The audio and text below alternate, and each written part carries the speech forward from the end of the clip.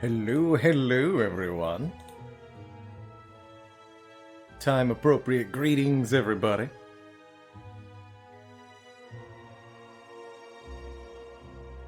How's it going, Ivy Blade? Zizzy Vivification. Spire. For free. Hey there, B Firebrand. Fire Drawn. I can't believe. Hello, hello.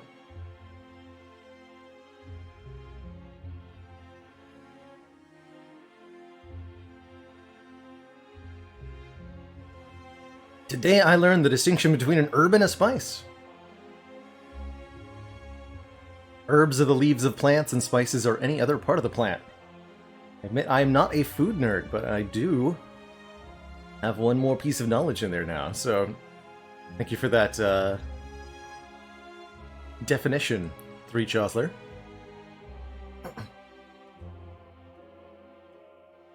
Hey there, Fork Dud. Beards and Bacon. Valor Desert Fox, hello, hello.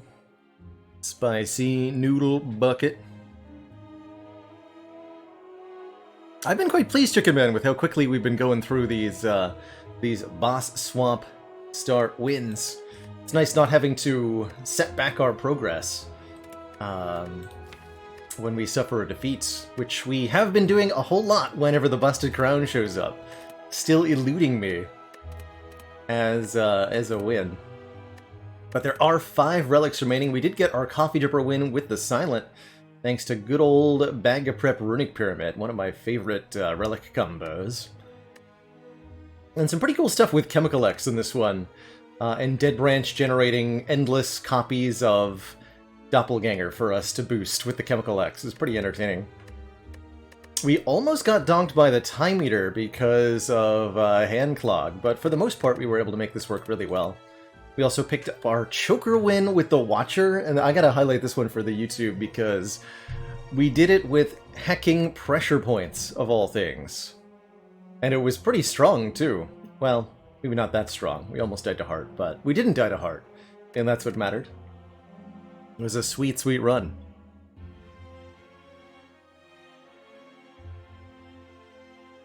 Seems like there was a big roguebook update, and this is actually the first time hearing of this.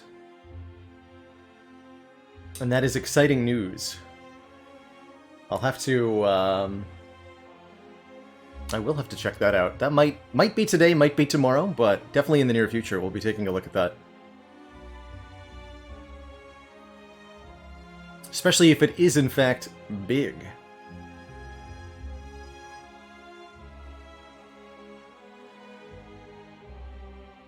Hey there, Hawkeye! I fully expect some Busted Crown shenanigans today. After all, there's only 2 possibilities for our Watcher swap here. Watcher's either going to get Busted Crown or Fusion Hammer. So it's a 50% chance that our first run is Crown. And then depending on whether Watcher wins, we'll see what Ironclad's possibilities are. My hope is that this Watcher run is going to be a Fusion Hammer win, and then we can just be doing Busted Crown attempts on the Silent every time.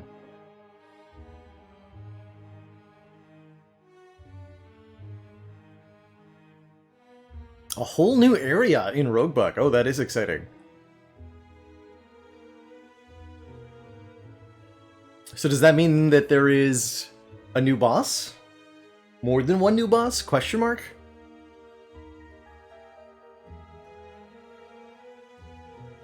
Hey there, Salmon.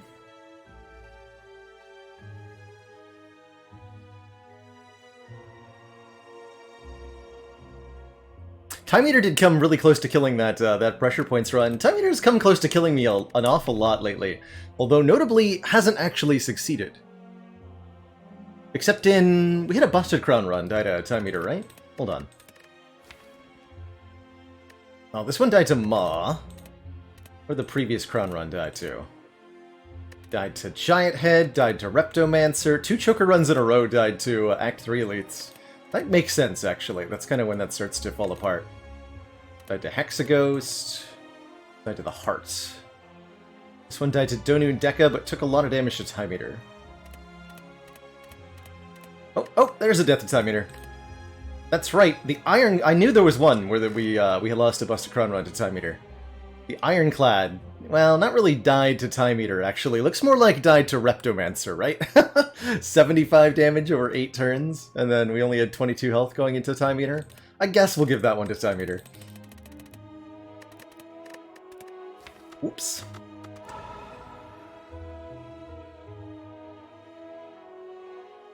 Solid memory there, more better. That was probably the run you were referring to.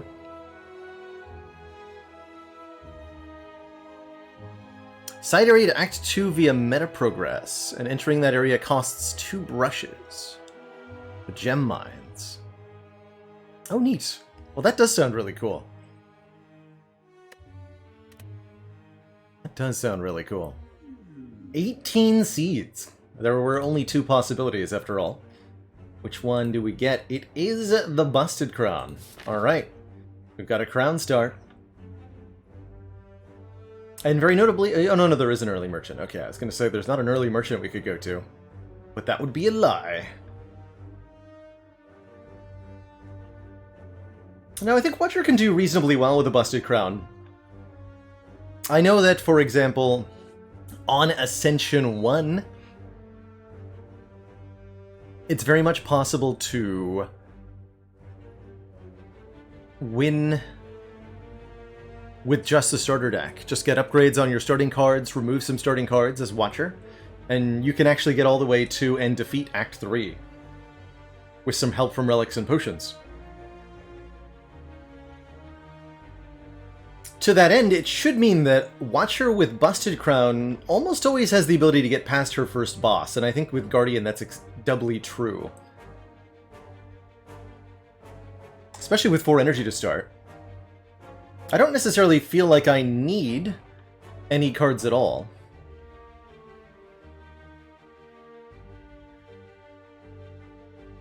I wonder if the right way to approach this, at least when it comes to the Busted Crown for Watchers specifically, I wonder if the way to approach it is to expect to add only a couple of cards to the deck, and kind of go for play like I'm playing a small deck challenge, where I'm very, very picky about what I add, where I hoard upgrades in the early game.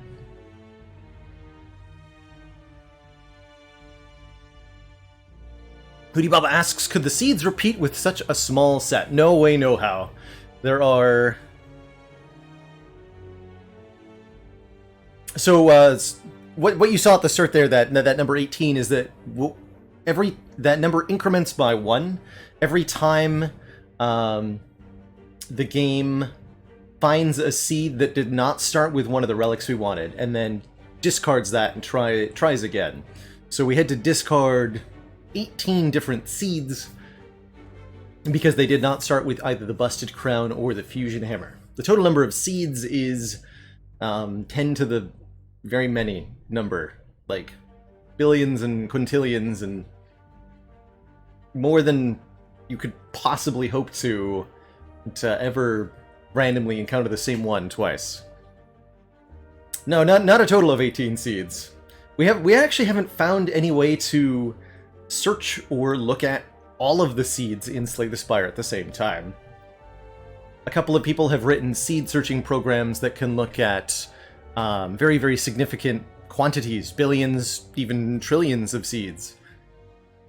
But it comes nothing that anyone has created has come close to being able to look at all of them.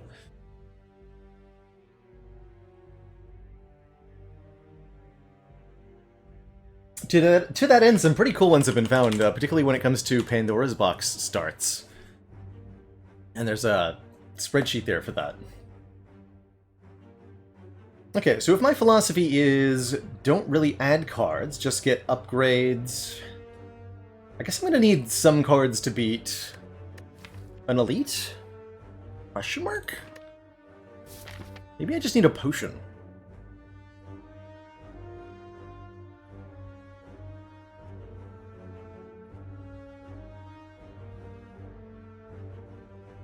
As to why are there so many seeds, I guess the simplest answer is probably because modern computers can easily create that many. So that's how the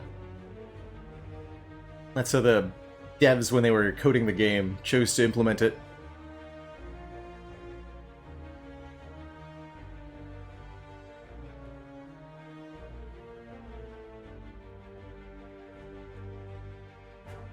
Exactly, Dwagio. It's very unlikely, pretty much impossible to create anything that could look at all the seeds at the same time, or even in a short time span. Any one seed can be repeated. Yes, that is the whole purpose of the random seeds, is that you can take the sequence of numbers and letters and re-input it into the game, telling the game to play on the same seed again. You're never going to get the same seed randomly twice, but you can absolutely deliberately play on the same seed multiple times, and there are a lot of reasons you might want to. You can do this to replay a run that you messed up in some way and you want to try again. You can do this to have players kind of compete with one another, playing on the same series of random events in Spire. You can use it to optimize a speed run, or just have fun.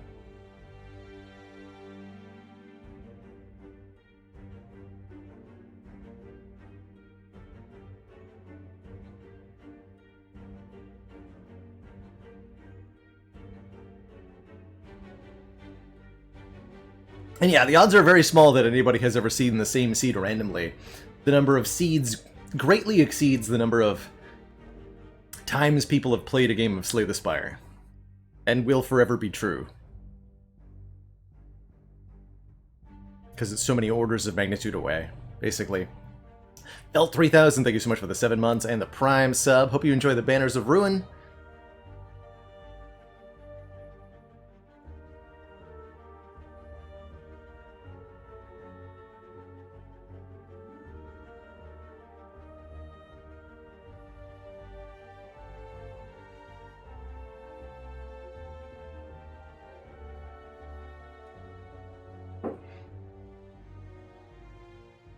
And a dad joke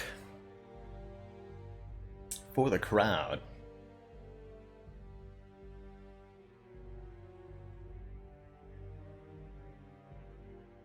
We're going to think of a good one this morning. Let's see.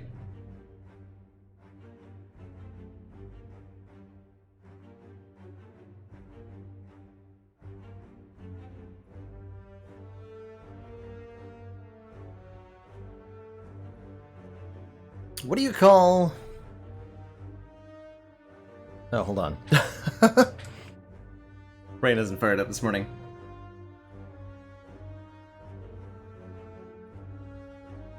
Hey there, Azoth.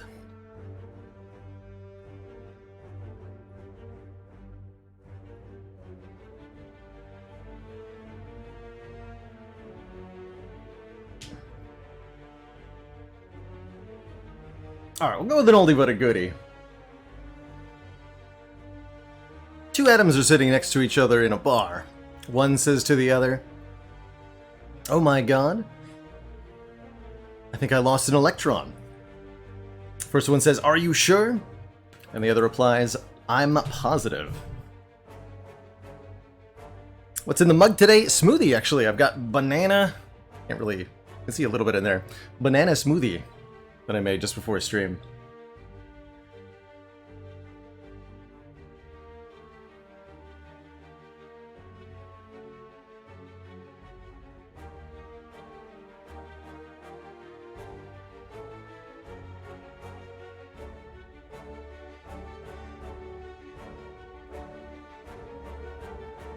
It's like it's like 1,000 protons when all you need is an electron. I know, sorry, we'll stop using such charged terms here. I think I want to go for this elite here. We'll aim for a later restore. I think the Watcher can probably get away with that. But my expectation is that we simply rely on the starting deck to operate here. Guess I could have maybe saved that one hit point.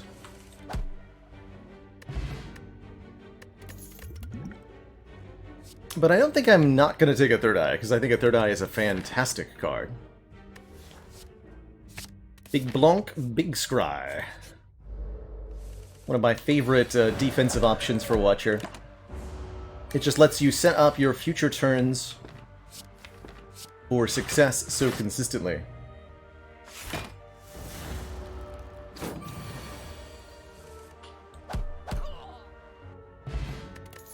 Always remembering to consider... See, this I don't think we need, because we're going to have such a small deck that we can probably rely on Eruption as the only Wrath source.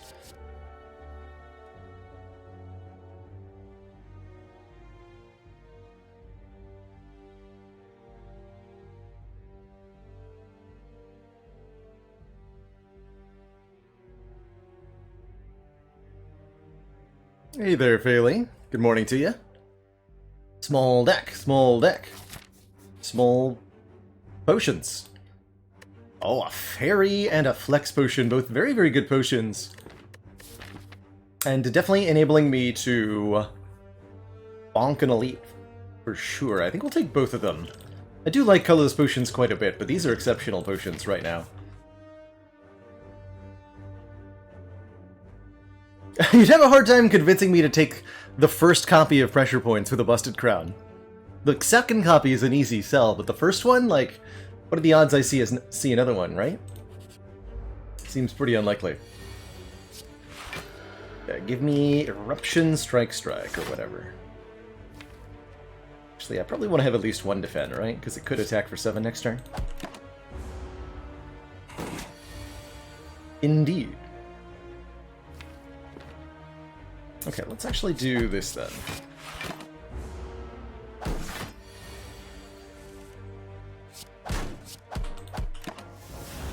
Probably full block this attack pretty easily. More than easily. Not even going to do any damage.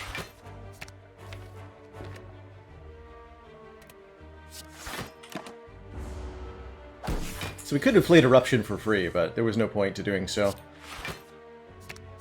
Okay, please kill it next turn. Thank you.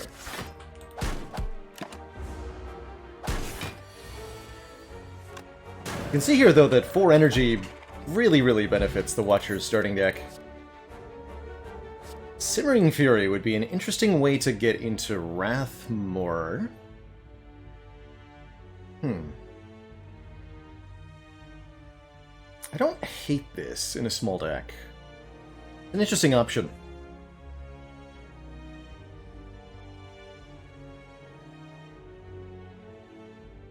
That's right, you can't see the second one until you take the first one.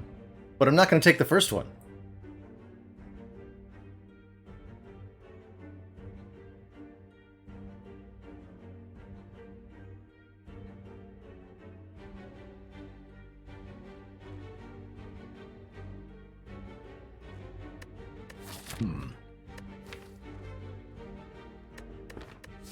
So the idea behind the Simmering Fury is that it lets us kind of set up our Wrath turns in advance a little bit, and notably with an upgrade becomes pretty decent card draw. Draw 3.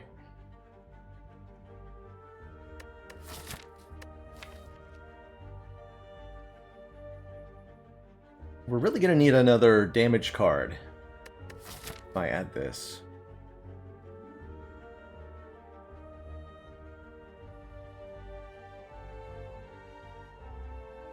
Can I talk about why this is much more compelling than Crescendo? Yes! The big, big difference in this case is that, well, there's a twofold factor. One is that because this deck is going to be relatively small, I expect that we'll be playing the cards in it repeatedly.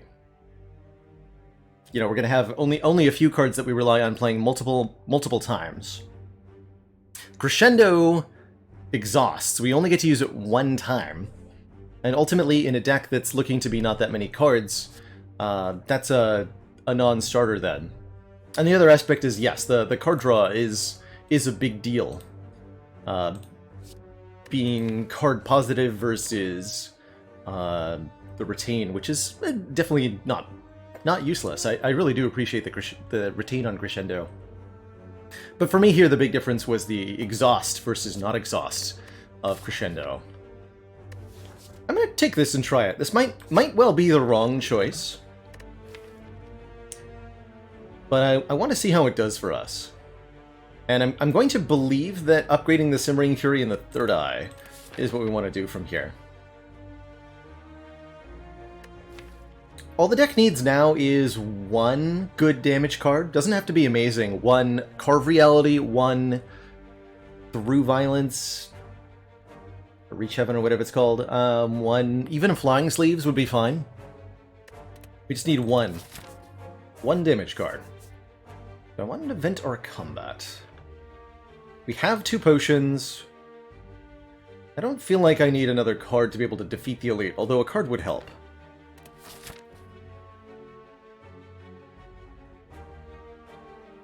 Of course, you got Ectoplasm. Are you in trouble? A little bit. No, not having money will be tough, but that 4th energy is definitely useful for the Watcher.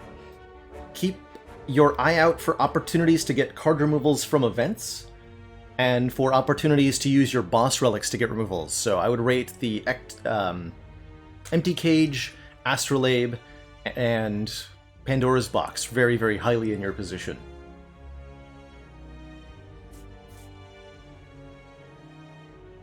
So this event could be a transform, could be a removal. I would appreciate at this point removing 1 defend.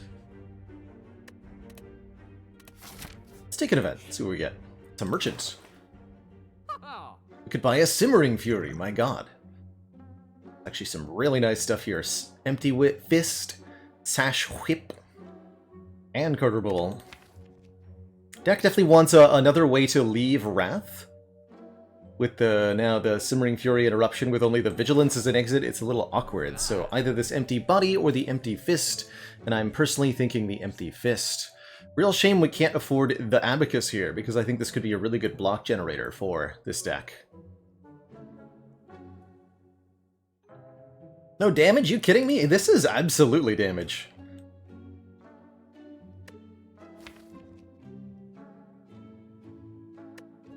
And I think I agree with you, Kicking, that Empty Fist remove. We remove 1 defend, we add Empty Fist, and we should have the pulverizing power, especially if I upgrade the Empty Fist to be 14.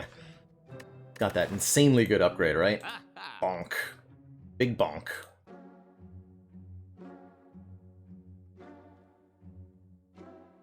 I also like the Foresight. But yeah, it's mostly a shame we don't have 20 more gold, because I would buy the Abacus pretty quickly.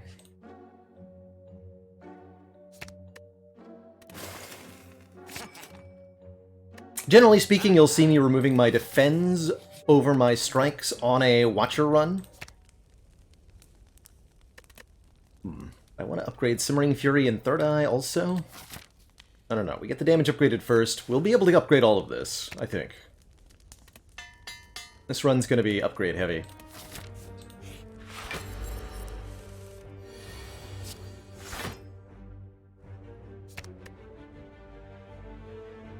So how do I want my open to be? I want to open with a Simmering Fury turn.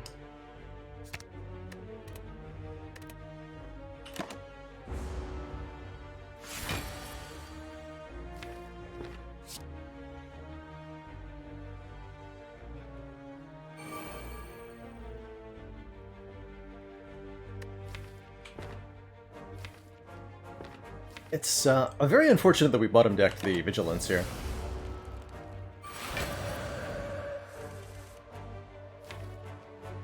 Okay, we have a guaranteed exit next turn, though. So I can play Eruption, Strike, Strike if I want to. I can even do math on whether that's lethal. I kind of doubt it, but could be. If I use the Flex Potion, maybe. This is 30, so we do 42. So 114 plus 8 minus 42 has 80 health next turn. We do 12, 12, 28.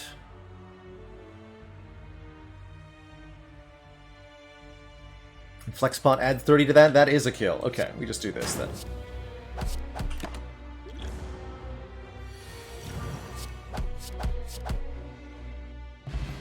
Bonk.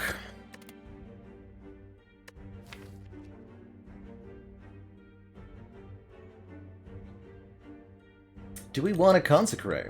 That's, I think, a reasonable take with the Simmering Fury. It's another card that wants an upgrade. Consecrate's got a really good upgrade. For a zero-cost card, getting +3 damage to all enemies is spectacular as far as upgrades go. This might be one of the best upgrades in the game for a common attack. Better with irrelevant relics. Currently, I don't think we need it. I don't think we need it.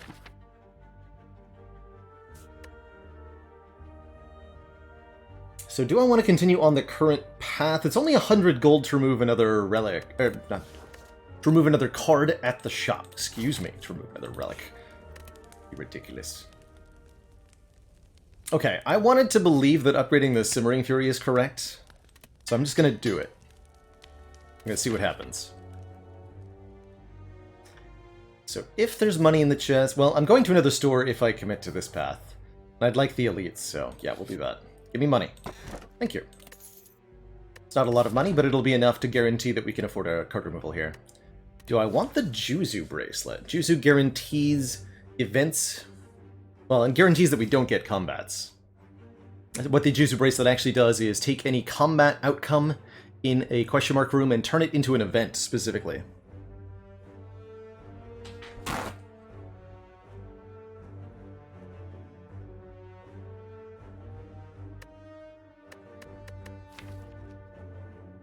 And that is of questionable merit. Sometimes it's good, sometimes it's bad. I do think that Busted Crown tends to want events a little bit more, just because combats are less valuable, since we get fewer options at card rewards.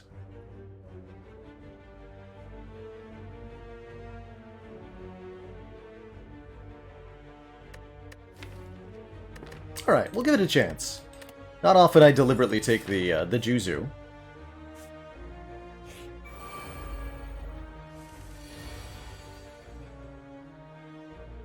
Six energy! Nice! Alright, I get to play all of this. Sweet. We could just kill the middle one, looks like. This would be 28 plus 16. That's a perfect kill on the middle one.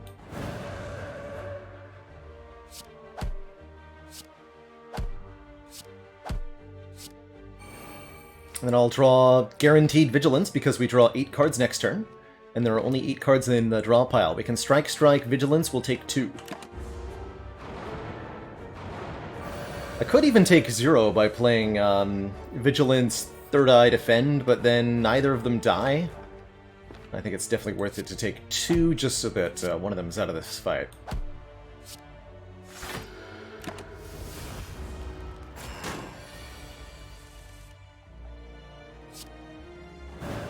This ends up just being draw 3 next turn. We don't actually go into Wrath, but you know what? That's pretty good too. Bag of Preparation gives us 2 more cards on turn 1. We're offered a Sash Whip, but I think we should actually be... This is a reasonable addition, but I think we should be aggressively skipping here in this position. We want to ensure that we're just getting the same few upgraded cards over and over, that we don't dilute our ability to control our stance, and that we continue to increase our upgrade density massively by removing these starter cards and by continuing to upgrade these cards.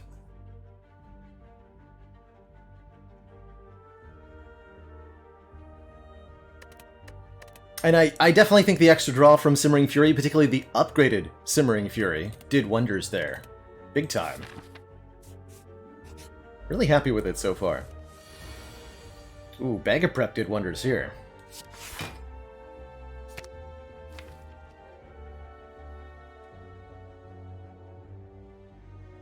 Okay, that'll be a good turn next turn.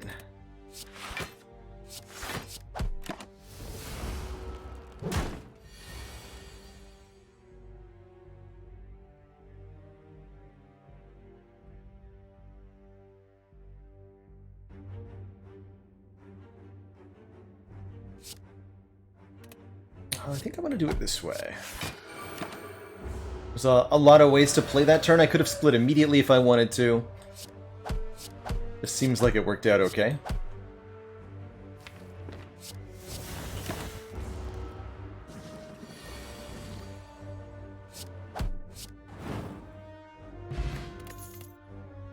And there's the card Reality that I was talking about.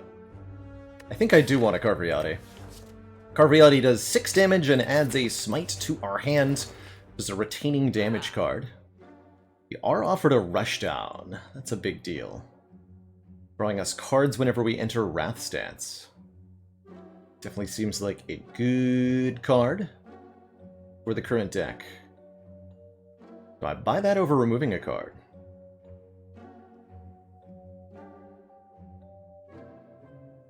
Other interesting option, is this ever Deep Breath? It's a card I feel like I should be considering a little bit more often. 0 cost, draw 2 with an upgrade is quite useful.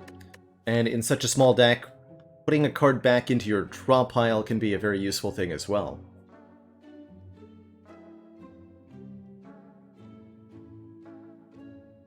It'll just draw the card I wanted to remove. Well, good! Then it'll be in my hand. And that's good.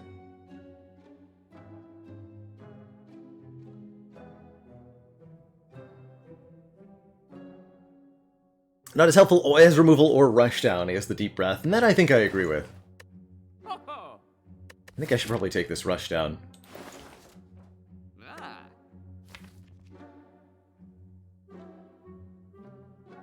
And then start aggressively skipping again.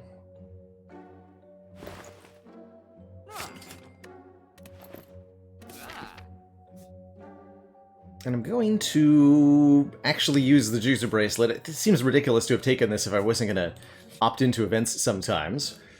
And we get rewarded with a free, well not a free, with the option to take another elite combat, knowing that that elite is Sentries and knowing just how badly we kicked their asses last time. I'm more than happy to search the adventure for loot. We get 30 gold. I want a relic here, so let's keep looking. We get sentries. So if we beat these sentries, we'll get the regular rewards for defeating an elite. Do I clam stance or not? Let's see, we only have one exit in the draw pile here. So it could be a really bad time. Alright, I'm thinking then Vigilance, Carve Reality, something like that. Next turn looks like we'll get hit a little bit. This won't be as smooth as the last one was.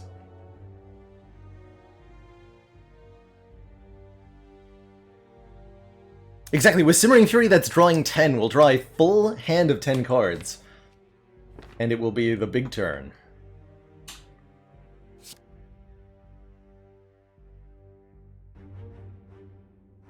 There is a line where I just kill the middle sentry this turn and end in Wrath. But I think because we can't guarantee the Empty Fist draw, I'm not going to do that. Let's just do this.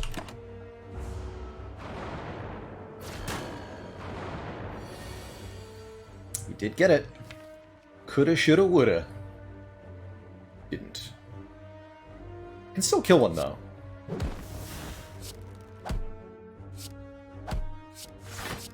So that's nice.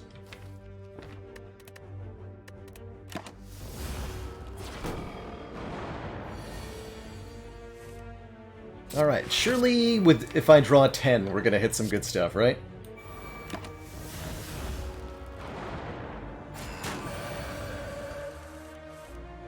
Yeah. Feels good.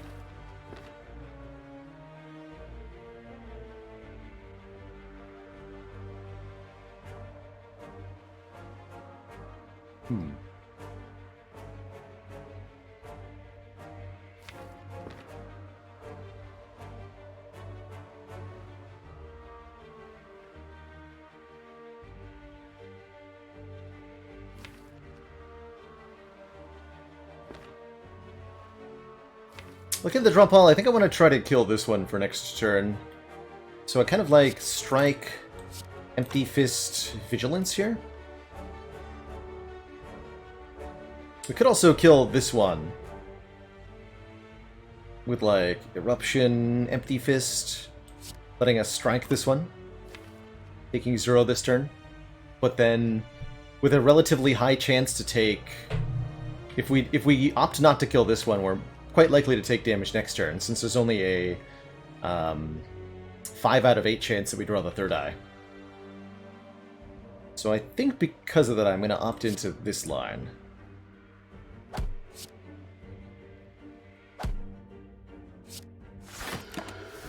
Could have also, like, gone into Vigilance and then played the Eruption to draw 2 more with the Rushdown. Did draw the 3rd eye, that's okay. Let's get rid of these strikes then.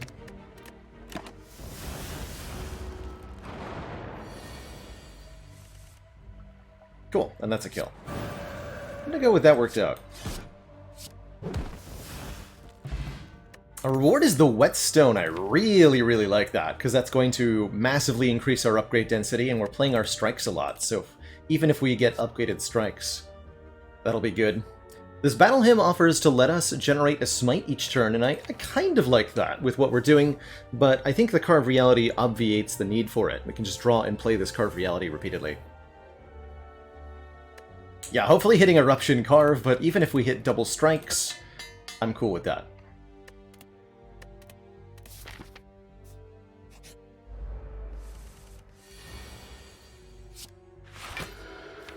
Draw 10, please.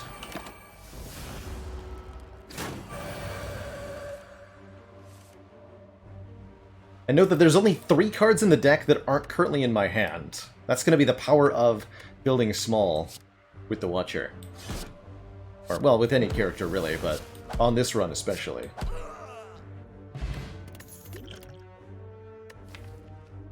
I honestly don't know that I even want a second copy of 3rd Eye.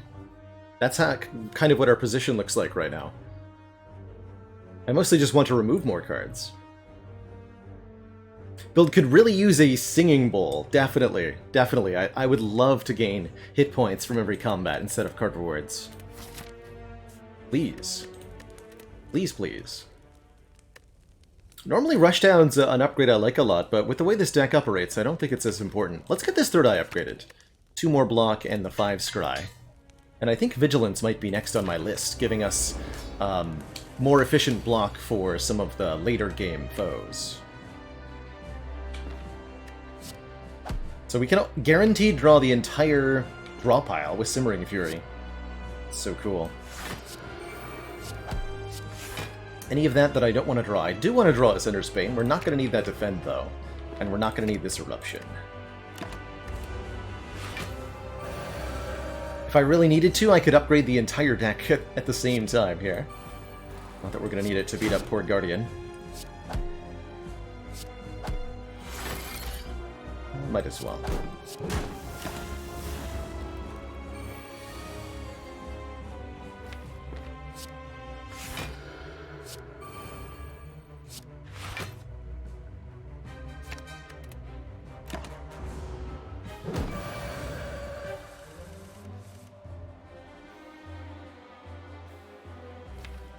This run is cool.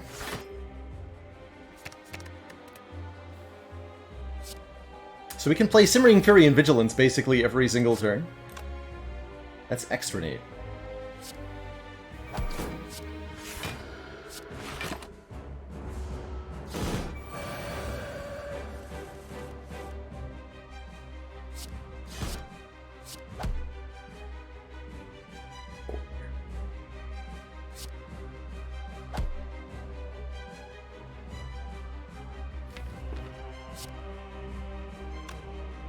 Go Empty Fist, Simmering Fury again.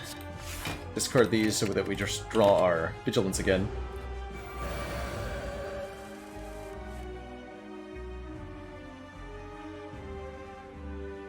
This is a very cool build that we've arrived at here.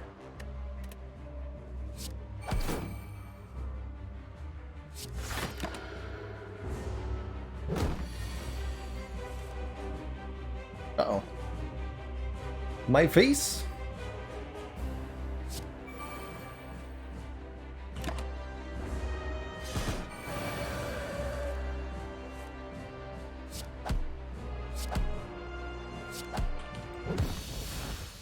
GG, Guardian.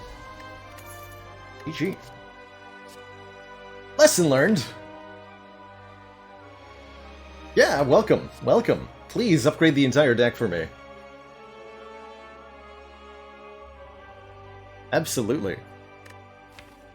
Did somebody say upgrade density? They sure did. Getting these defense upgraded will help quite a bit for the mid to late game. especially.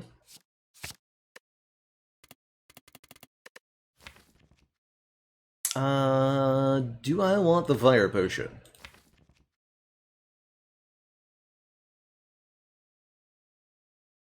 Nah.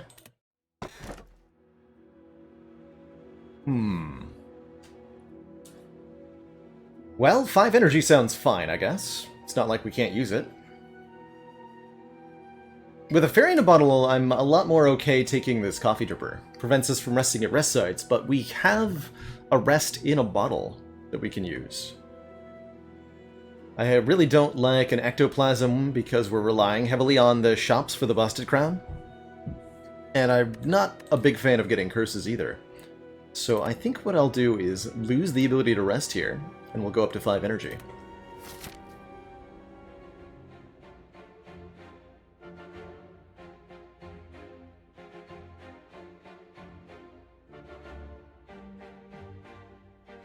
Okay, probably not going to that Burning Elite. Save the Burning Elite for Act 3. Some interesting Juzu opportunity here. Bites would be a definite take for me in this position.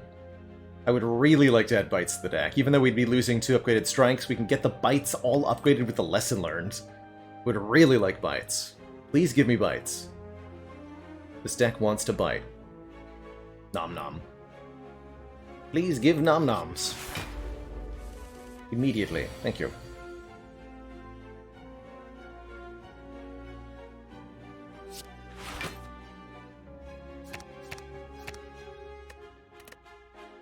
We'll probably lose a little bit of health to this stinky avocado.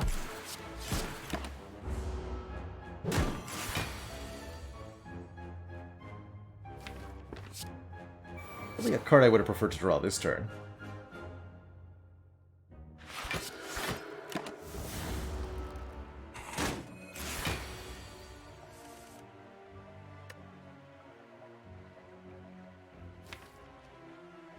And we should be able to get lethal next turn with the Simmering Fury here. Does cost us 6 more HP. But that's okay. Should very reasonably expect the first combat of the act to be fairly damaging to us. Fortunately that we get a strike upgraded here. We're offered an upgraded Windmill Strike. Retaining card that does more damage each turn. Prefer to end combats a little quicker than this card allows.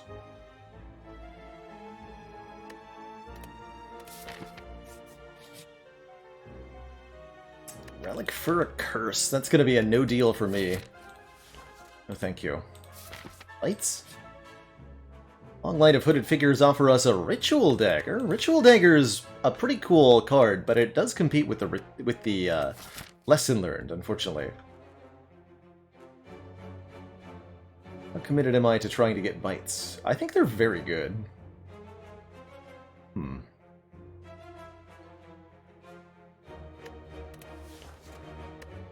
Well, Strike does get us through Champ. That's true. We're fighting Collector, however. I think just having all of our cards upgraded will get us through that fight. As long as we can have a few hit points to play with.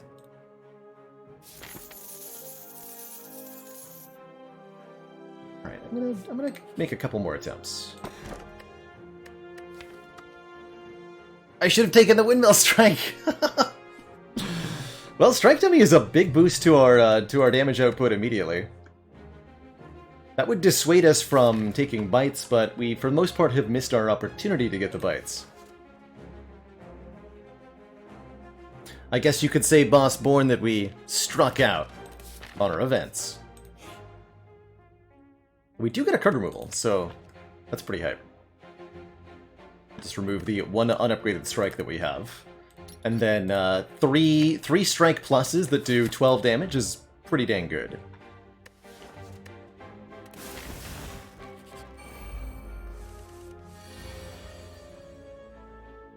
Cleric all along.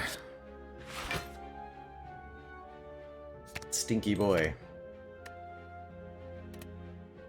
Really appreciate having 5 energy. Like, wow. How do I ever?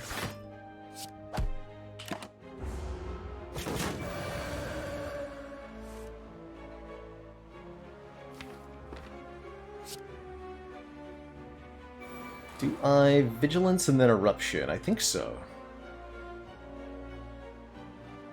Maybe I upgrade Potion, Vigilance and then Eruption, actually. That feels correct.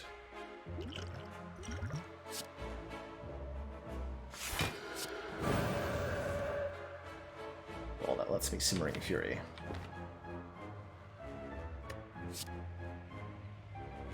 I want to Simmering Fury. I don't want to draw this next turn. Surely. Yeah, surely I don't want to draw that. Okay.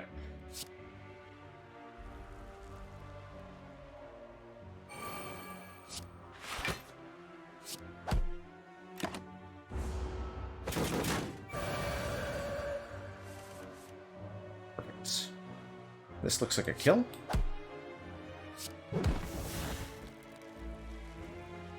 Not with Lesson Learned, it's not. But fighting the Book of Stabbing, I don't think I'm going to allow myself the care that I'm not getting a Lesson Learned kill. I'm just gonna take the kill. There's a Coffee Dripper and all that. Bag of Marbles is excellent with our Bag of Preparation, the double bag.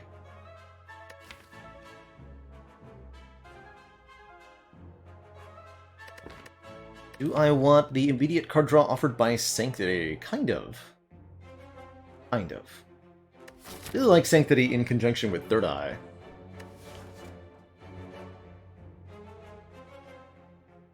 I think those are the only two bags. No bag of knives or anything.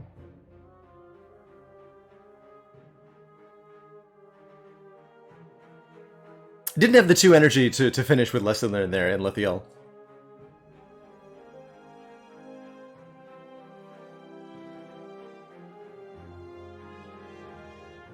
The 2 cost of the card really makes it awkward. I'm going to skip that. Deck wants another comm source, I think, more than anything.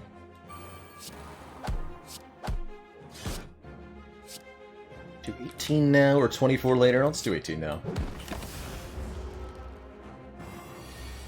If you're gonna make it free.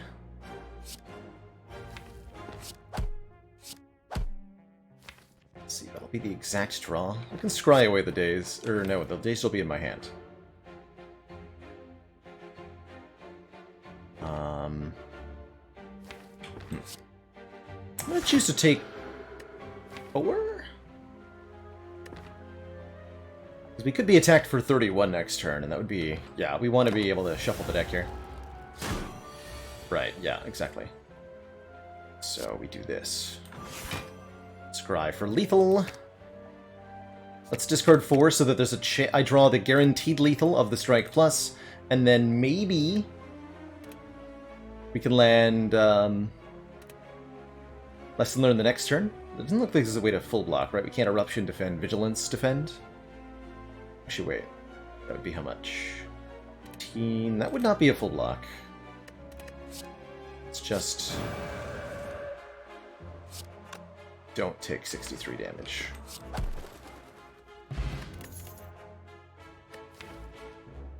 I don't think I want to weave in this deck.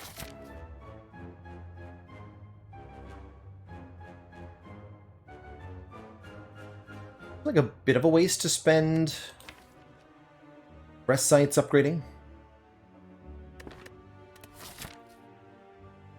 Surely that is a waste. Smiley face.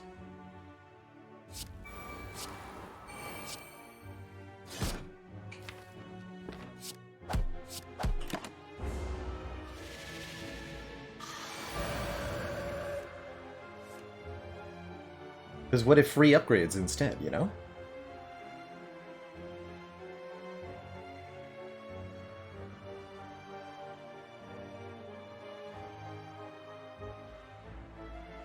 Although this one's looking far from free at the moment. 24 plus 24 plus 20. 48, 68. Not a kill.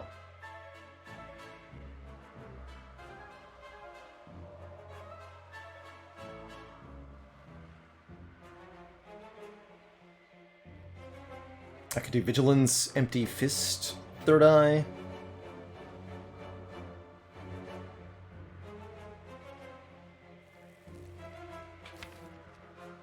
Discard all of that.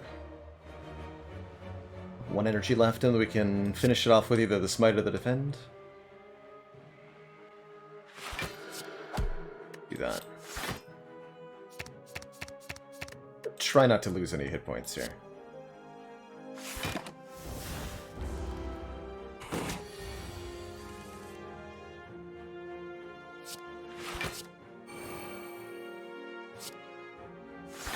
Drawing into Carve Reality. Draw these two.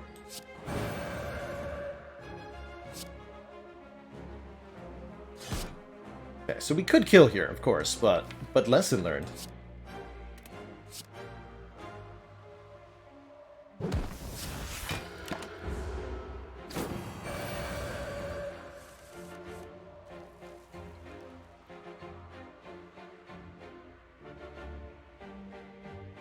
This is where lesson learned needs to be upgraded, but we can just leave the Wrath.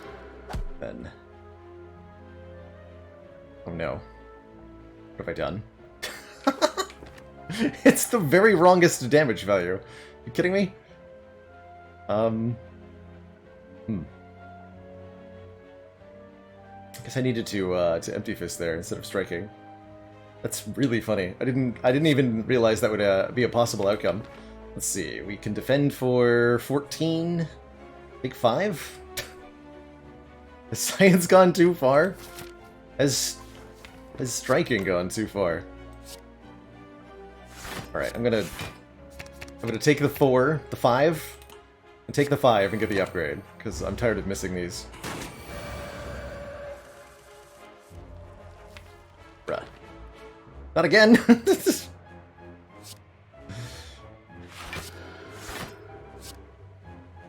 No, I have to take damage again? Are you kidding me? Ugh. Same hand, same problem. Alright, fine.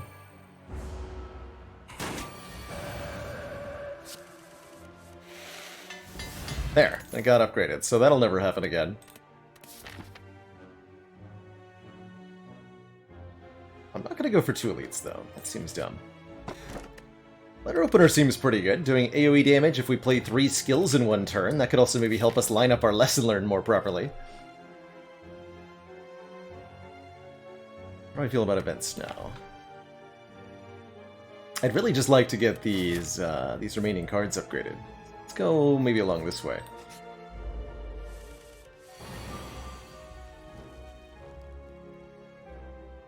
Is this the rare and elusive Kill the Mystic turn 1? Looks like it might be. 13 plus, then 42? 14 by 3? 42? Plus 13. 55. Not enough.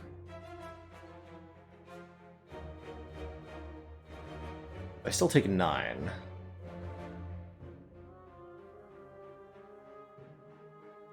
Or, not 9, 5, I think in that situation. Can I kill the Centurion turn 1? Better question.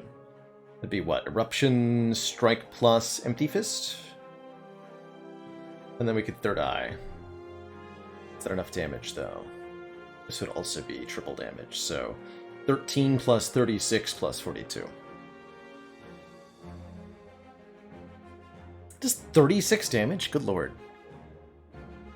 91, yeah, that's a kill. Okay, that's the way to do it then.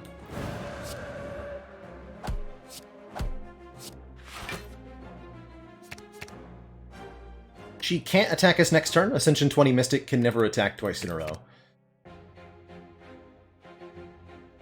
So let's actually... Yeah, let's just Ring Fury next turn then. Kelvin Southgate, thank you so much for the Prime sub and those 3 months of support. She might buff again, but she can also attack there. Well, we got her. Alright. Mathing correctly this time, so I don't end up in a weird situation. This thing does 12? Strikes do 24. So 24-24 doesn't kill her. There we go.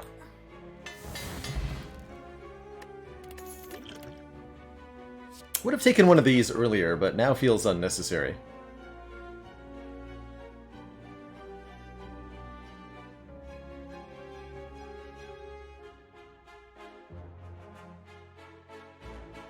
Now Carve Reality can play with the other cards in the deck at 20 damage when in Wrath. Doing a bit better here. Letter Opener is going to help with the Collector fight too.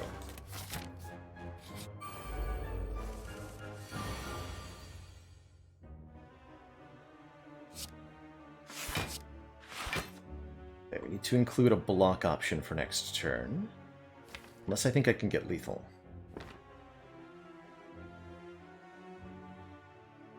Seems pretty unlikely, right?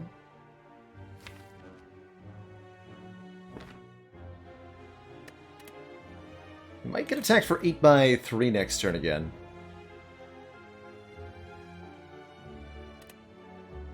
How much damage am I doing this turn? Quite a bit, actually. I've got 3 energy to spend. I guess the play would be then maybe don't rush down. How much would that do?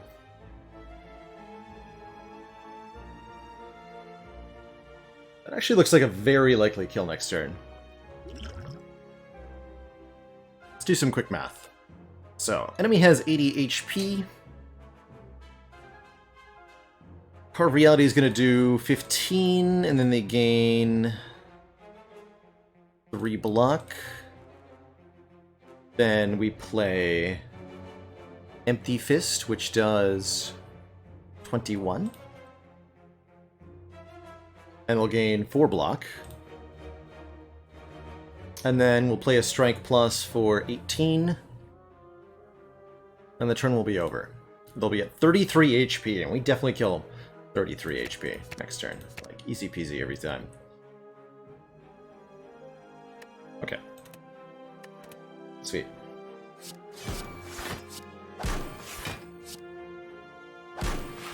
Wow.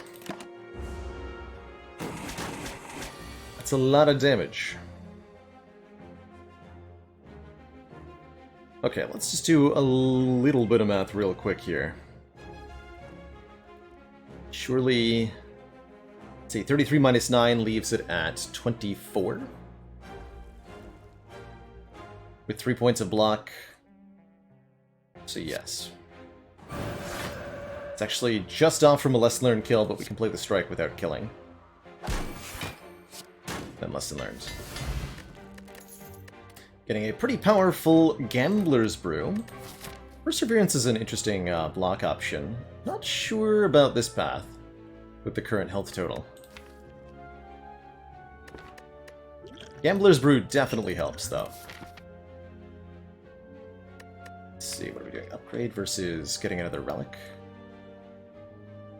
Yeah, it's not like I can rest, right? So we're just like getting an upgrade versus fighting for an upgrade. Guess we'll keep fighting. I believe in the power of the deck.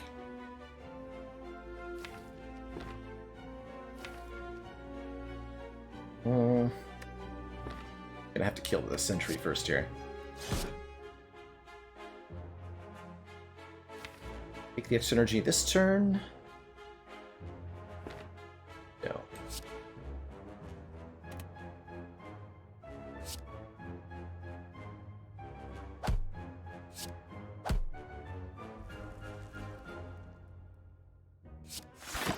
Try this.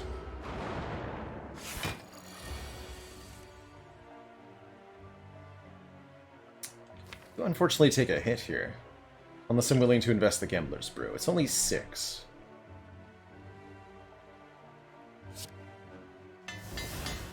Okay, Vigilance upgrade will help a lot. I'm gonna choose to take this hit.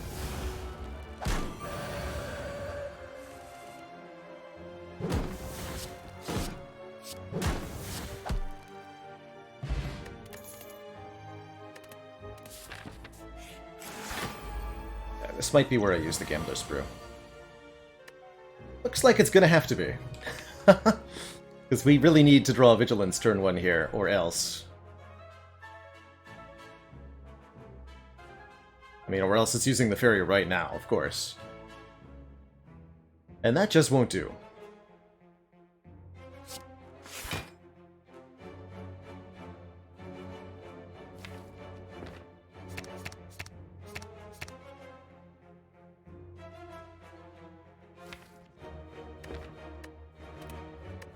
And I want to probably rush down Simmering Fury in addition. Or maybe defend Simmering Fury. If I play Vigilance, we're blocking 21. Yeah, I think we'll skip the rush down for the moment. Discard 3, so I draw exactly these 3. We have maybe killed turn 1. Seems hard to believe that we could have, but maybe we could have. Actually, wouldn't have been that hard, I suppose. Pretty cool with this line.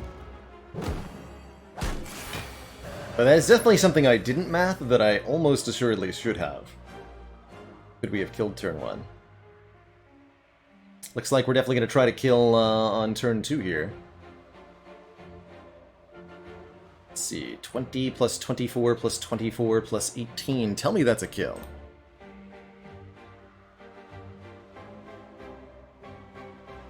That is 86. We need 87?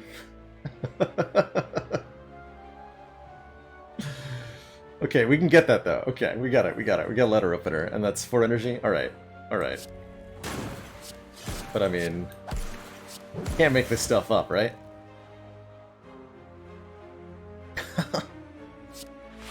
Thanks, letter opener. I still got a lesson learned to land. That should be easy to do.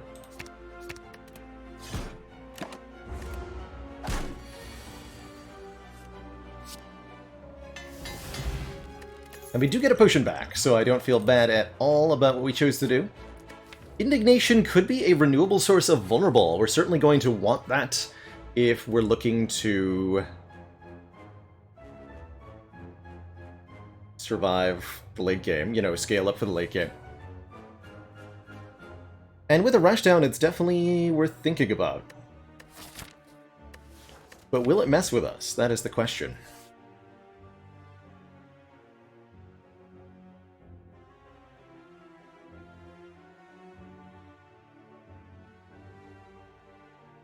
It's a genuinely tough call.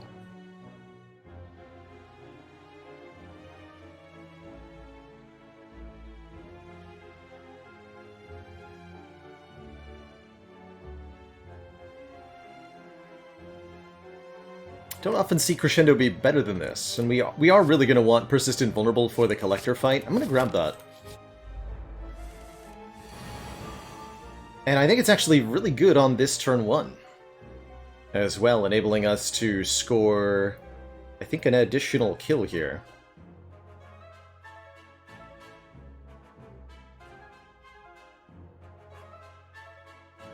This would be 39.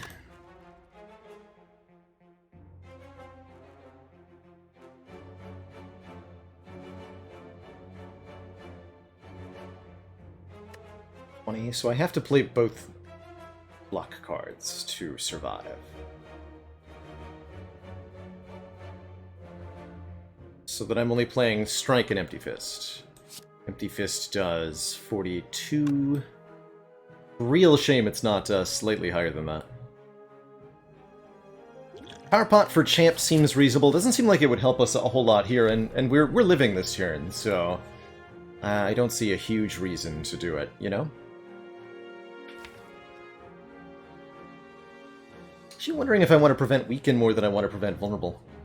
It's also 1 more damage to kill the back guy. But this is a situation where I'm considering killing the front slaver first.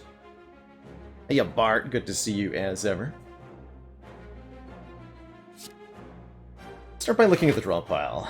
We have both Vigilance, Eruption, and Rush Down. That's glorious.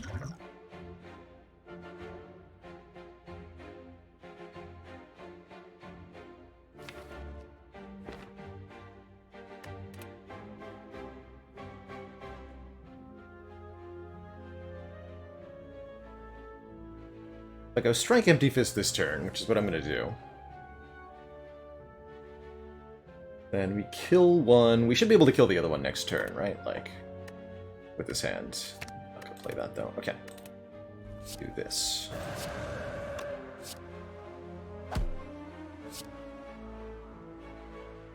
Don't have the energy to use the Lesson Learn, but maybe we'll get to play it on the redraw. If we don't get to play it at all this fight, I'm completely cool with that. Like, we're one off from being able to be really efficient with our damage. It's a shame.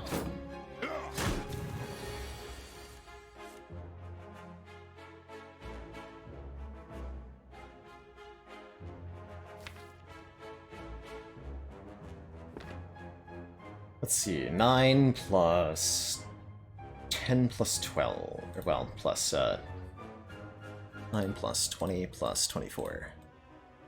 53, perfect.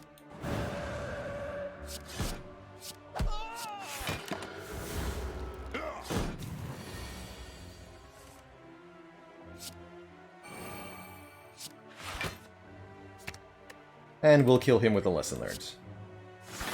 Also perfect.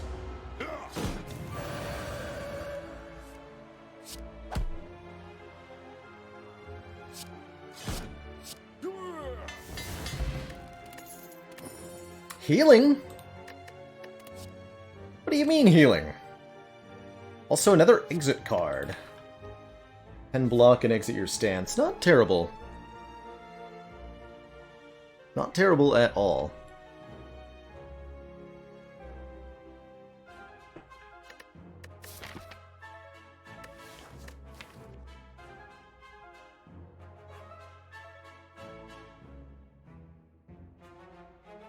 Yeah, I'm gonna grab it. I think it'll help a lot for Collector here. We get up to whopping 14 hit points. I guess I might as well upgrade. There's no real point to recalling, surely.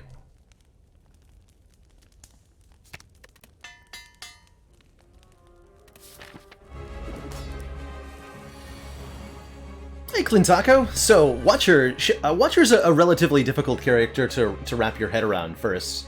But the core idea behind this character is that she's all about setting up your turns. She's got mechanics that let her store energy in the form of the calm stance. She has cards that let her kind of store cards with her retain mechanic. Some cards will stay in your hand from turn to turn. And she has a whole bunch of cards that say, like, do something on your next turn, such as Simmering Fury, as well as the Scry mechanic to look at the draw pile. All of this is to allow you to try to set up turns where you have lots of energy to spend on attacking cards, ideally with the Watcher's Wrath stance for double damage. So it's all about setting up really powerful, high-impact turns, and about having control over what's in your draw pile versus what's in your discard pile.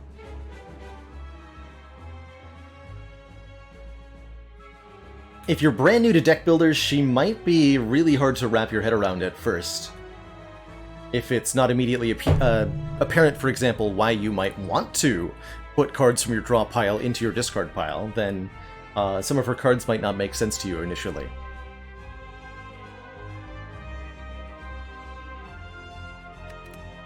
Let's see, this is not exactly the turn one I wanted to have. Let's see what our power potion contains. We are definitely going to drink that here. A little bit of block. Honestly, fasting is very, very reasonable. Actually, I quite like that. Smites every turn are useful too. It's just a lot of damage output.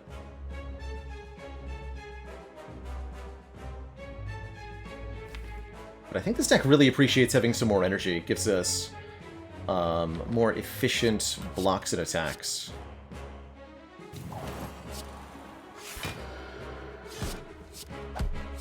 So we could play our Lesson Learned just to get rid of it here. I think that's a pretty reasonable choice. There's not a lot we want to upgrade. We do get to capitalize on the damage right now. We mostly just want to win this fight, ideally without using the Fury if we can, so let's just get rid of that.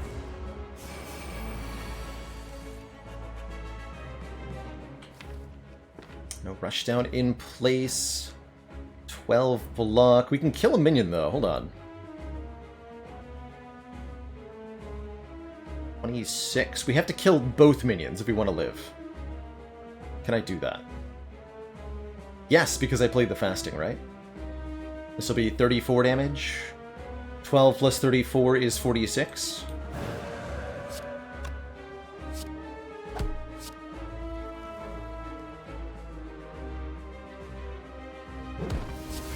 And had we chosen any other card from the Power Potion, we would be losing the Fairy in a Bottle here.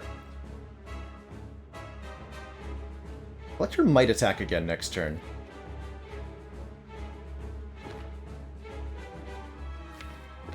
So I should leave the defense in my hand. Or do we just say that we use the Fairy in that case, and we need to capitalize on the opportunity if she's buffing or resummoning? Which Collector might be. You know what? I'll play that game. I'll play that game. Nice. Specifically got the resummon there. It's in the draw pile.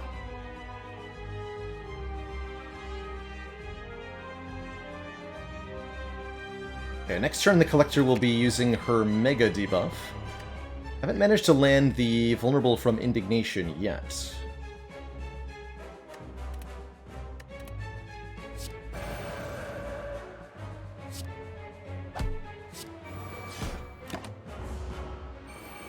Collector always uses this debuff move on turn 4. I wonder if it's correct to just go for the kill here on the Collector. Although I don't have a lot of energy to spend.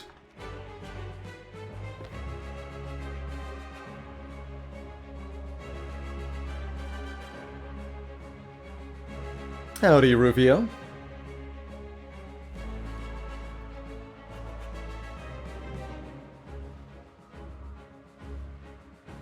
It actually takes all 4 of my energy to kill both these minions. Okay.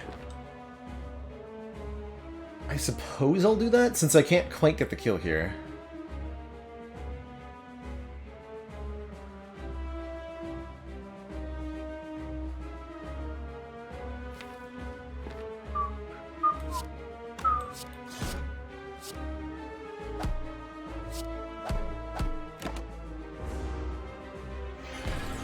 That was definitely a turn where I would have preferred to have another point of energy to spend. 8. Okay. Let it be so, then.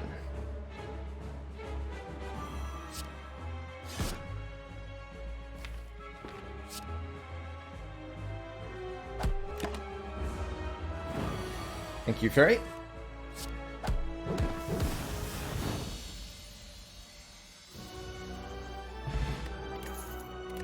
GG. I will happily take an Omniscience. We have the energy to... Wait, will I? We have the energy to play it. It says, choose any card in the draw pile, play it twice, and exhaust it. Is that helpful? Sometimes. Sometimes.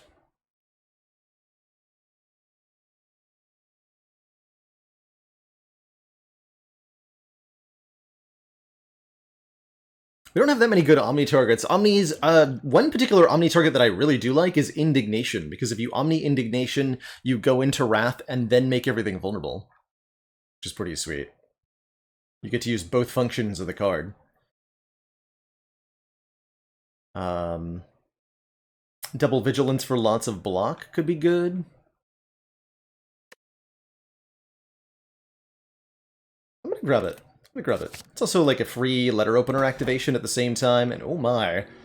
Pyramid versus Sneko versus Astrolabe. What a choice here. Pyramid seems exceedingly reasonable.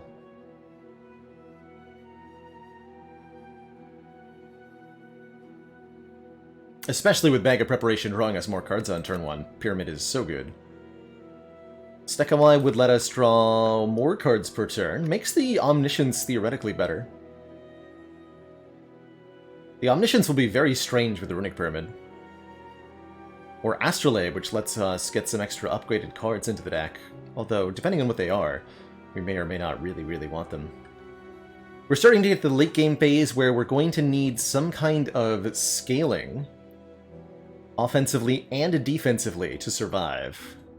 This Cultist Potion could be all we need offensively for the heart, but we're going to need like a Mental Fortress or a couple of defensive relics, Tori and Tungsten Rod or something, to be able to block against Heart. You can't just use Vigilance Plus and say, Heart, don't kill me.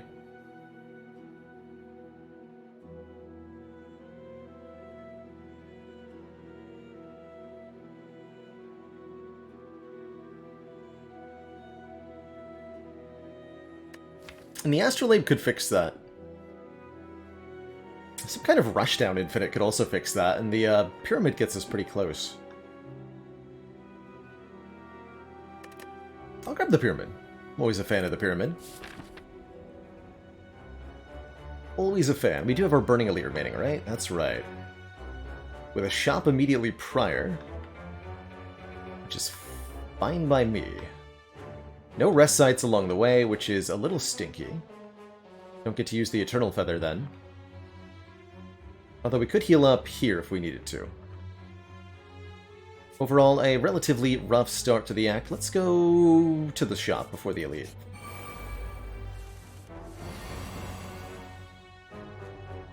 Hashtag Yildesweg City asks, how does snekoi interact with the relic that gives you artifacts? Interestingly enough, the snekoi will ignore it. You'll just start combat confused with one artifact. Kind of odd. So here's a great example of Omniscience Vigilance being probably the thing to do. Let's do that. This gives us some block here. So I appreciate Omniscience for its ability to do stuff like this sometimes.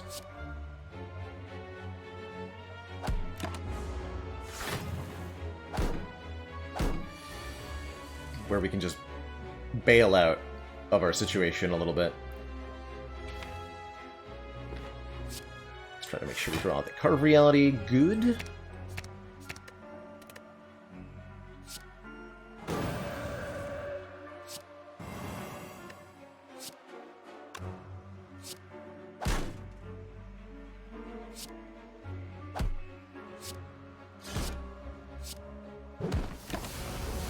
You have to use the lesson learned on the final slime to receive the upgrade here.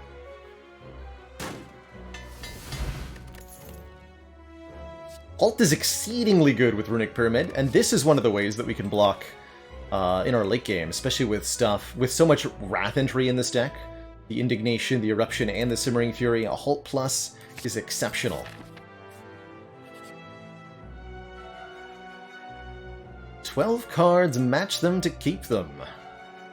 No Simmering Fury or Curses for me. I don't want another Eruption either. Or a Crescendo. Oh my god, there's so many Wrath cards in this. Match and keep Simmering Fury, Rushdown, and Eruption. And Blasphemy. It's just all stance change all the time. That's a cool match and keep. That's a very cool match and keep.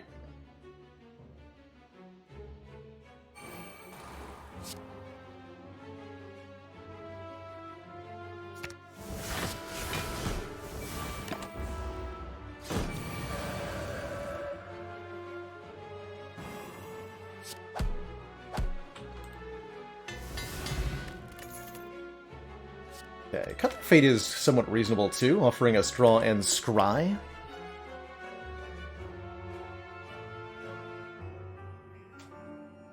What did I think about Bale in Diablo? I really liked his loot drops. It was always fun doing Bale runs in old D2. The shower of green and yellow item names was very addicting. Played a lot of D2 as a young teen.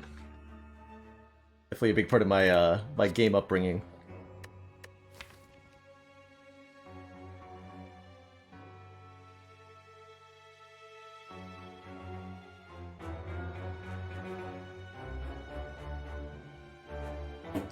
Let's see here.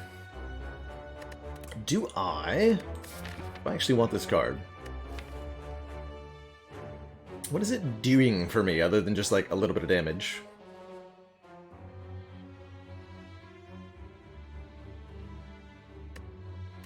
Not enough, I don't think.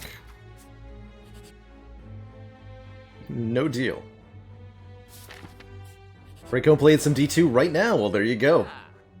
Okay, I do think the medical kit is reasonable. There's that mental fortress I talked about wanting. Okay.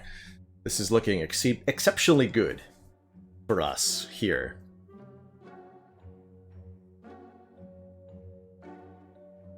And I can buy both. And a Wave of the Hand to allow us to apply Consistent Weaken. That's also a big part of the late game block strategy on the Watcher, so I do think we probably want both of these cards, especially with Pyramid.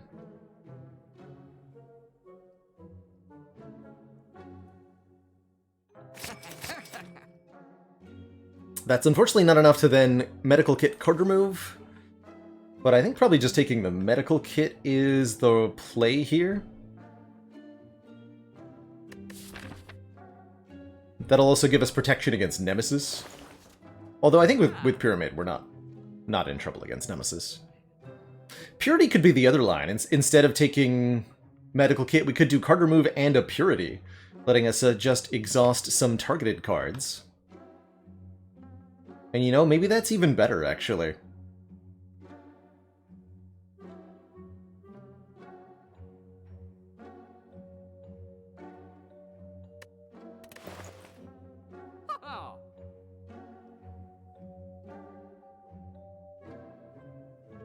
Card remove here would be probably this unupgraded Defend. And then we'll start removing strikes if we get any more opportunities. Which we could. Yeah, let's try the Purity over the Medical Kit here. That'll be a little bit worse against Spire Spear and Spire Shield, but I'm legit not worried about them.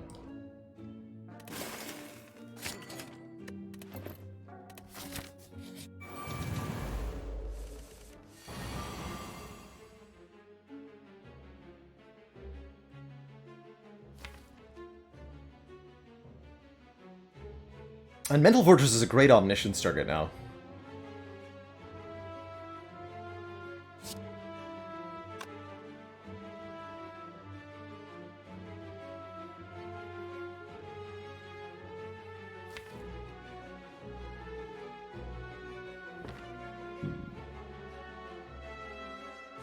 It's only 13.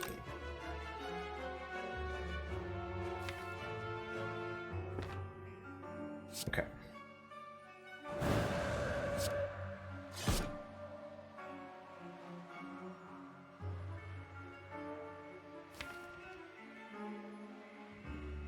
A few things I could do with the Omniscience here. Unfortunately, I can't guarantee where they'll land.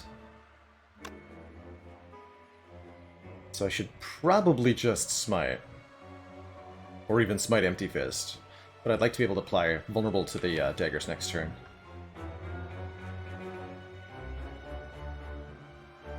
Could Omni a block card, but then what's the point?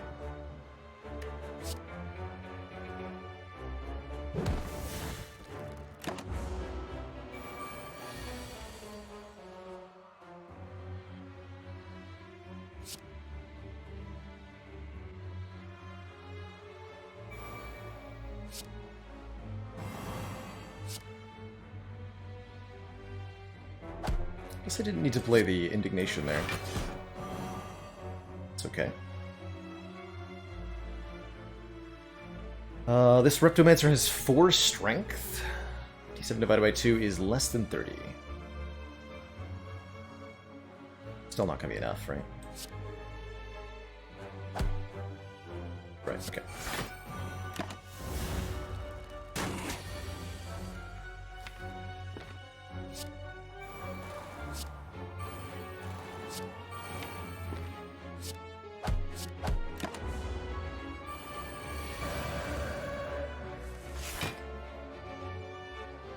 See, do we have lethal here? We're getting closer, but I don't think we're there yet.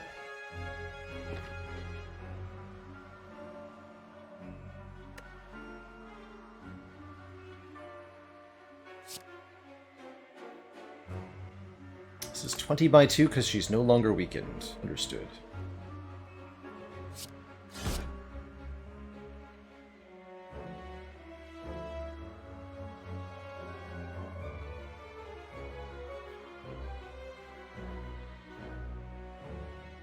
Smite, Vigilance, Empty Fist, Third Eye. Yeah, okay.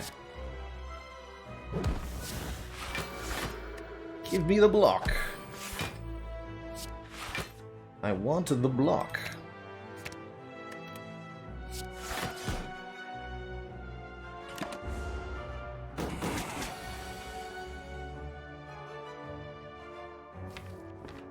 You have to stop. Lady? Talked about this.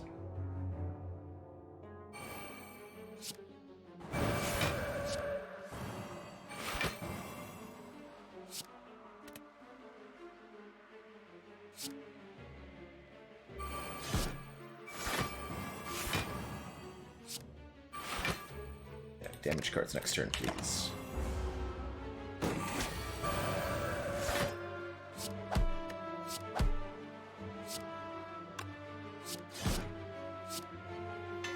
Okay, an exceptionally easy Reptomancer fight. We get the Vajra for +1 Strongitude.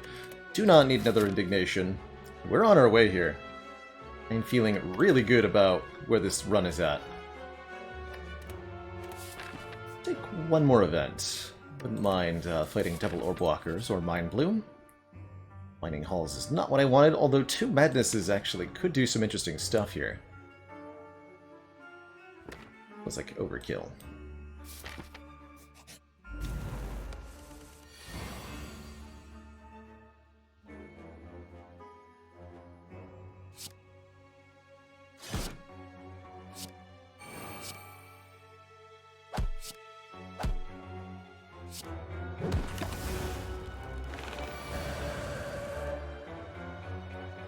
I suppose with the Purity we can go infinite in some combats.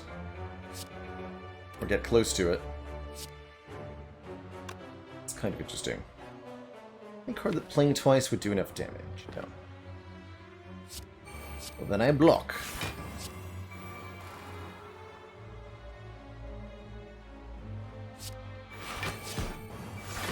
Your move, sir.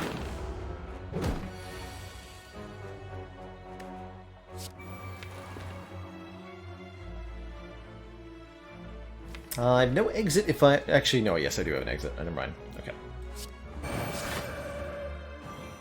I totally do have an exit.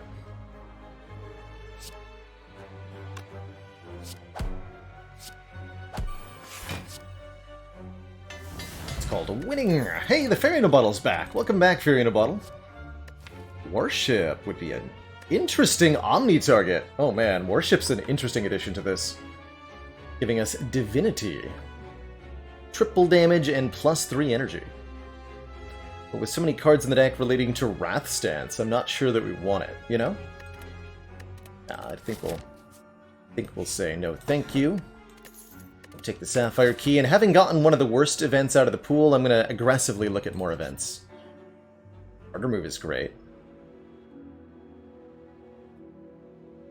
-1 strike.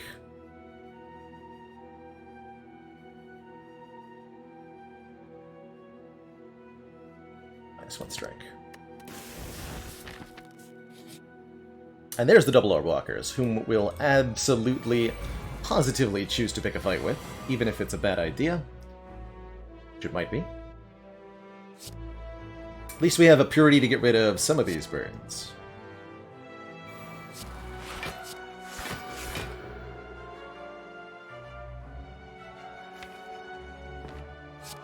Don't feel the need for the Ritual Potion here.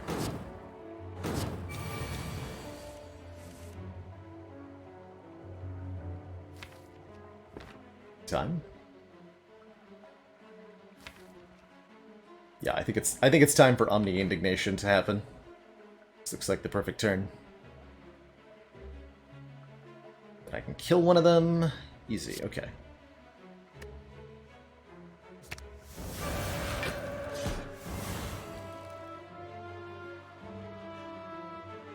Thank you for your cooperation with dying.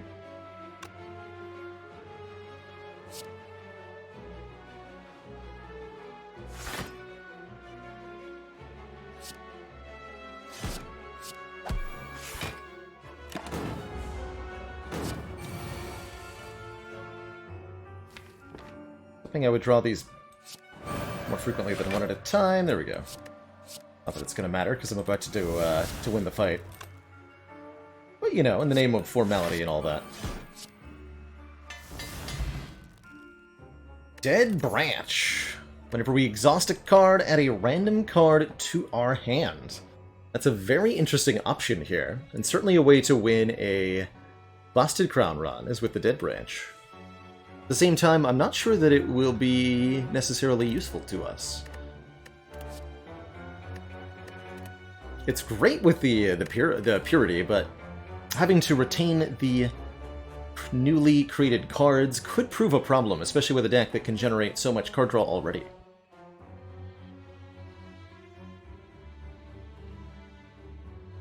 And with the entire deck upgraded, indeed, random cards are probably going to be worse than our average card. So I think I am going to leave this Dead Branch on the ground. Nice try, stinky Dead Branch.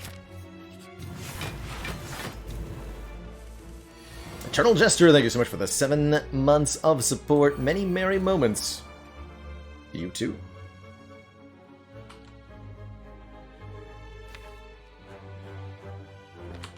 Double eruption? Sure.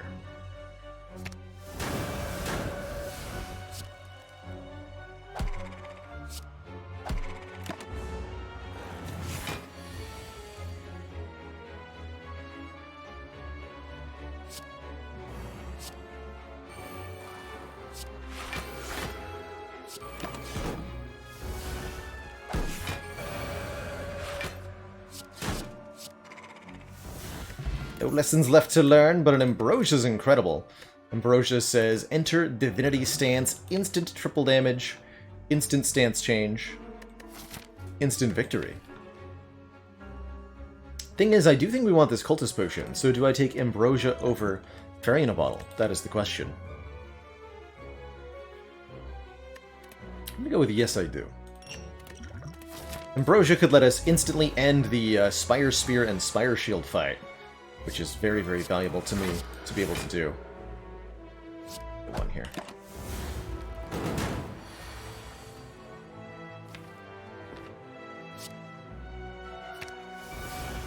First time successfully omnisciencing the Mental Fortress.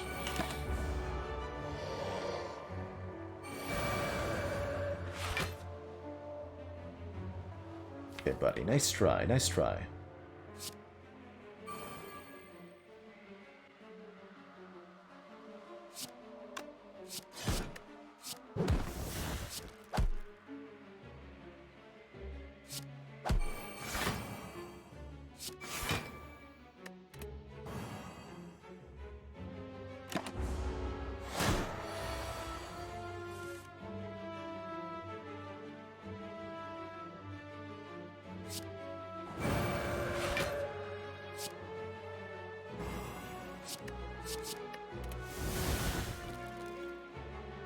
Oh, thanks. We should have stayed in Wrath there, actually.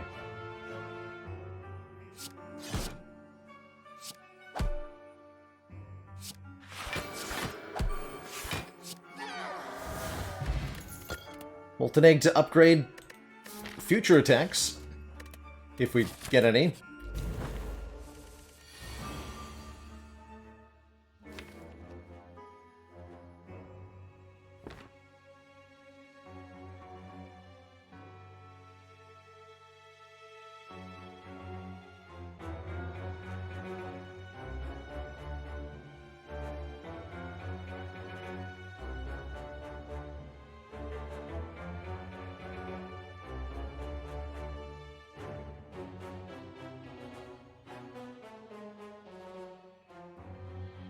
No, Tets, if you have both Dead Branch and Molten Egg, you will not get upgraded cards from the Dead Branch. The Molten Egg only applies to cards that are permanently added to the deck screen here.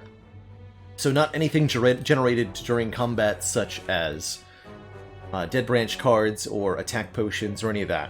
You'll need the card Master Reality in order to upgrade cards from mid-combat generation sources, and that card does work exceptionally well at the task. Oops, that was Mental Fortress. Well, that works too. Let's get that out of here now. I've got nothing left to learn. Got nothing left to learn.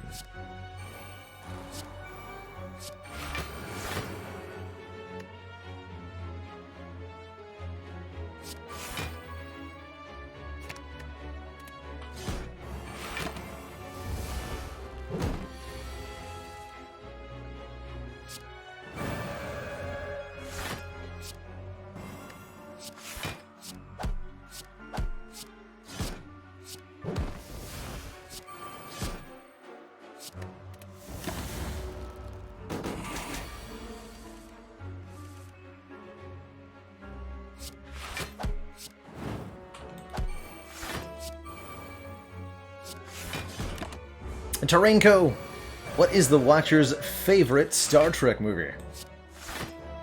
The Wrath of Khan. Man, I could have gotten that for free. You mean I spent gold on a stinky wave of the hand? For nothing?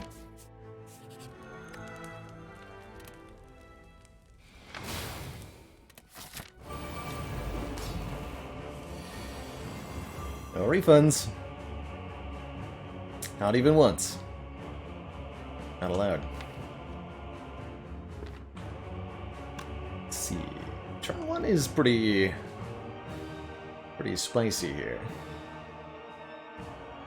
What am I going to use Purity on? Could reasonably delete Rushdown in this fight.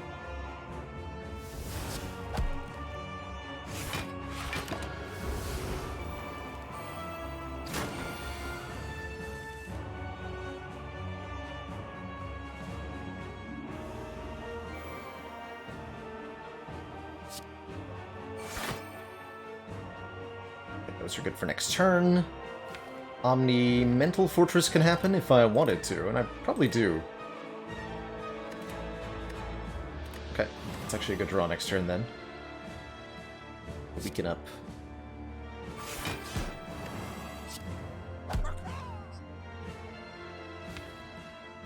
So I don't want a Simmering Fury then. Okay.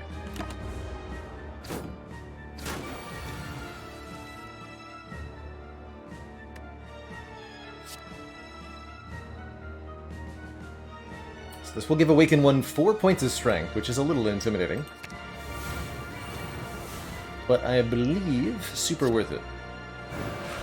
For the 12 block per transition. That's right, we don't draw cards. Noted.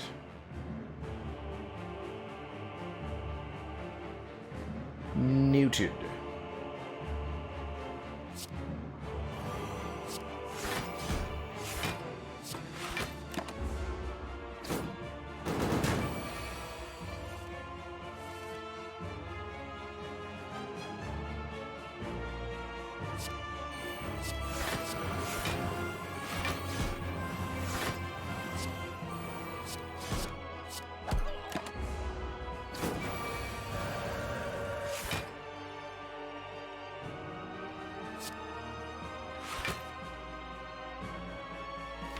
Okay, what would I like to delete from the deck? I'm thinking 1 strike, 1 defend.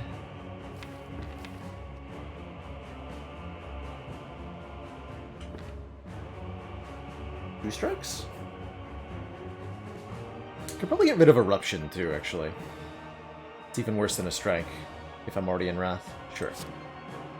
Not.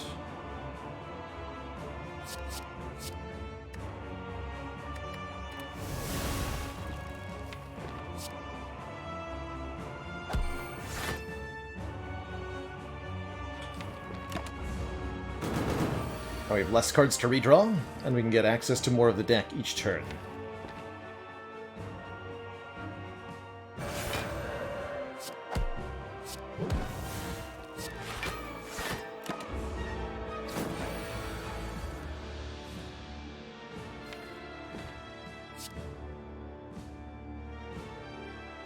But as you can see, that can sometimes lead to slight complications.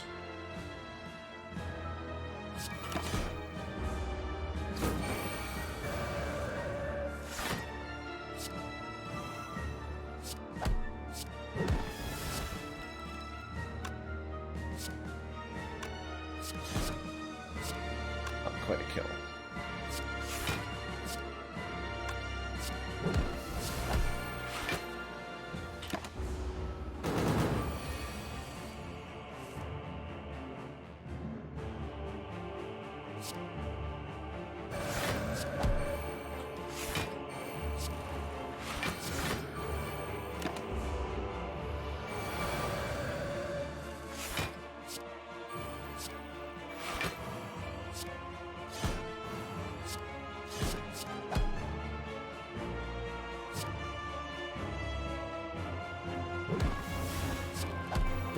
And that's already a full block. Cool.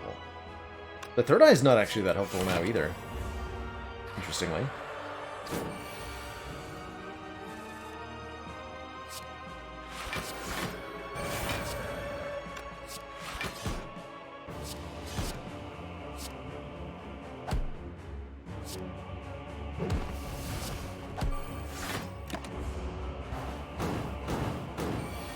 Good stuff.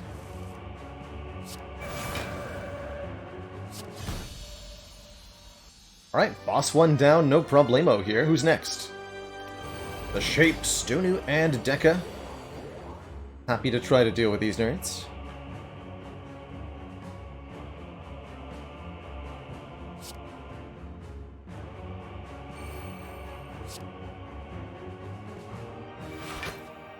Okay, Mental Fortress and Omni are coming up. I don't think we're going to need the Omni in this one.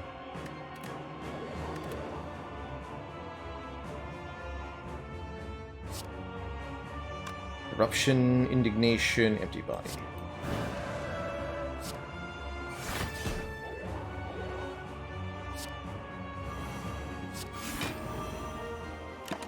Now they're weakened and vulnerable on turn 1. Artifact, no prob. No prob.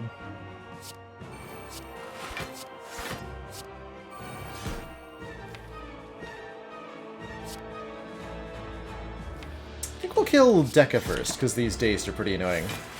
And it shouldn't take long to kill Donu afterwards.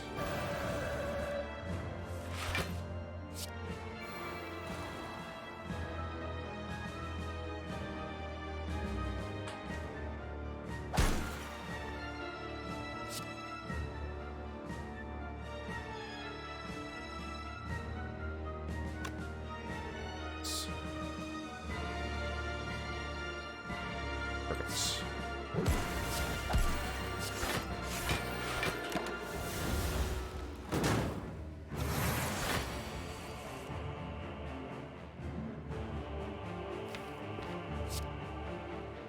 Bit unfortunate here.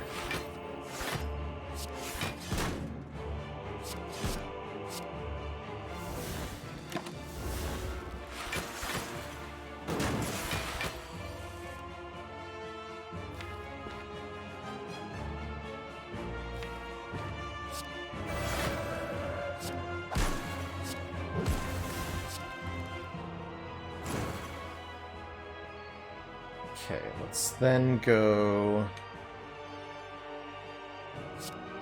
Simmering Fury...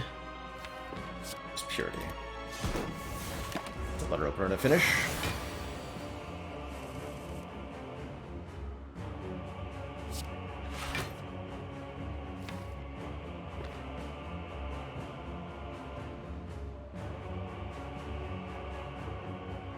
I should have played that first, that's okay.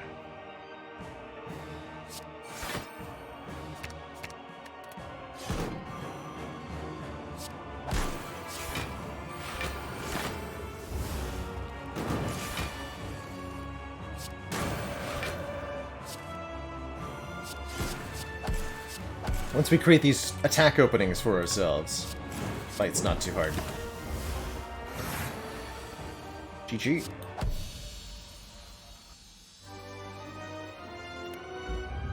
Two thump, a deep pulsing dread can be felt throughout the room. Is this the heart of the Spire, the source of the bonketing?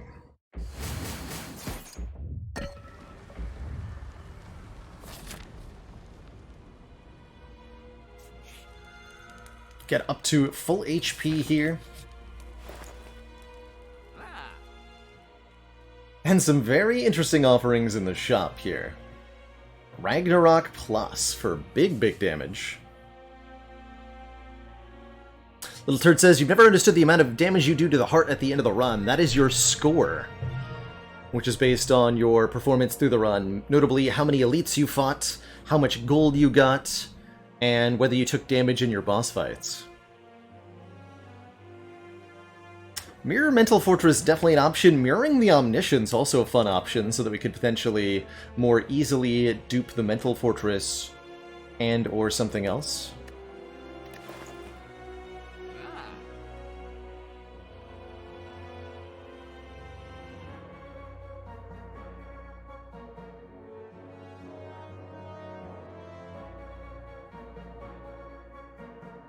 I also really like the idea of mirroring Vigilance so that we have another calm entry, which we currently don't have.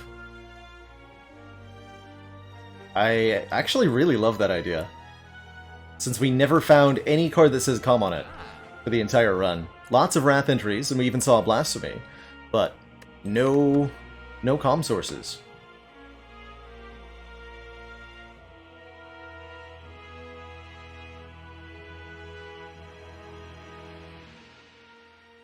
actually really like that idea. I think it's a good play, too. Maybe not the best. I think mirroring Mental Fortress is completely valid. Mirroring Omniscience could backfire if they both get drawn in the opening hand, is the big problem there, with no way to discard them. But I really like it as a block card for this deck, so yeah, I'm going to take it. Going to take it. Okay, this is those double vigilances. Definitely not the opening turn that I wanted.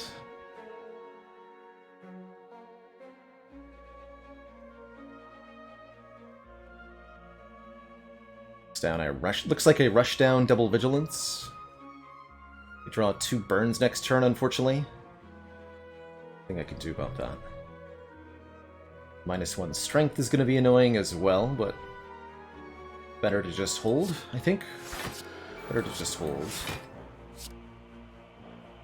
Play this too. 4 block and notably 5 damage, but it could be up to 18 block next turn. I'm going to hold it. Might be the same 5 damage, too. Yeah, exactly. And I have Rush Down in play? Okay. And how much damage is this?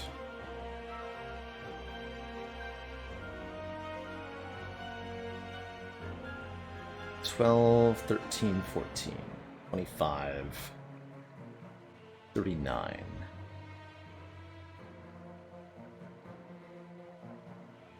Okay, that's basically enough. Let's definitely do this. Good.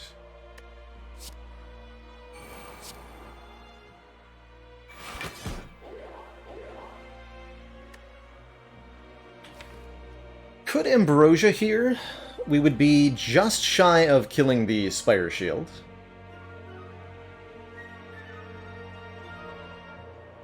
How much block am I at? My empty body, we get plenty because that'll also apply weaken.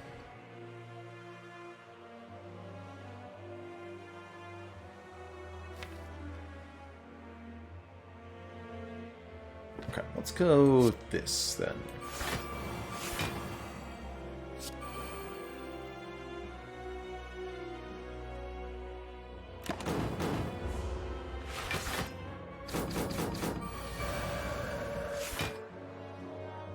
Now is a good turn to consider the Ambrosia as well. We really want to kill this enemy, the Spire Shield, since they're attacking for so much on this turn. But 120 plus 30 is a lot of combined HP. Can't count on the Omniscience Strike here. I could draw that strike with Empty Fist Eruption. Base damage, 24. Not going to be enough, but it will be with the Ambrosia. I think this is our Ambrosia turn.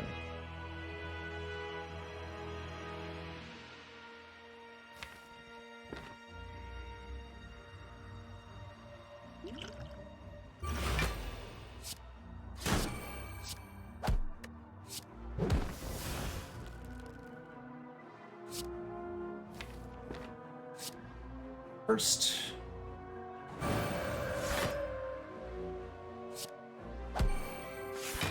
Okay.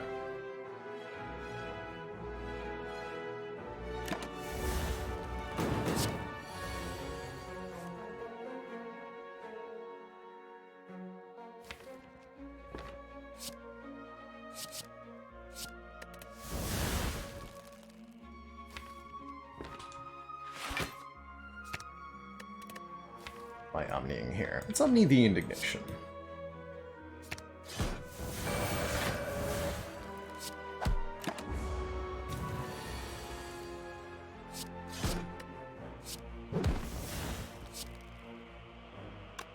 D7 plus 42, that's enough.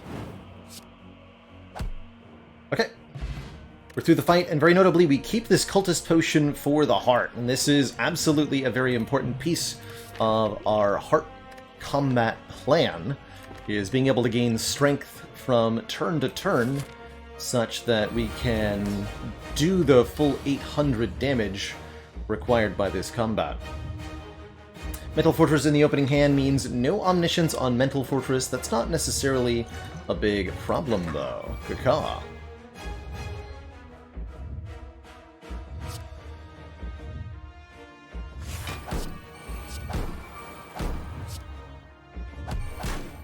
This could get a little gnarly next couple turns, though, especially if we don't draw this Wave of the Hand next turn.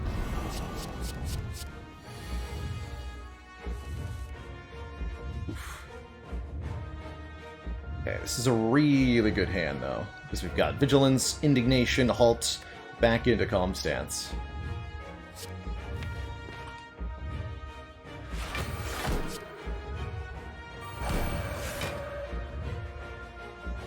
Third Eye to help us line up our next draw.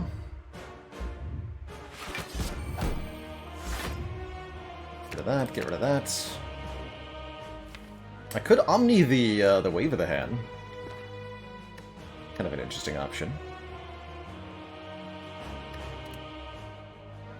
Do I want to draw those so that Purity can destroy them? No, I gotta do the damage. I gotta block the hit.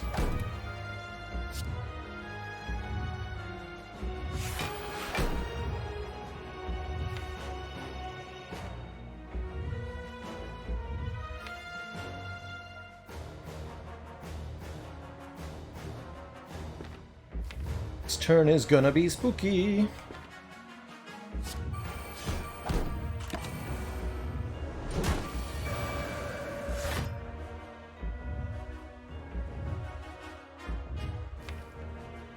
Yeah, I think I'm just gonna Omniscience the Wave of the Hand. That deletes it. Then I don't need to draw it again, because we'll apply at least 12 turns of Weaken here. Yeah, this will be 4, 4, 4. Yeah, 12 turns of Weaken.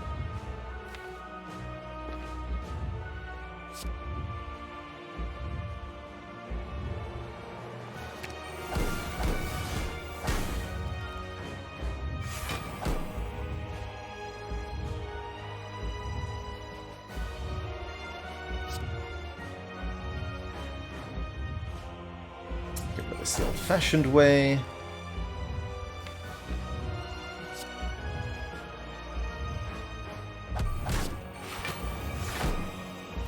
Take a decent hit here. Generally speaking, if you can survive that first attack cycle as the Watcher, you're in pretty good shape. I think this is no exception. Let's get some Bone down.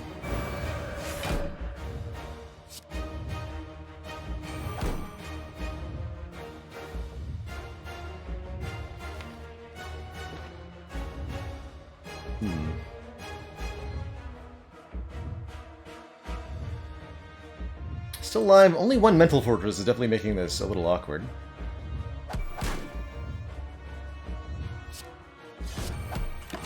But note that we're gaining strength each turn. That is definitely helping us. Okay, here's our Purity turn.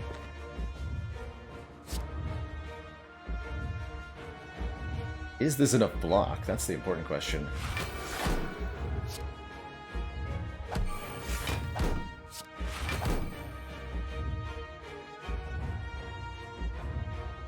No.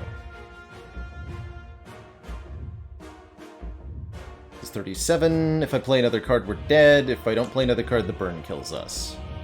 So no, we're not alive. Didn't quite have it here. GG really needed to Omniscience the Mental Fortress to win this fight, looks like. Wait. 24? Yeah, exactly 35, right? GG. GG. Playing that Carve Reality on the previous turn might have even been the difference. I did choose to take 2 in order to do a bit of damage there. GG. GG.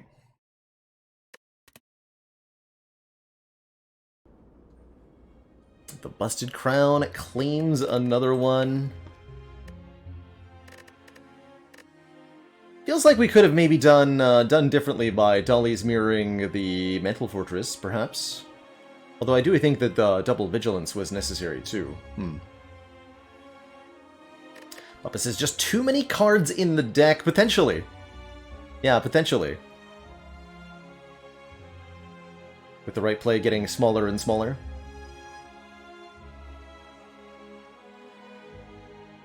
I really liked what the Simmering Fury did on this run. I feel like I would play around that again.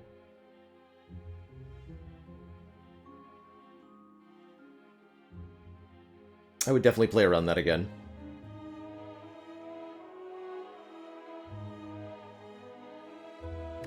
Alright, well. It's gonna be Ironclad time then.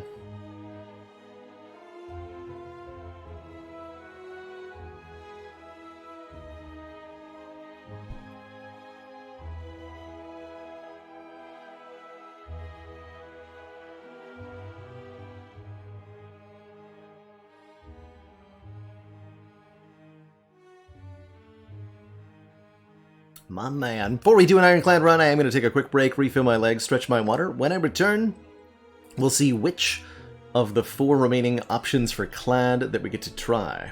Be right back, everybody.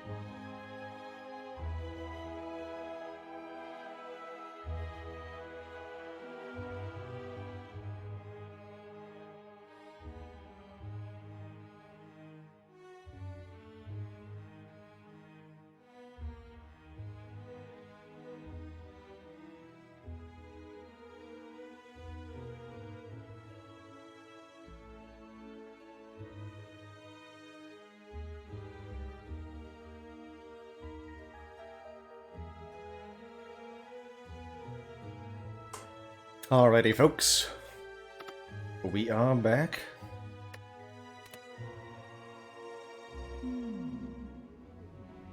I'm hoping for one of the class exclusives here on Clad, but I would also be completely thrilled with another attempt at the Busted Crown.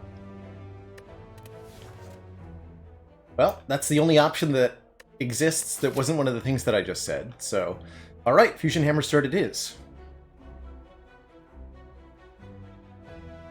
Fusion Hammer means we get no upgrades, at least no upgrades of our own choosing. But we do get more energy per turn, and Ironclad does love more energy per turn. A couple ways to make a Fusion Hammer run feel a lot easier. One is to get some kind of upgrade all. There's an event in Act 3 you can use. There's also, of course, the card Apotheosis.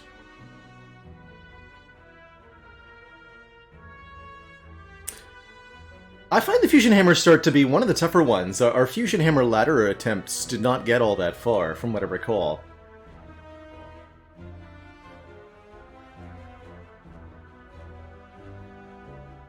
But I'd say maybe half the time it ends up being a really good start, and the other half of the time it's really challenging. Like with some of the other relics, it depends on if you get something that can negate the penalty for you or not. Coffee Dripper, for example, if you get a early sustain relic, it's one of the easiest starts.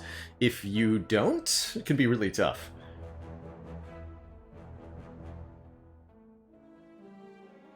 Oh, Fusion Hammer got to 19 on first try. Well, excuse me. Maybe I am wrong. I think it also, you benefit quite a bit from being incentivized to rest. Getting current health is usually a good thing. Do we think we can handle this 3 elite path? Actually, there's... Oh, we get to rest between the elites if I go this way. I don't like those events, though. But that lets us get a late shop. And that could be... That'll be hitting the store with enough money for Apotheosis, so I really do like that. Okay, I'm gonna do that. We'll go up the far side here.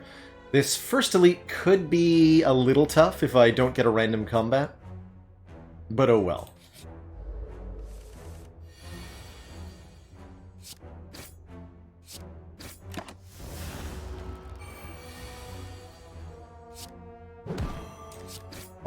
So, 3 strikes to kill next turn, very easy to do with 4 energy.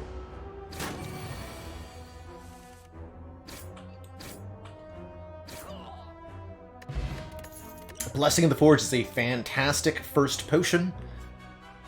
Let's see, who are we fighting? If we're fighting Slime Boss, I can probably take this Feel No Pain.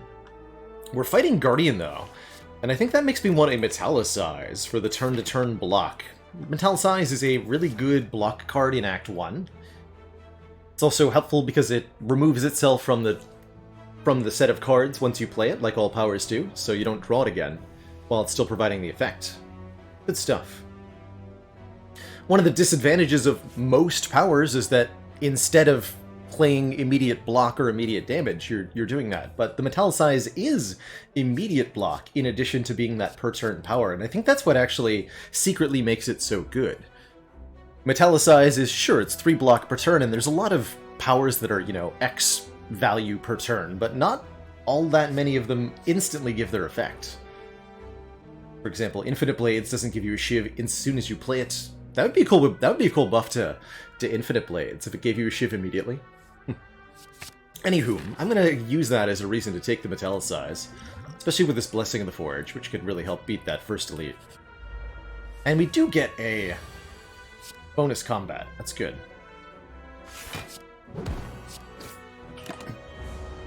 Passing Feel No Pain indeed, because I felt like we had a better choice. Will it have actually been better, is the question.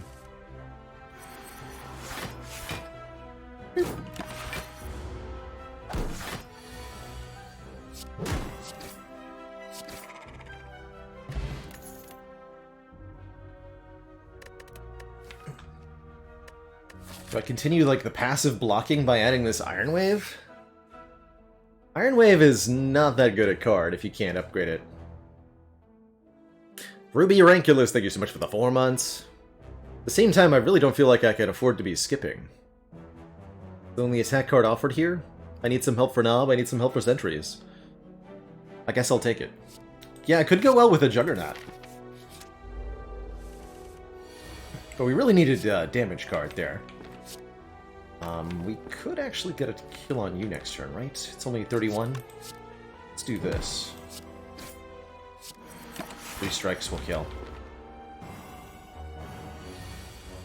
Yeah, that was correct.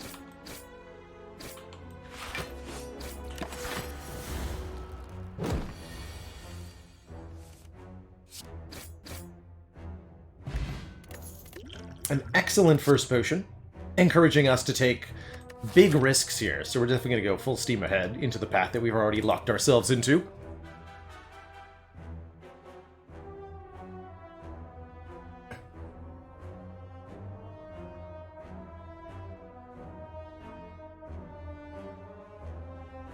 Plasmorb says, when I go into a run like this, how often do I think I'll get a card like Apotheosis? If I'm aggressively looking for it, by taking events in Act 3, by looking at shops a lot, then maybe a third to half of the time. Not all that often. Certainly not often enough to count on. Body Slam does not pair with Metallicized. Love the Pommel Strike here, though. Completely happy with that. It's damage, it's draw, and we can further fix our... do I actually? It's a Guardian Act. Do I remove a defend here? With the Pommel Strike, I think we can remove a strike now.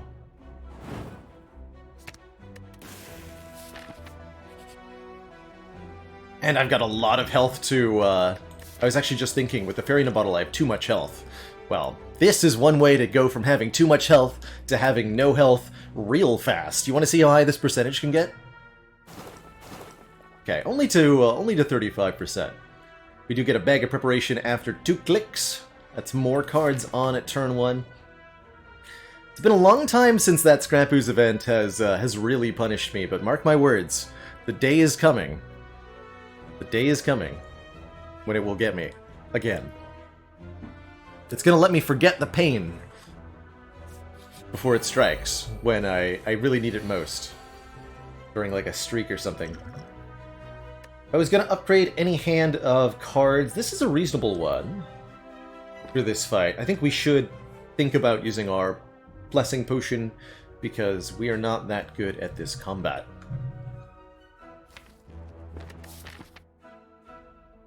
Although we do have another elite coming up next. We'll have a heal though, and we might get a new potion. We'll also get thingy.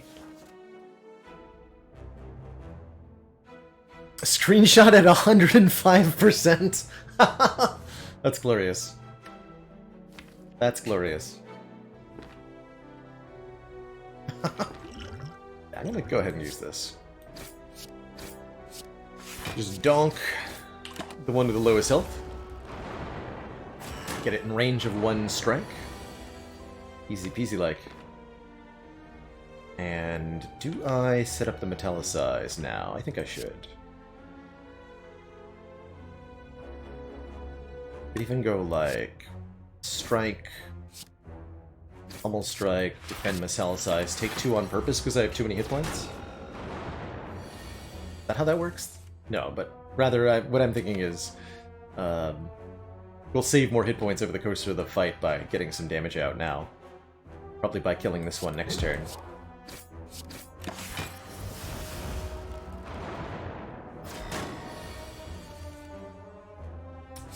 I came so close. Dang.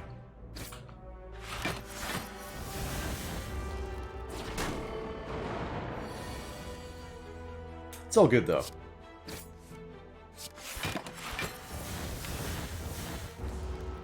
What a turn to draw all the blocks. Oof. Oh no! Dang it. Too many hit points, you say?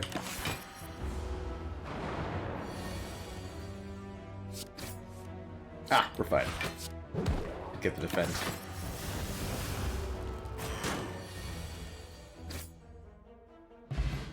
Ooh, an early champion belt, giving us +1 week applied whenever we apply vulnerable. I am extremely happy with 1 more Pommel Strike, given the energy. This Rage is also almost tempting. If I could get it upgraded, it'd be a lot better. The upgraded version of Rage is 5, and very notably, this is a card that gives block in a way that doesn't get negated by Frail, Also true of the Metallicize, another reason this is quite useful. Very good in Act 2 against something like the Shelled Parasite.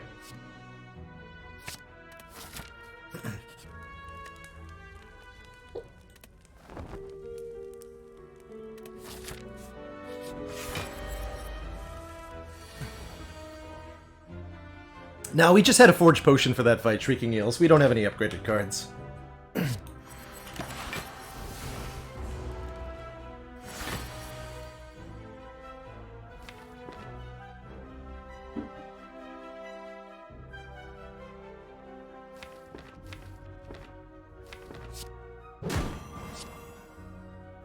So we get a Weaken. That's going to encourage us to play Bash.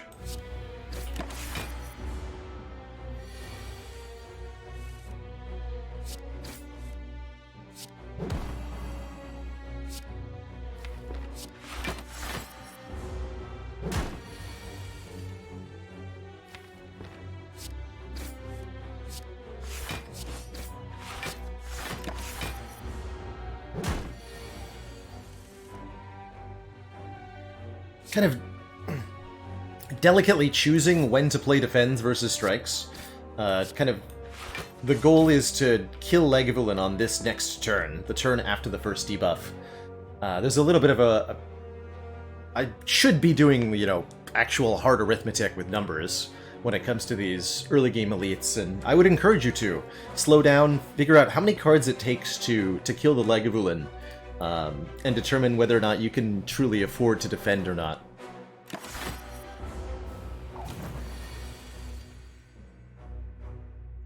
But this should be a kill, right? 6 plus 10 plus 6? Yeah.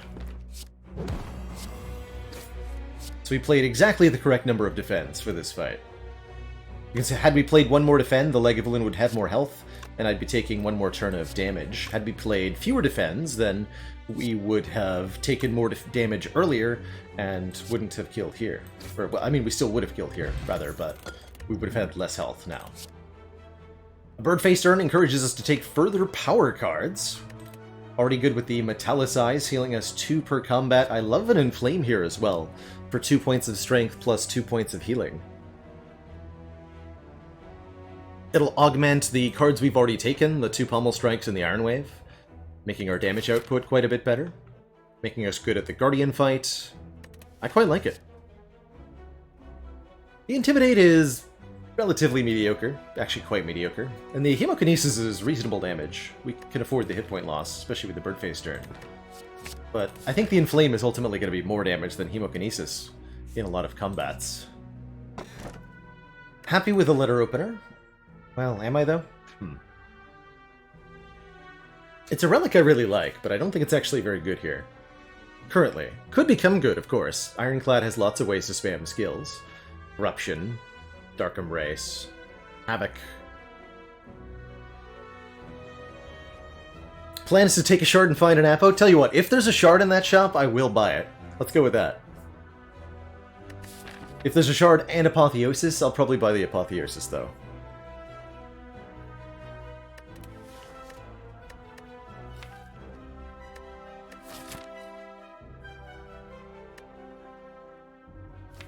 If we take the blue key, we can more happily take a cursed key from our boss, and we can take a different relic later. Let's take the sapphire key. And let's go to the shop, because we have enough money for an Apotheosis. I think. So like around 200 gold? Oh, hey! Free incense burner. Love to see it. I did not have enough money for an Apotheosis, actually, but fortunately there wasn't one. We do, however, have enough money for a membership card, giving us a 50% discount on all future stores.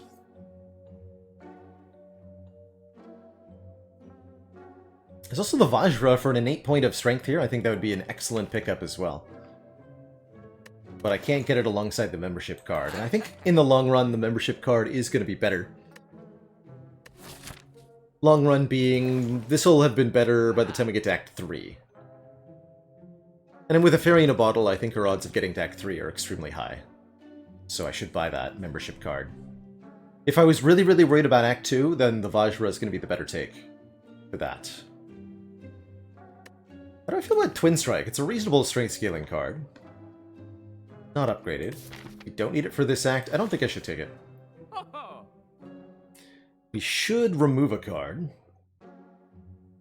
One more striker move seems reasonable with the 2 pommel strikes. We can just keep cycling those.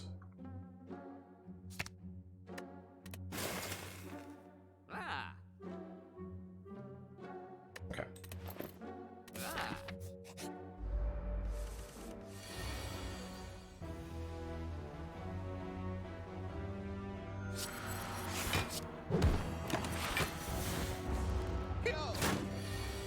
Go for the bash because of the weaken there. From the thingy.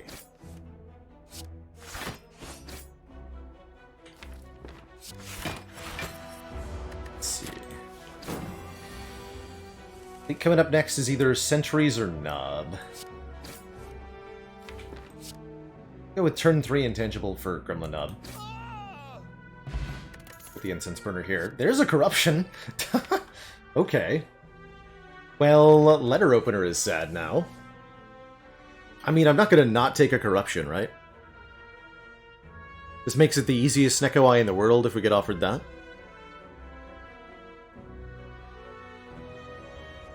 And he asks, was there an argument to purchase Dropkick since we're more inclined to use Bash for the week and more inclined to pick up Vulnerable in general because of the Champion Bell? I think a small argument there. With the inability to upgrade Bash, though, our Vulnerable uptime is really low right now. And I don't know. Yeah, once we get a couple more vulnerable cards, I could maybe see it being okay. But at the moment, it's a downside, especially for the Guardian fight. It'll be a very unreliable card that we don't want to play half the time anyway. My Incense Burner! Dang it. Oh, this is one of the nasty combinations you can get, although Incense Burner is set up for the Wizard. So let's take an unusual route through the fight then. Don't weaken me.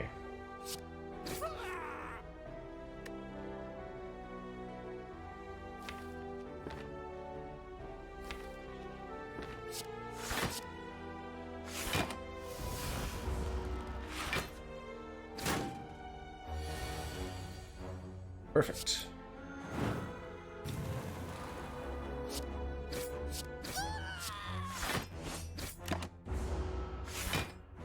Here it comes!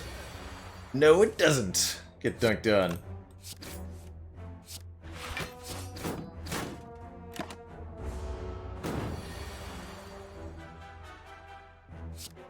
Of course, the Wizard will do that every turn, so I can't set the burner up again.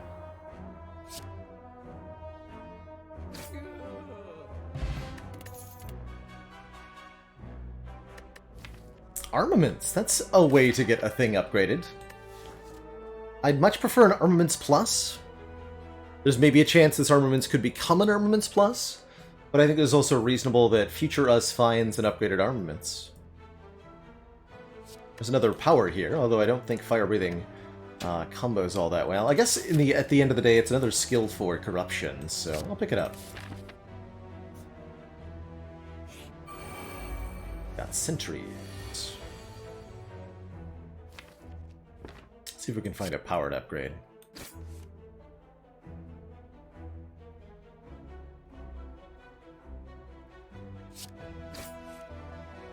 Found one.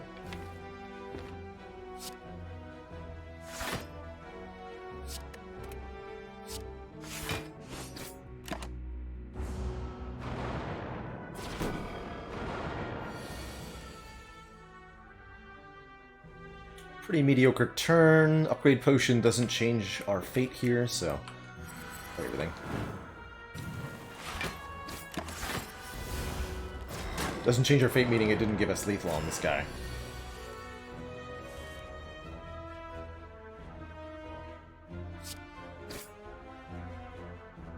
Note with the champion belt that if the enemy has artifacts that blocks the vuln, then there's no attempt to apply weak. Oh, actually, with Incense Burner, I should have targeted this one. Foolish. Not a fight where I really want to play the Corruption.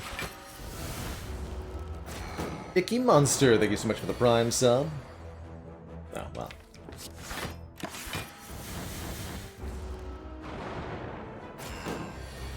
Welcome to the Cozy Sub Club. Thanks for choosing to spend both your time and your money. Well, I guess not your money. And Jeff Bezos' money. Here in the channel.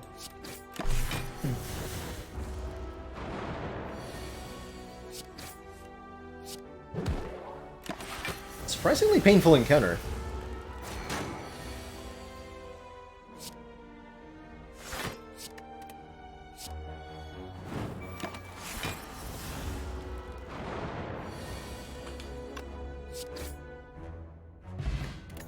Oh, Peace Pipe is a really cool find.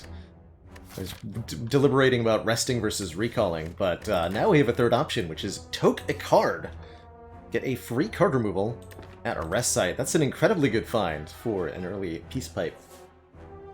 Might be tempted to take a second Metallicize here with the Bird Face turn. I think that's a little questionable for the later game. Might want this Cleave so that we have an AoE card. Currently we have no multi-hitting attack cards, so I think a Cleave is good, especially when we can toke cards so readily.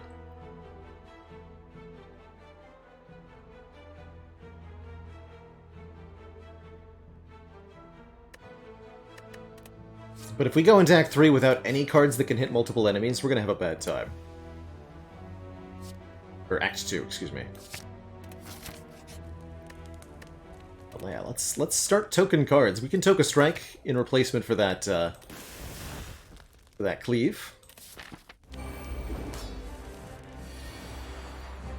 And we can upgrade the Bash. Beautiful. A Bash Pobble. Will that be enough damage next turn? I guess we really care about the 2-turn damage, so upgrading the Bash right now is not that helpful. But also use the Blessing of the Forge, and then we're just, like, in it to win it. We have a Fairy in a Bottle, so I can just use that, no matter what. Do this, then.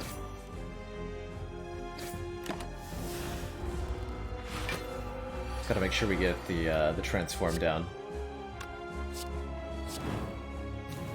Looks like we have succeeded. Although not by a huge margin. You can see that upgrading the Bash might have resulted in failing to prevent that attack. Ow.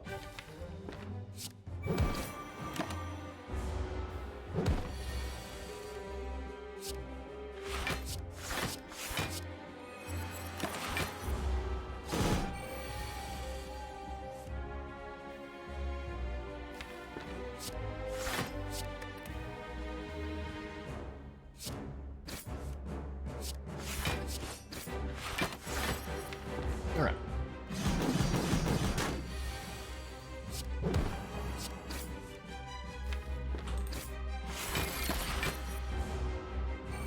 Also could have just used Incense Burner to block a big hit there if I wanted to.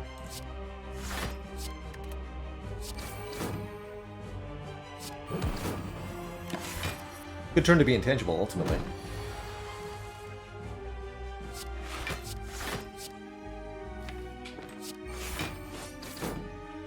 Take 2. Take 0. Right. That's how math works. That actually would have been a really good turn to play the Corruption, since I don't expect to need the defensive cards again.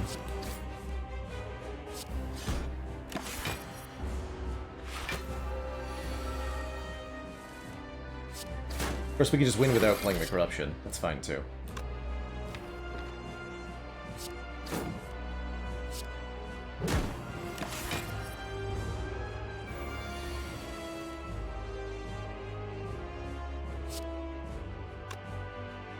And then we'll be intangible for turn 1 of Act 2.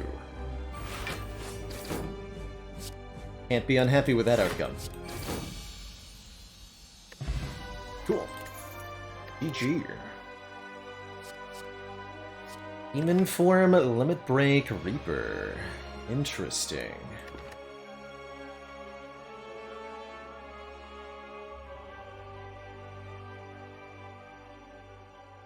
Hey, Frozen Grimjow. I am definitely familiar with Jorbs. I think he makes some pretty cool content. And a very skilled Spire player. General rule, I tend to focus on the here and now, our experience in the current moment, rather than making the discussion about anybody else's content or their experience. But yes, I have a solid opinion of the man. Dipper, thank you so much for those very generous 10 gifted subs. A big old gift bomb exploding on up in chat. It's a reasonable limit break with the Inflame. Not amazing, but reasonable. Reaper might be more healing than we need, genuinely. We already have a source of sustain in the bird face turning. We're forced to rest, potentially at rest sites. We have a fairy in a bottle. I don't know. Demon form, relatively difficult to play, but it's definitely some potent scaling. I actually kind of like this demon form.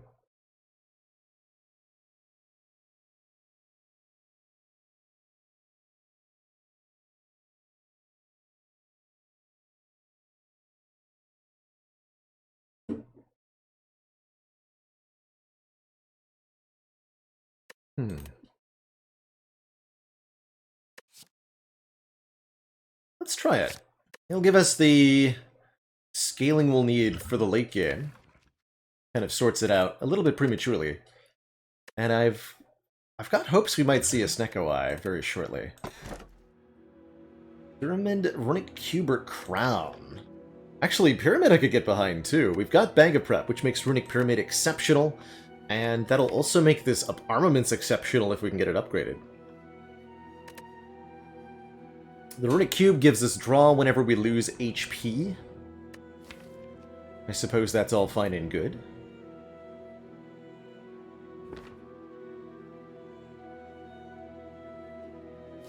The Buster Crown will restrict our card choices, making it really difficult to get more skills for corruption. I think this would be a bad take. Let's go with the Pyramid. Love me a good Pyramid run. Especially when we have access to potentially a lot of card removals here. Might even be best to go to 2 stores here. Generally speaking, the more card removals you can get, the better you're gonna... like, the more powerful that allows you to become, as long as you can get down to some powerful combo or something. So, something that we might want to do is maximize removals, going like card remove, fight an elite, card remove, card remove, card remove, card remove, and just toke every starter card from the deck. So Mr. Undo asks, what are the ways to upgrade the armaments with a fusion hammer? There are a couple of events. We can find an upgrade shrine that can do it. We can also find the designer in Spire who can offer to upgrade a card for us. We could be offered an upgraded armaments or another copy of armaments. We can upgrade it mid-combat. So simply finding any other copy of armaments allows us to use one to upgrade the other, and then the other one can upgrade the remainder of the hand. We can also find the Warped Tongue event, which upgrades a random card in hand each turn. There's a couple ways to upgrade every card in the deck, but then we would no longer need the armaments, of course. If we got an Apotheosis, for example. Oh, that's right, we have a membership card. Ooh, I do want to go to 2 stores.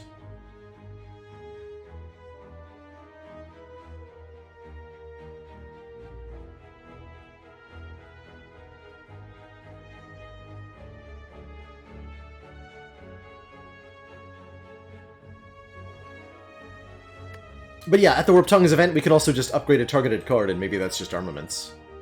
That's also a completely valid pick there. So the question is, am I going to these 2 stores? Or maybe just 1 store? 1 store's pretty reasonable. I'm likely to spend all my money at that shop anyhow. How do we feel about events? Card rewards are good, because they can be upgraded, and they can be skills.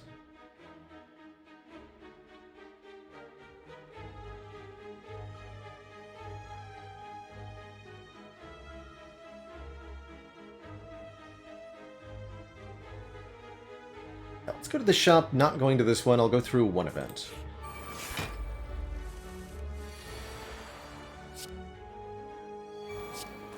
Alright, solid turn 1 intangible there. Whatever, turn 1 demon form is certainly a way to win stuff, right? Ideally we're killing next turn somehow.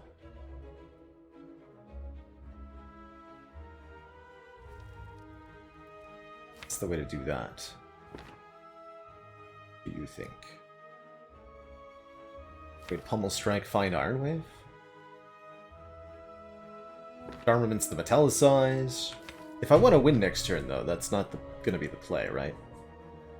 Can I win next turn? That's a better question. We can math that out pretty easily, actually. So let's do a little bit of that. 95 total health on the opponent. We'll have 6 points of strength this turn, so each of these cards would do 2 more. So next turn... probably go like Bash Strike, Strike. It's not a very good turn. I think I would need to Forge Potion in order to get the kill next turn. Just looking at this.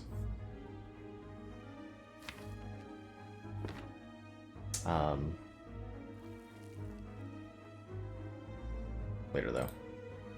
Just do some math right now. So let's say I play Pummel Strike this turn. And then next turn we play all 4 1-cost attacks, opting out of Bash entirely. That'd be 13 plus 13 this turn. And then next turn we deal 12, 14, 12.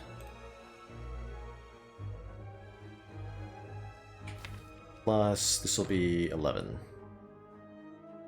That's only 75 damage, so we're still a full 20 short in that case. It's a lot to be short by. I guess we'll have to block for a turn then, probably. Or I have to use the potion.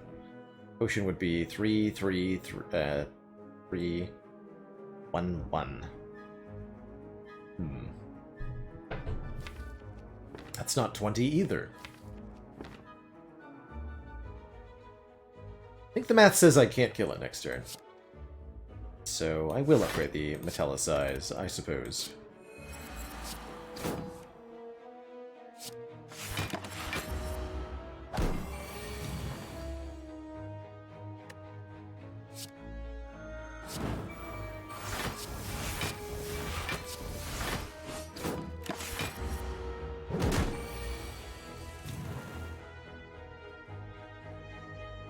Should be able to kill it very quickly, though. Especially if I can only draw Pummel Strikes. Oh, that's funny.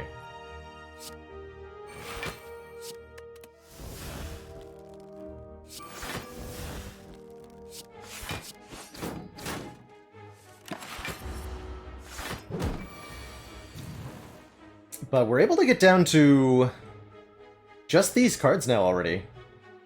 With the corruption, and note how easy it is to remove basically all of these.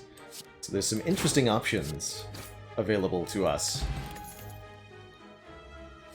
Really like Shockwave with corruption. Very good weak and vuln, and great with the Fusion Hammer, because it doesn't necessarily need an upgrade on it. Yeah, it really does feel like the deck just needs a Sundial or a Dropkick or something.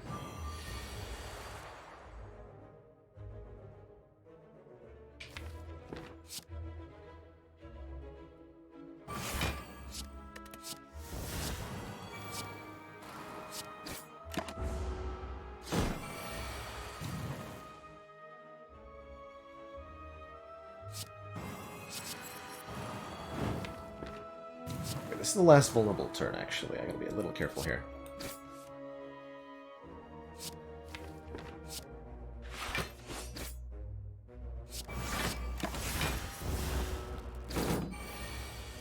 Taking care to play the powers there to get the healing from the bird face turn. Let's come up here. Just combat. Only stall the incense burner out by 1 turn, but I guess 1 turn's better than nothing.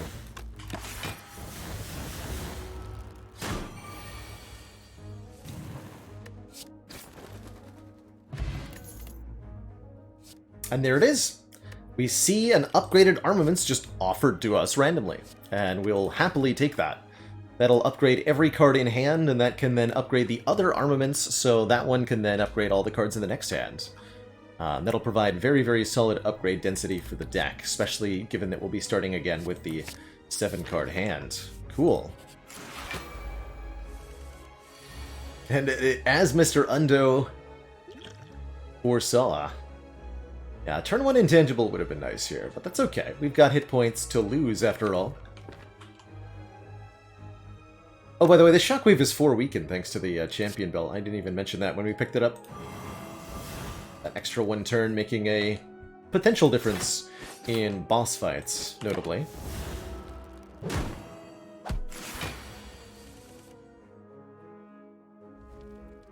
Become vulnerable when this rat dies. Like so. And we're intangible next turn. Okay. Let's just upgrade a block card then. Block for 12. Anawam, thank you so much for the very generous 10 gifted subs. Don't know what's in the air today, but I like it.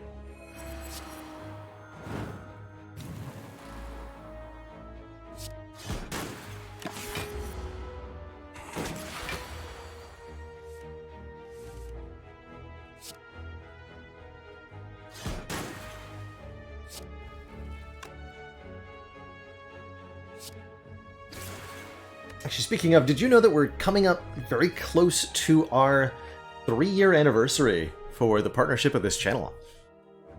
In September of 2018, I became a Twitch partner.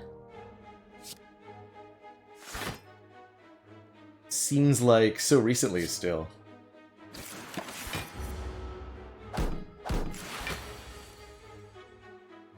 Looking forward to celebrating that on stream with everybody in some way.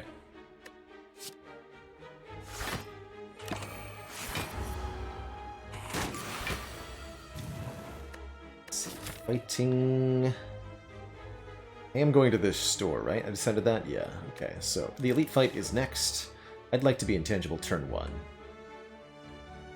Please. Turn 1, please!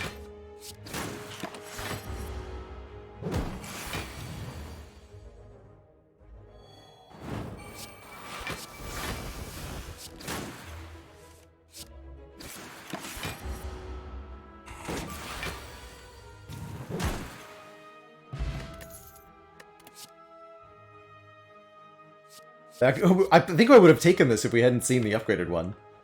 But I'm really glad we found the upgraded one. Rampage could be surprisingly okay here. But I think with the demon form, it's a little unnecessary. Okay, we'll skip it. Maybe if the Rampage said plus on it.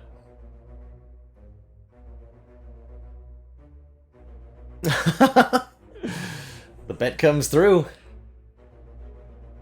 Sometimes exactly what you need is exactly what you're gonna get. Beautiful how Spire works out sometimes. That's an expensive card removal, but I might actually shell out here.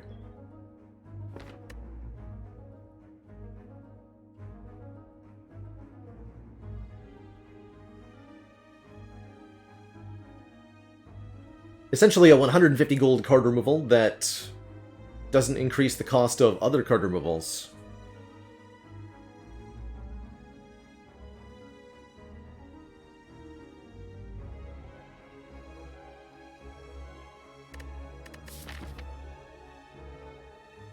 No way to avoid a shop from here.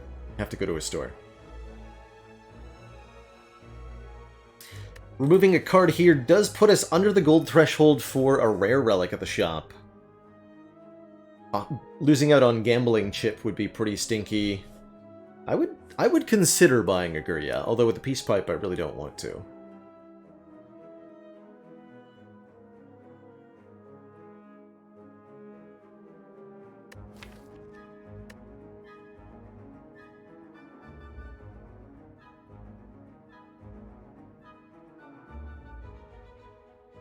Once I remove Strike Strike Bash, I'm probably going to stop removing cards. I guess we could remove Iron Wave pretty happily, too. But currently I want everything else.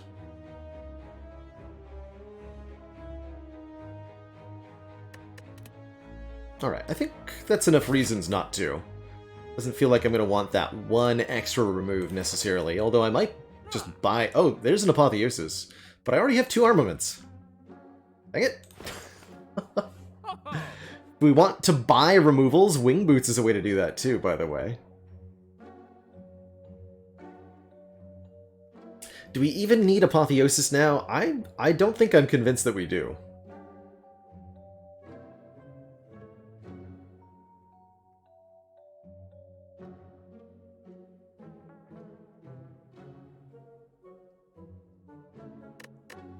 Fiendfire is pretty good. Fiendfire could let us exhaust a lot of cards, although again, we don't have a lot of cards to exhaust. The hand drill applies weaken! It does! We're fighting Champ. Okay, sure. How often do I even get to, like, we haven't fought our Act 2 boss, which is guaranteed use, and it applies bonus status. I suspect that outside of the Champ fight, this will activate probably only a couple of times, but that's a cool opportunity to get some use out of a relic that is probably my least frequently purchased relic in Slay the Spire. Whenever you break an enemy's block, apply 2 vulnerable. Not that many enemies generate block. And of the enemies that generate block, a lot of the times they don't do it in such a way that the vulnerable is something you can take advantage of, blocking in later rounds or having artifact to block the vulnerable.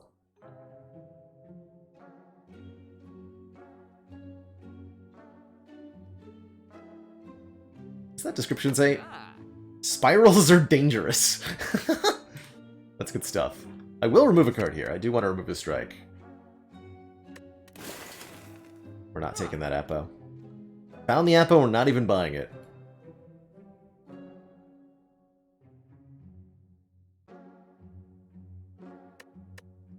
Wait, madness? Chat! Why did nobody point this option out to me? Madness can make a pummel strike free. And that can be the world.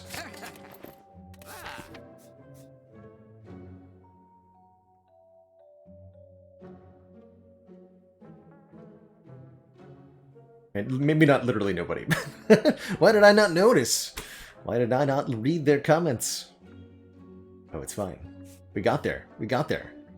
I like the option now. We're going to be removing more cards. Bought that instead of the Pantograph? I did. I don't feel like we're going to need the healing of the Pantograph. Although Pantograph is nice healing.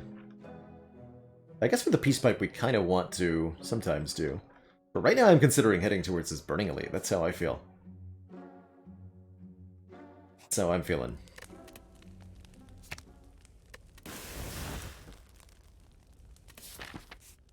Well, let's see how this fight goes first.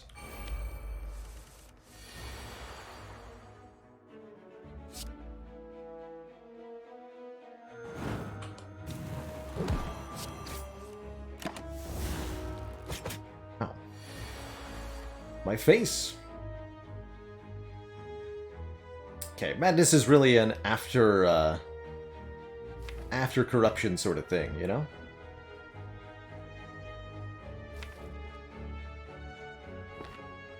So I just want to make sure I can draw the corruption. I can always draw corruption, okay.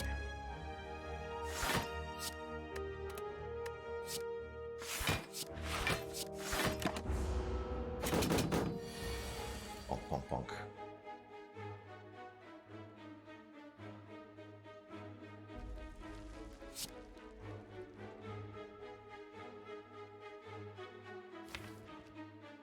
Do I want to draw the armaments again? Go with yes.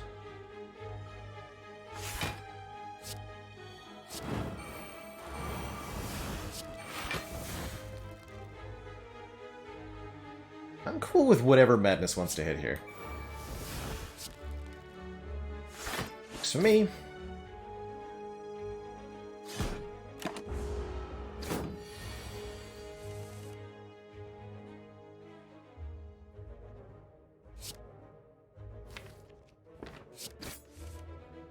Our free Iron Wave back, nice. We should be able to play the demon form here. Yeah.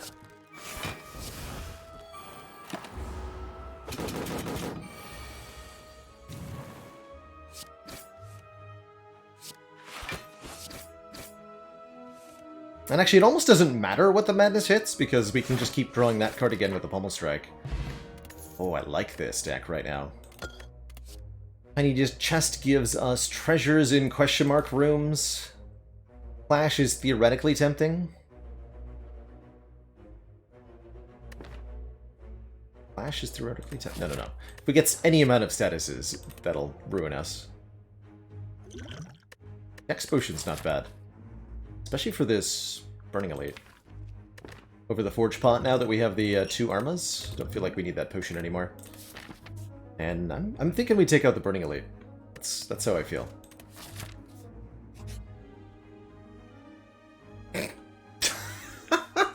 Nice try, Loth, but no way. Runic Pyramid or membership card? Hell no. Take my Runic Pyramid over my cold dead body.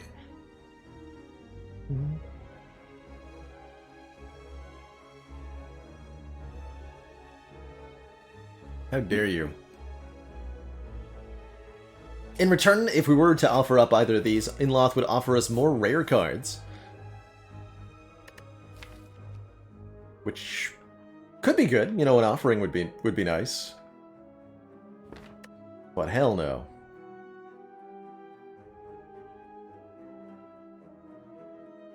he just wants to get into the club for free. Got no cash. Oh, he's gonna eat it. Big waste of my membership. Oh, thank you, sir. Cuz courier, look at that! The reward for not giving it up. Look at that. Just picked it up immediately, and we've already saved 217 gold. Oh, I think that's because the it just counts the total discount between them. That's kind of cool, actually.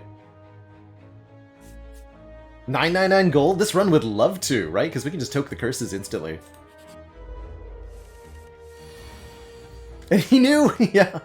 He knew that thing was right up ahead. He knew.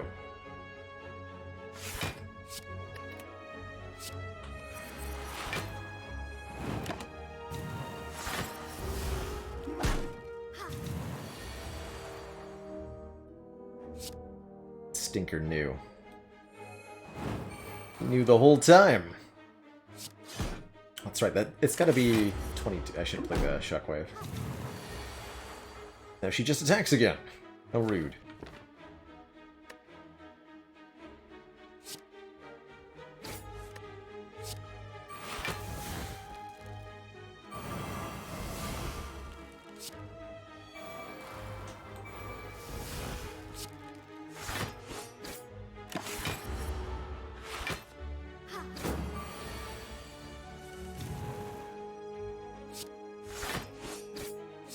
Three cards, hell yeah.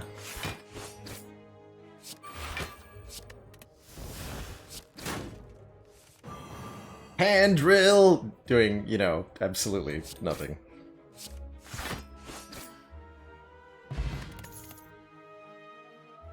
There's a drop kick.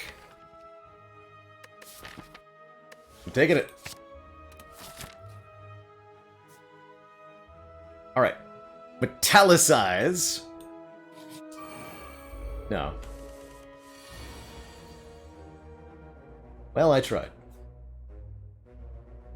Got chonky gremlins. It's actually pretty tough. Can't just shockwave and flame cleave. They live. Rude. 9 plus 8. If I inflame... Almost strike cleave. That does kill you. Iron Wave cleave does not. We will be frailed next turn. We'll have to kill the chunker next turn. Which does result in us getting hit by with 11 by 3. Thankfully, at least Shockwave is here to weaken it. But that does hurt a little bit. Just a little bit. Also, we might not be able to kill the Fat Gremlin. Only dropkick, actually, will let us do that. So maybe I just play 2 defense and take 6 less. I guess I should.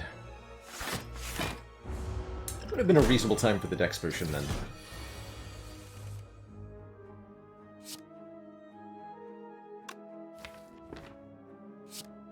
That's dead.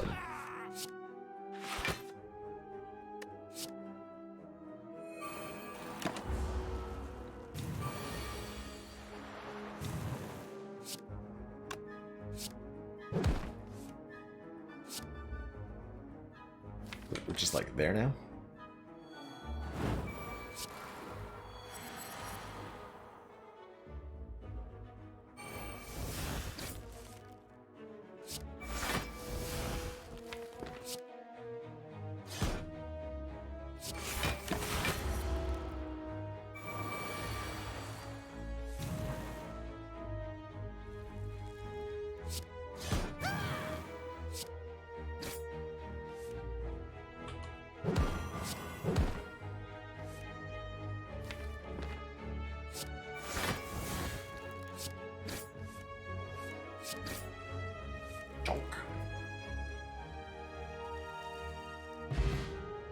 Red Skull will give us bonus strength if we're below half. That could be a nice little boost.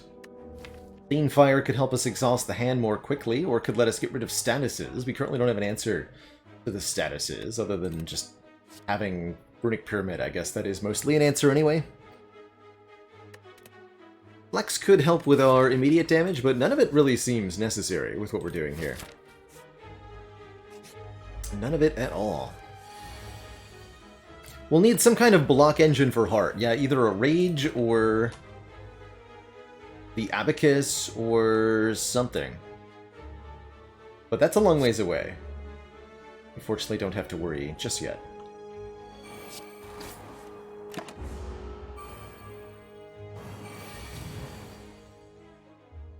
Gonna be like that, huh?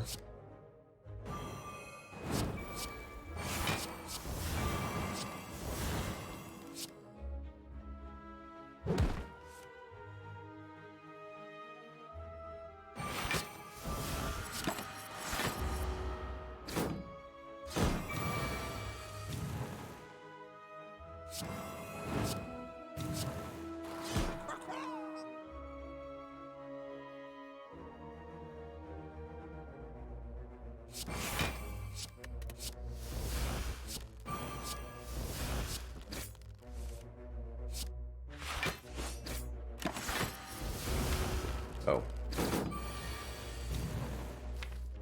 I see. We're intangible next turn, though, so this is fine. This will kill next turn anyway.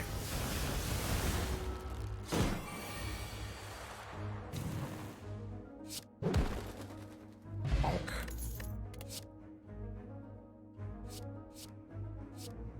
Second Wind could also get rid of statuses for us. This Ghostly Armor is a reasonable block card. Certainly that's one way for us to block against Heart, is with the Corruption and a lot of skills.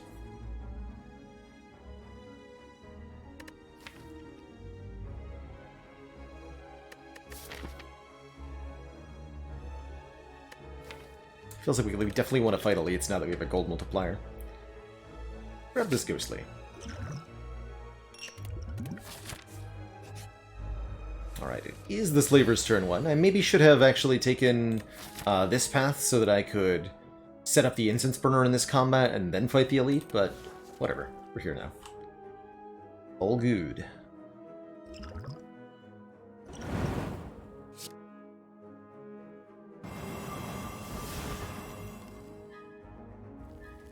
Arma the Metallicize? We definitely want the per turn block in this fight.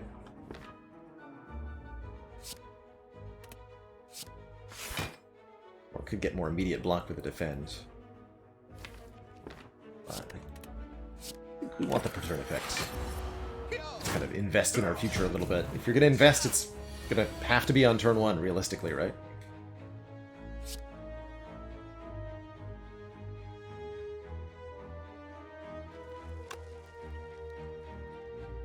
And kill him.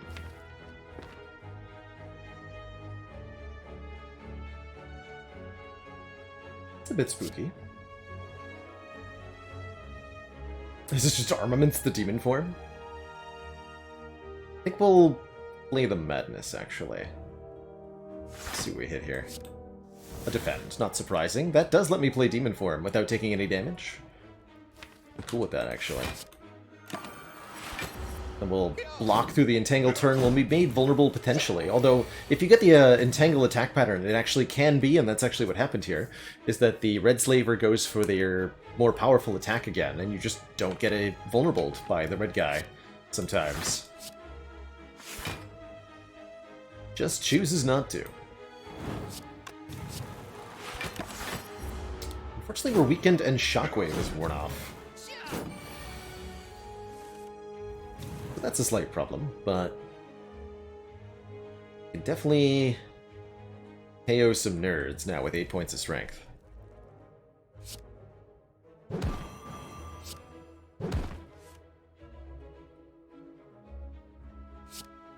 Does 14, perfect.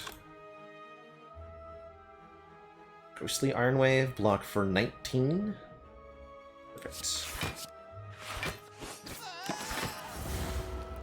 Gotta be mindful of the wounds piling up in the deck, though. Oh, shoot. That's what the demon form is for, actually, though. What I'm gonna need to do is wait until the demon form makes us strong enough to kill them both with the cards in hand. Because otherwise we have Runic Pyramid Clog killing us in this fight, which is something I should have paid more attention to with a small deck. Definitely should have paid more attention to that. That's okay.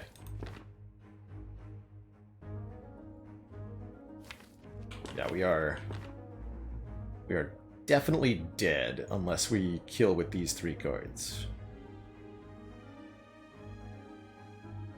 3 strength per turn. We won't be weakened next turn.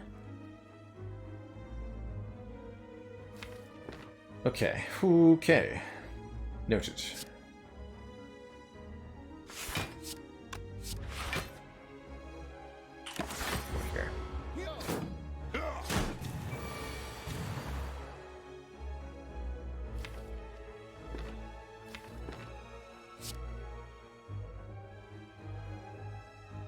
So, 25 to both, plus 24 is 49. That's so close to being enough.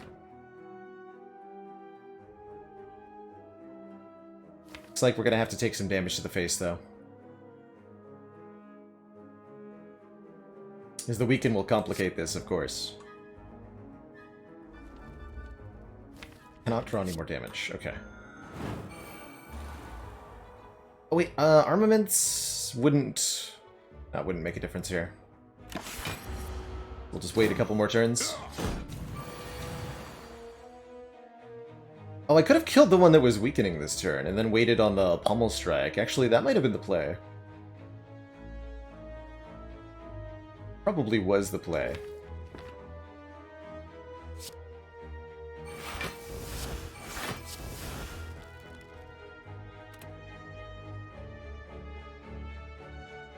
We might as well kill him now, question mark?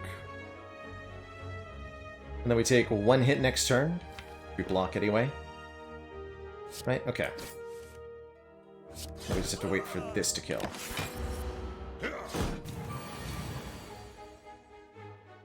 It should be next turn.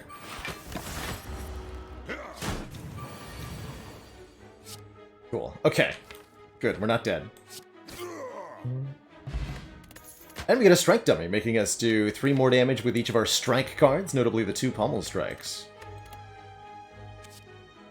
Heckin' lots of card draw in the form of Battle Trance Plus. I really like that. Forget Plus could also let us exhaust down. Anger can be something you can kind of count on. Stone Calendar got the kill. Nice scenario. Grats on that heart kill. It's always a good, big accomplishment.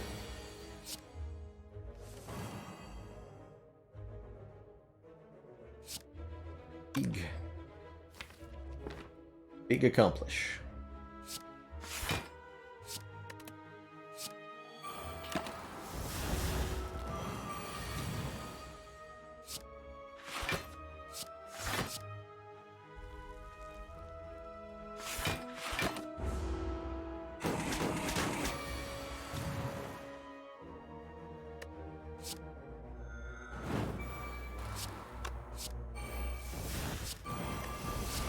dropkick is exciting stuff.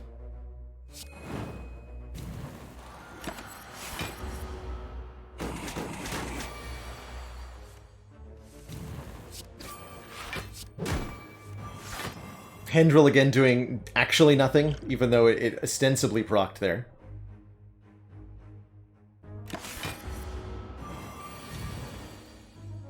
And we mostly don't want Incense Burner on this number for champ.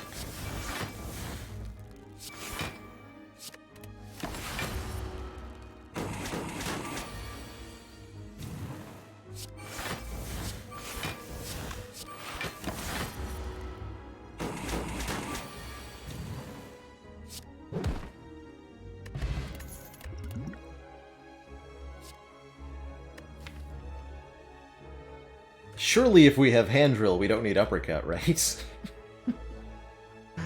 Realistically, no, we have the bash, right? We can't remove bash, though, until I add a renewable source of vulnerable. If shockwave is my only vuln, we'll die. Thoughts on the fire breathing? I don't think this deck will be drawing enough statuses for this to be good. I tend not to think fire breathing is that good with Pyramid, because you draw statuses once, and then not again, usually, except for burns.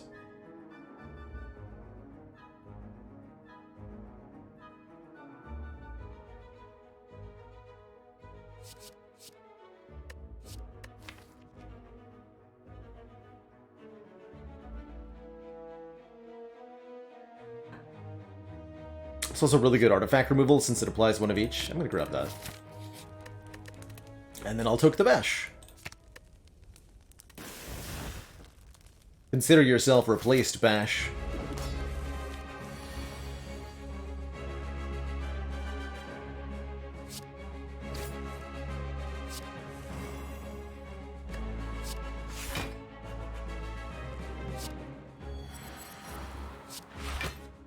17, that's fine.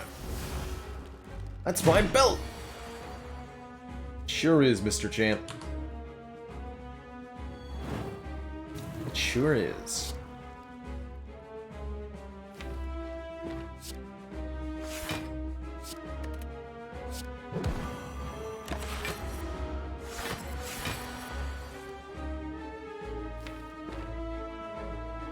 Guess we don't really care what the demon form is at, right? We mostly just care that we make an appropriate card for him.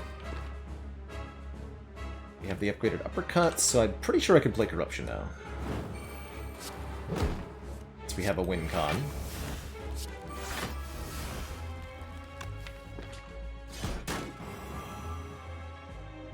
Alright, that time, you actually did something relevant, Handrill. Good job. Good job. Get him, Handrill. Although, you know, Shockwave and such. Right? Did you really do it, Handrill? I remain skeptical.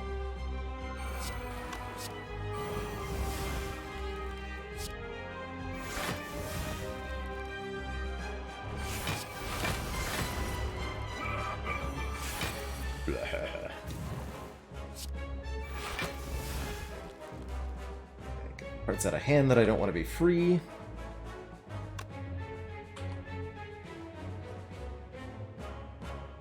Any need to take damage here? Might be. No, we got it, we got it. So then no matter what madness hits, we're good. Cool.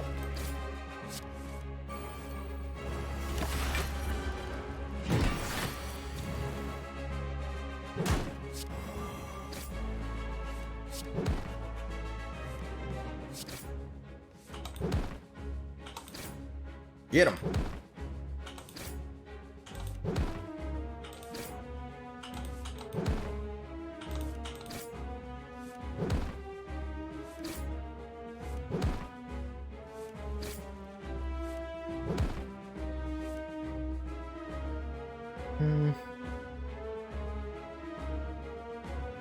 I'll take the turn 2 inchangeable. GG.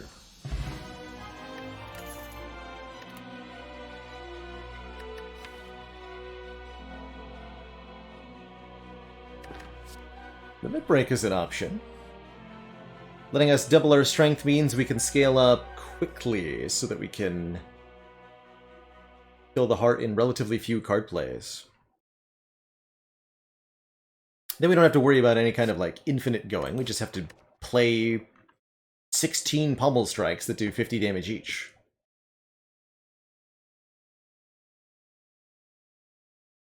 Double tap does let us double tap cleave here and there.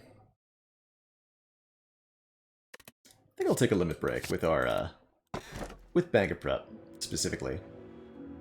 Astro Pandoras or Sacred Bark, interesting. Transform all strikes and defends. Well, about those strikes that we used to have.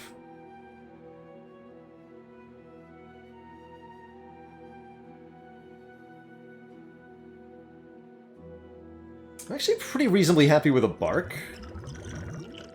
Double Strength Liquid Bronze could be pretty good for Heart. Of course, Double Strength Farina Bottle, 60% heal when you die. That's pretty good too. Really don't feel the need to mess with the cards that are in the deck. The defends are fine. We'll take the cleave out maybe for Act 4. Yeah, give me that. We've already got such a pruned deck with the Peace Pipe. Really doesn't feel necessary.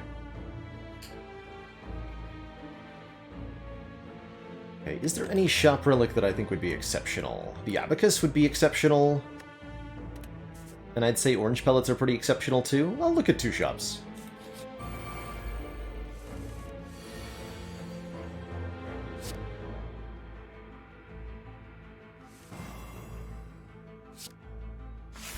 I could get behind 2 shops.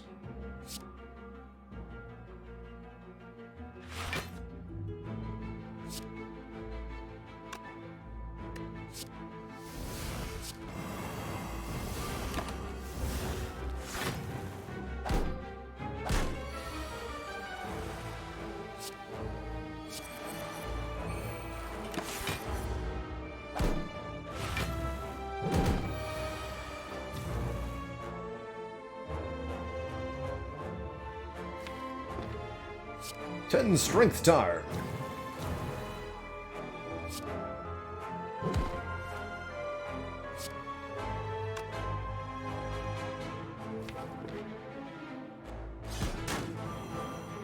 Get him.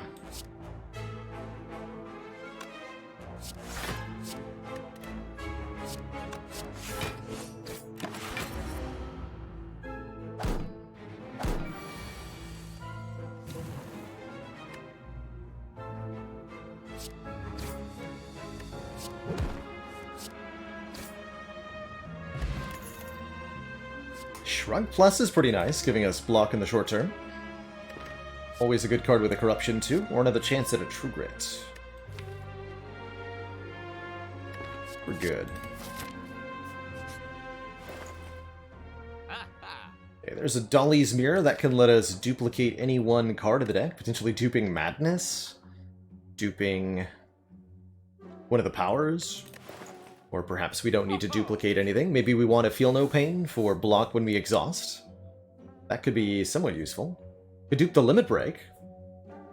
I also think it's very reasonable to just buy hit points. We want to survive Heart? Well, 14 more hit points for Heart is certainly a way to do that, right? Especially when we're getting 60% of that back with the Sacred Bark Fairy in a Bottle as well.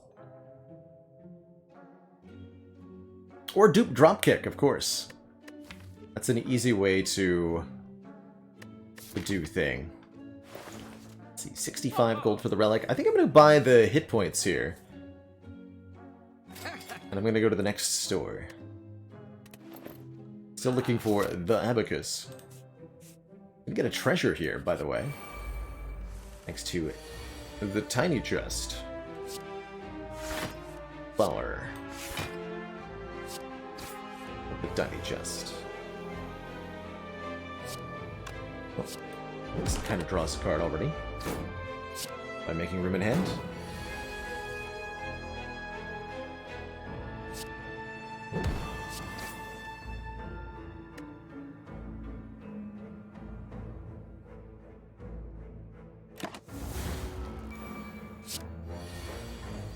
There we go.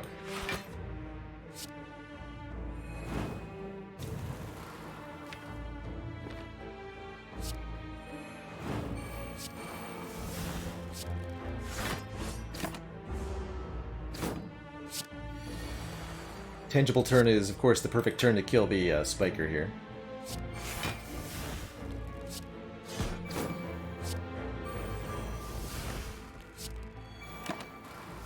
Only if you can draw attacks.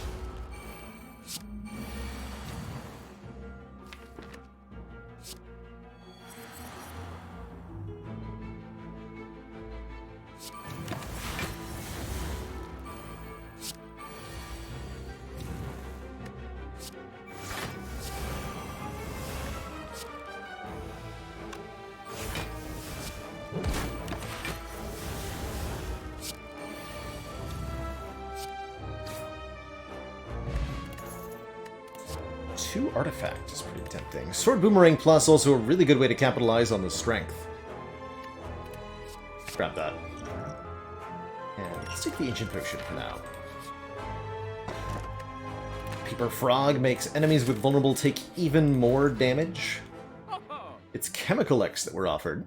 This Reaper is pretty dang exceptional with, you know, everything. We can gain lots of strength, we have lots of max HP because somebody bought a mango, and we have plenty of strength gain. So a Reaper should definitely get us through the hard fight.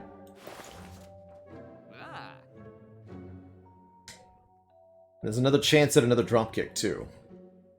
But looks like we're headed away from the infinite style strategies here. Not gonna take that shrug.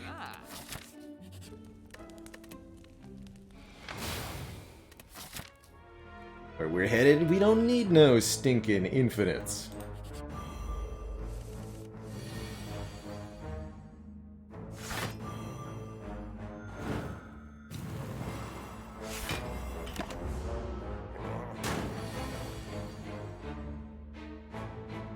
Dear Mr. Gianthead, why am I still here?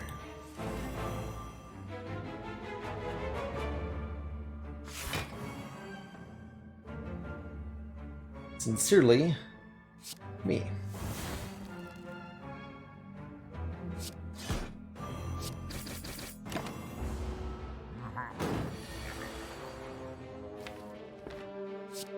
It's an unfortunately late demon form.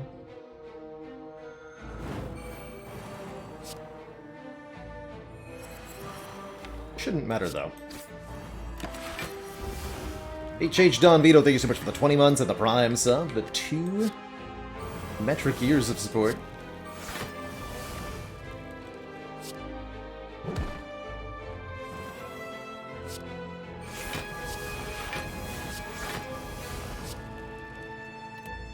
Right. You played one too many defense there. Shouldn't matter though.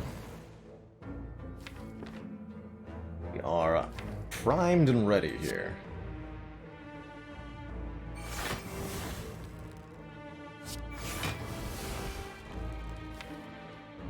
I might as well play this now.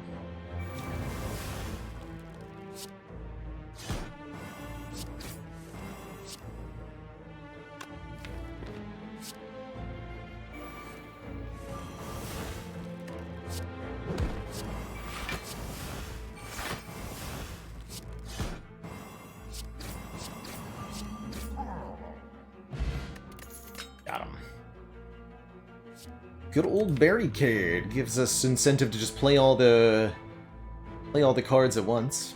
Could be pretty good.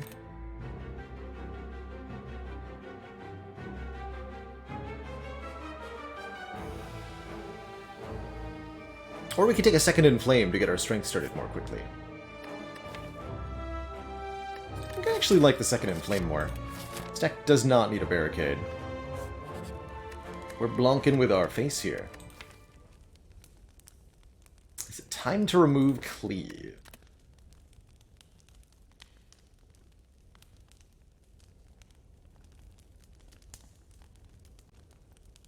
Yeah. We do have Repto fights coming up, of course.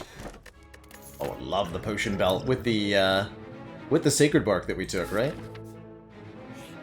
Love the Potion Belt.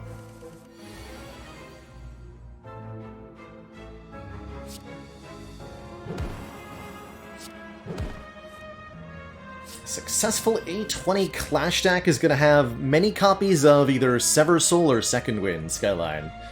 Those will both instantly make Clash quite playable by exhausting all non-attack cards in the hand. Combine that with maybe a bunch of card draw. I've also seen it possible, if you can exhaust every card except for Clash, you can use the Unceasing Top pretty effectively. That can be fun.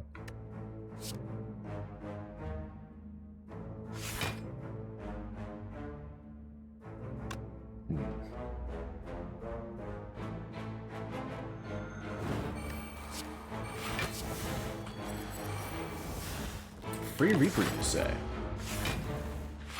Alright then. Don't mind if I do.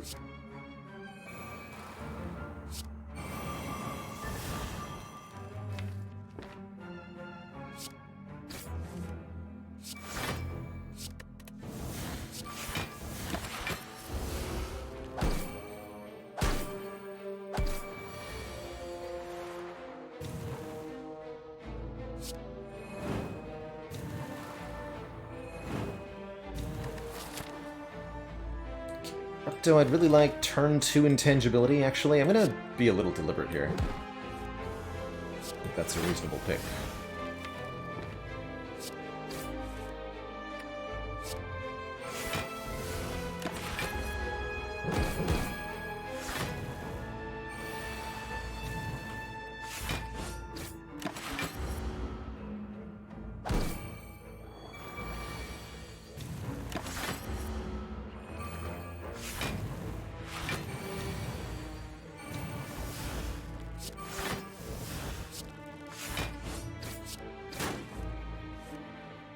That doesn't count either. Andrill, I'm watching you.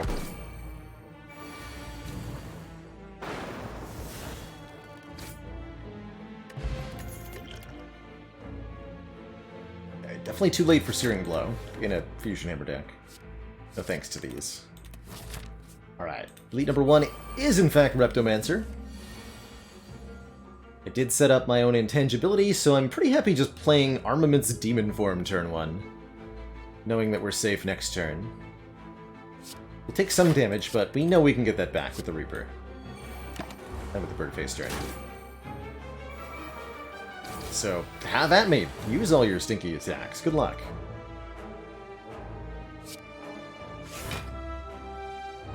Good luck.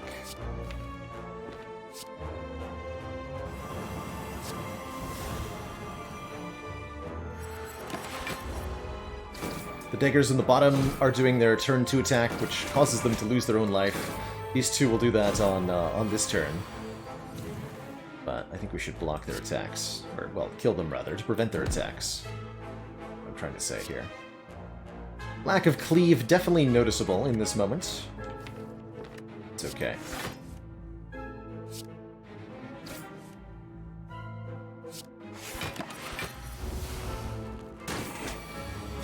Pretty good fight overall.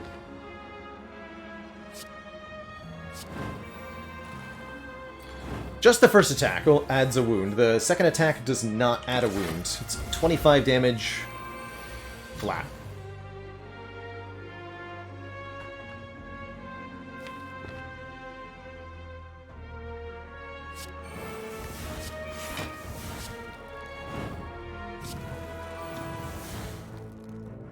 Okay, that's a lot of strength now.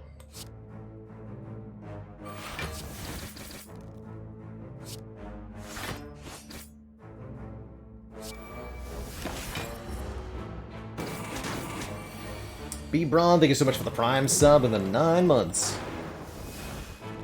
of support. There's the Singing Bowl. For a little bit of max HP. Definitely appreciate more max HP, as we'll be able to be at full HP very easily, thanks to the Reaper.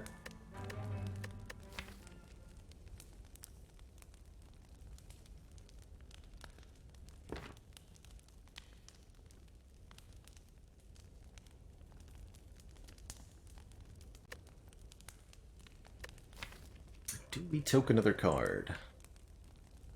Toke the unupgraded armaments is a reasonable option. I think I'd rather toke one of the unupgraded defends, though. Did we end up fighting Awaken one? We did. Alright, you know what? I'm going to toke the Metallicize then. That's relatively inconsequential, and it will only make that upcoming fight a little worse.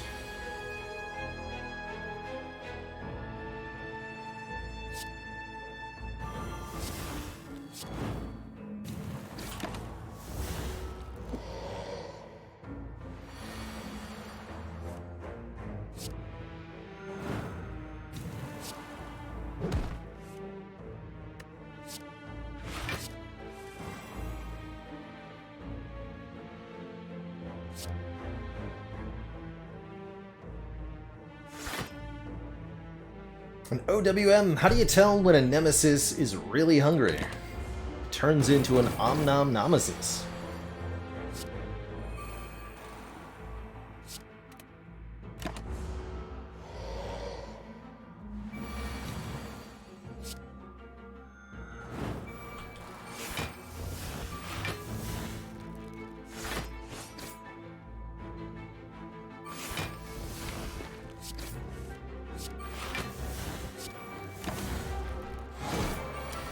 Buff up this turn.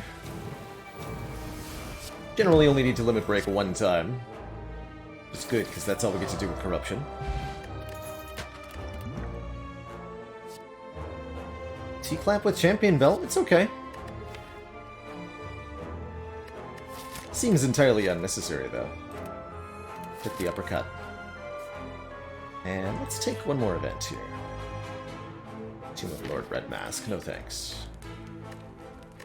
So we could continue to toke cards, or we don't have to.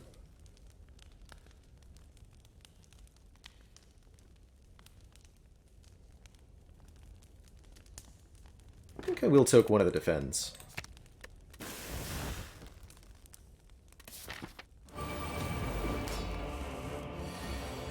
We took and have actually really continued to appreciate the Iron Wave, partially because it's a block that continues to be playable with the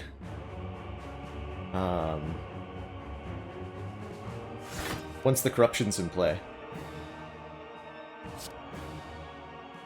It's just been overall a really solid card for us this run. Okay, we take one. Unless I Dex Potion. This would be a pretty good fight for the Dex Potion, but it also feels completely unnecessary. Should be able to get all my health back.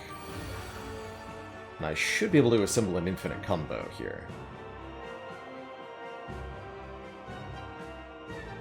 Although this is a hell of a turn.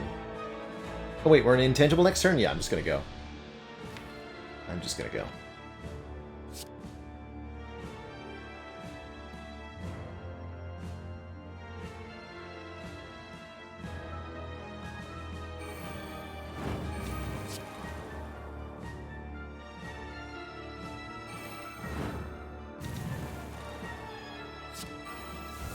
That's good. Quite a bit of block at this turn.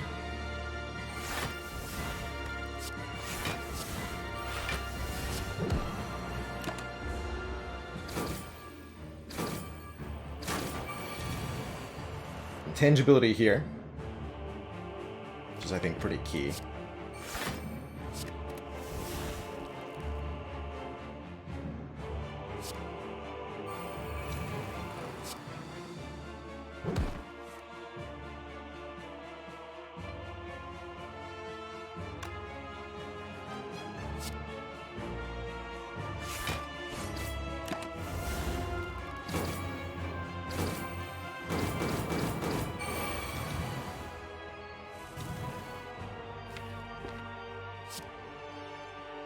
I know, Infinite is not something that we actually need to worry about here.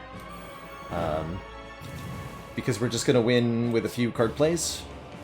Like, this, you can't go Infinite if the enemy dies in 3 drop kicks, right? And our hopes of Infinite as a general strategy for the run have mostly fallen by the wayside, because we never found a way to get block out of it, and so it never became a heart answer for us. But at the same time,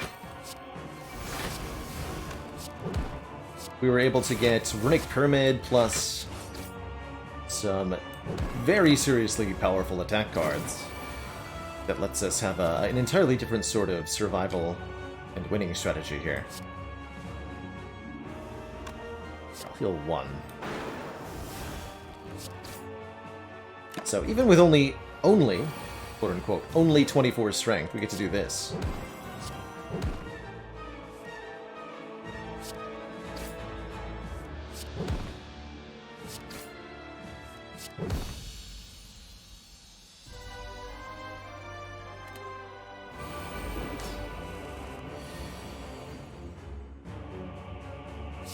GG. Infinite adjacent, that's right. Not a bad thing to be.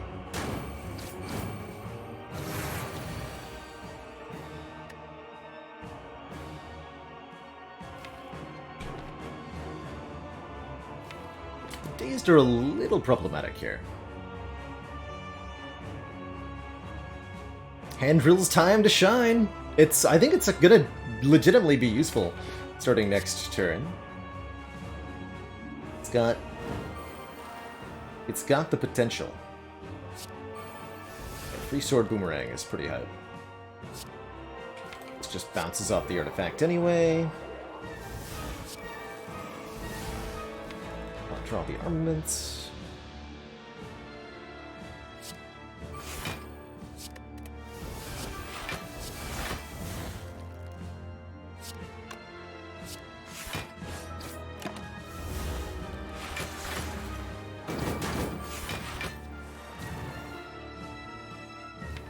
Alright, hand drill, you got this.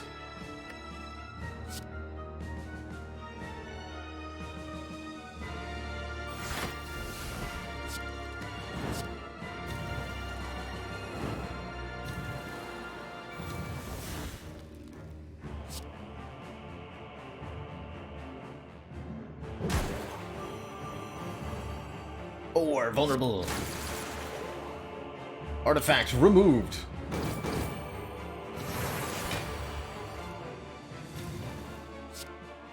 Foolish, foolish.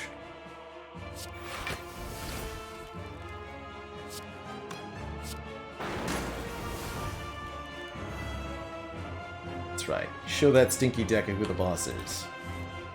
It's us. We're the boss. We should make sure our intangible is on the right number for Spire Spear and Spire Shield if we can.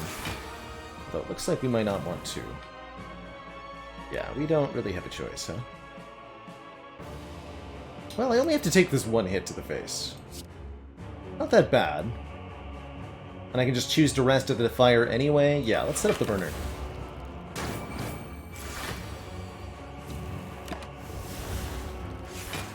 Get that to 4. GG! Do-thump, a deep pulsing dread to be felt throughout the room. Is this the heart of the Spire, the source of all of these hand drill procs? 24 vulnerable applied. Technically, the amount of useful vulnerable that's been applied, don't worry about it.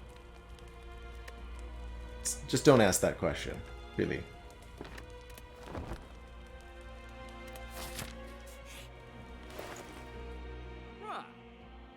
Boat thing is good stuff. Immediate card draw is good stuff.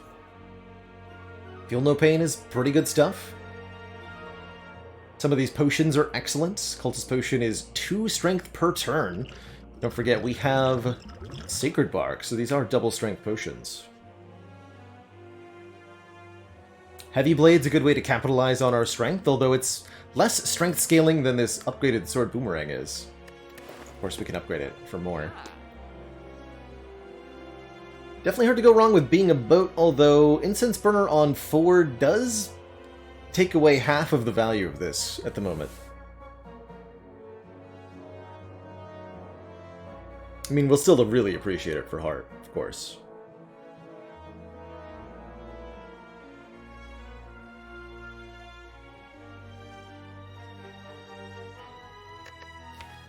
Will the Feel No Pain actually help us? Feeling like with the 4 Dexterity Potion for heart, we should be fine block-wise.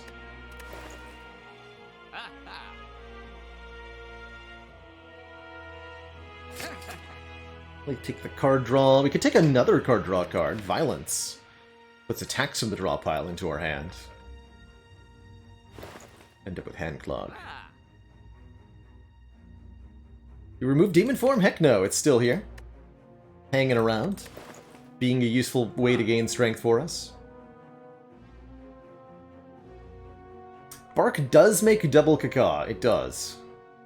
Pretty strong. We'll go with the boat thingy here.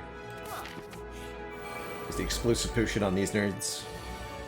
Cool. Very generous reward on the incense burner setup that we did.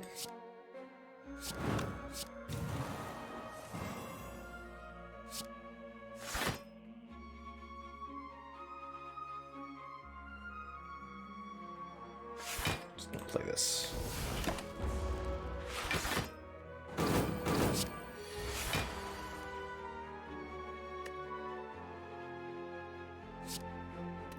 Don't want to waste that. Okay, let's play this. Just play it. It's always the answer.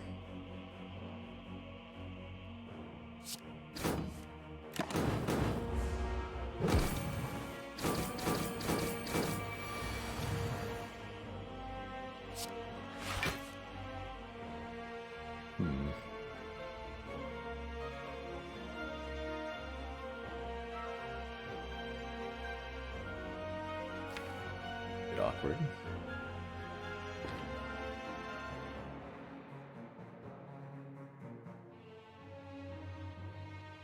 This is Uppercut Master strategy, trying to draw the armaments. Uppercut Shockwave. Looks like we're going to take some damage here, but of course we can get that back, so we'll just go Uppercut and Shockwave.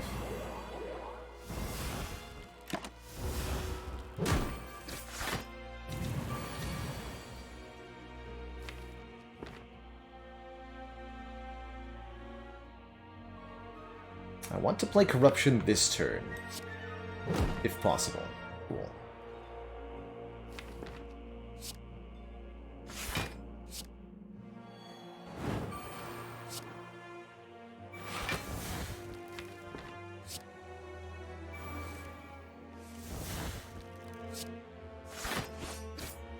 We'll double our strength next turn.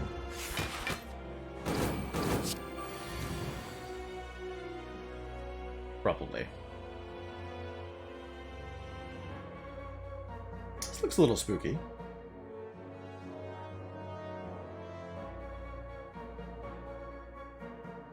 Let's Arma the Pummel. It's going to be easier to kill the shield than it is to kill the spear this turn, so I think I should do that. Or we should maybe play Sword Boomerang and just see what happens. Wait! Hand Drill! Hand Drill has my back! I was wondering how we would apply Vulnerable here. Well, Hand Drill can do it. Alright, Hand Drill, show me what you got. Yes! Weaken from Hand Drill. Actually relevant. Incredible. The Hand Drill Redemption arc. It just happened.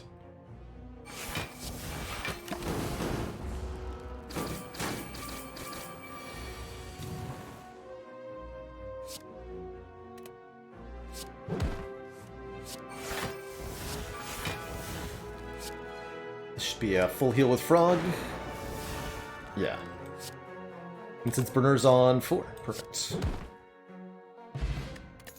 And we get ourselves a Mummified Hand. Making cards in hand free when we play power cards. That's a third armaments if we want it. Oh, I think we're good. 95 HP into the Heart Fight. What an interesting turn 1 we've got here.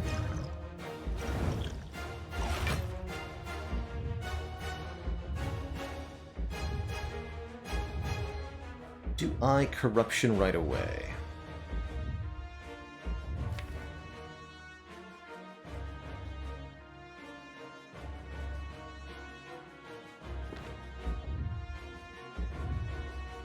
I think it would be very reasonable to do so. If you want to use this as well.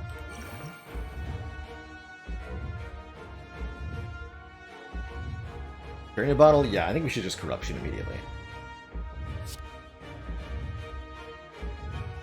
Or do I want to draw cards immediately? No.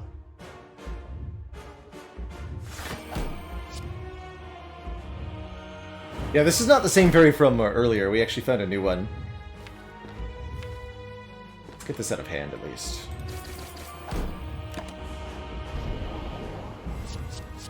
We do get frailed, but not weakened or vulnerable. Horn Cleat actually mattering here. Good.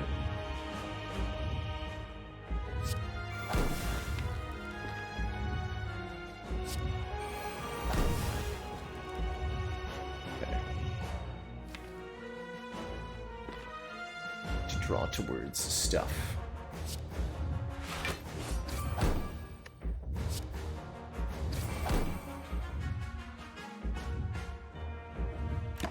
Can't afford to waste my block.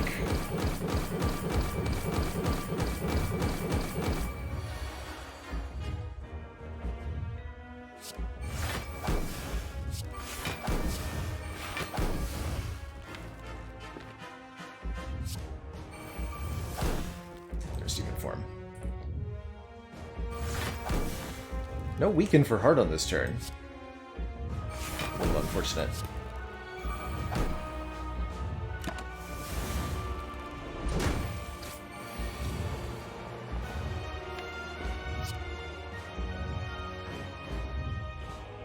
Okay, I would really like to get... Oh, this is why. Let's try to get one of those in play here. Okay, uppercut will work. So then I can draw maybe the shockwave.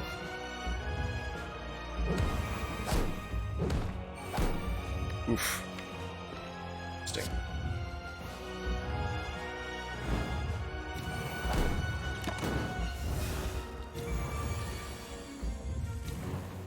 Okay, we just redraw the uppercuts, and then we can apply the weaken the vuln. Good. Very good. Probably time to play the limit break, or maybe next turn we can play it. Happy to trade my hit points away here.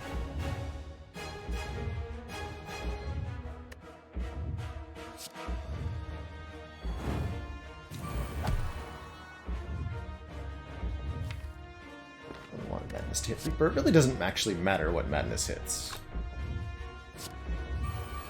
Iron Wave is completely fine and is on brand for how the run has gone. Had it be the free card a couple of times, and it's always been enjoyable. So I'm playing Sword Boomerang. I guess I should limit break now then, which means it was correct to play it slightly earlier, but this is fine. Do damage cap anyway. Can't do better than that.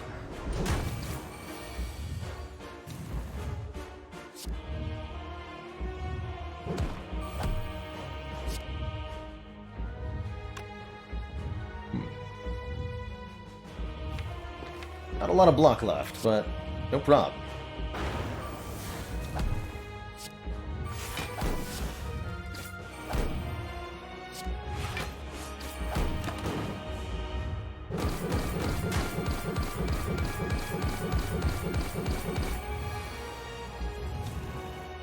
GG.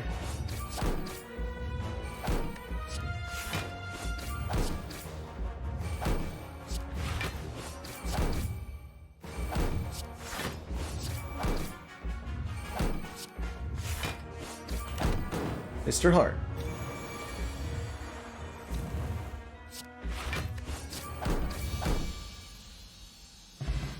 GG.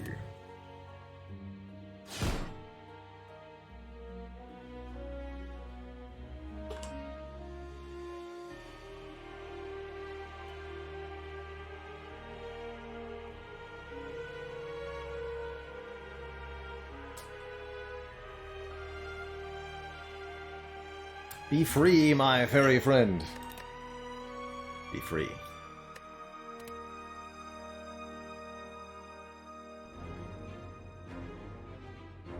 Alright, that does mean that Busted Crown is, in fact, the last relic, at least non-class specific relic, to be completed. We've had 6 attempts at it.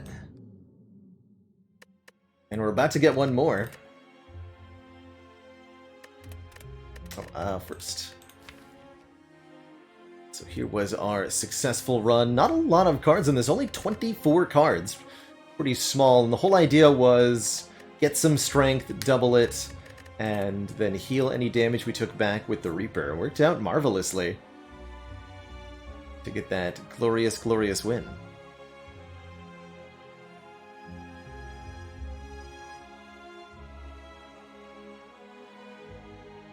GG.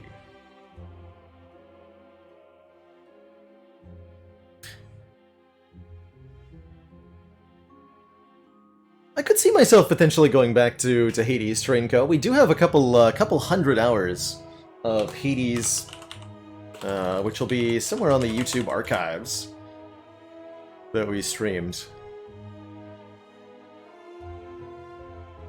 during last year. We've not checked out the new Roguebook patch. That might be later today, but for now, I definitely want to play a silent run and go on a quick break here.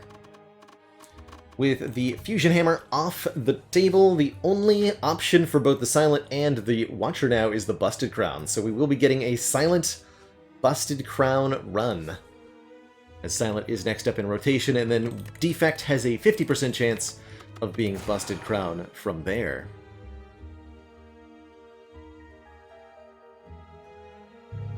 And let me update the What's Left command, too.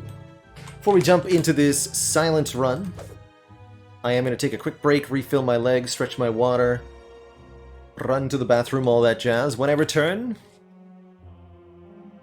it'll be Busted Crown time. Be right back, everybody.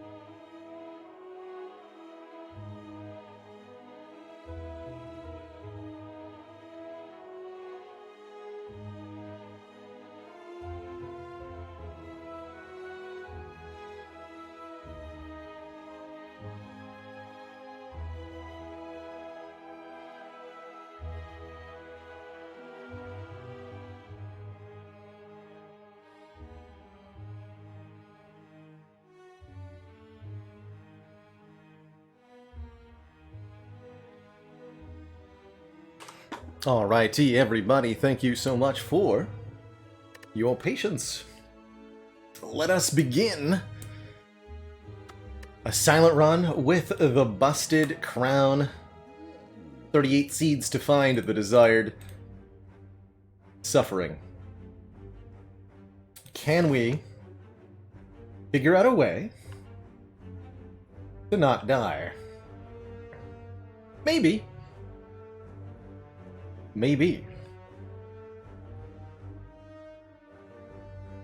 An early shop is definitely a good way to get your run off the ground with the busted crown, enabling you to pick up an attack of your choice. But overall, I think we're in, well, you know, a little bit of a tough spot. I think ideally I'd like to go to this store. But can we guarantee that we're able to beat the first elite with busted? No, we have to go to this shop, right? Surely we must, and then we can get our second upgrade here. Okay. If we're lucky, we'll be able to fight this Burning Elite. If not, we can avoid.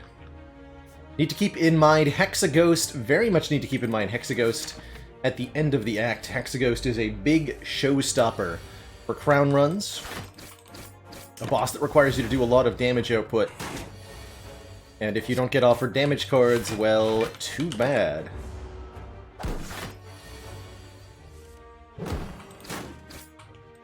Too bad. I don't mind the turn one, the floor one Jawworm for Silent. The Neutralize and Survivor make blocking that turn one pretty easy, although you are up to a little bit of mercy with the draws as to whether you can get enough strikes or not. Poison Stab is an excellent first card with the Busted Crown. Maybe not the best, but extremely happy to take it. And I don't think you're going to be able to convince me not to pick up Terror here to let us apply Vulnerable to a target as well. That makes all of our attacks, including this Poison Stab, do way more damage. Could also reasonably take Caltrops for Hexaghost, though I think the Terror will do much better against Gremlin Knob. And Lagavulin. Hey, Ilim, I'm pretty regular sized. It is a big, cozy chair. Well, the command will tell you I'm tiny, but don't believe everything you read on the internet.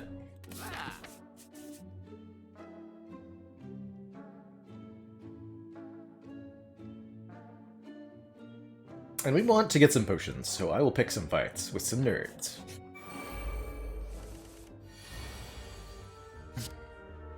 I do have an at-home workout routine, League of Dissatisfaction. I ran 2 miles this morning, and I do some at-home weight training maybe 2 days a week or so.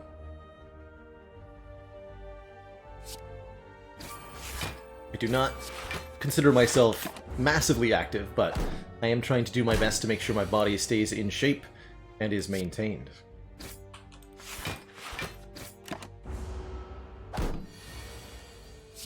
Boop. Happy with it, it's still chaos, playing the top 3 cards in my draw pile. I could manipulate what card I'm playing by taking Setup here. This is probably the worst card we could have been offered. Setup is... I like to think of it as negative card advantage. A concept that comes from stuff like Magic the Gathering. Whenever you can solve 2 problems, or negate 2 of your opponent's card with 1 of your card, you're gaining a card advantage. And Setup is the opposite of that. You're taking 2 cards to do 1 thing. Not so good.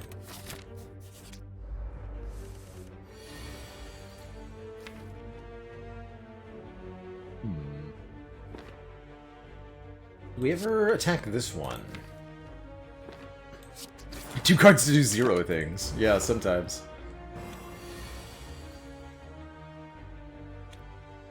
Would I have killed on this turn?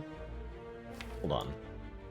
We would have done 15. Yes, I would have killed this turn. So it was correct to actually go for this one. Neat. Add that to the databank.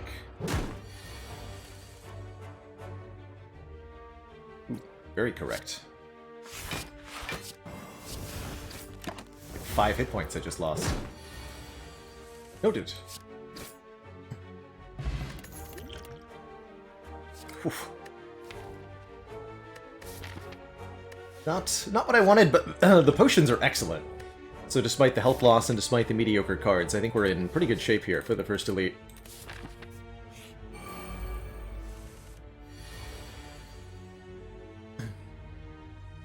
Both blah blah fights are both worse. You know, they're bad because of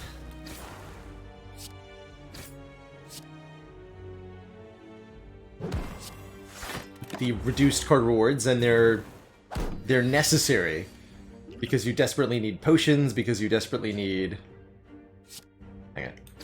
to get something into your deck.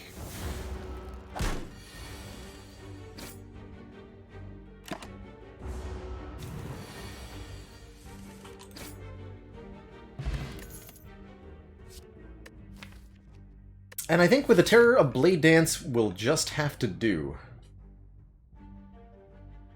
Not my ideal addition here, but it should be fine. And it'll be good if we can get any kind of attack-oriented, or better yet, Dead Branch-oriented relic. So I'm going to go on track to fight this Burning Elite. I'm going to upgrade first and foremost. With the Strength Potion, I should probably just upgrade this Blade Dance. Upgrading Neutralize is reasonable. Since we didn't get any other poison cards, I don't really think upgrading our poison is that good. Let's upgrade the Blade Dance. On 4 energy, the Terror's upgrade for -1 cost isn't as relevant. Okay, yeah, I'm just going to go ahead and... Pretty happy with Sentries here as our first elite. Only need to draw 1 strike to kill next turn. We full blocked on turn 1, got rid of the Ascender's Bane. Looking good.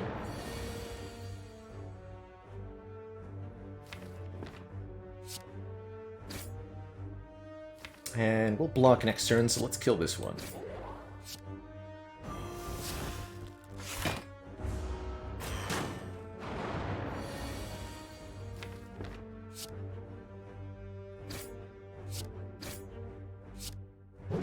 Artifact off.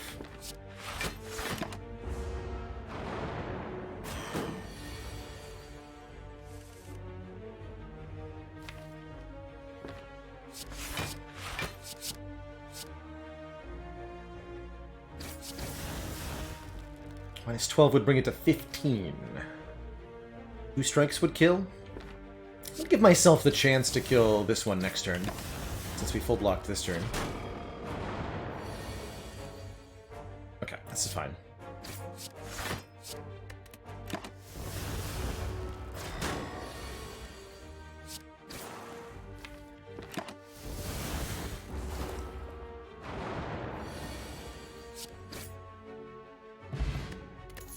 Singing Bowl! Hey! That is one of, if not the best relics to get with a Busted Crown. Every time we skip a card, we gain 2 max HP. It's an immediate boost to our sustain, and a long-term boost to our total Chonkitude.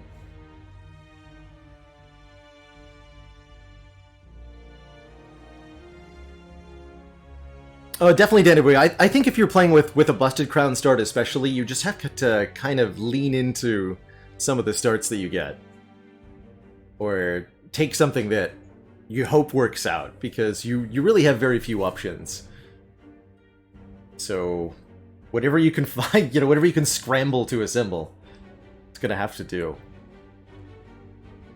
Don't think I can afford to skip this. Second Blade Dance. Then we just need any form of... I mean, with a Terror, it's just so much damage. It says Dan on it, that's right. It sure does. Fire Dan. And knowing that this is guaranteed either Leg or Knob, I think upgrading the Neutralize is pretty good. We could go for the Blade Dance upgrade, too. But I'm gonna go with this. Alright. Shuriken. Prayer Wheel? Oh my goodness, that is so very hype. Prayer Wheel gives an additional card reward to normal enemy combats that we can skip to gain 2 max HP. Like, it's twice as many cards seen, it's twice as many max HP. That is beautiful.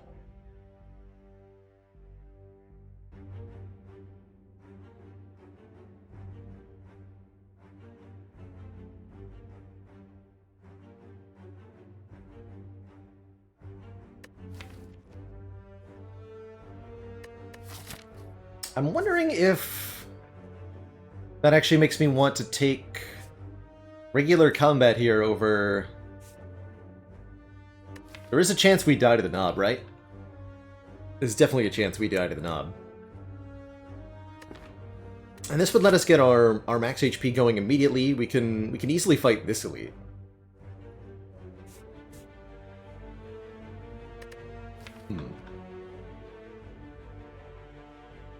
Yeah, if Lagavulin gets off a debuff, we're also in really big trouble, of course.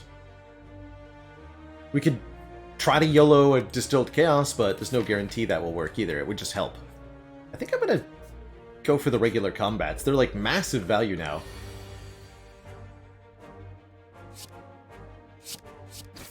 Simply massive.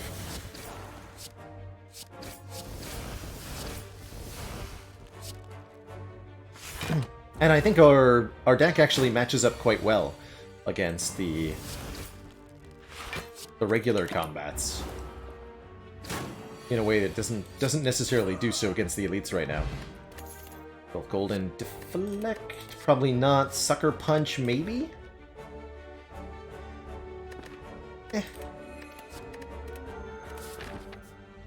Go with neither. Move Transformer Upgrade. Getting rid of starter cards is definitely valuable. Removing a Defend would be reasonable here. Transforming is also, of course, pretty exceptional, since adding a random card is pretty likely to be useful. So maybe I'll transform one of our Defends into something else. Or we could transform a Strike, but against this Hexaghost, I really think we are going to want that extra strike.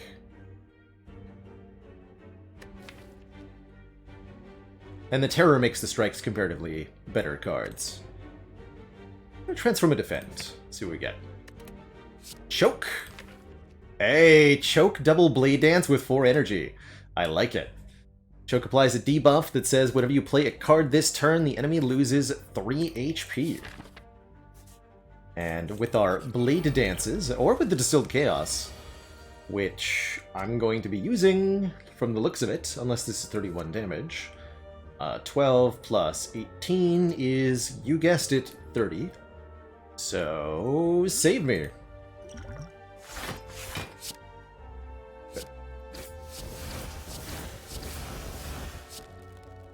Thank you for the save.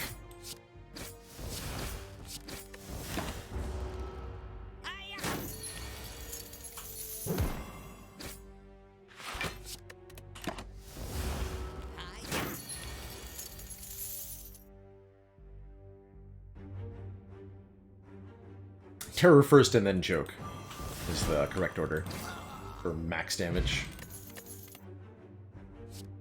Poison card we should think about. Piercing Wail, hell yeah. I actually am going to take that Deadly. That way if we get offered a Catalyst, I can take it. I am going to go this way though, yeah? Feeling way better about Gremlin Knob now, and more so if I can get a potion here. Or I could go 2 upgrades, but then I don't get offered cards. This looks awfully familiar.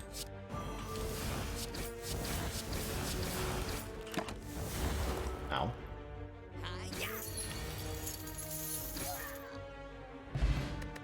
No potion. Dash? Yes. Dagger throw? No. Okay. 19's a little sketchy, but I think we'll be okay. As long as our draw order isn't completely atrocious.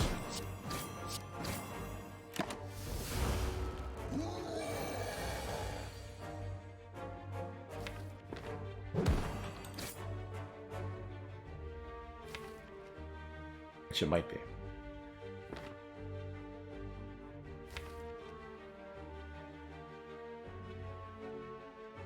So, total damage in the draw pile, assuming the worst order, is 12 plus 16, 28, 38,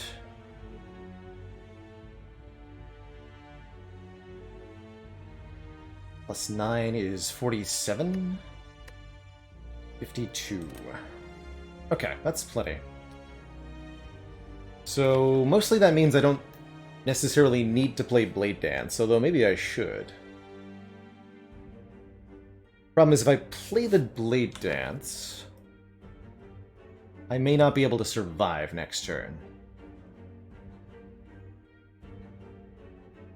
We'll survive if we draw the dash.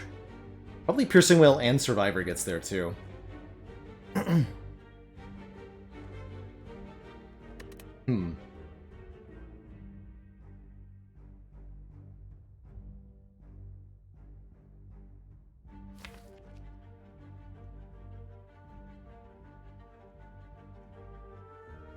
Doing 36 damage next turn is really difficult.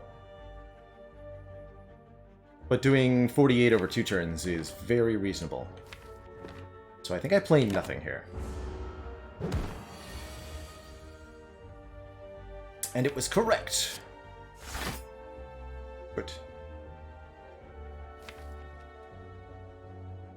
So next turn we do... I'll just work backwards here. 18 plus 5, 23.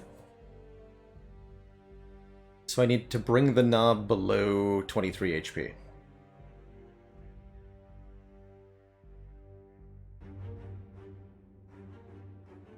$34 minus 16 is 22, right? Or 38, excuse me. Yeah, it's 22. So we can Blade Dance and Piercing Wail here. This does 11. That won't be enough. So yes, Piercing Wail, Blade Dance.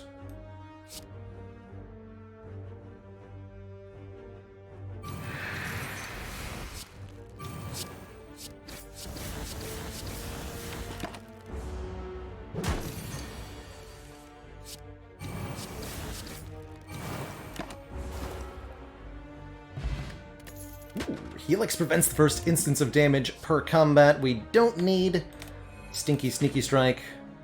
Do I Grasp before Hexaghost? I don't think so. I think I'll take my upgrade, go into the fight with 7 HP. That definitely could lead to our death on a bad draw, but with the Helix there to prevent the first instance of damage and a skill potion to potentially bail me out, I think we can get away with it. And then we should upgrade either one of our poison cards, or we should upgrade Choker Blade Dance. But because Hexaghost's turn 2 attack is based on our current HP, I think we should not rest here. See, from the skill potion, probably when I use it, I'll probably want a leg sweep, or a backflip, or an acrobatics. But maybe a catalyst would work too, or a bouncing flask.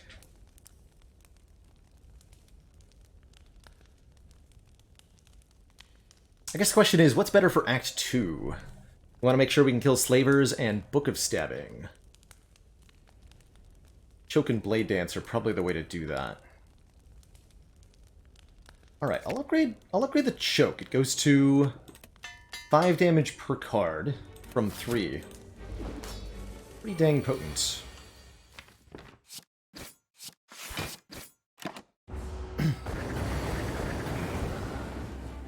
Here we go, we get to use it immediately.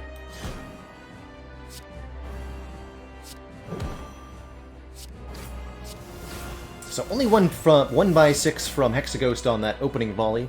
This attack is again based on your current HP, so the less you have, the less damage it does. Taking advantage of that in order to get through the fight on low health here.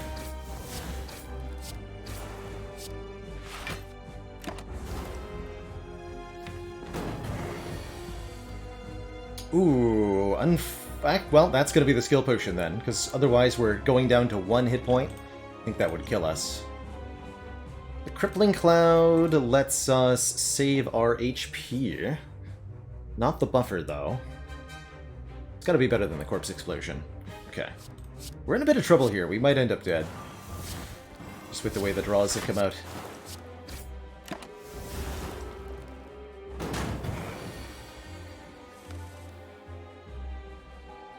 One hit point? Never didn't have it? We actually might be okay, though.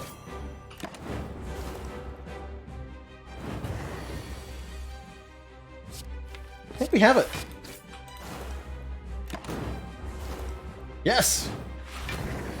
Easy. GG.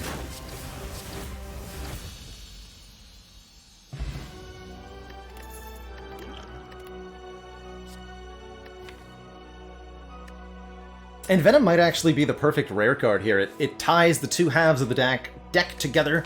We have poison cards, we have Shiv cards. This makes our Shiv cards into poison cards. It's maybe not the best rare we could have seen, that'd probably be Wraith form. But it will do just fine.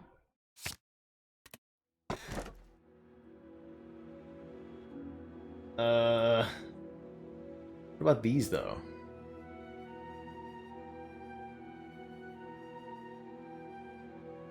Ecto removes our ability to gain gold. We do have a decent amount right now.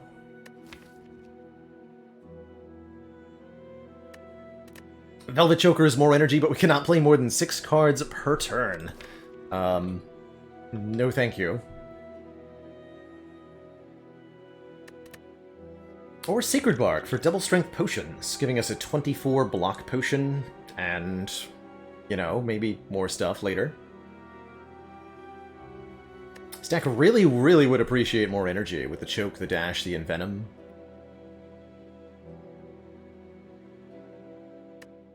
Could I possibly justify taking this Ecto? There's so many important relics we could buy with the money. There's so many important cards we could end up purchasing.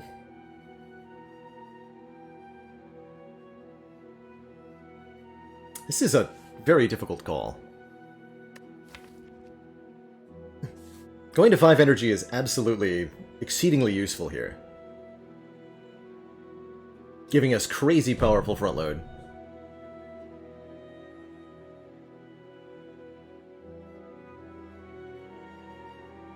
But I really do need to be able to prune the deck down.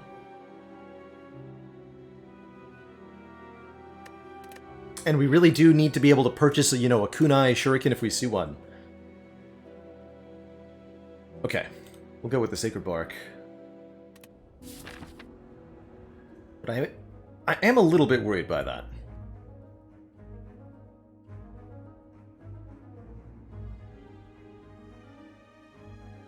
Oh, I really like this kind of middle area here. We have a bunch of elites that are an option, but not mandatory.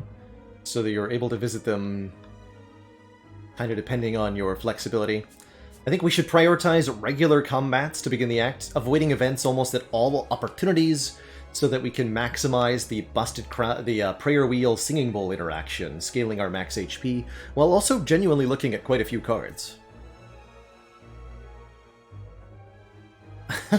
I could go this way if I felt really, really brave, but I don't think I feel that brave. It also hits no stores. I'd like to go to a store this act, probably this one, or maybe this one. Start with 3 combats here. Birds? No prob. Actually, wait. We have a prob. Help! I'm having a problem. There's no way this is worth the block potion, unfortunately, so...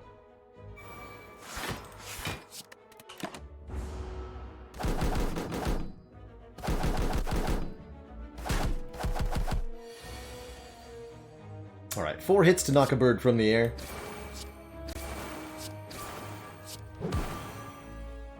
It's you. Let's finish this one.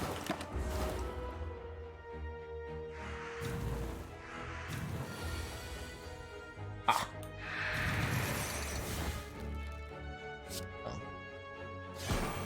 slight order there, but I was excited.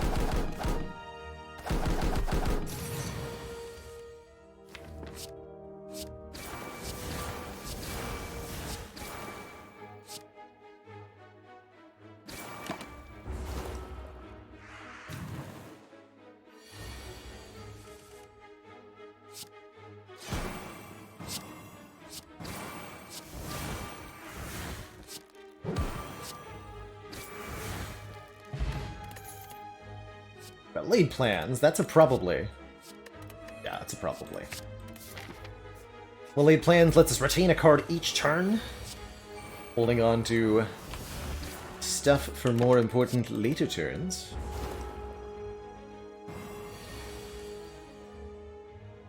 Okay, we'll just buffer this hit.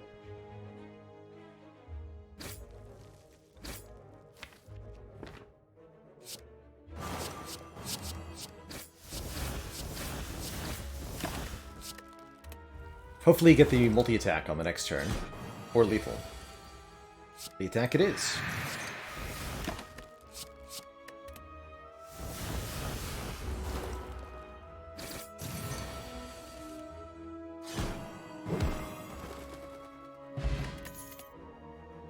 It's a reasonable card. That's not. Let's see. Had we taken 5 energy, I think I would take this acrobatics, but on 4 I'm a lot less excited for an unupgraded one. And I am very excited for more max HP, so we'll just keep taking max HP for the moment. Snekoi could bungle us a little bit.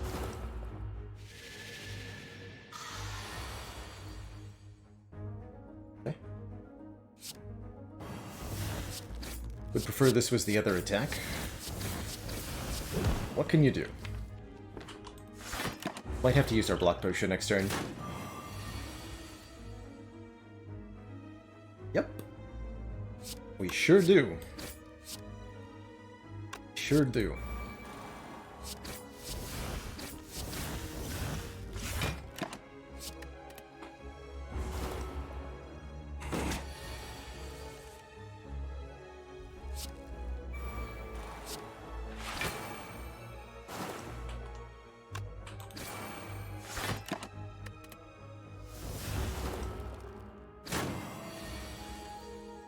Just drop a potion, though, and we'll be cool, Snekoi.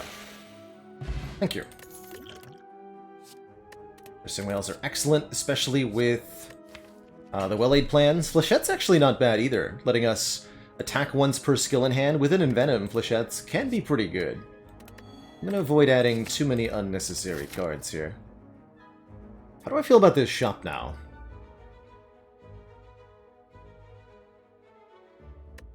I feel pretty good about this shop. Although there are upgrades I would like to get, the Envenom and the well-laid plans in particular. I'm not feeling immediate pressure to get them, and I would like to fight some elites to get some relics and some money. Or again, we can go to this shop, but that's also coming at the cost of a rest site, right? So, shop now or shop later, I guess is the question. The thing about shop now is that I get to dodge some event spaces, too.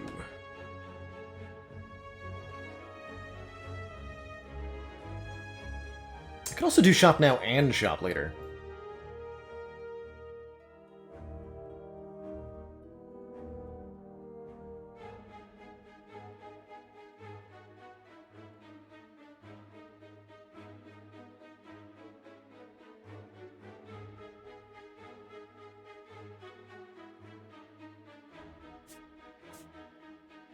And if we decide to go later, maybe I'm still taking combat here. I like the idea of being able to potentially buy... I guess let's see how this combat goes, because I don't want to do 2 events. Okay, let's start here. We'll see how this goes. Do I feel the need to use a power potion in this fight? Last chosen went pretty ugly. This could be nasty.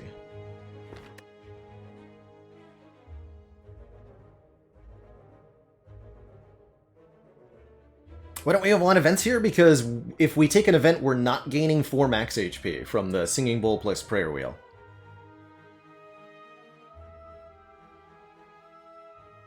The relics that we have make the rewards from regular combats so much more enhanced that I think it would be foolish to use our floors looking for events. This is a tough fight, though. I am going to use the potion. 2 copies of accuracy should solve us pretty nicely, though. Don't you think?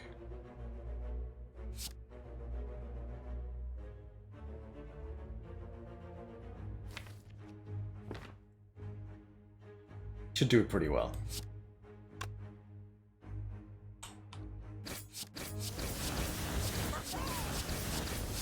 Okay. And then we won't be short on our damage. I think we would be otherwise. Ooh, should have actually just played the dash there. Foolish.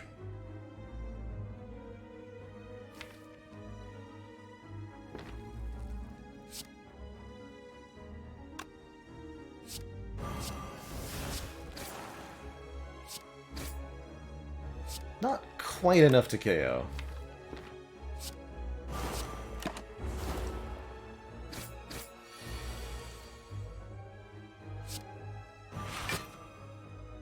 Won't be next turn either. Oof. Hopefully we draw the strike. Oh, thank goodness. Okay, and you can see why I felt like we needed the power potion on turn 1. This is horrifying.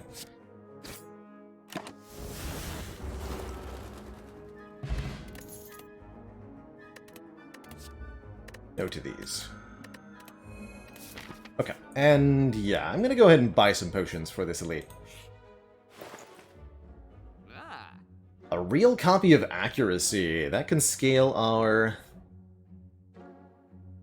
cards big time. Fruit juice is 10 max HP here. And the swift potion is draw 6. Medical kit could let us maybe play status cards. That could be useful. I think we just want to do more damage and more HP. Sounds really, really good too. Mango juice. Let's buy that. And this. And this. I could take a 10 dexterity potion, we could take a crippling cloud, or we could take a Carter move. I'm gonna take the Carter move.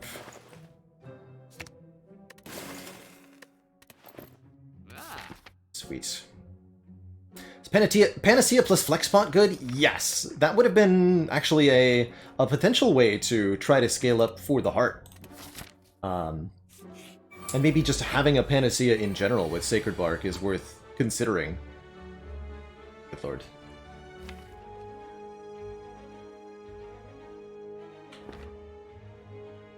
Rather use the Swift Potion next turn.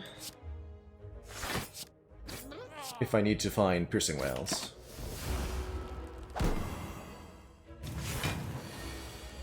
I do need to find Piercing Whales. Okay.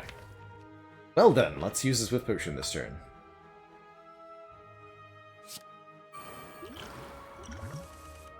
I did not find any Piercing Whales. Dang it. Don't I usually say it until I have to play it? Yeah, but I didn't feel like explaining why I didn't use it immediately. And then, oh well. Oh well. Man, I can't even choke neutralize kill.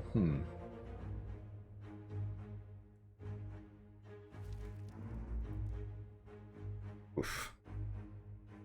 So do I take 22? Or is there secretly a way I can kill the Fat Gremlin? Man, I didn't draw either Blade Dance either. Wow. After playing accuracy.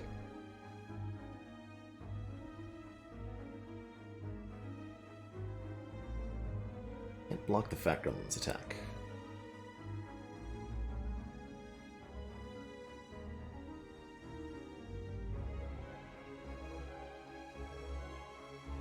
Choke Deadly Poison would, does kill. Yes, Choke Deadly Poison neutralize. That's the line I was looking for.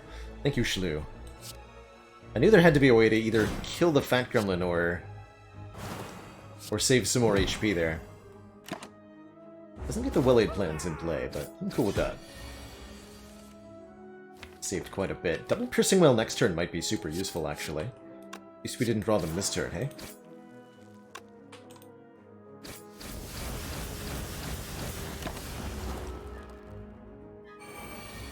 Good. Yeah, we lucked out.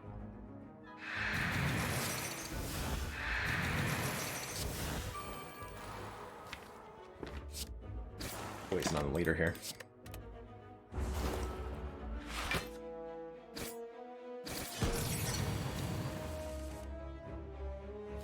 Also good.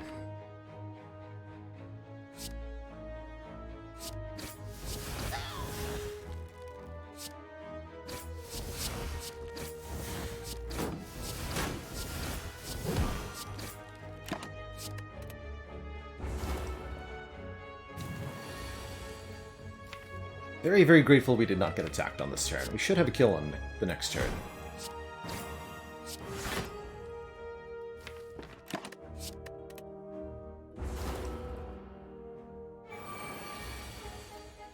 Yep, okay.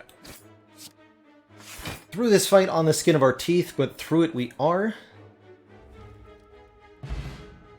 Getting a pretty useful relic, the Bronze Scales, giving a 3 return damage when enemies attack us. Liquid Memories, enabling us to get 2 cards back, and a footwork for dex scaling. It's almost too perfect. Take it. Don't have a lot of money to lose, so we could reasonably pay the 3 nerds. However, this is definitely a very good relic to get. The Red Mask. Allowing you to weaken all of your foes on turn 1 in. Went for Romeo first here. Oof. Do I Liquid Memories, or do I just take a bunch of damage?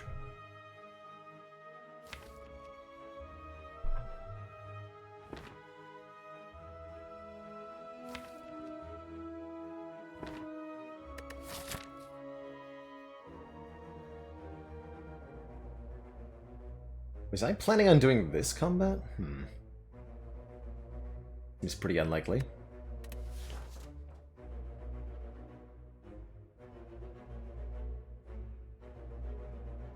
Don't really want to get weakened.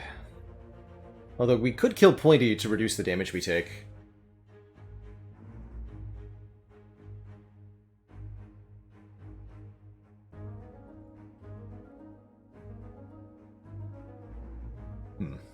Tough call here.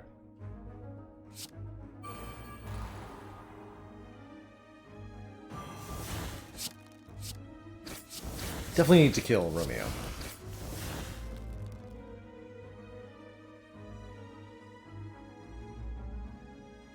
So I guess the question we're asking ourselves is this the best utilization of this Liquid Memories potion? And I think the answer is no.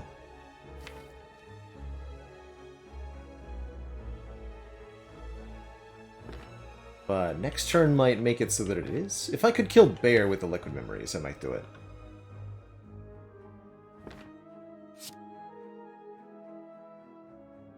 Let's see how much I regret this.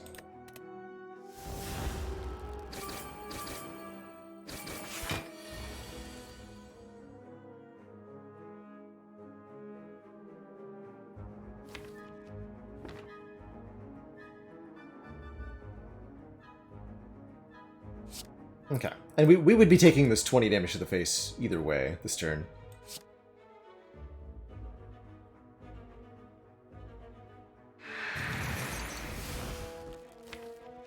Actually get the Envenom down.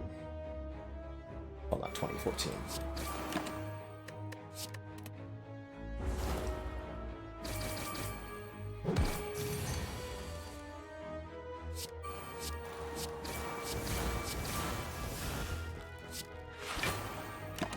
Okay, very painful, but totally worth it to get the Red Mask.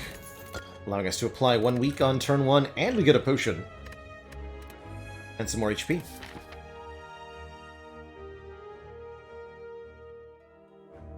19 HP and a Helix. 2 Piercing Whales. 2 potions. I'm gonna go here.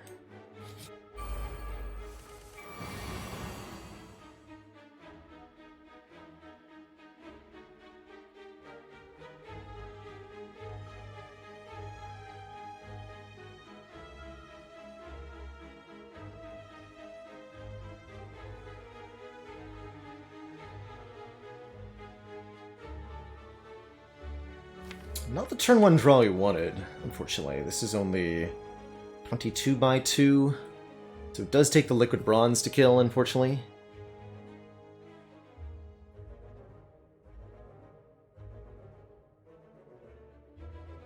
I can block for 14, so that's probably going to be the play. Do I then keep the liquid bronze for a Book of Stabbing fight? I'm not going to be fighting the Book of Stabbing. Because I don't think I'm going to opt into this combat unless something truly miraculous happens after this fight. +5 from Deadly Poison. Hold on. Maybe 2 by 2. Yes, actually, you're right. +5 from Deadly Poison.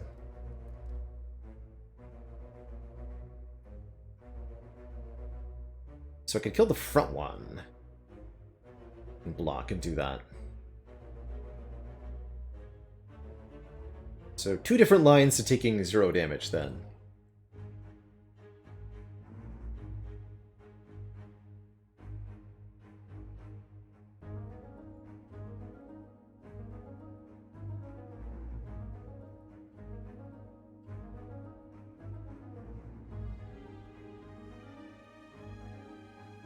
(22 by 2 +5 = 49.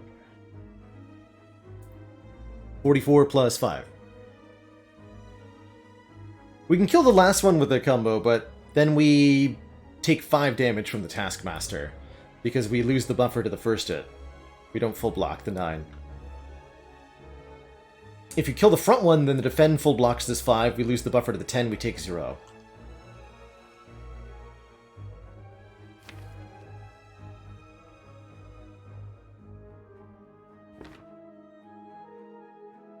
I'd also prefer not to be weakened.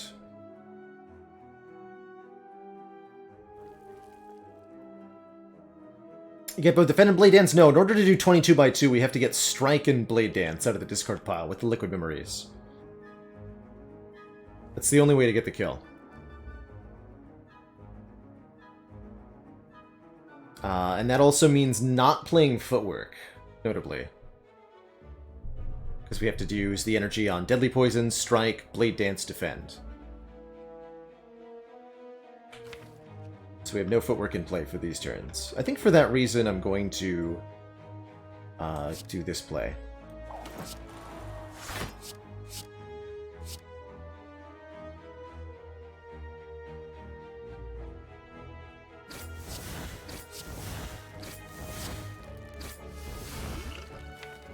Back those 2.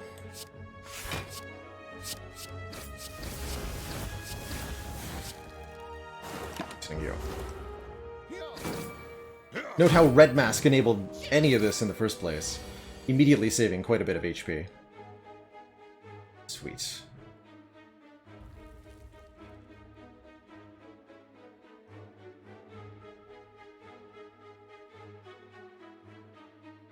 +12 is a full block. Good. Okay, unfortunately, it's a good instance of where 5 energy would really, really help.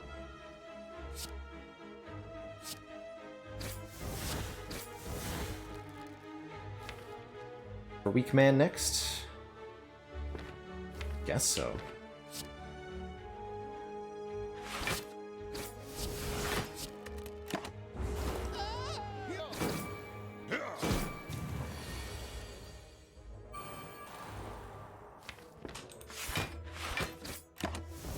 Starting to wish I'd used the Thorns Potion. Officially wishing I'd used the Thorns Potion. No, we're fine, actually.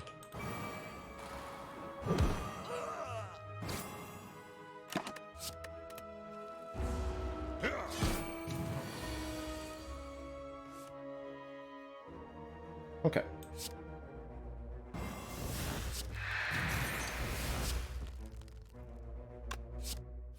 Not gonna redraw any of this either way, so it doesn't matter.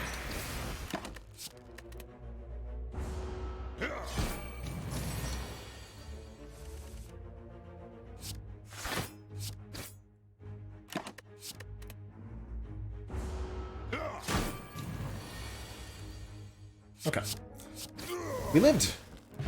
We get a toxic egg, upgrading any skills that we see, and also hitting the big 100! Hooray! We did it. We lived to 100 max hit points and upwards. This run is going to have like 130 by the time we reach Act 4 if we get there.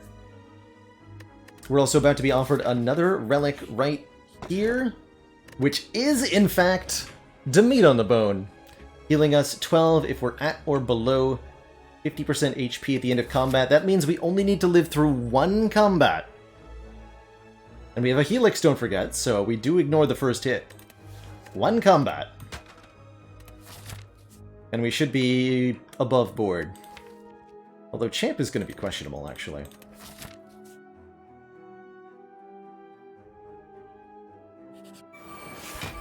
Of all the combats we could get, this is definitely one of the easier ones. So that's good.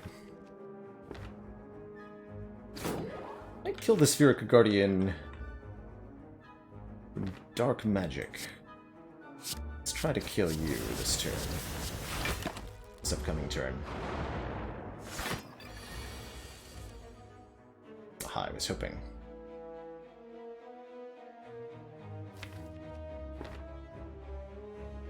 Tricky though.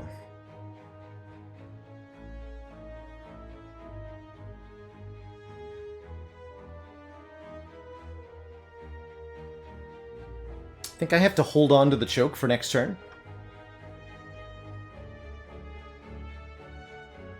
Choke does count as a status, yes. It also does go through block, so the idea being that if we draw the Blade Dance next turn, that can... Actually, no, wait. I'm doing it wrong. I think we want to choke the Sentry to kill them, play the well-laid plans, hold the Piercing Wail? Question mark. That'll ensure that this does no more than 6x2 next turn. Or 5x2, actually.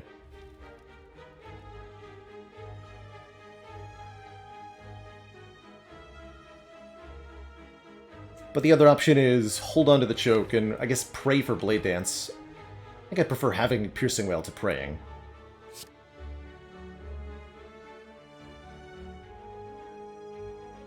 Oh, but I will have to strip one more artifact, and there are a lot of ways to do that.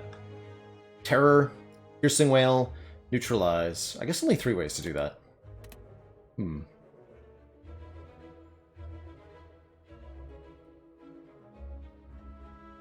Tough call here. Oh, and Deadly Poison, so there's 4. Yeah, alright.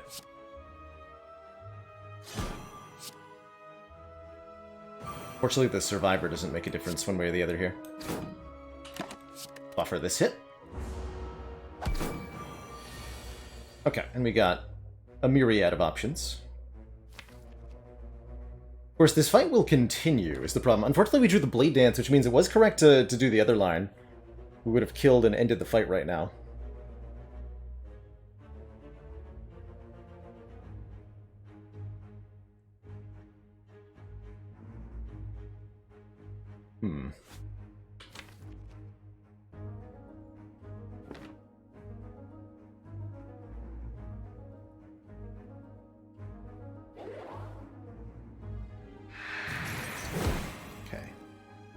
Some damage here.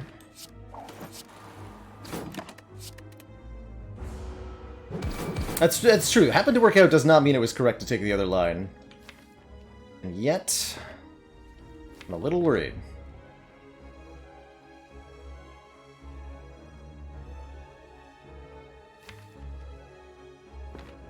Do I have to use the Thorns Potion? I guess is the question I should ask myself right now. Definitely do this. This. Do I hold the Blade Dance, or do I give myself the hope of a redraw? I think I give myself the hope of a redraw.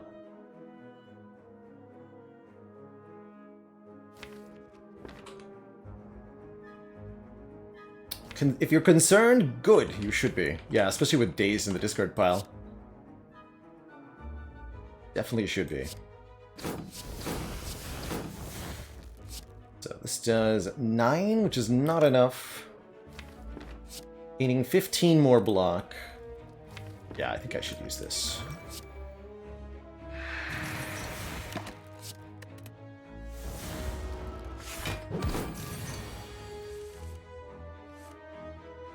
Is that enough? It's not. Oh, for shame, we rolled so close. Had I made... Ah. We could save and quit and play the fight differently, but I'm not gonna. GG, that had such a good hope of winning. It was just able to get through that one combat. GG. GG. A busted crown claims another. Yeah, using the potion early in the fight would have also worked out.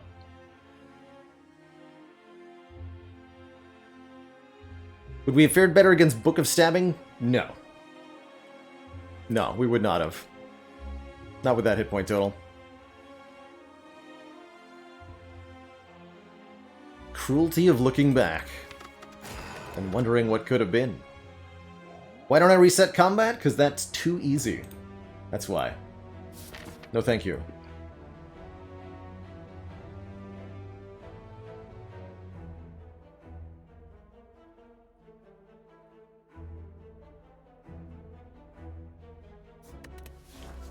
I also tend to find that if you optimize or restart combats too frequently, it can really lead you into hindsight thinking and trying to play for the the best possible outcome, and then just simply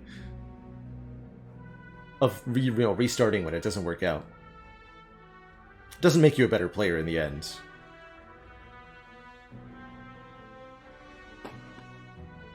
Alright. How does Nuclear Battery Defect want to start here? Not with a shop, that's for sure. Okay.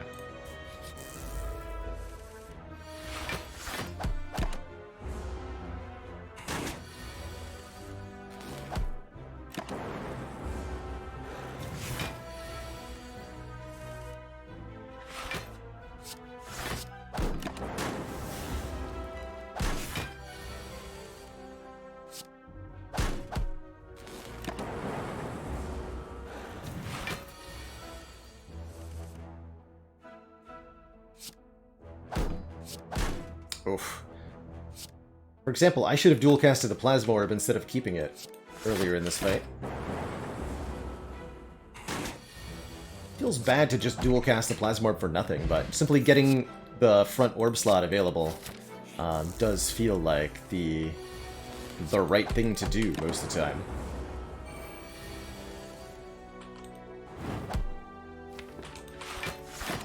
Melta's a pretty cool first attack pick. Don't often get it offered it as your only damage source initially. Again, should have dual casted when I drew it initially.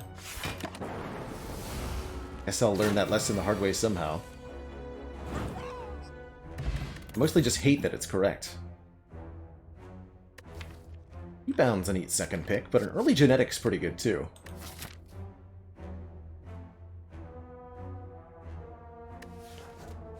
That genetic.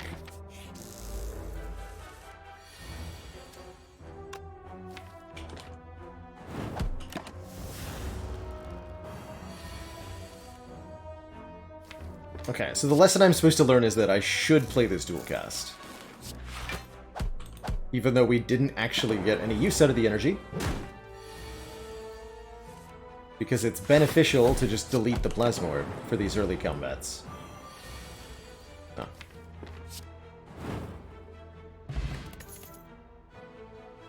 Loop could be more energy? I don't know, I think often enough take an early loop. I'm gonna do so, even though I think that Steam Barrier is perhaps a more reasonable take. And we're gonna get a full heal here. It's gonna be good.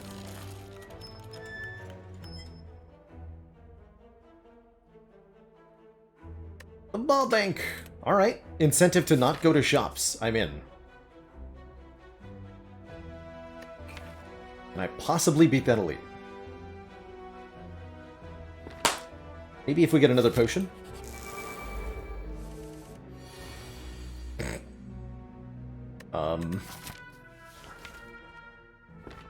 Melter, save me.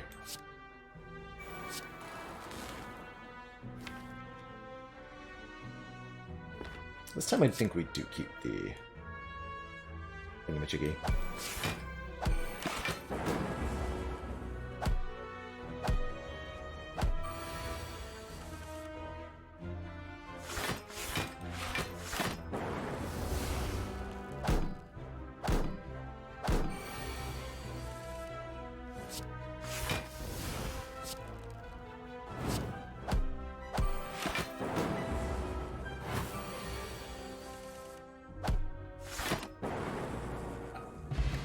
Okay, we did get another potion, and probably want a ball lightning for some more damage.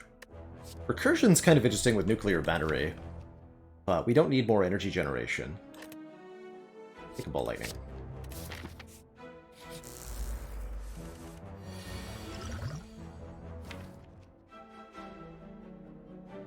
Distilled Chaos is too much a chance to whiff here. Echo Form's good, though.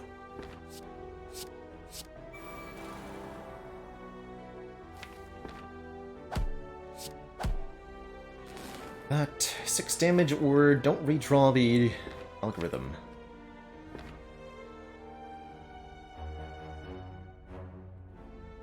I don't want to draw this card again. We're gonna need to. Next turn we double Ball Lightning, then Distilled Chaos, looks like.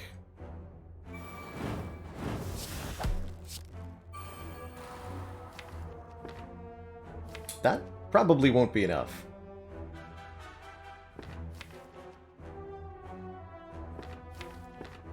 Oh well.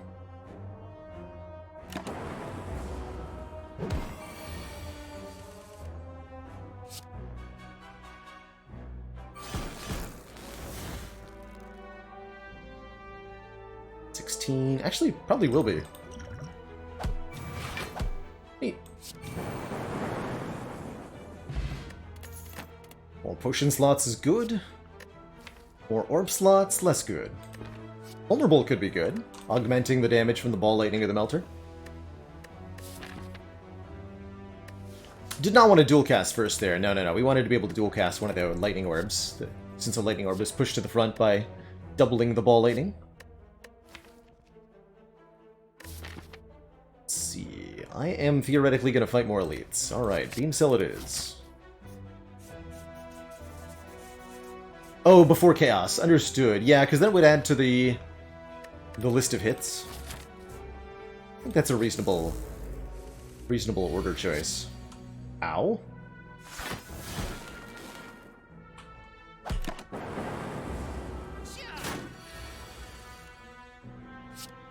Oh. Well, dang.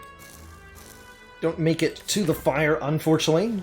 Takeaway from this defect run, very much a good, actual, very important reminder. In the first few combats with a nuclear battery start, you are supposed to dual cast your plasma orb, even if you get no use from the energy. That's the lesson we learned in this run. That's a good lesson to take away, too. GG. GG. Really highlights how painful dual cast can be.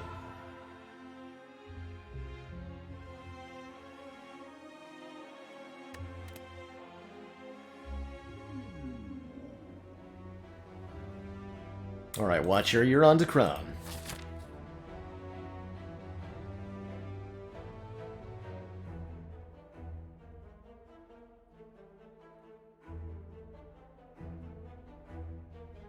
Quite like this store, because there's maybe a Burning Elite in it for us, but more likely we can just go this way.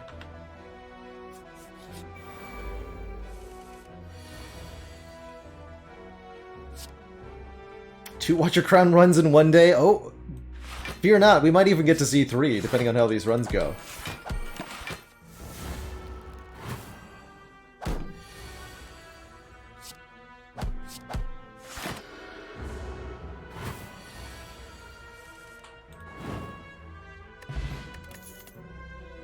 Crush Joints is certainly a great first pick.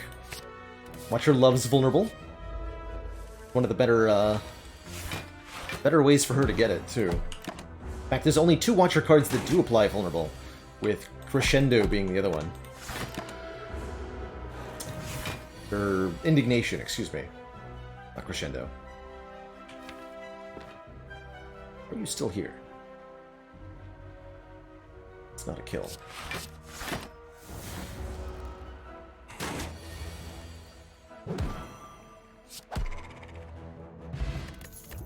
And attack potion's great. The first pressure points is offered. I don't think so. Right, I'm not desperate enough to take that.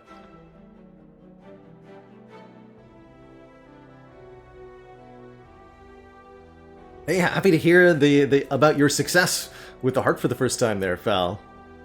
Congratulations.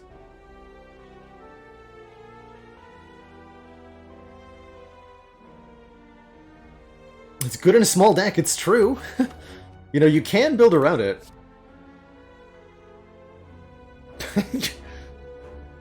If we found a second copy, it could actually be pretty high. Do I do it? I mean, the worst thing that happens is I have to play another Watcher Busted Crown run. Let's do it. Let's add the first one to the deck so that I can take the second one if we see it. Which we probably won't, but we might. But we might. That's not even that bad, currently. Doing 8 damage the first time we draw it, 16 the second time, and even in the late game, it can remove Artifact. Don't forget. 15 by 2, 28 plus 9, 37.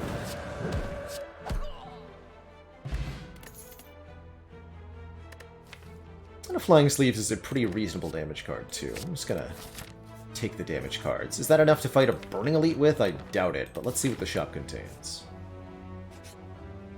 Pretty happy with the removal here. Definitely happy with a third eye here. And there's that Rushdown again. But there's also the Abacus, here and now.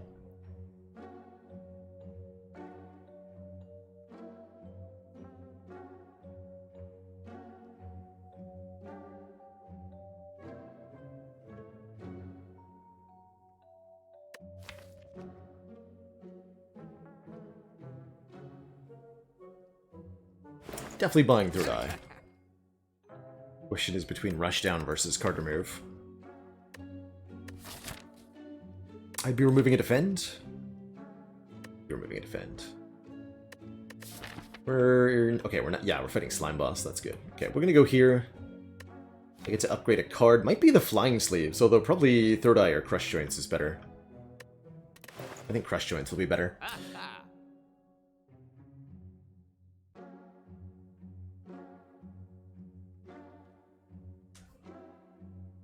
I'm gonna go with the removal. Feeling a little biased against Rushdown. Could also reduce the cost of our Wrath entry, which is a reasonable choice, especially with retained damage.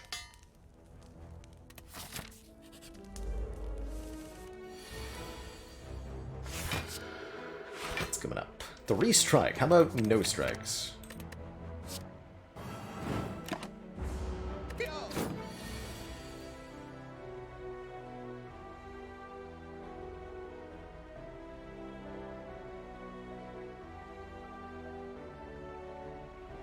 Can actually go Eruption, Defend, Crush Joints, Flying Sleeves. So that would be what? 9 plus 20 plus 24. That's a ton of damage.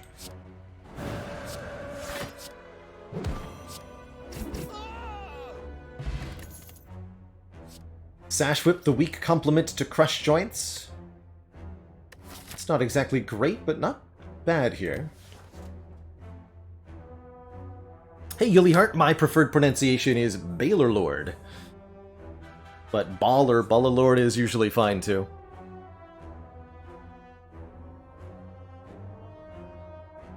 I've had people call me a lot of weird things over the years. Do I take this? Baller Lord. Yet another upgrade that I'm not going to be able to provide. I'm going to go with no. I'm going to go with no, and I'm going to regret it. Instantly. This is definitely not the turn one you want to see against the Knob here. At least we get to retain the Flying Sleeves. Do I attack potion? I don't think so.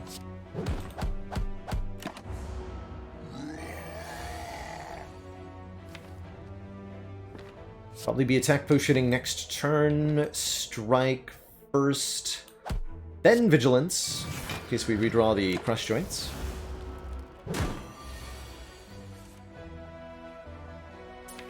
That's officially an uh-oh. Alright, attack potion, what do you have? Aha! Alright, well, both of those will work. Maybe the free Ragnarok is fine. Get him! It's back! The Singing Bowl returns, offering us the ability to skip to gain 2 max HP and a Wheel Kick for some big damage and big draw. I'm gonna grab that Wheel Kick.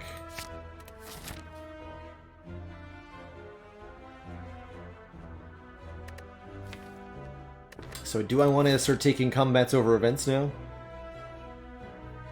I think we're good at least through Slime Boss here. Hey, Sundial. 3 times we shuffle the draw pile, gain energy. Infinite Gamers.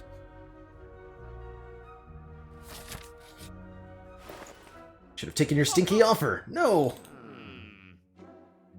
It's here! Pressure points number 2 is here.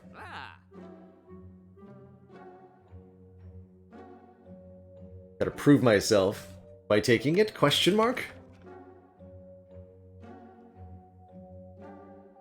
I'm gonna do it. If I can pull this off, I can pull anything off.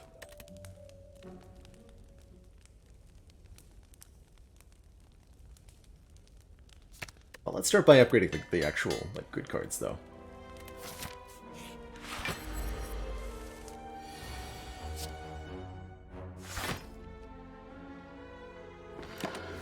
This deck's not that good against Legavulin, huh?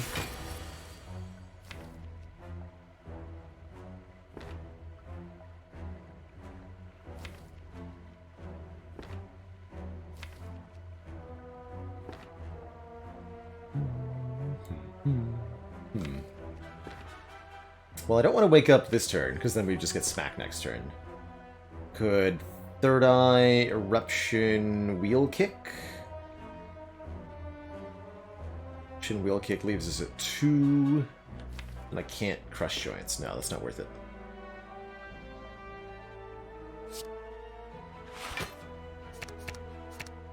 Play these 2 next turn.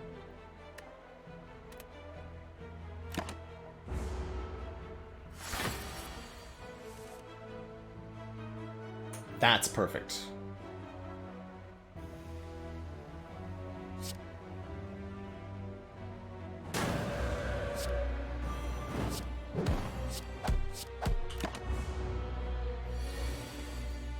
Much better.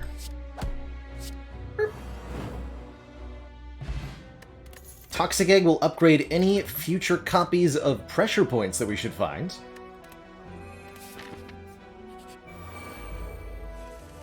And a few more max HP to boot.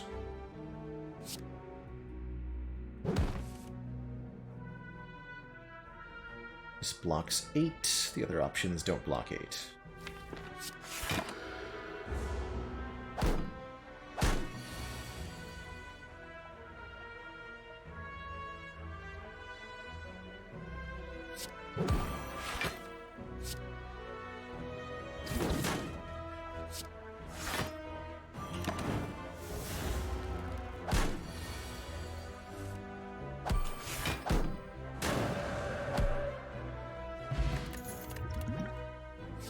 Foreign Influence Plus generates 3 random attacks from any character and lets us add 1 to hand. I actually really like this card with the upgrade on it, so I'm going to go ahead and grab it.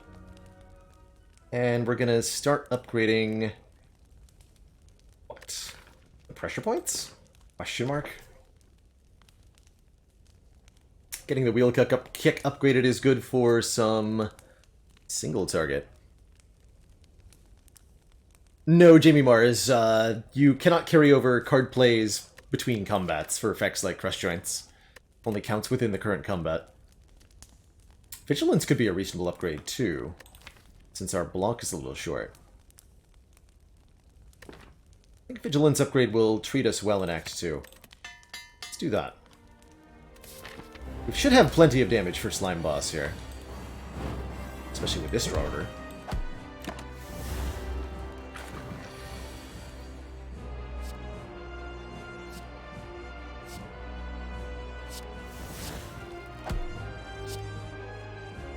Brings you to 80.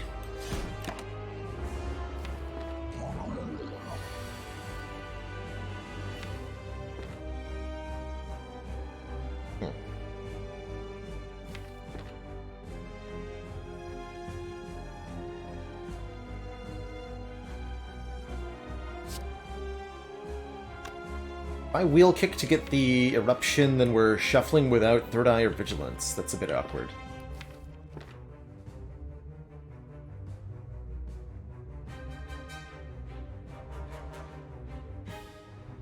I could just wheel kick into Forge Potion into kill the Slime Boss. That would also work, I guess.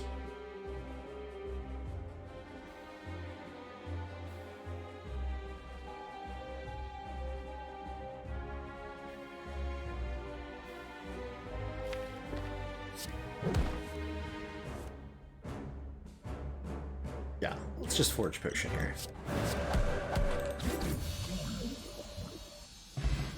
Let's go in Colossal Idiot. Wish plus I'm in. That lets us gain money every combat. That's actually really good. It can also be used to gain plated armor if we want it. And we can transform 3, or we can give up potions for more energy. This deck does want more energy, but I don't think it wants to give up potions. That seems crazy. Or we could gain another potion with the Tiny House. Thanks to Singing Bowl Toxic Egg, the card reward the Tiny House gives is enhanced. But no, it's gotta be Transform 3, surely. Get rid of 3 strikes? Yeah, actually, now that we're out of Act 1, the strikes aren't even that good. Yes, Uniquely K, I do need to beat the heart for each and every one of these runs.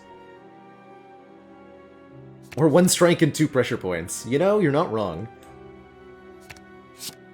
That double Battle Hymn plus? Oh god. Oh no! Well, the Spirit Shield will be really good. But 2 smites per turn. And our turn 1s are going to be consistently awkward. Oh dear. How did it come to this? That is the question. How did it come to this?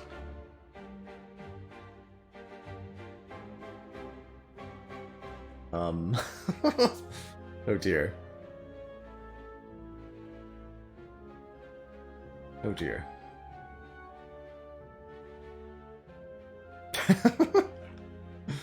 How do...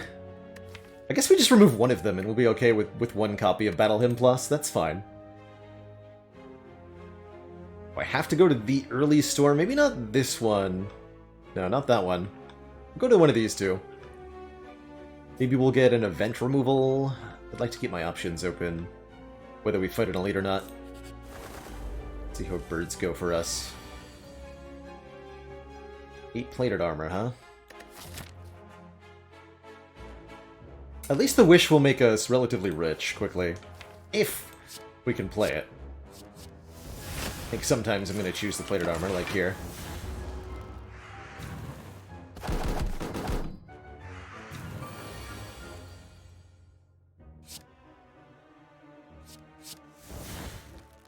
Bowling Bash, very, very good. Letting me get one out of the air.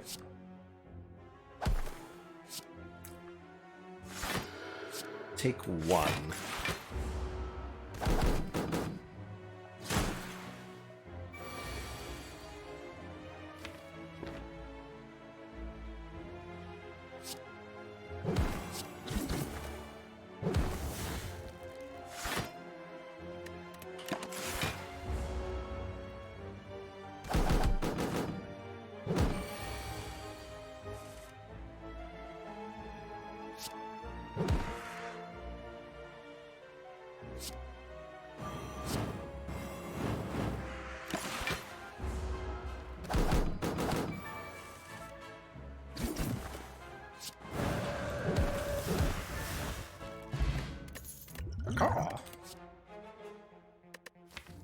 With only one Wrath Source? No way.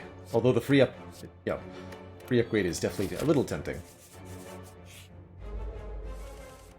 Hey, a fight that's really good for double Battle Hymn Plus. Amazing. I'm gonna rebound this wheel kick.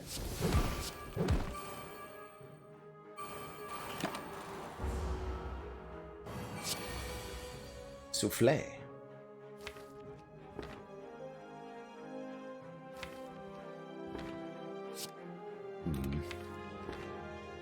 We're gonna be weakened next turn. Opponent will have less HP. We have Spirit Shield. We should be able to block if we're being attacked. Could be Vulnerite? No, the green swirly out of Chosen on turn 2 is always +3 strength for Chosen and 3 weaken on the player. The Vulnerable comes attached to the 12 damage attack. Okay, let's use Third Eye to line up the turn then. That gets Crush Joints active. We'll have Eruption. I don't think we'll ever play the Eruption though, right? Just discard all that. Make sure we draw the Spirit Shield, since we're always being attacked on this turn.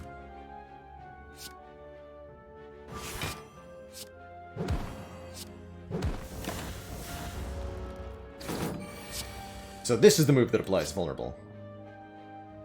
13 by 4 is 52. Is not lethal.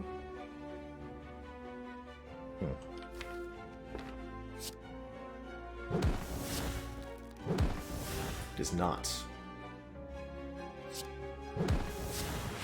Fine.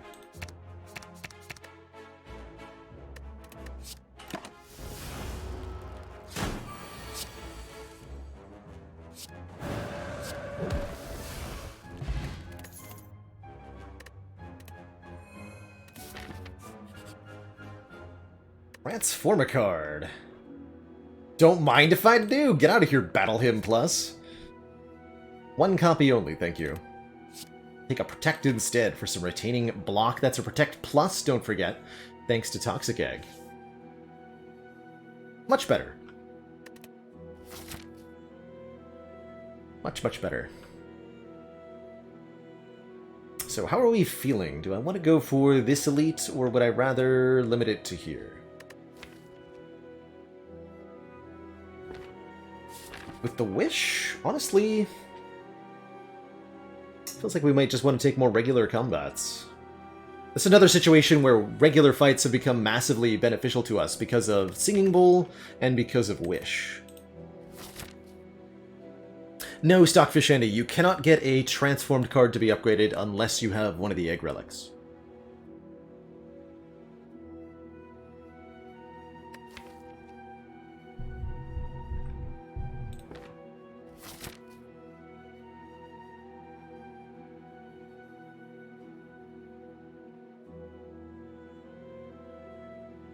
I'm gonna go this way. We take apparitions with the egg? I would seriously consider it. I think it would be pretty good.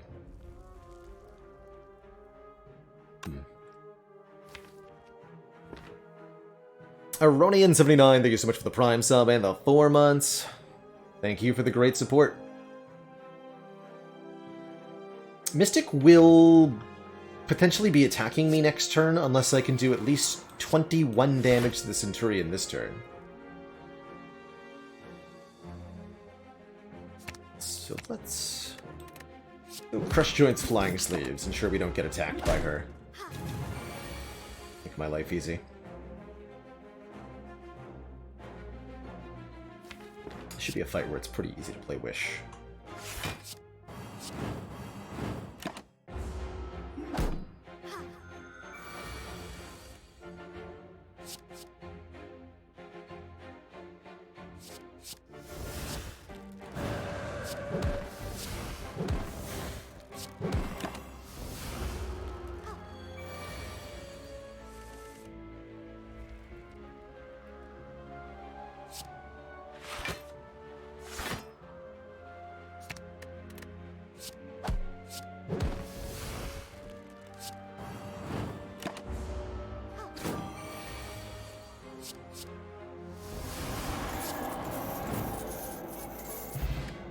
Funny.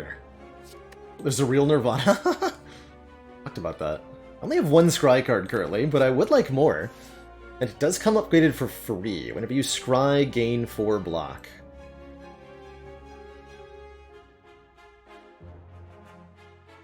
Sure, let's give it a chance.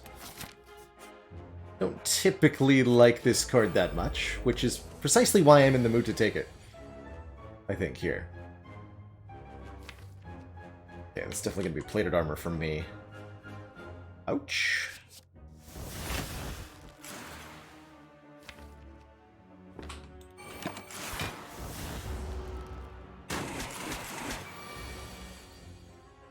Ooh, double ouch. Should have been attacking me.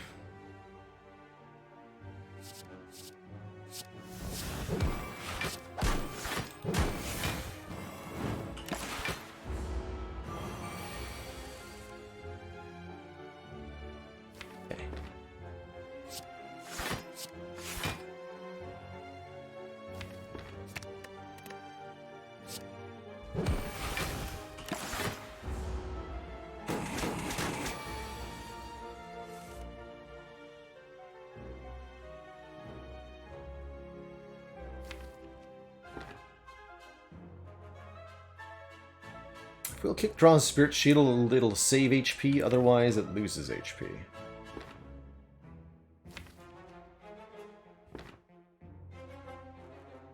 Destroying Protect is reasonable too. No dice though.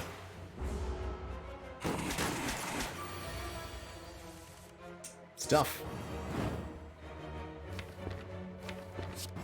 Tough fight. Let's see. Fire Potion. We are potentially fighting an elite soon.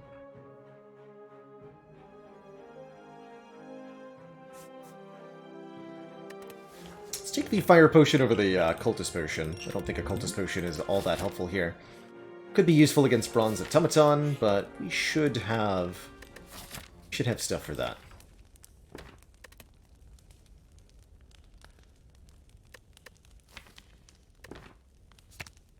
I need Eruption upgraded now. Offered Bites. Only have 1 strike left. Costs a lot of max HP. I'm gonna say no. We won the tiny house with a pressure points deck, Get Raving, which was pretty fun. Would not have expected Tiny House to get there, but it did a wonderful job.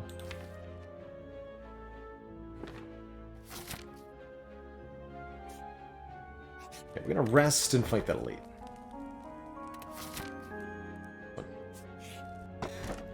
Ooh, the Eternal Feather will give us healing at rest sites. That I do appreciate. It is the Book of Stabbing. Bit of an ouchie here. Try 3 or Deviform. I'm gonna go with the Deviform. It feels like a good deck for voting. Really just need to get all the damage in. Playing that defend saved 5 hit points, but would not have prevented any damage.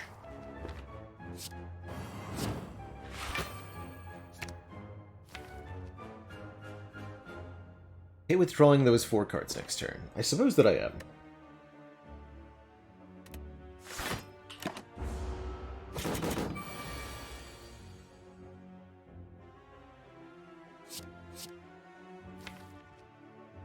All for One does not return any cards to our hands, so I'll just take the free Carnage.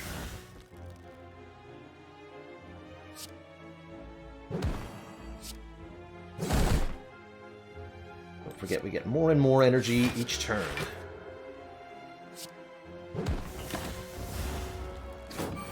The Rufio, thank you so much for that full year of support. Much love, friend.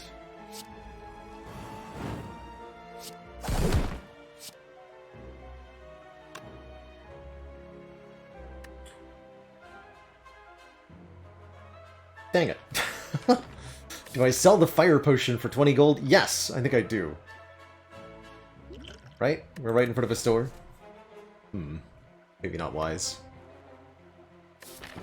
Or 30 gold or whatever.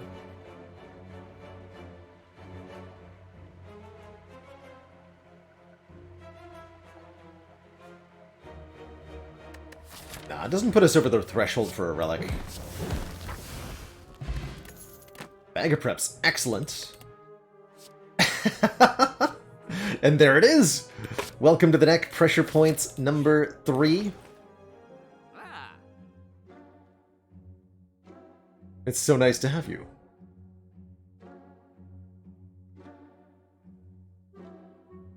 A souvenir here could give us an artifact to play with. Empty Mind Plus could get us out of Wrath Stance. See Reality's pretty good block.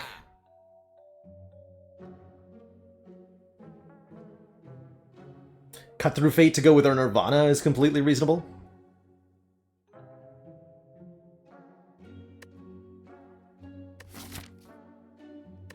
I think I want to remove this Final Strike. I can't believe we have 3 pressure points now. That's going to be so good. Yes. The third one is really the one that, like, turns on the deck. I think I'm gonna go Souvenir card remove.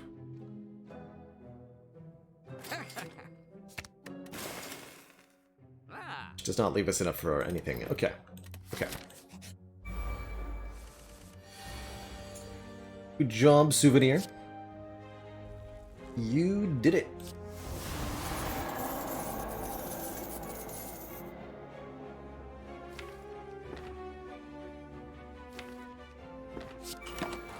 Battle him.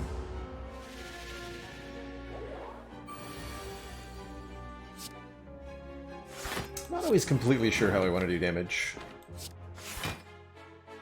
Let's see. Shin won't be a kill next turn.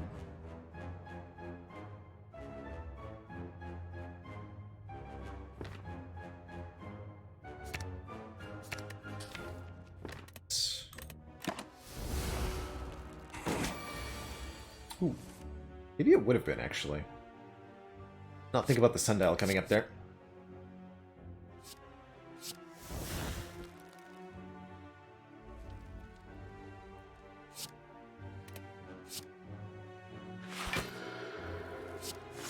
Alright, Eruption, Crush Joints, Pressure Points next turn. That'll be lethal, definitely.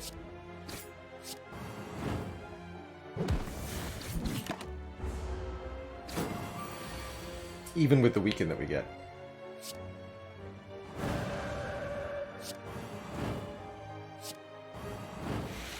Each of these pressure points does more damage than the last. I do quite like a duplication potion with them. Tranquility is a neat little stance exit, but I don't feel like what I need anymore. How'd we get a Flying Sleeves? We've had that since early Act 1. We picked it up as our 3rd card or something. It's been fine. Not amazing, not incredible, just fine.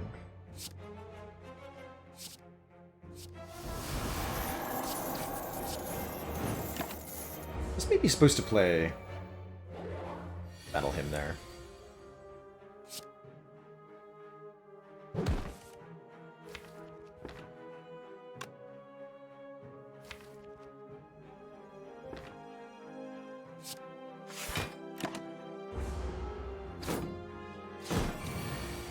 Good.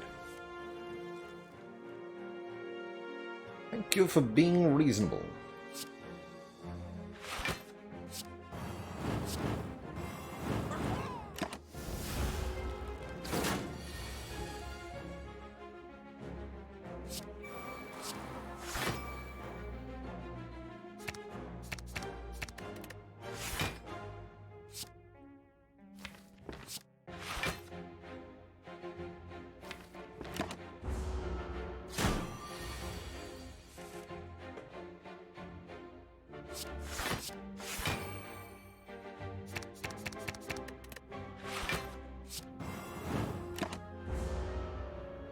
Nirvana's doing stuff. Good job, Nirvana.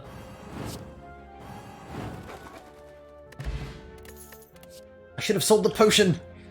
Foolish. I take the Just Lucky minus. Does make Nirvana do stuff.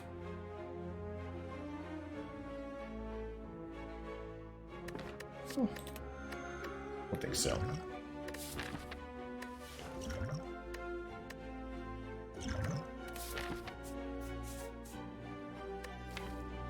Late Act 2 event could be the Colosseum. Combats do seem like the way to go, though. I will give it one chance. Ah. No thank you, Relic for a curse. No thank you. Yeah, maybe we have to use the duplication potion in this combat, but overall I think the pressure points are going to get there pretty well for us. What I can't do is play Wish turn 1. I don't think that'd be smart, unless I wish for strength or armor, maybe. I think we need to get these pressure points in play.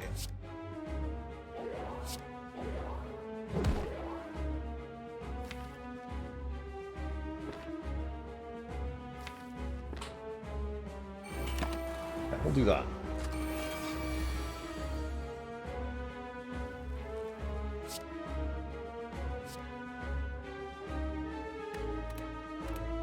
Yeah, it's gonna be a free meteor strike for me, thank you. Seems good.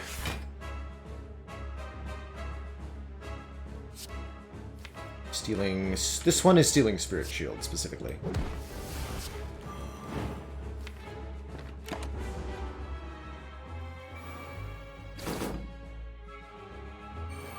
Not my aesthetics! Versus...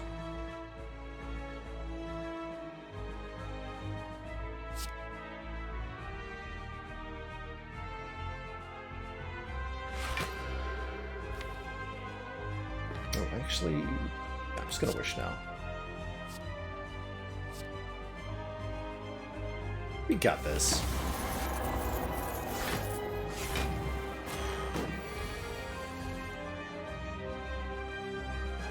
In a world where I can just play Meteor Strike anytime I want, we got this.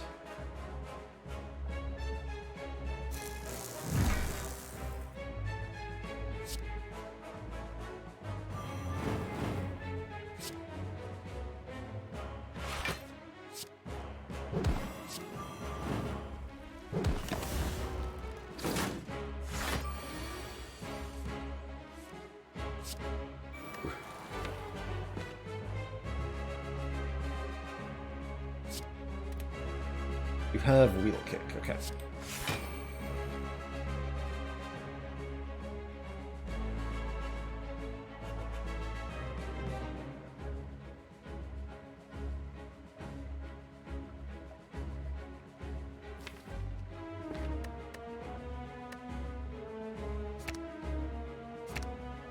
Yeah, we have to block next turn, so let's lose all those.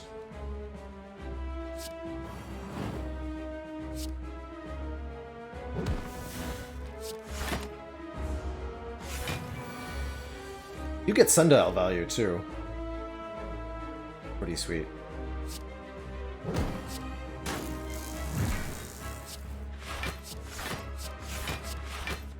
$20? Cool with that.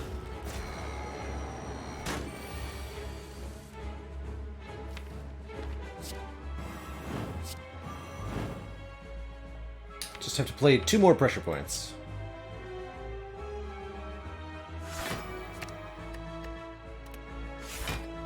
Actually, one more? One more pressure points. Wait a minute, never mind. I have lethal in hand. Ignore me! Could take a Master Reality, upgrading our Smites from Battle Hymn. I don't think that's worth it, though. Compared to just not having a card in the deck. Gaining 2 max HP. I think a couple more cards with pressure points interactions would be pretty cool. Get Raving, maybe something that simply activates the pressure points on all enemies, and something else that applies mark in larger quantities but doesn't activate it. Could all be pretty good. Oh, and foreign influence too? That's true. We do, fortunately, get to go up to 5 max energy, excuse me, not max HP. With the Eternal Feather, I'm more inclined to take Coffee Dripper, although we don't have enough cards in our deck for the Eternal Feather to actually be a good heal.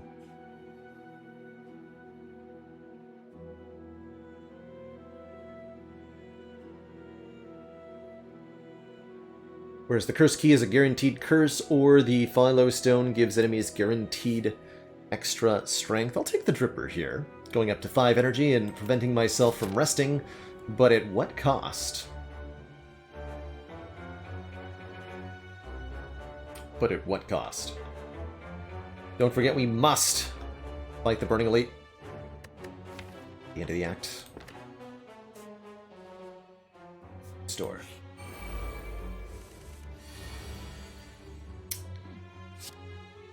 Definitely agree, Hellsraiser, that Pressure Point's signature move is a winning combination.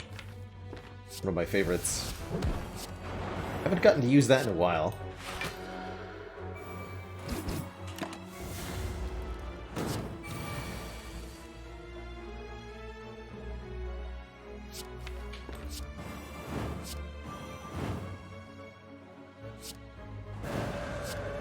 Cool. No wish that combat, of course, but it's alright. Or is it?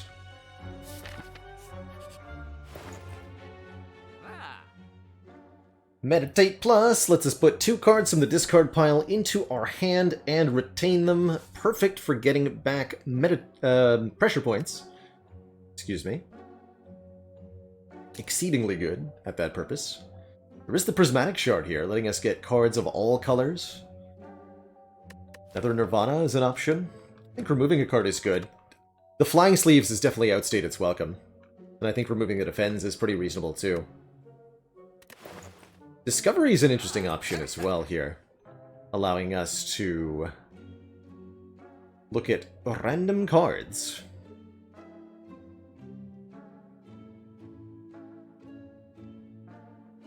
Just gonna keep removing though.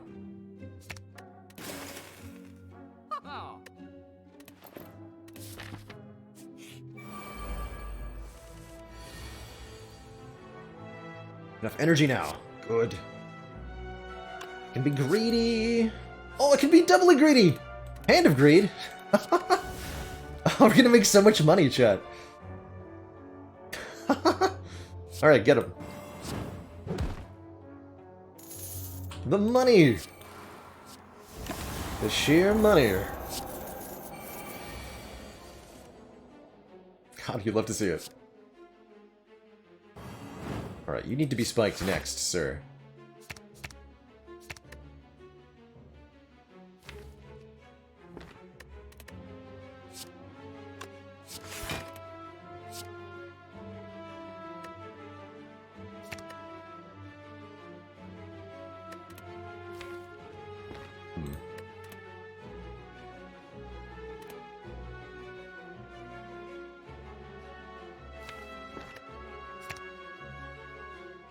These 2 for now.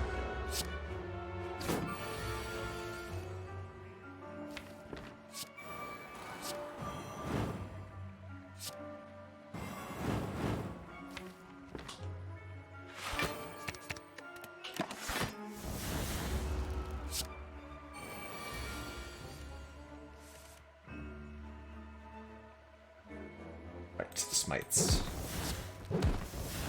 Not have played the Battle Hymn.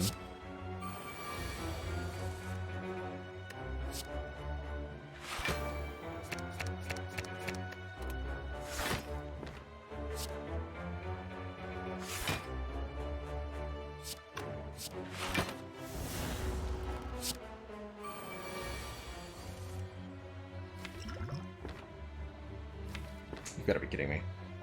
Fine.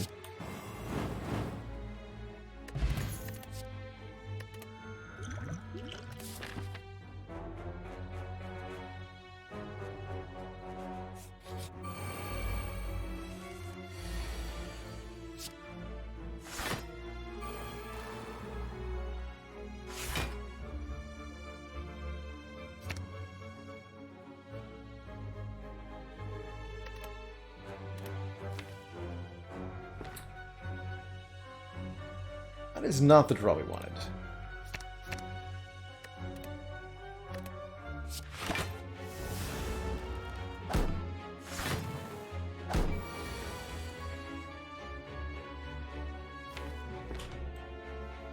It's back. Alright.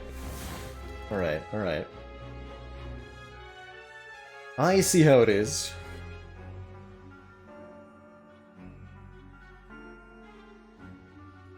Can I get 2 of them here?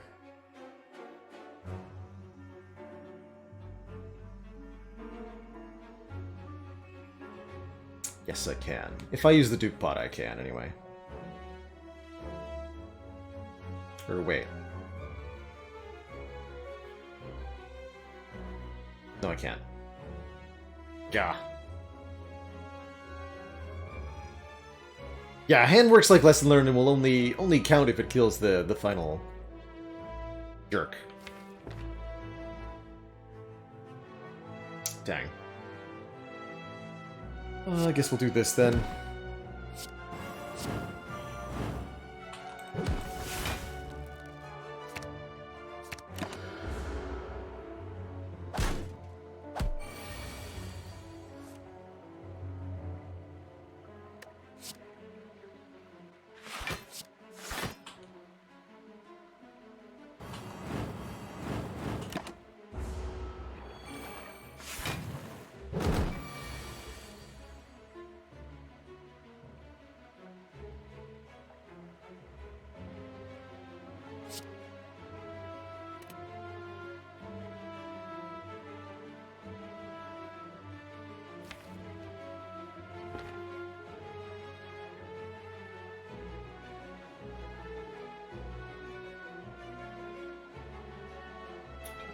Kill these 2. Option Smite here. Hand Agreed Smite does 40, 64? Yes. Yes, I can. Okay.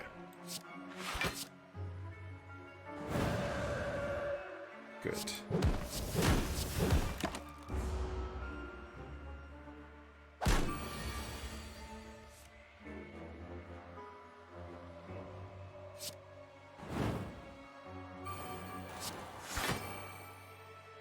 So good.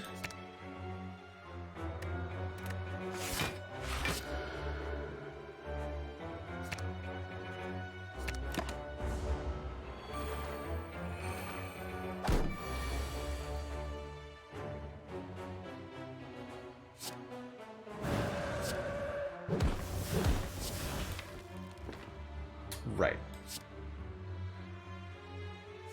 Don't want to play that.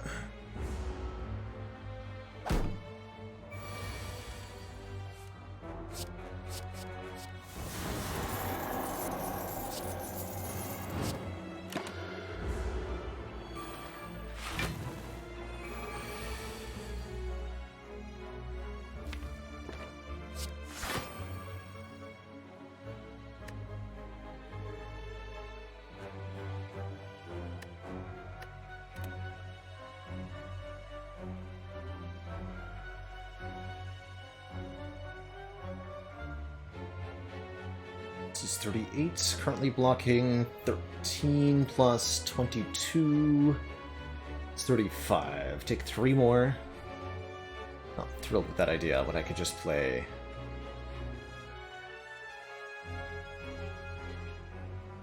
Can't kill him.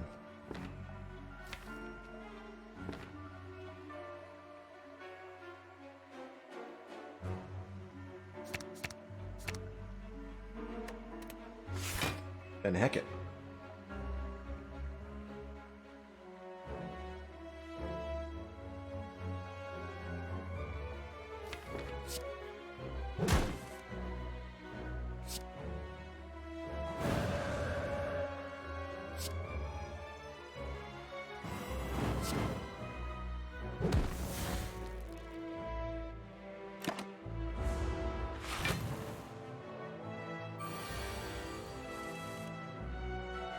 Cool.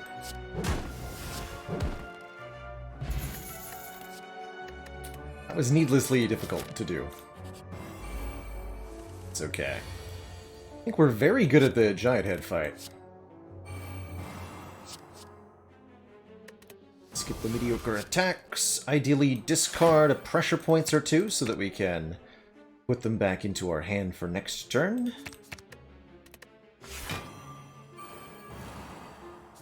Let's play those as much as we can.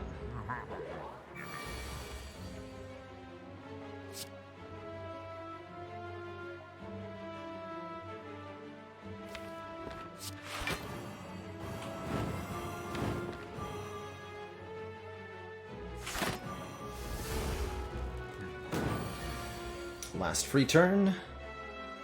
Get very many, unfortunately.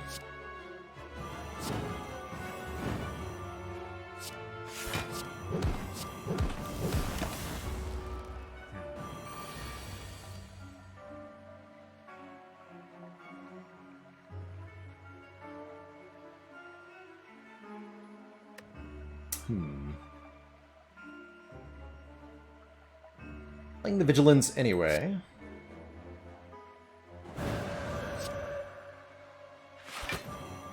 Pressure points, meditate? Yeah.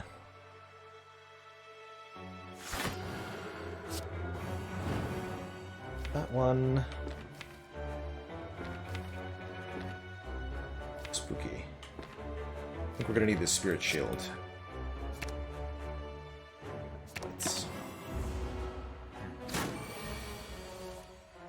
This becomes a real big blunk.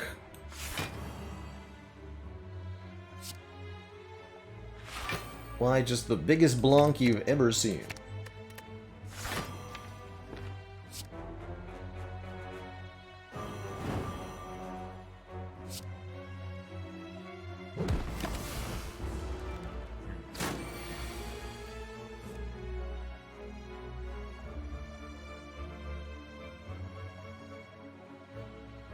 Okay, with the duplication potion, I'm sure that we can get a kill here. Without it, not so much. We do 71 plus 79. And then these will be plus slow. So what is that? 71 plus 79 equals 150. So we have to do like 80-ish damage. We're pretty close, actually, to being able to do this without the dupe pot. And I know that a dupe pot smite at the end will get there. So what I should do is protect pressure points, eruption, smite, and if the remaining smite doesn't kill, we'll dupe pot the smite. But there might be a kill in here. I could do the math the hard way, but there's no reason to.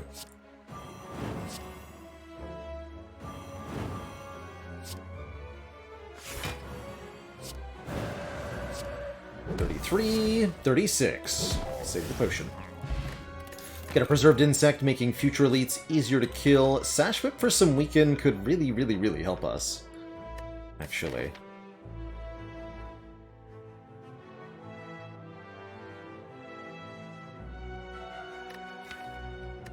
Yeah, I'm gonna take that. Lets us remove artifact. I don't really see a world where we can block Heart without access to weaken. This way? Or this way? Go this way. Get a small, very small heal. I'll grab my recall now.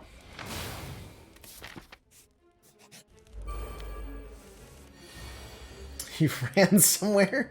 Love that, Sissy. I'd have to use that tomorrow. What's this? Wish Crush Sash Whip? No Battle Hymn seems like a foolish choice.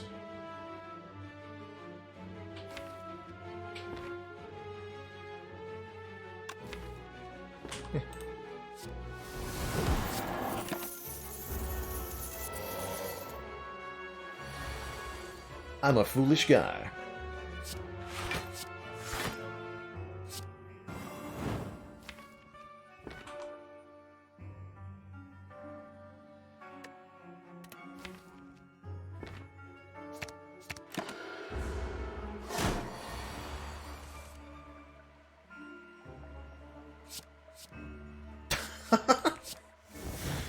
Wow. That's impressively reliable. Does 40 some damage. We're really close. I could duplication potion and just kill with Hand Grenade right now. It's a pretty reasonable choice.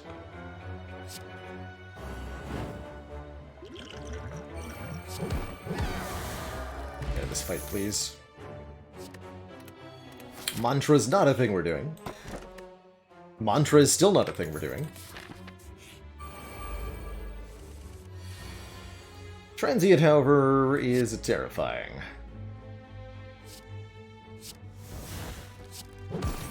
It's like very terrifying.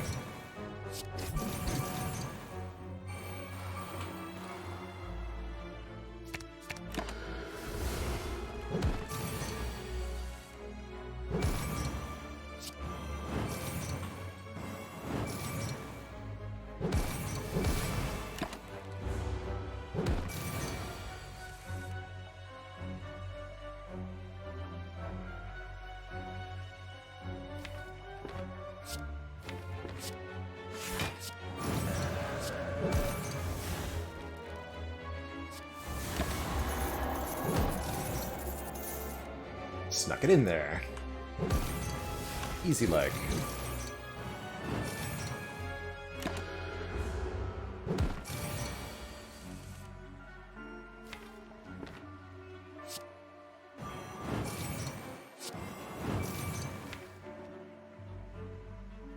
Fine turn next turn.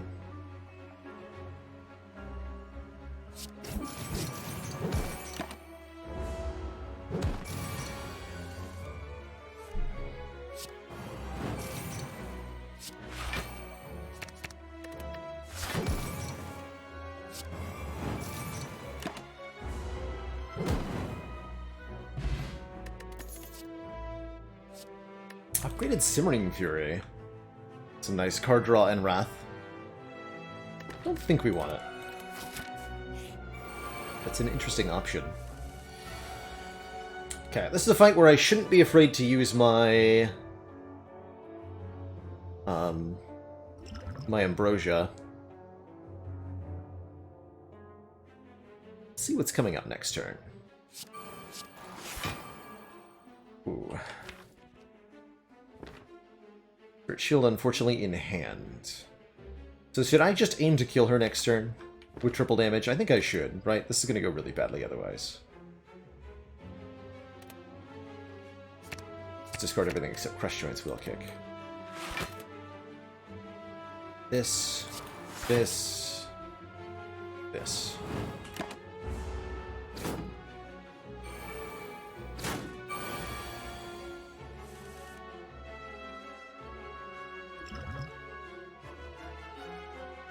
And then this will be multiplied by 4.5. This will do like 70 damage. This will do 50 damage. Yeah, we're good.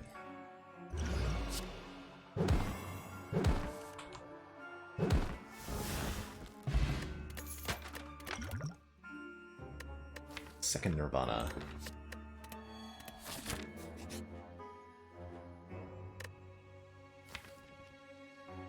That's not the worst heal to full in the world, actually.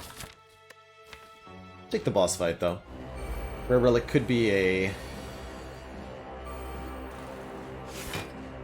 could be a thing here.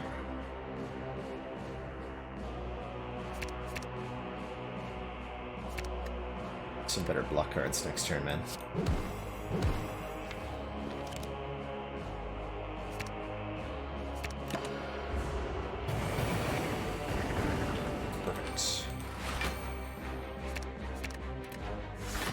And agreed? Not today.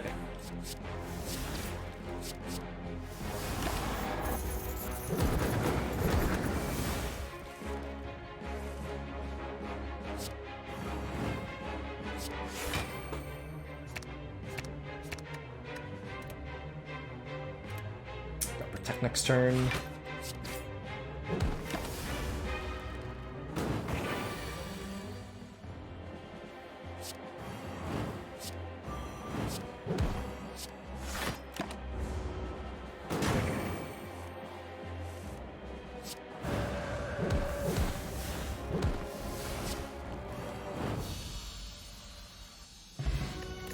face turn! Hey, there's some healing for us. 2 hit points when we play a power.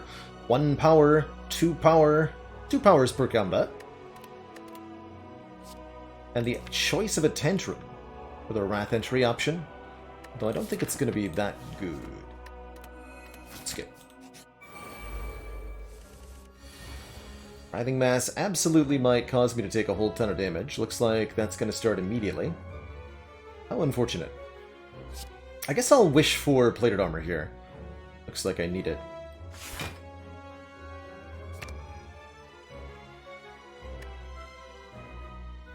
It's actually a good hand next turn, right? Yeah.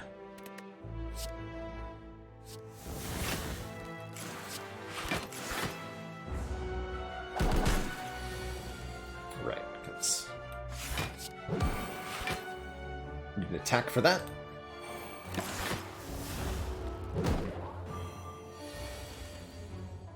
And for this.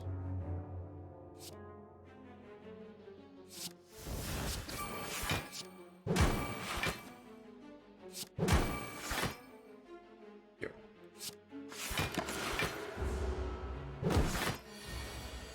Please cease and desist long enough for me to do something.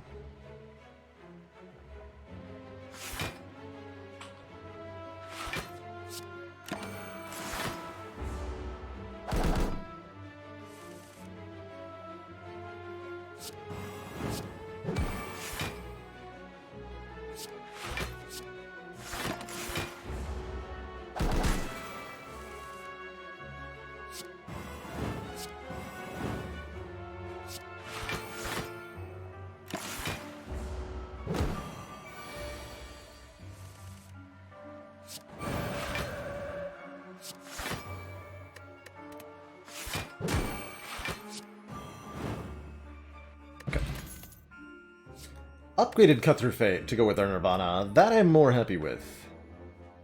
It's not amazing, but it's certainly not bad.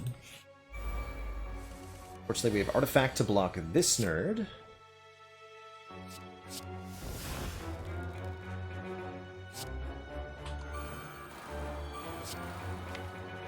This is another good use for Plated Armor. I just want to make sure we can get to Act 4 here.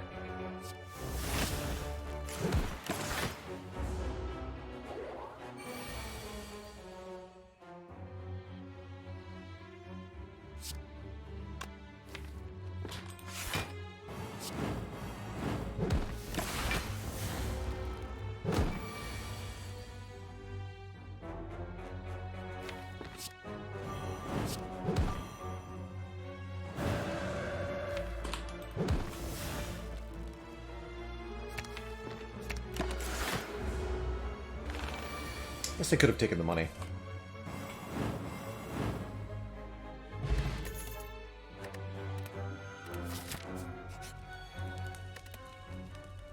Okay, and we'll upgrade the last pressure points.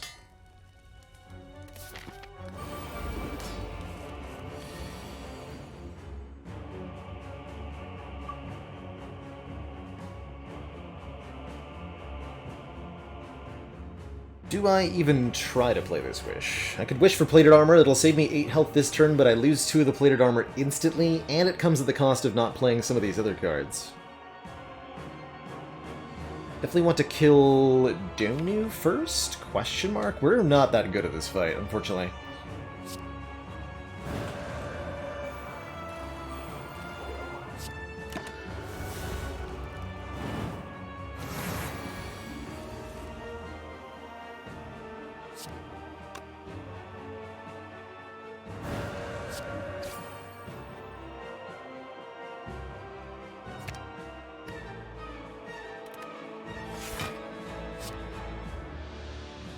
Searing Blow. None of these are that good. I don't really want to draw those over and over again, so I'm just going to take the one that exhausts.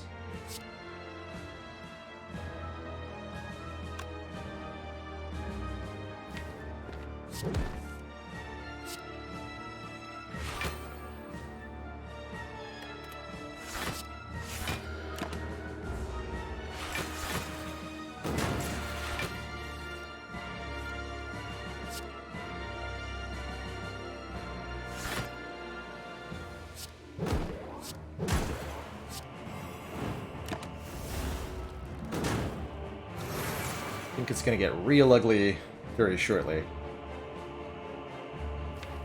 Realistically, have to play pressure points here. Meditate here, rather. And pressure points. So protect. Yeah, we take a lot of damage. Protect, defend, pressure points. Must play meditate. Getting back spirit shield and pressure points. Because otherwise I can't block this turn. Of course, now I overblock this turn. We really need Donu to die next turn? Really, really need Donu to die next turn.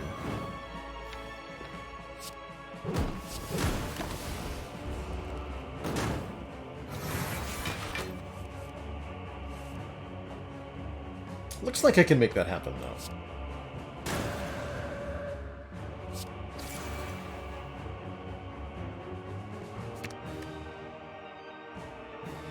Vigilance for next turn feels necessary.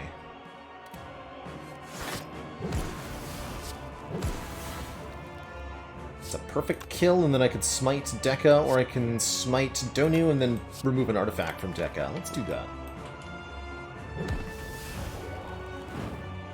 Okay.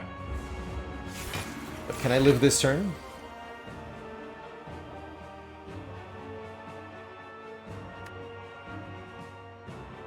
This is 21 by 2. We block for 21 plus 4. No.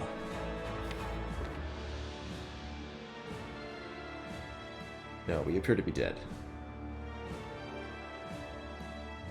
Dang, I had such high hopes for the Busted Crown plus pressure points run.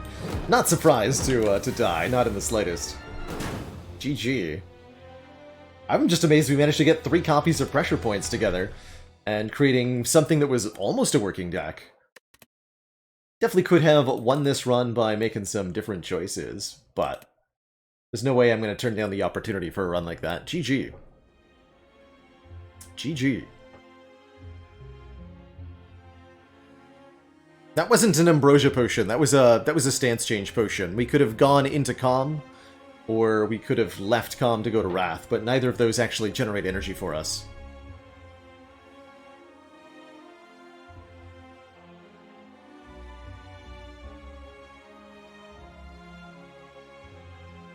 GG.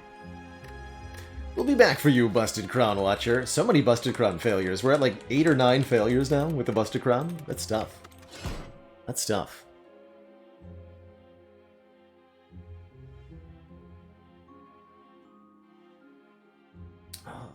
Okay, and I think I'm going to switch away from the Spire here. I heard there was a new update for Roguebook. So let's take a look at that before the stream ends today.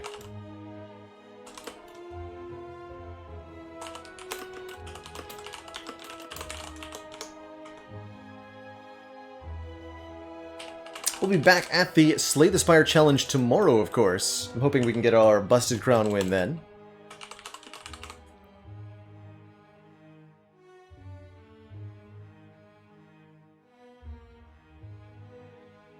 Some game-breaking bugs in the patch too. That's how patches do. I mean, you don't get game-breaking bugs by not patching your game. I guess you just have them there in the first place. And the patches are supposed to fix them, but you know what I mean. Where are we at? Roguebook. So, Roguebook. Roguebook's a wonderful little deck-building roguelite experience. Let's see, new traps in the gem mines. Find gem mines available as a new embellishment. Everyone will have a guaranteed gem mine in Act 2. New narrative events. New cards for Shara. Sirocco, Seifer, and Aurora. So everybody got new cards. There's some new treasures. Some new gems. Quality of life increases. Oh, the Avatar of Mist got changed. Let's see if there's an in-game patch notes here. But just scrolling through, it looks like there is indeed many changes to the Roguebook.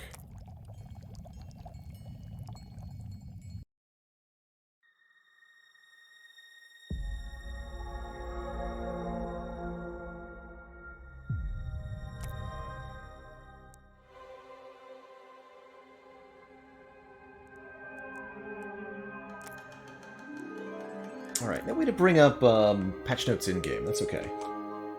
Look at them through Steam. Okay, everybody got new cards, new treasures. Combat predictions. You can enlarge the cards of the shop before buying them. Runes of Sights now prioritize finding more valuable events and avoid smaller gold piles and vaults. That's cool. So change to Rune of Sight.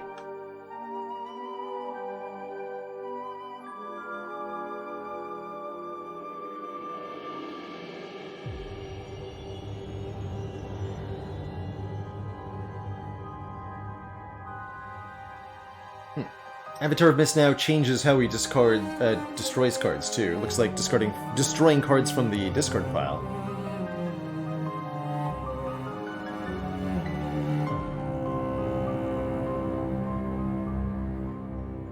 A change to the Avatar of Greed.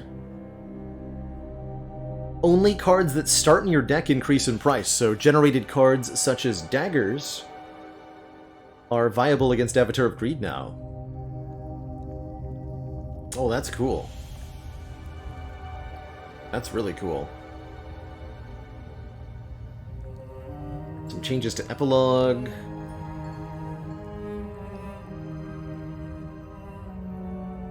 Rainbow Yak got nerfed. Good. 15 Shara cards got buffed. We'll have to play with Shara then. Wow, that's a lot of changes and fixes overall. Well, let's actually just jump into a run and take a look. Let's see what kind of content we can find.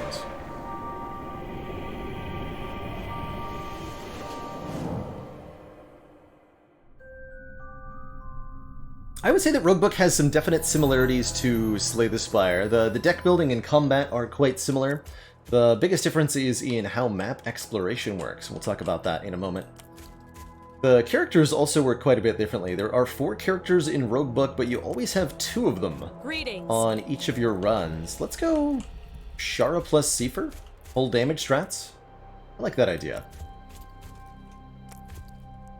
And there's now a new embellishment, the Gem Mines. Only 10 pages to unlock. Add a revealed gem mine to each run. Gem mines are full of traps and treasure. We'll have to try that out. And we'll be playing this, of course, on the maximum Epilogue 15, which is what we're trying to beat for the first time here. On this maximum of difficulty levels, all enemies get big stat boosts, especially bosses. You have 2 less brushes at the start of each chapter, and the shops are more expensive. It's a pretty brutal set of modifiers, all told.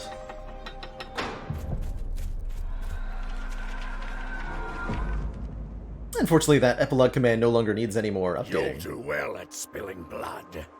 I do what I must. Start with the Gabrian Compass, Runes of Sight will always reveal a gemstone if there's one unrevealed on the map.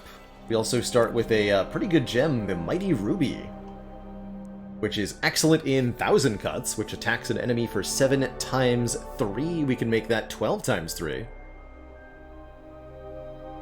In Roguebook, you start with a couple of random starting cards. We got a Bravery here, Red Curtain.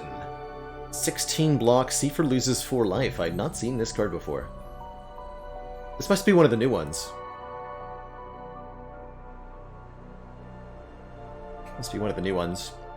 Cards have 1 or 2 slots for gems.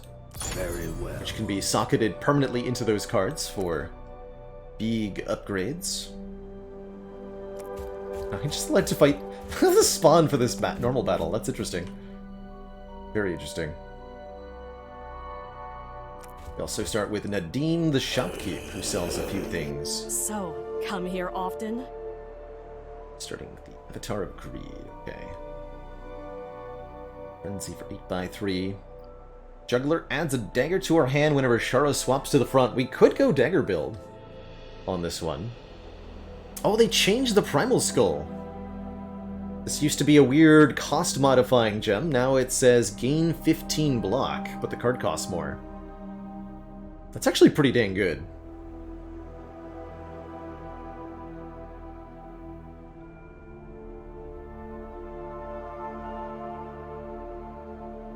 Kobold Fetish on one of our damage dealers could be pretty good too. Although we'd have to get 32 kills just to break even there. That's pretty tough to do. I like the Ogre Toe, generally speaking. Does damage to all enemies when you play a 2 or more cost card with the affected hero. We'll start by cracking open this Vault of Wisdom and seeing what's inside. Oh, I really like Sulfuric Barrier. Concentrate can be interesting too, letting you exhaust a card in your hand. Let's grab a Sulfuric Barrier though. That builds up Rage on Seifer. Seifer has a Rage meter under his health. When the Rage meter is full, he'll become enraged with a special aura of demonic attitude.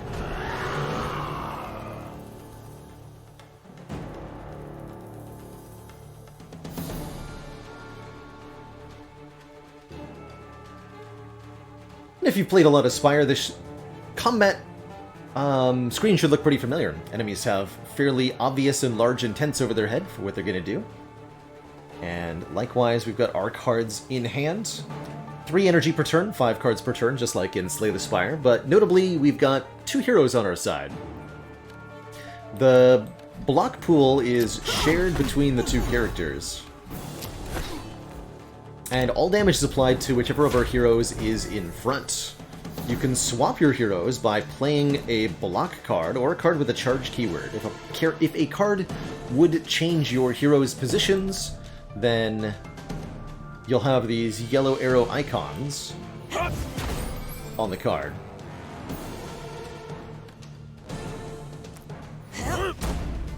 It's only going to be 1 rage. Yeah, it's only 1 rage.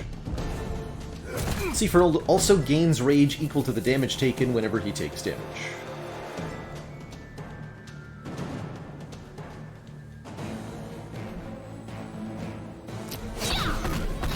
Lastly, but certainly not leastly, Seifer has a card called Absorb Soul, which gives health back if we kill with it. This is wasting my time. Hotkeys work now. That's exciting news.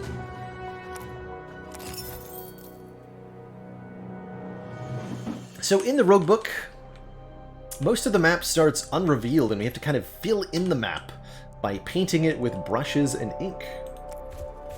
Brushes reveal tiles in an area around us, whereas inks have specific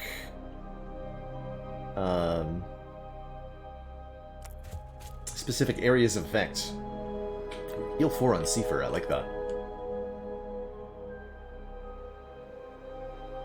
This tower is going to be difficult to get to. The sky towers on each map also let you reveal quite a few additional tiles for free, but carefully using your inks and your brushes to reveal large parts of the map is an important part of a Roguebook run. Let's have Seifer heal 4 health at the end of each battle. It's going to make it hard to get health back on Shara, but I think generally speaking, Seifer's the one who needs the restoration more. And we'll make sure he's starting in the front. These Runes of Sight will no longer pick off stupid gold piles. In fact, they're guaranteed to target our gemstone shrine if we haven't found it. And that's a good reason to go down south there.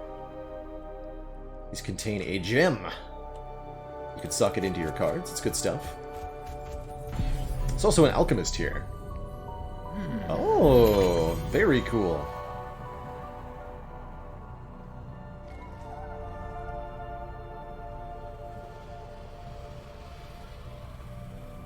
That's actually really good use of the Gabrian Compass. Let's use this alchemist. For 120 gold, we can transmute one of our starter cards, turning either a strike or a defend, or any of these other cards. We pick a new card from that character, and also choose a gem to add into it. Given that Shara got a whole bunch of card buffs, let's look at some Shara cards. Let's transform this strike.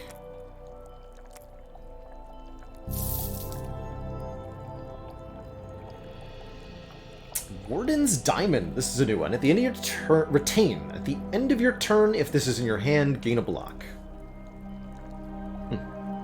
Oh, I see Perry got a numerical buff to 5. The melee keyword makes the card cost less if played from the front. Combo is a weird little energy generator. I'm not sure how I feel about combo. I'm cool for Warden's Diamond Parry, though. Retaining zero cost block seems at least somewhat reasonable. Although we're not really going to appreciate the block on retain effect of it. It's only one block anyway, right? Could also red diamond parry so that we have zero cost deal 10 to the leading enemy.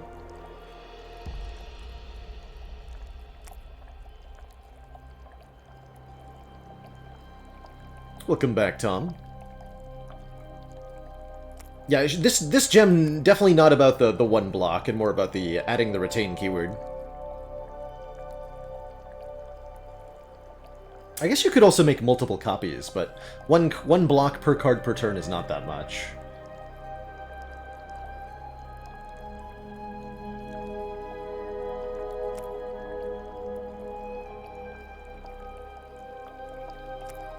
It's Try the block interesting.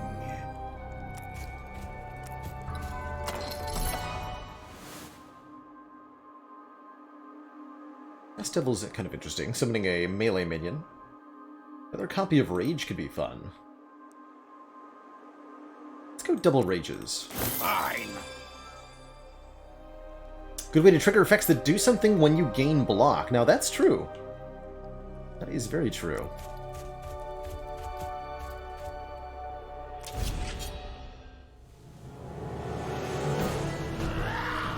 Wow, Tiki's already, huh? Interesting.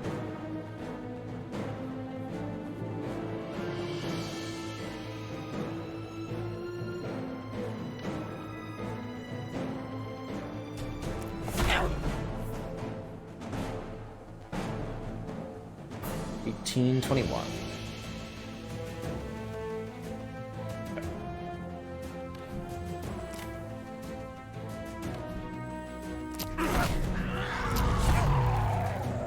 So when Seifer is enraged, our next card played is empowered. We'll use the special black version of the card, which could mean more healing from something like Absorb Soul or more hits from a card like Frenzy.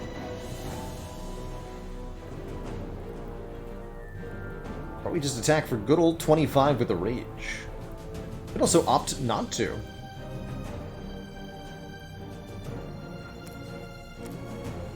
Absorb Soul happens next turn.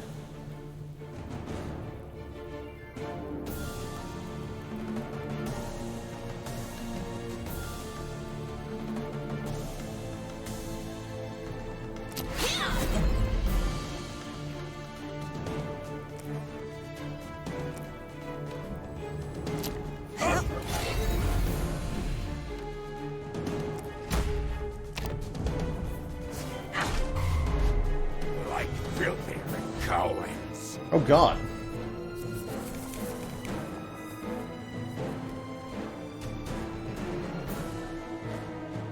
Well, now that's an inappropriate amount of damage.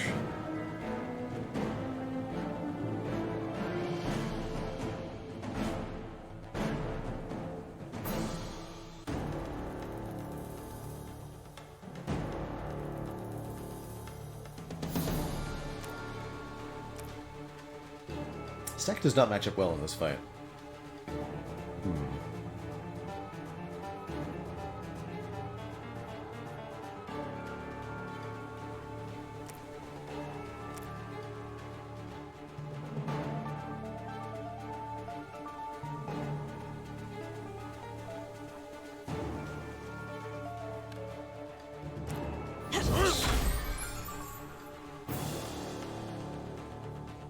Bleh.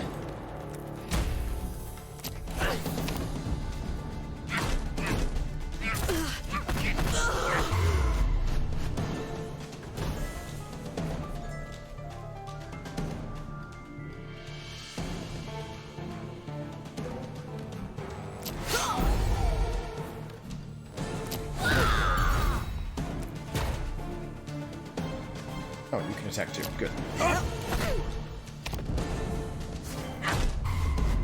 More!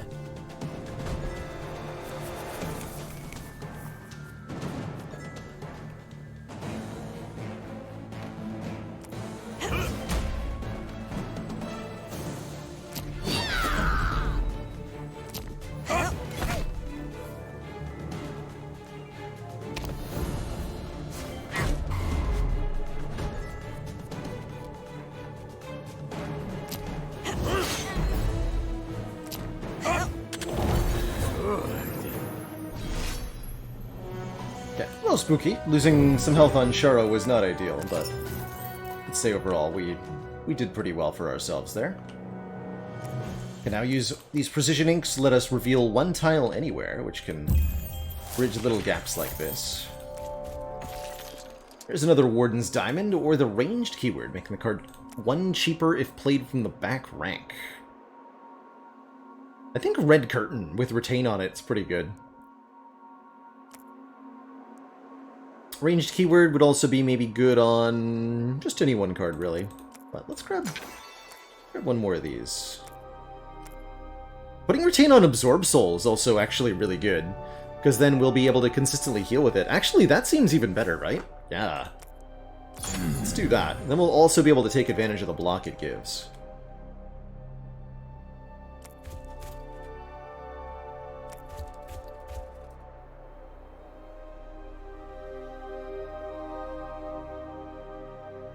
Okay, let's use one Precision Ink to get over here.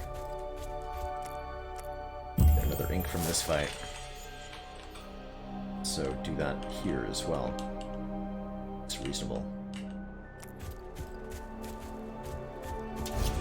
Bravery is already ranged, that's right. And I don't believe you can have the same keyword multiple times. Oh, these guys have a lot of health now.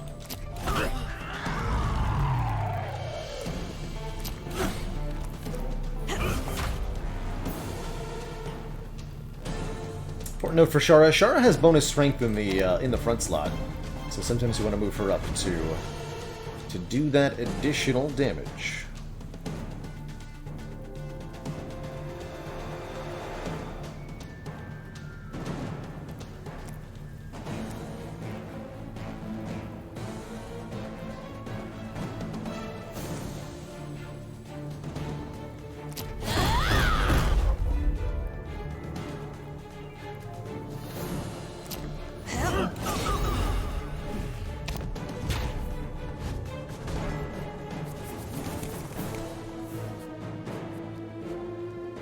Excuse you, sir, that number's too big.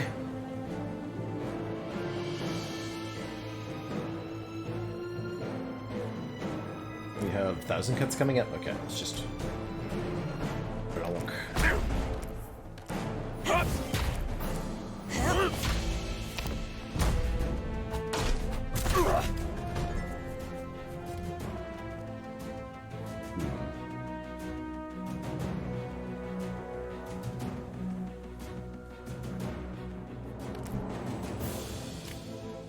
Rage Strike it there? It'll be 8 plus 25 plus 7. No, that's not enough. Huh. Ugh.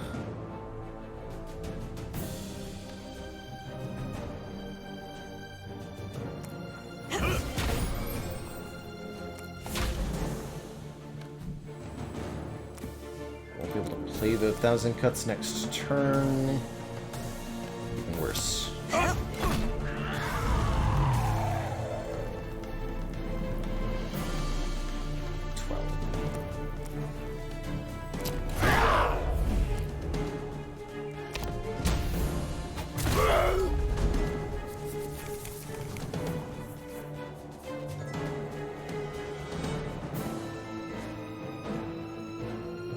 Energy this turn, so I can go... I mean, I'm only gonna... Yeah, it's not actually gonna help me. Okay, let's just kill him then. Actually, we'll go Rage, then Absorb Soul.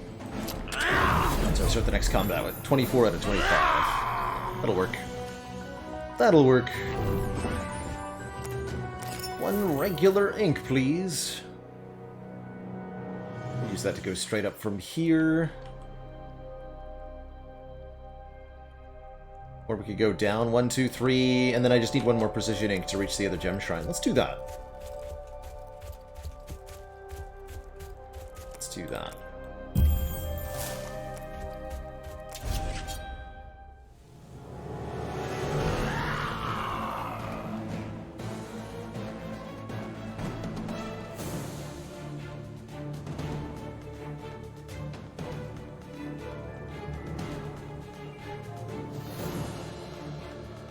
Okay, Red Curtain will enrage Seifer here.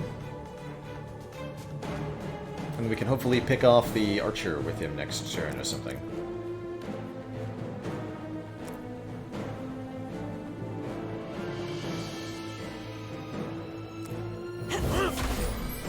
It's actually one of the reasons it's nice to have the retain parry is that it lets us put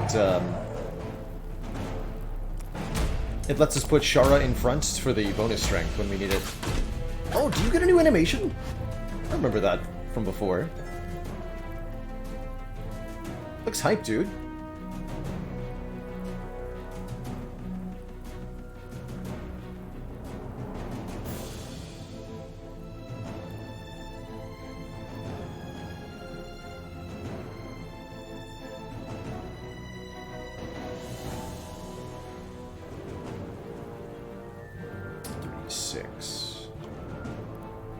Okay, we're just gonna kill the front guy, I guess.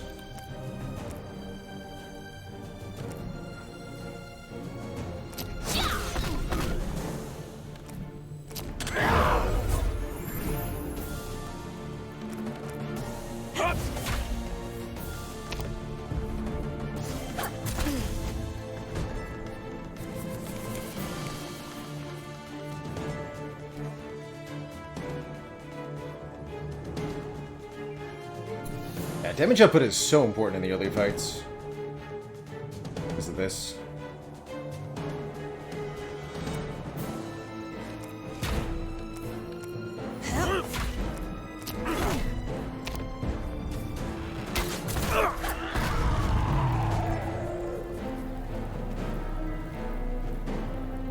Gotta be kidding me.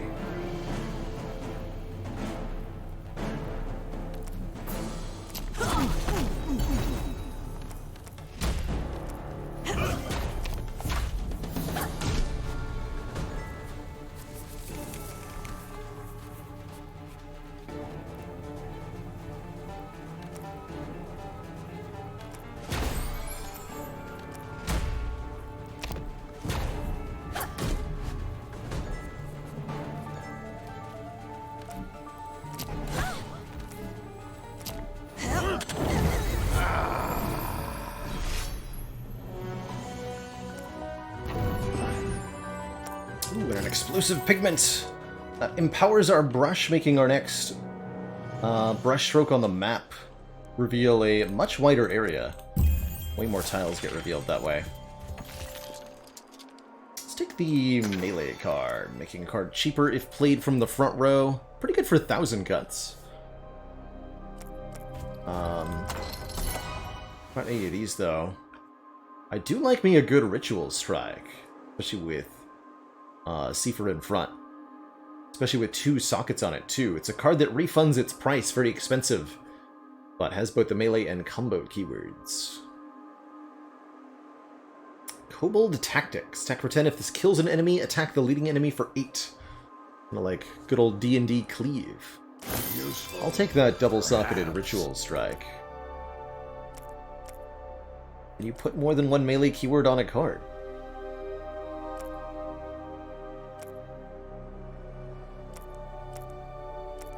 Very well. Let's do that.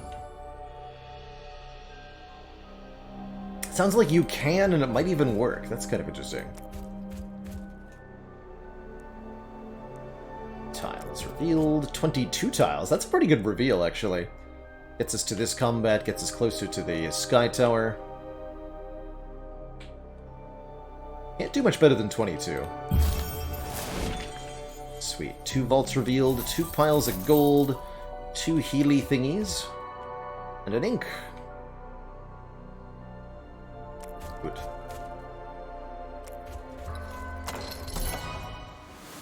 The Rage, another Sulfuric Barrier. Fan of Knives dissolves up to 3 cards in hand and adds that many daggers to our hand. Had an infinite with that before.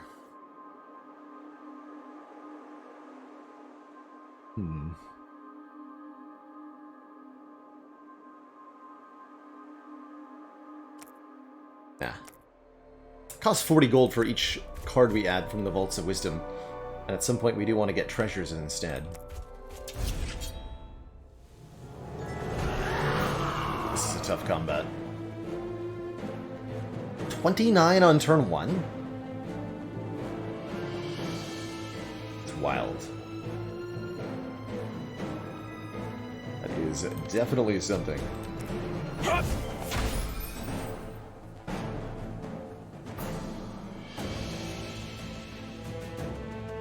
have 108 health, wow.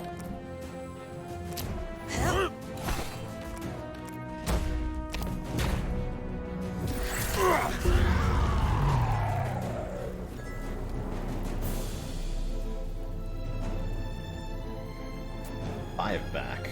It's kind of what I need right now.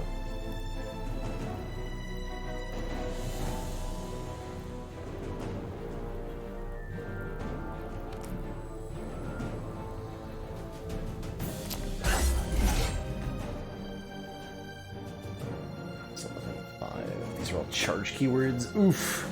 I can't even kill the slime in the back. Wow. Man, Max Epilogue's tough.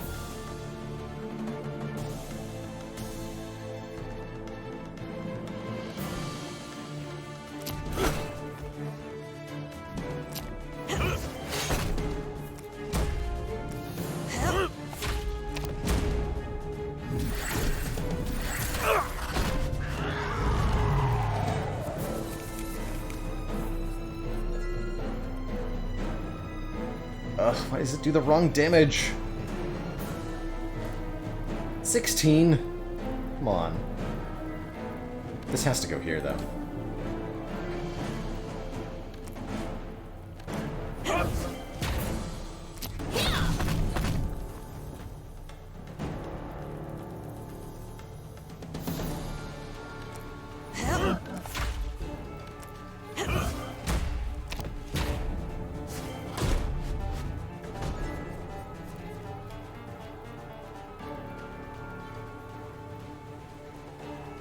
Strike Absorb Soul gets there.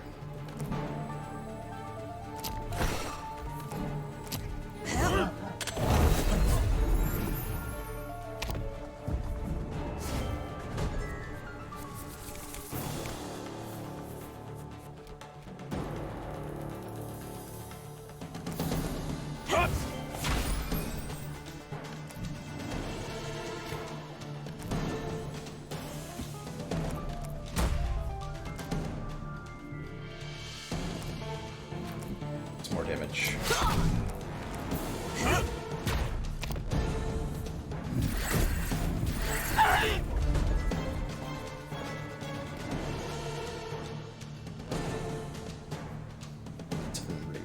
Perfect.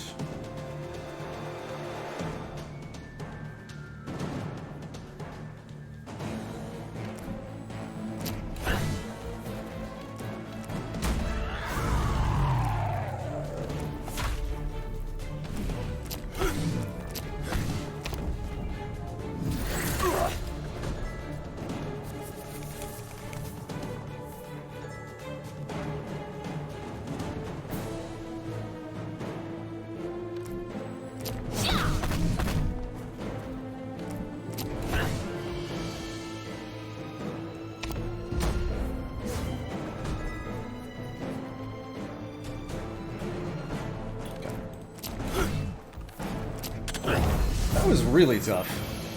Is that it? Looks like we're lacking damage a little bit. We've got the one really good Shura card, the 1000 Cuts, but the rest of the deck is not pulling the weight that we needed to.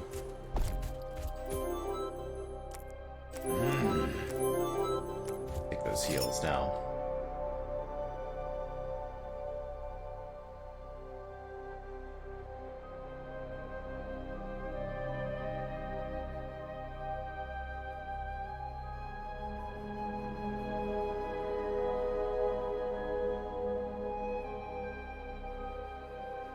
Don't have any allies at the moment.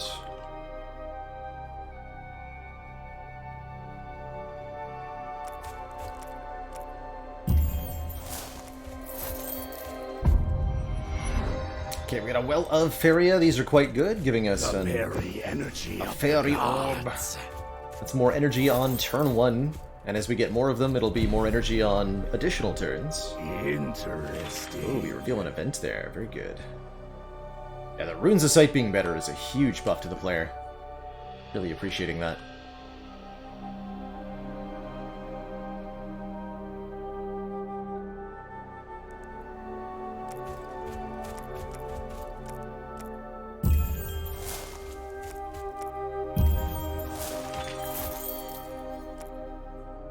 So they correctly says whenever this hero plays an ally.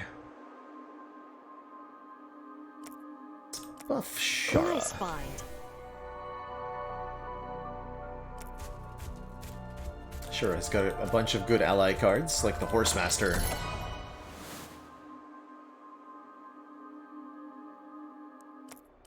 Take any of that.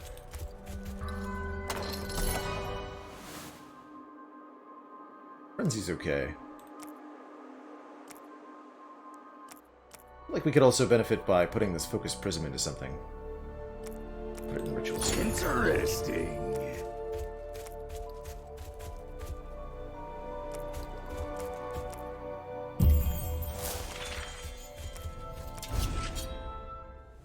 We found our second elite yet, though. Forgot.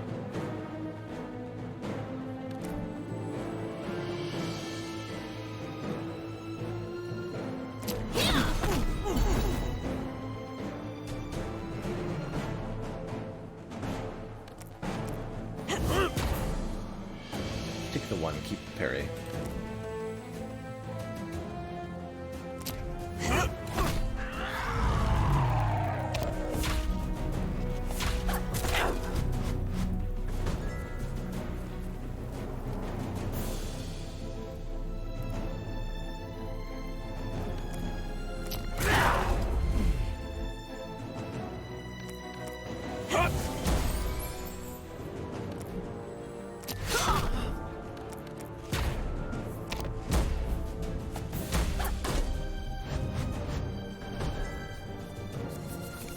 Still one more turn to mess about here.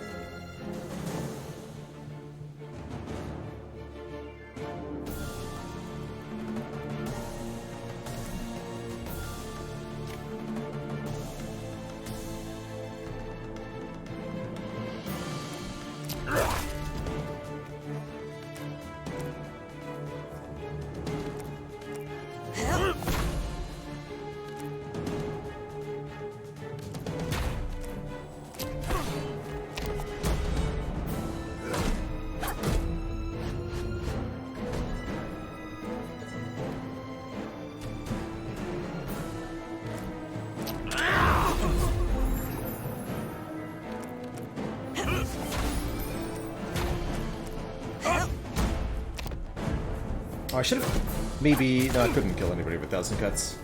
Not quite.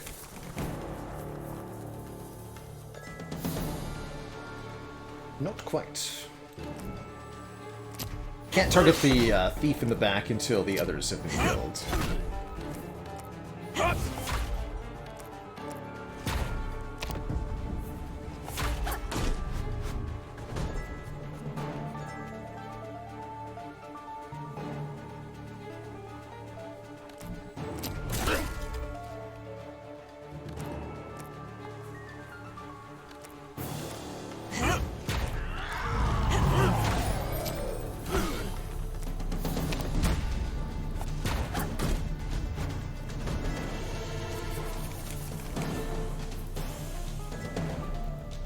Every time.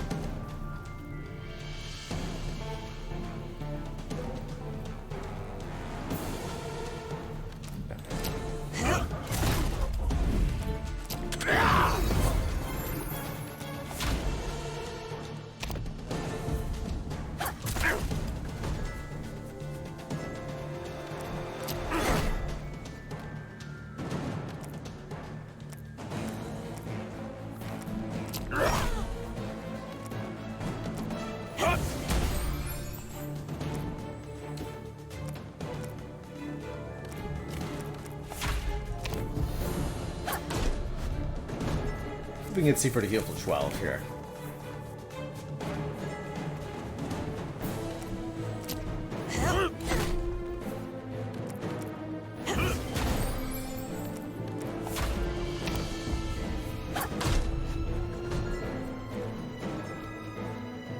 Beautiful. It's not actually helpful, but... Oh well. Basically just emptied my rage for no reason. But I'll take it. I'll take it.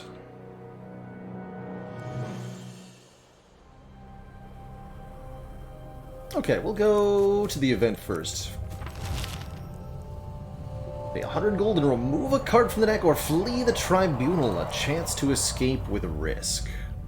Flat-out card removals are exceedingly rare. I think only this event really gives it. 100 gold is not great, but I'll take the deck size down.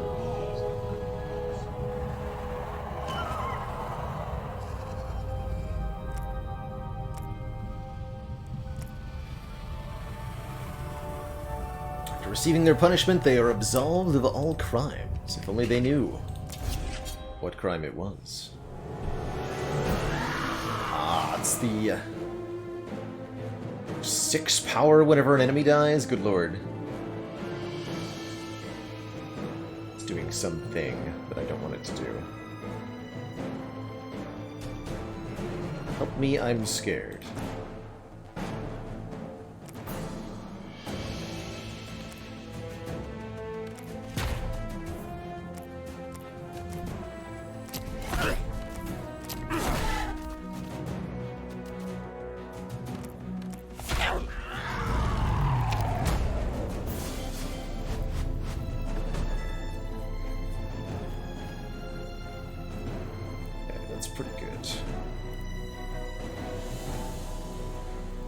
Bravery up seems pretty reasonable too. If we kill either of the minions, then the Voice of Hunger will not attack us this turn. They buffed too many monsters, they can't beat Act 1, that's real. That sounds real.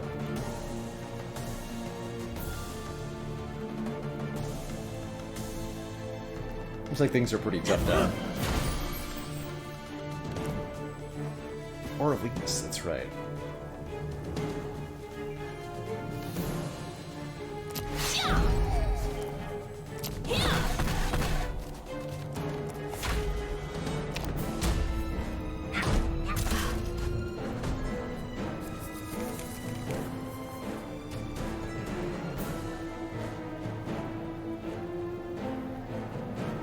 It's only 16, so it's not even a kill, no!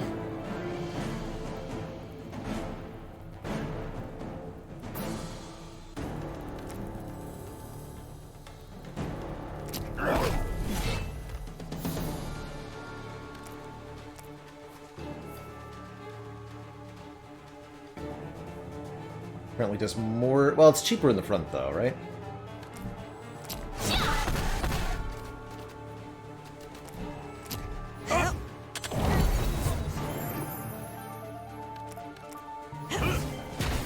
Strength now. This turn's gonna be a little spooky. We won't be able to stop whatever this is. 24 by 2, yikes. Thankfully the Iron Curtain is here to help.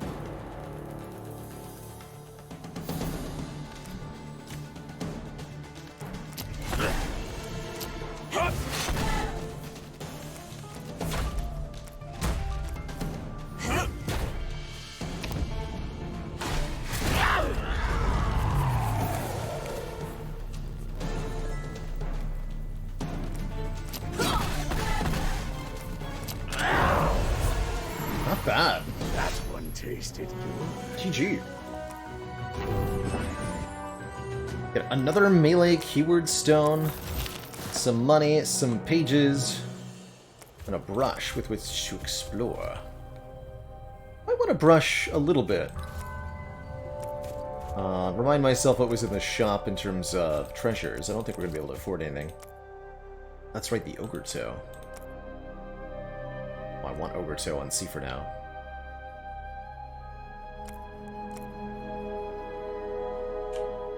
Well, I'll use a little bit of ink and a brush, I guess. Reveal up there. Could also reveal over here. Yeah, I'm going to carry one brush over to Act 2. Actually, 2 of them. I'm only going to use one. unsure where to use my brush.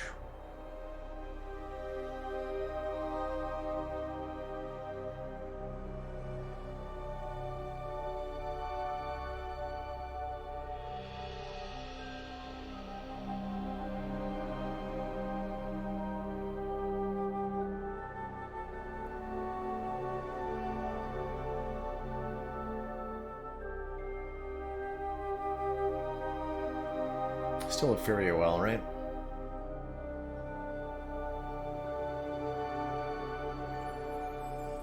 Okay, that'll work.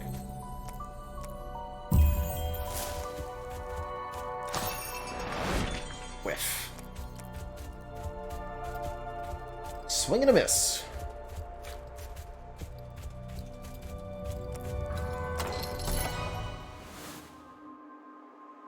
No, no, no. Alright, our first boss might well be a toughie. It's Super Krog, who's intending to attack and summon some minions here.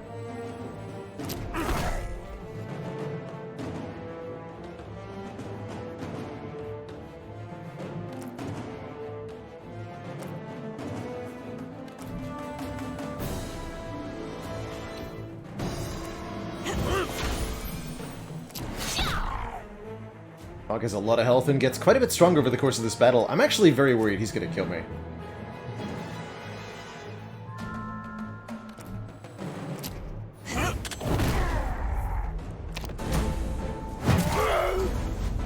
Lambs to the slaughter! I have no way to do damage to all enemies, and we never saw any cards that do. Yeah, he's super going to kill me. 9 strength per dinner? Yeah, he's definitely going to kill me. This run is over.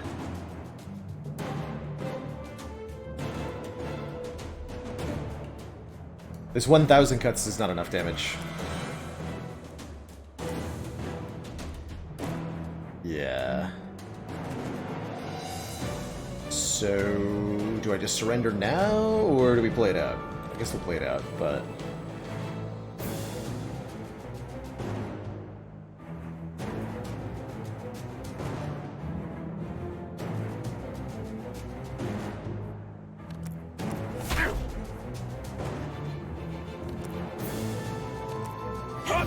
Just make sure this is doing bonus damage. Like, it's completely fruitless to attack these. We can't efficiently do damage to them. We have to do damage to the boss.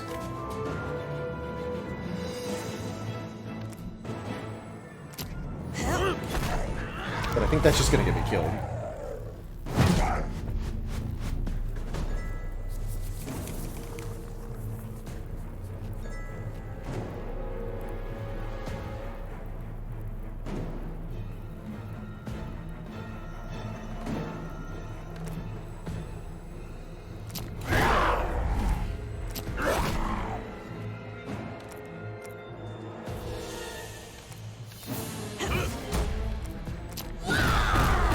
Well, maybe not. Hold on. I've also never seen this animation. I love it. 57! Alright, that's a number and a half.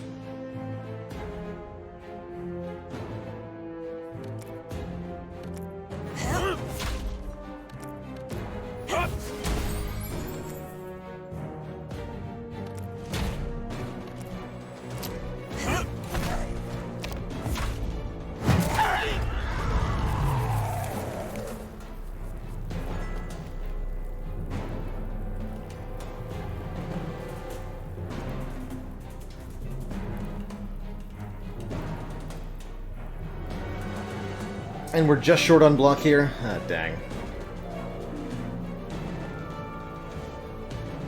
And this is also this attack that summons enemies.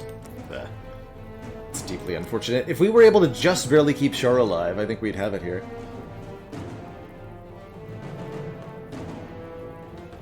Fortunately, we don't seem to.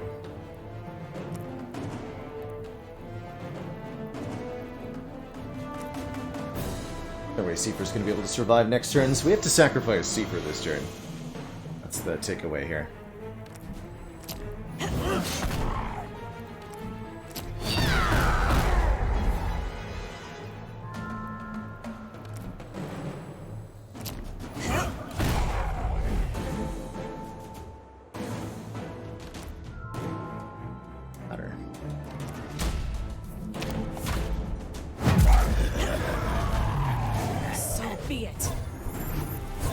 return whence you came.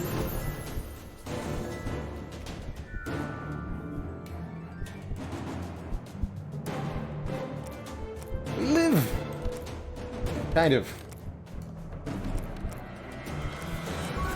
Up now. Stop being useless.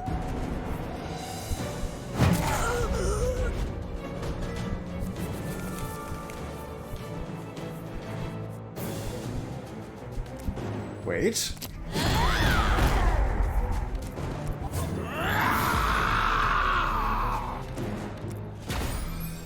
Wait.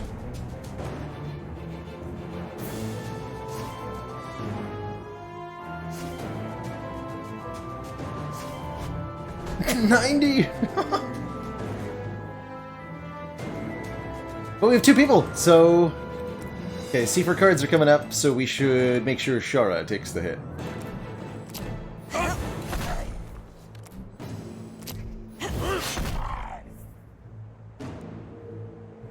Just a flesh wound. Let it be done. Oh my god, we lived! I'm not sure how, but we lived. Alright, that's why we played through. GG. Jesus. We lived. Not entirely sure how. Acorn of Plenty. Draw a card for every 8 cards in the draw pile. Interesting. Udekra. Attack twice for damage equal to the size of the discard. Good old Windstorm Colossus here, too.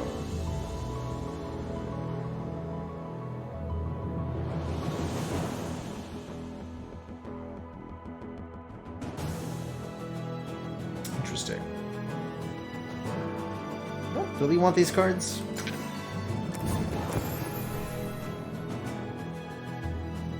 This hero is leading. Their attacks inflict 1 bleed, 1 damage per turn. Draft 3, or each turn we dissolve a card, gain an energy. Only 12 cards in the deck out of Act 1 there. Haven't even gotten our first talent yet. Let's give Leading Bleed to Shara, I guess. Although it's really not that much.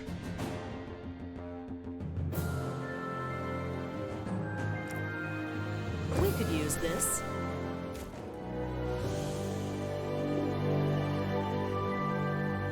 Alright, the Oversky is where the gem mine should appear.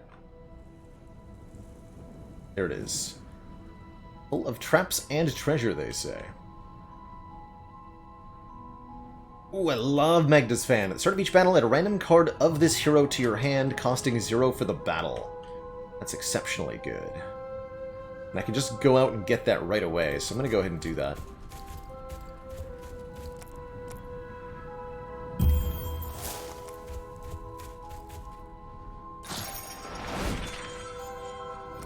We'll give a Shara card. I think I've seen this before. She does the Leading Bleed. Create an extra Fairy-well on the map. It's always something that you can get to. Give me more energy on turn 2. Make sure we have at least 1 free item slot when entering the mines. Thank you for the heads up on that, Tom. Ooh, bonus reveal radius on Sky Towers is good.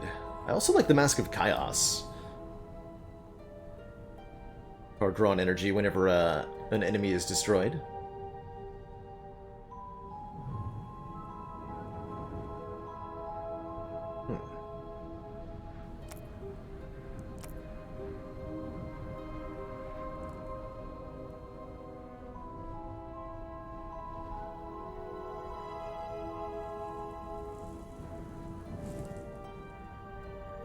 Let us start by doing a combat now, I guess.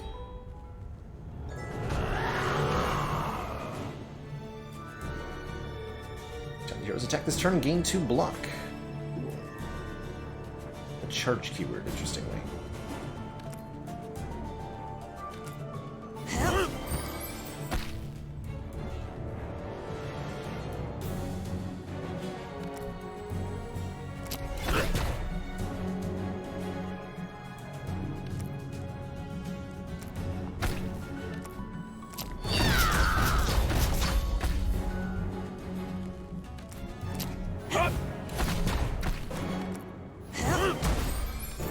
These jellies also take damage each time you play a card on your turn. Makes them a bit easier to deal with.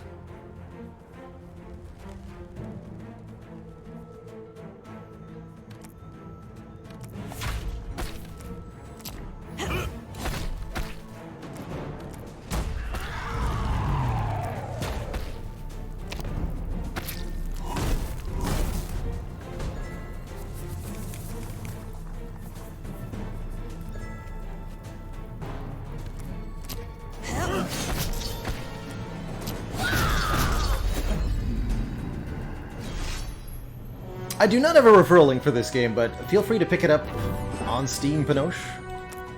Hope you enjoy. Big time. What do you got? This will reveal one of our gem shrines, guaranteed. Notably, +1 reveal radius. Actually, that Sky Tower already gets there. Never mind. I was gonna say reveal radius on the Sky Tower helps with that, but it totally doesn't. That would be a lie.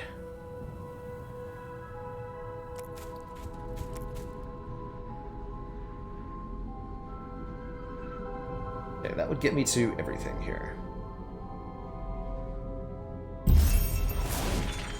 Goro! Stealeth one of our relics. What do you take? Claws of the Predator. While this hero is leading, their attacks inflict 1 bleed.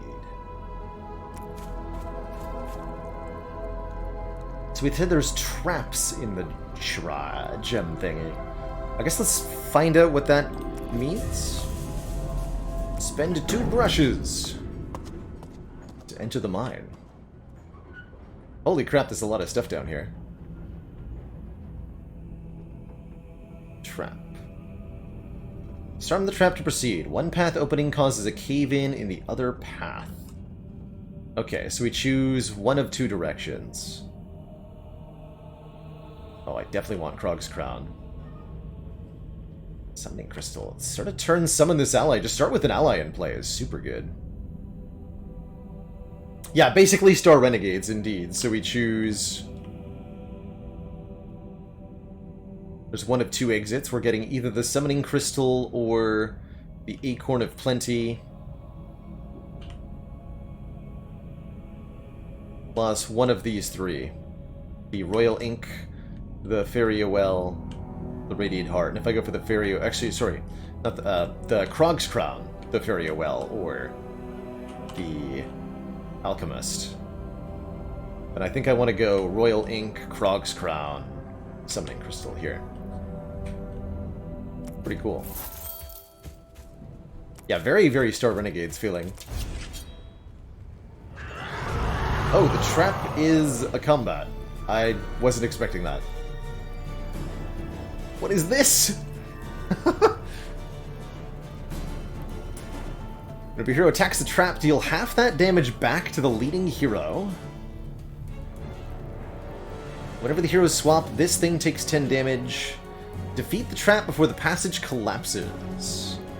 Inflicting wounds on the heroes, but opening the other path. Oh. And it does damage back? That's rude.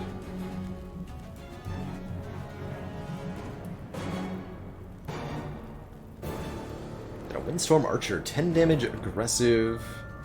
Interesting. You can activate it to attack? To lose aggressive that turn. I don't understand what the point of this... what this thing's active ability is. Interesting. Lets you target the attack rather than attacking the front. Understood. That makes sense.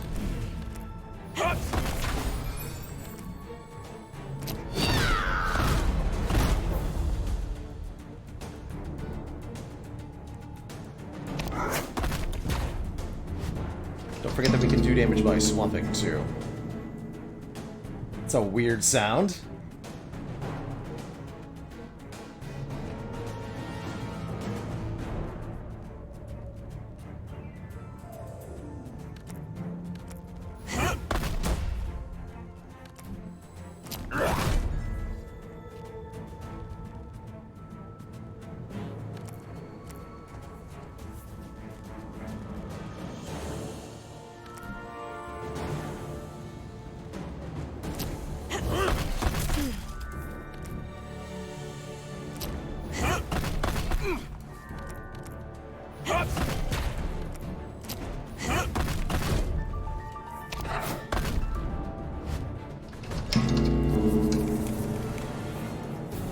Not sure if it's this turn or next turn that we need to kill by, actually. But I'm cool with... cool with killing now.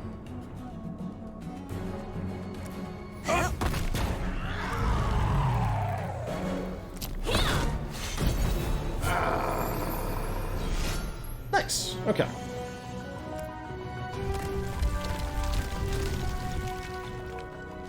I imagine you can die against the traps.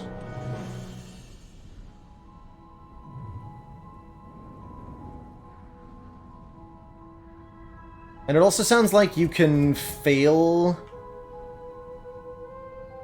the trap on purpose. You get wounds if it fails though, so that's pretty bad. Yeah, I don't want wounds.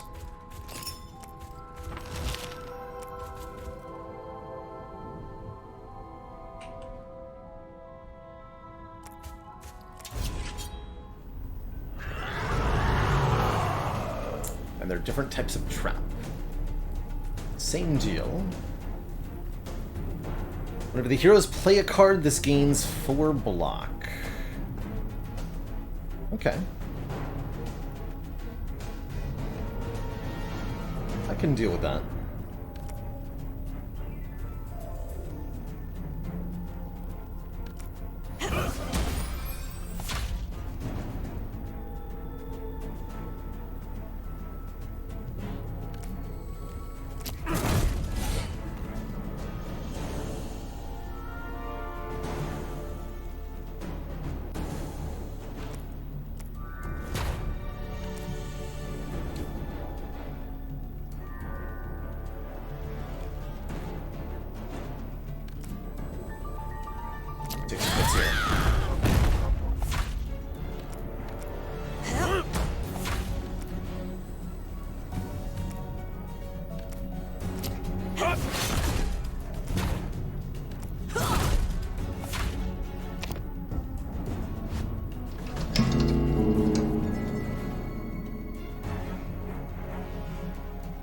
It's tough because you gotta do a surprising amount of damage to it.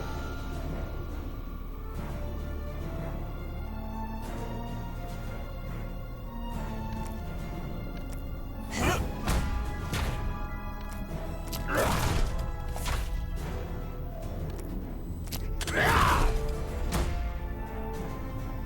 guess I could play the sulfuric barrier there.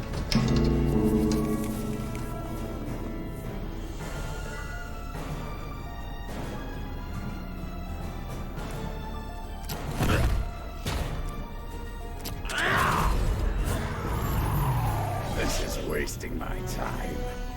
Alright. Successfully get Krog's crown. Remember, the first time each turn this hero plays a card costing 2 or more. That sounds like Seifer's job, with Ritual Strike especially. We said we could... we could put the second melee gem into the Ritual Strike, and it works. Let's try that.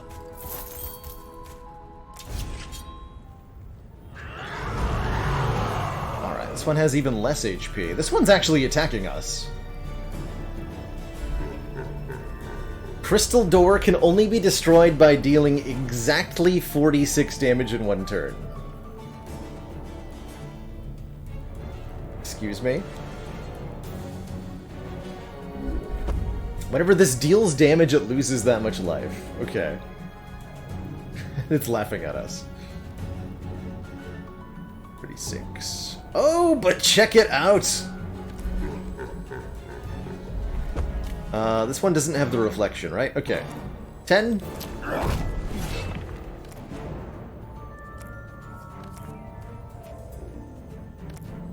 $36. Good.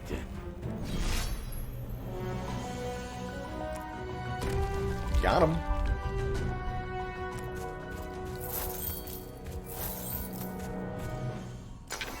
It's an exceedingly good gem, starting with an ally in play. We just need to find an ally now. Can't return. Yeah, I really like the gem mine event, and there's guaranteed to be one on every run, so that's pretty cool.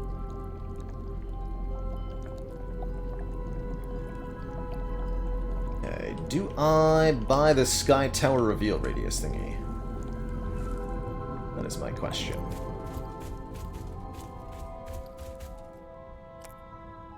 Or we can get Mask of Chaos. Would be a big deal too.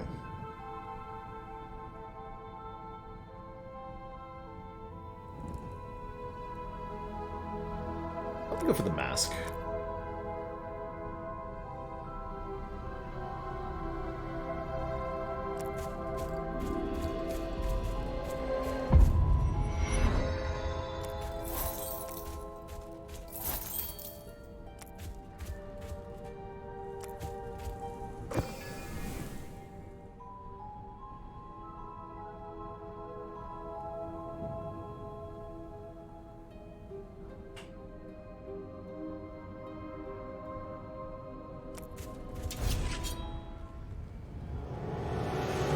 This would have been a good fight for it.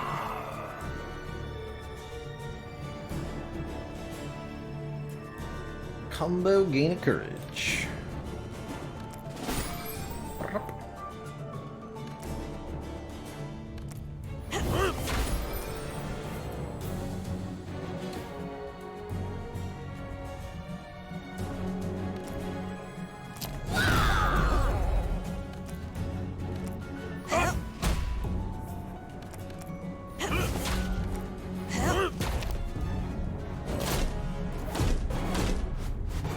28 block. The turtle got stronger. Or something.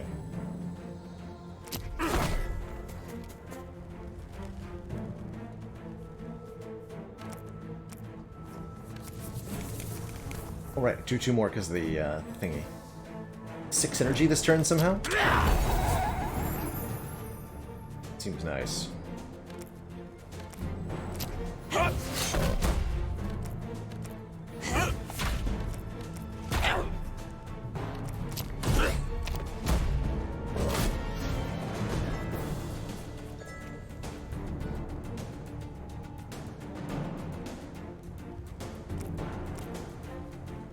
Total Y.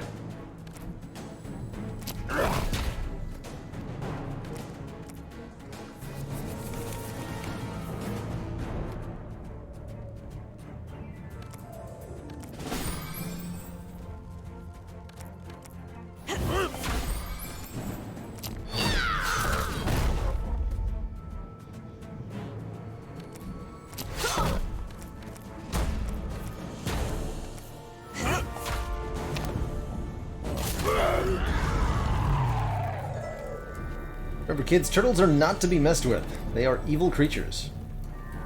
That's the takeaway here.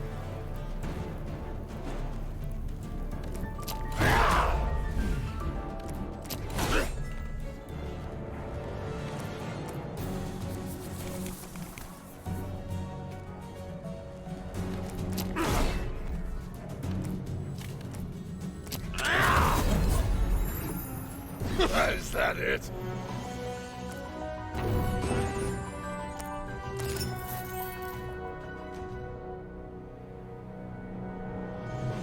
$394 is still not quite enough. Frustratingly.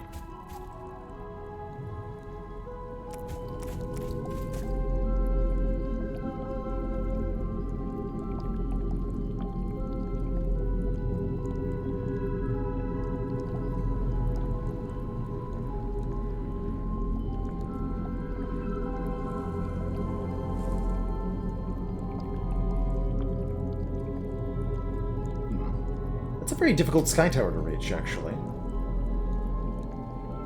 I think I should use my explosive pigment over here.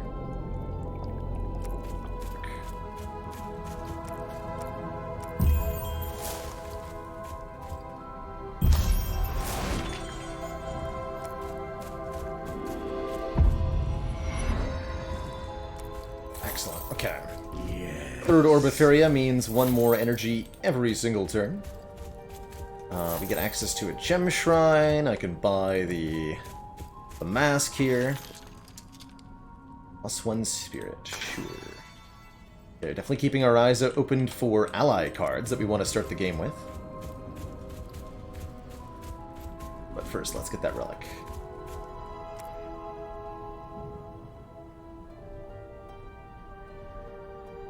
None of these are ally cards.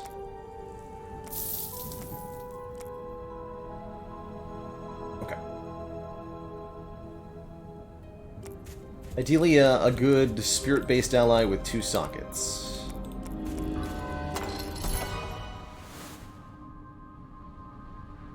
Your next turn, whenever Seifer takes damage, deal that much to all enemies. Interesting. Double Strike is okay with the Krog's Crown.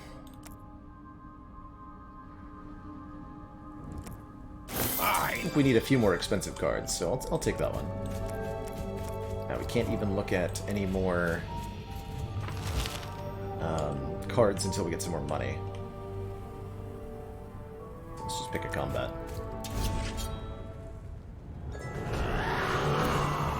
The Yakapult.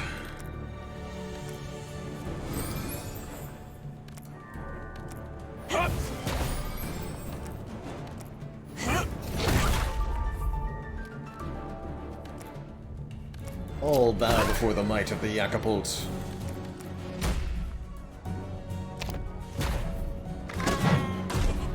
Like filthy cowards.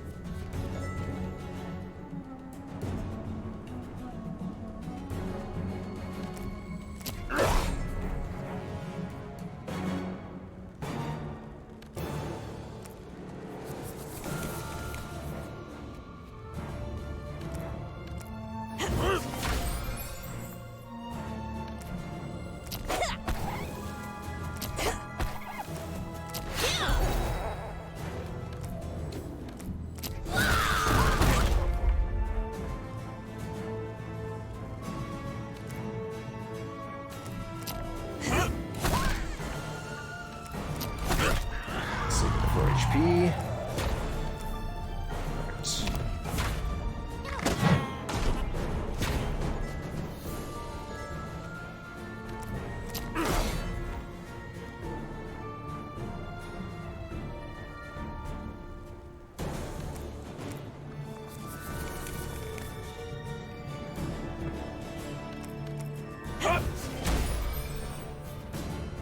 Courage is good stuff.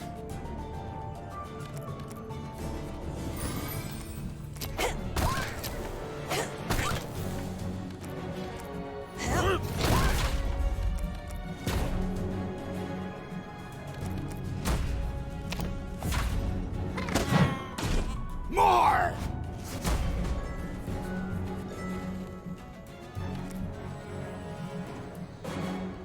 Just go for the kill here.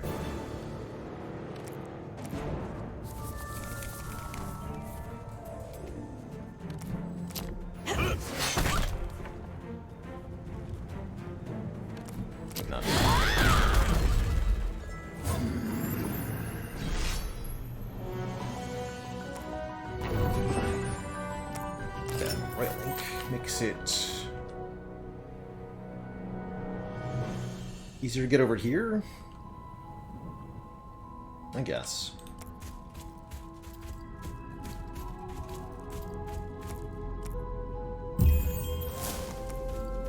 So Bagara will give us our treasure back. Nice find. As well as a new one. Whenever you end your turn with no cards in hand, the leading hero gains 1 courage for more energy generation. I tend to think this is one of the worst items in the game. That's okay. Charge. Yes, good.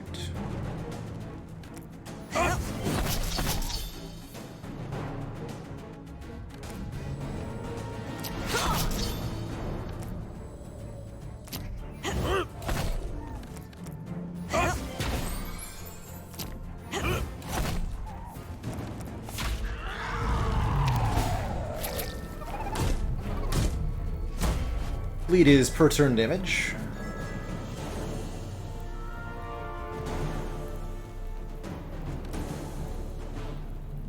looks like we won't be able to bust through here. Fortunately, Red Curtain is pretty good block. Oh, Ritual Strike is here too.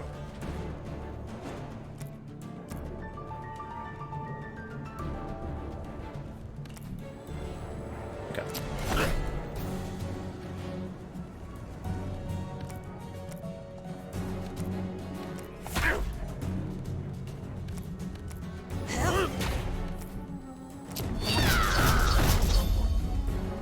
Imperative that I don't kill this one quite yet. Ah, they're both attacking.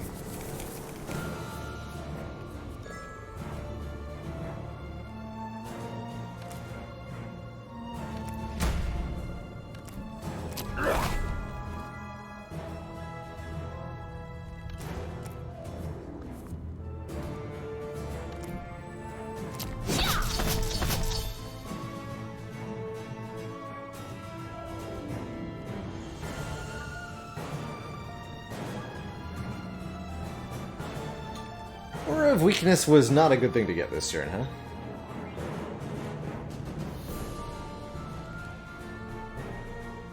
Shoot.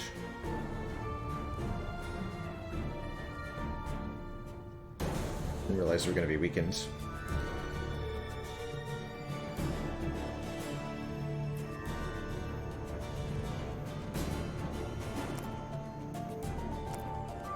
Dang it.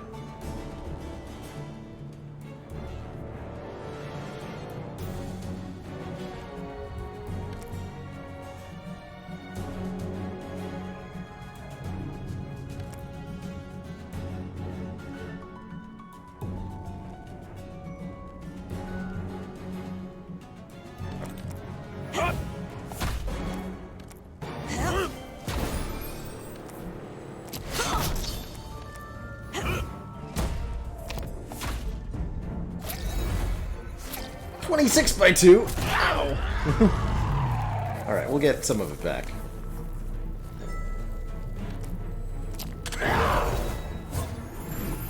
Actually, most of it back. Really, really appreciating the retain on the Absorb Soul. That feels like it's been almost carrying us. A little bit. A lot. Hard carrying us, really. Still looking for an ally card.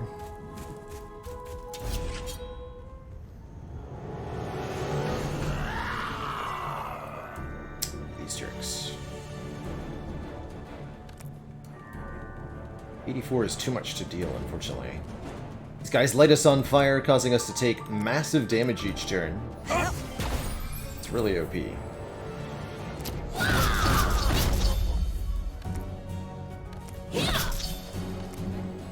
That's really close to a kill, unfortunately. Not actually there.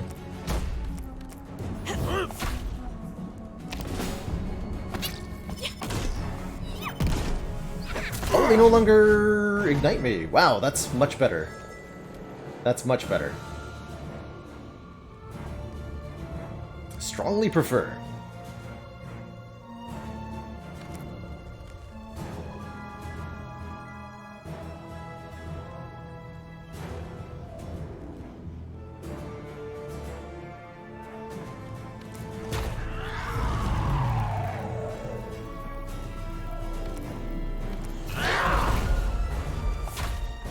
One time there.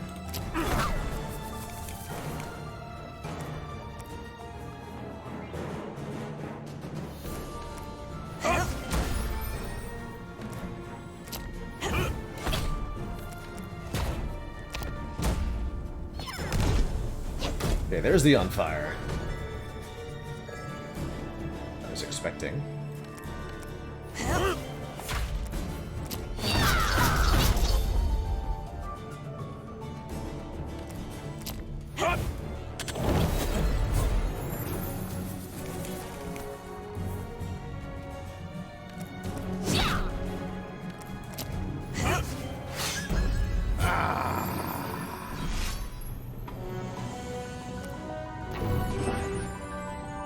They're always like that. It's always been either Ignite or Trip, and I've just never really seen them use the Trip, apparently.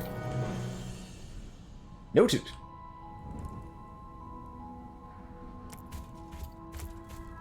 see, there are two alchemists that I, like, super can't afford. One here, one here. Also noted. Imperial Ink reveals 4 tiles in opposite directions. Don't have a lot of good spots for that.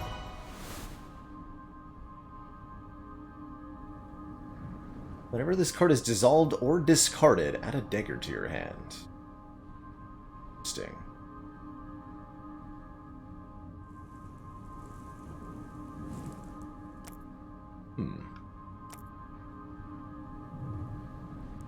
Interesting.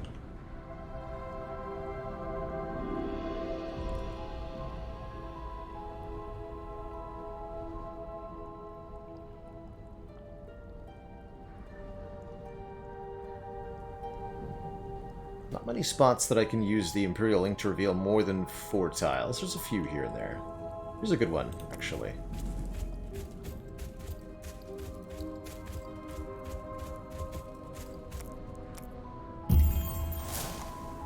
Ooh.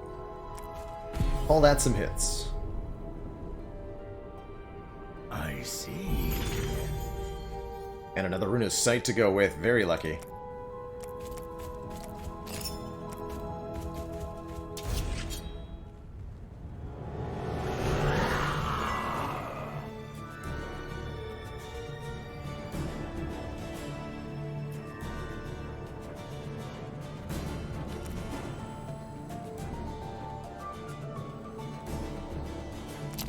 Back one as you've got less HP.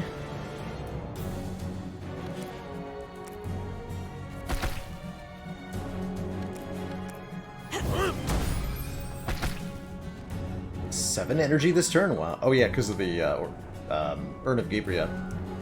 That's right.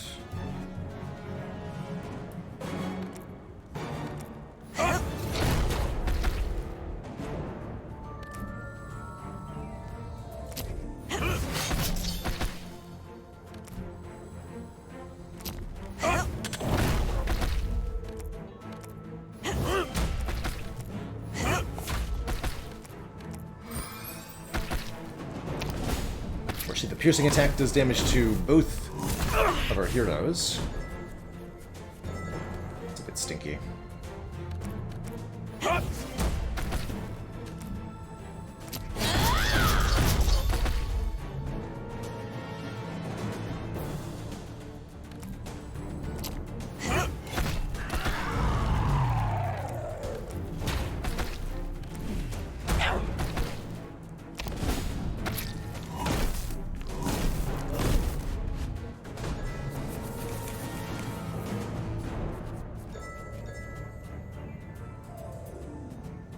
I drew no attacks? Okay.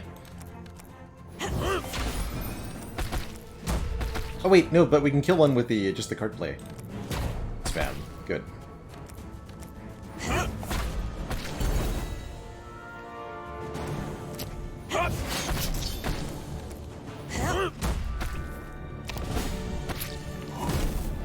And I managed to gain a courage too. Good for me.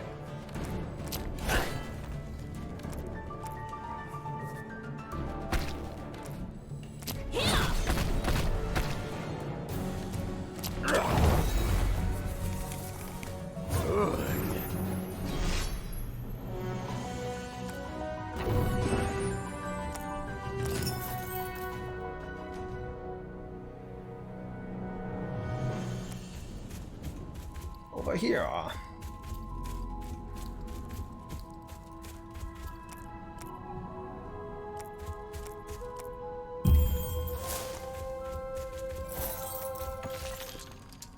Another draw one discard or another melee keyword.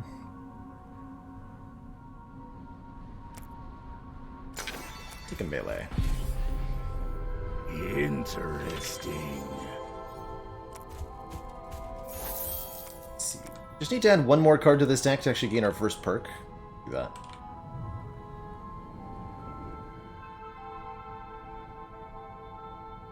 No Vaults of Wisdom though. To buy one? Nadim, what do you have?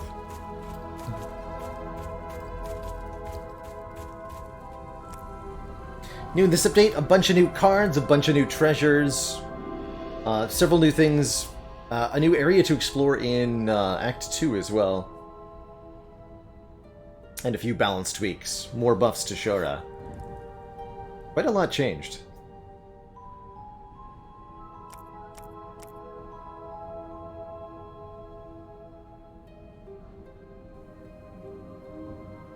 The melee card on...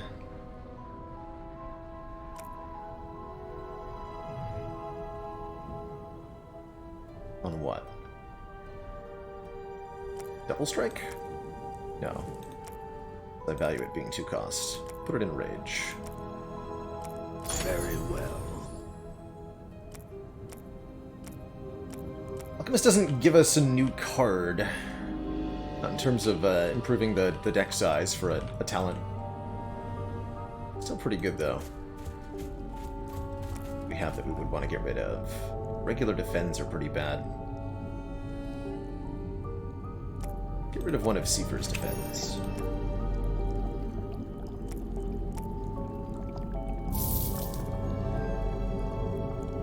Melee ranged 10 block.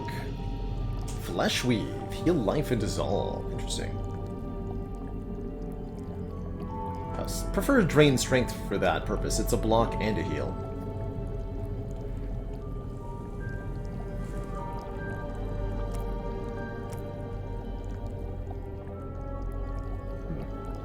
Interesting. Alright, fight the elite. Let's get The fish! Shara's power to this ally's spirit. It's got charge, so it should summon at bonus thingy.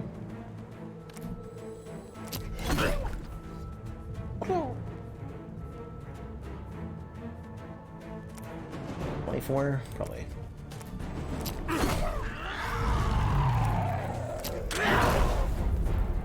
Oh yeah, because then I get to draw 2 as well. That's right.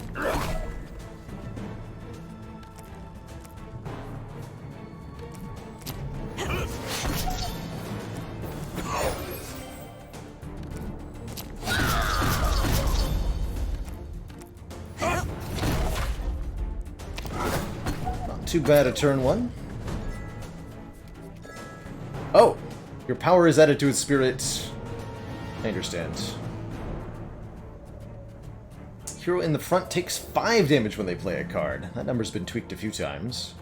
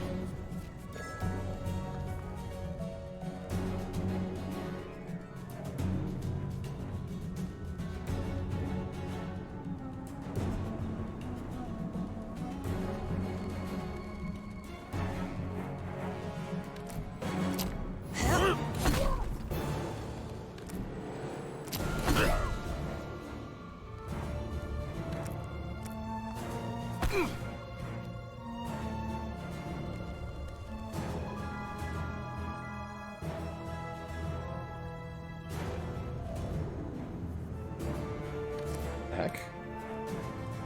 Does Devil Strike have the swap icon on it? Shouldn't be doing anything like that.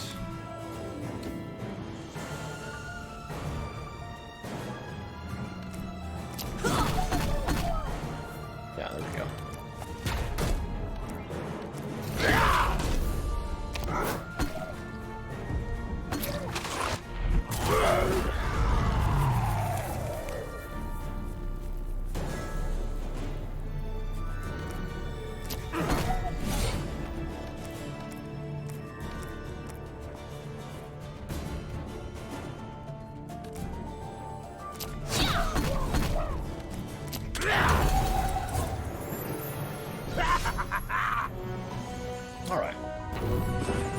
Elite it down, we get the rough diamond, a common gem. Really interesting. Not what I expected.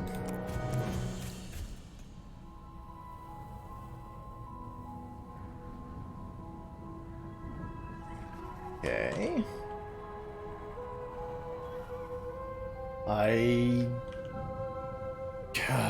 Are we gonna be able to kill a boss with no allies? Ooh. Guess we have a lot of upgraded cards we're able to draw. But I deeply worry about our ability to kill the boss in time. Guess I'll use my brush. Good. Definitely gonna top up our health.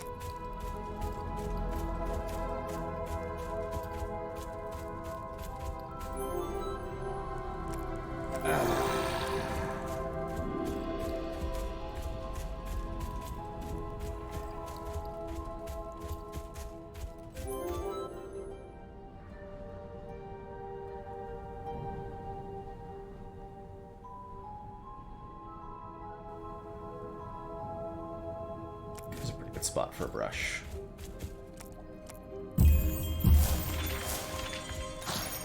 Aha! Get our second elite, that is huge. And more precision ink. Good.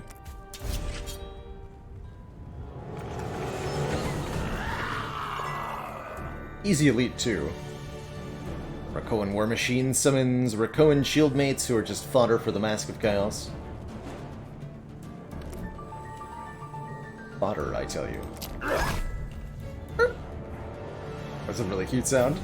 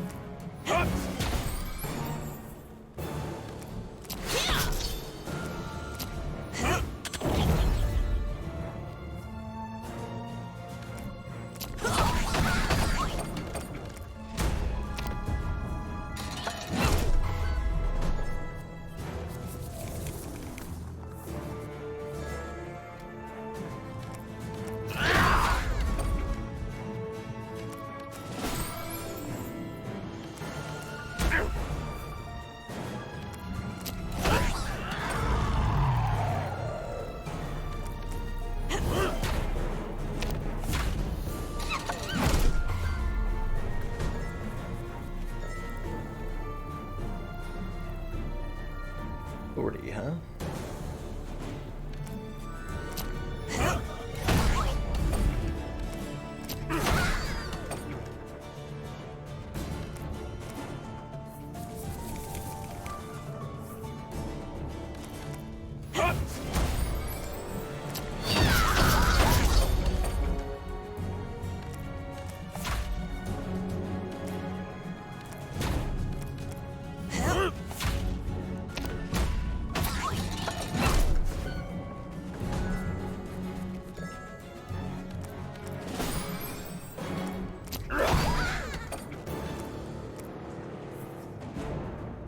Oh, may have made it one cost, so I actually didn't draw cards there.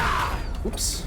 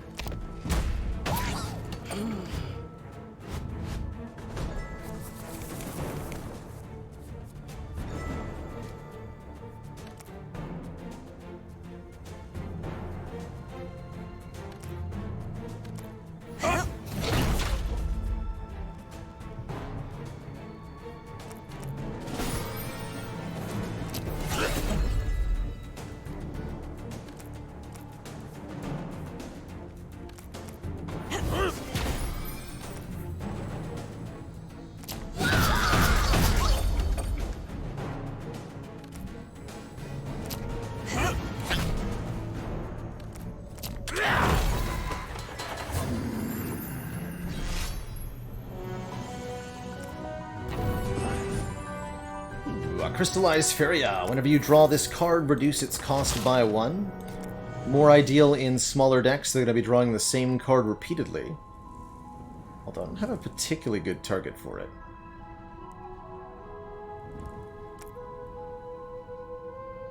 That Dragon Spirit card is a card that gives you some courage, and then gives you more courage for however many elites you've beaten this run.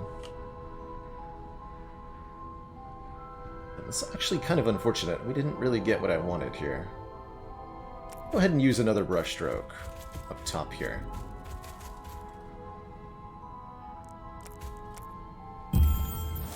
Just need a Vault of Wisdom, really. You're mine. That works too. More dollars, please. Yeah, I've got an unused Alchemist, but that unused Alchemist isn't going to get me to 14 cards, which is what I want here. Please. They reduce the block that these guys get? They increase it.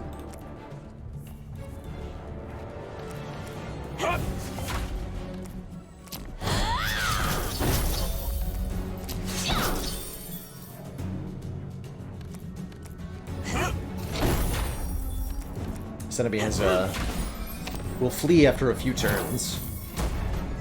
You gain gold for the amount of damage you deal to them.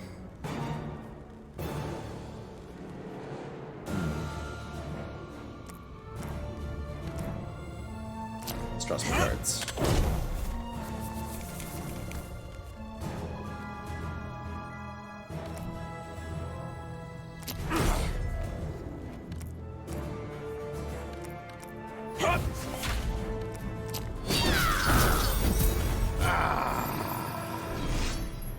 Good.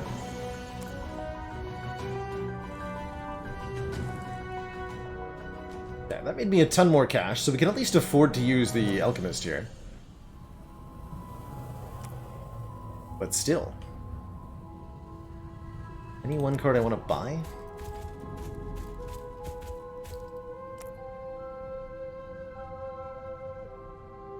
No.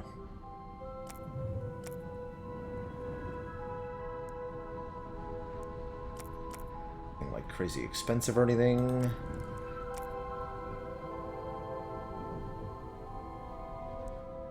Alchemist might help me against the boss. We do get help for the boss.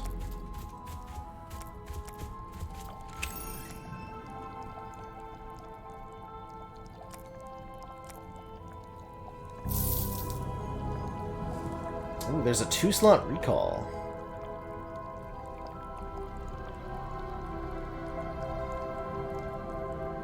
Measure attacks for 7 twice. If we have courage, gain 10 block. That could be good. Whether this card is dissolved or discarded. Add a dagger to your hand.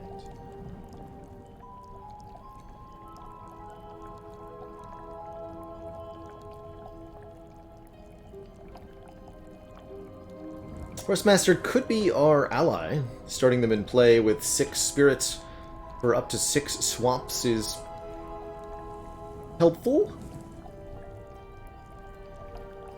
And it'll also give Shara a point of strength just to summon him. So let's take the Horsemaster. I don't think I'm going to put the upgrades into this.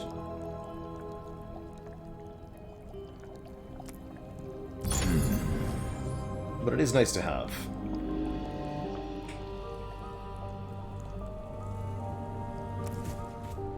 Alright, still no perk. That's rough.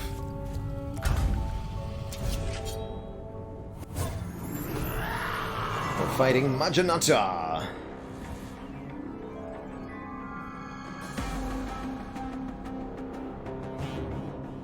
The hero's swap deal damage to all enemies equal to this ally's spirit. Sure.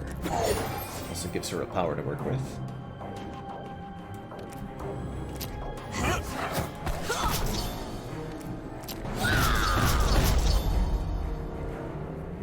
The Spirit Doubler wasn't in the shop. There was a card that adds 2 to the Spirit in the shop. Which is a little bit different.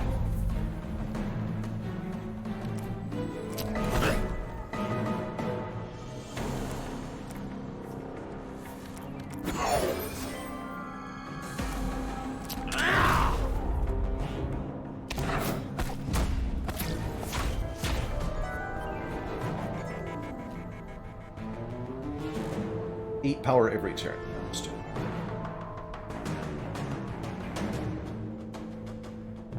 That's unfortunate. I can't draw cards because I have no 2-cost cards from Seifer. So I just have to eat this damage? Dang. Actually, wait. I can empower the Rage. No, I'll empower the Sulfuric Barrier.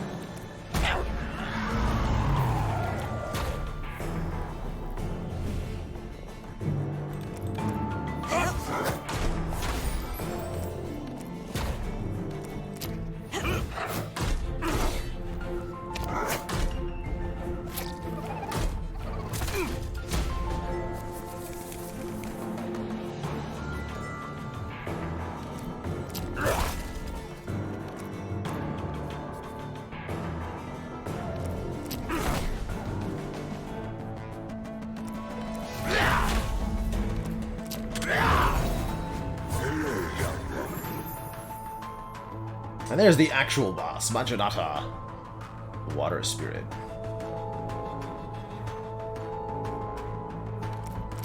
Get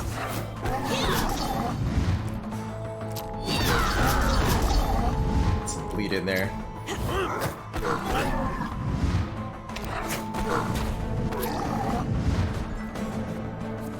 Gives us another free turn, sure. Majanata will summon a new ally.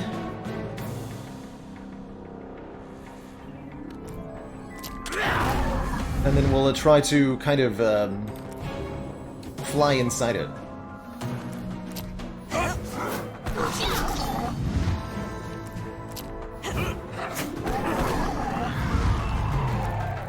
Possessing it.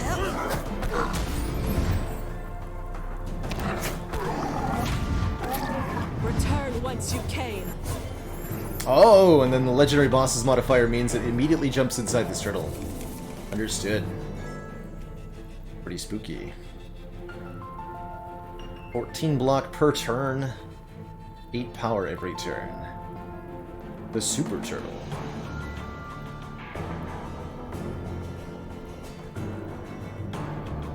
Horsemaster works with the other ally, that's right.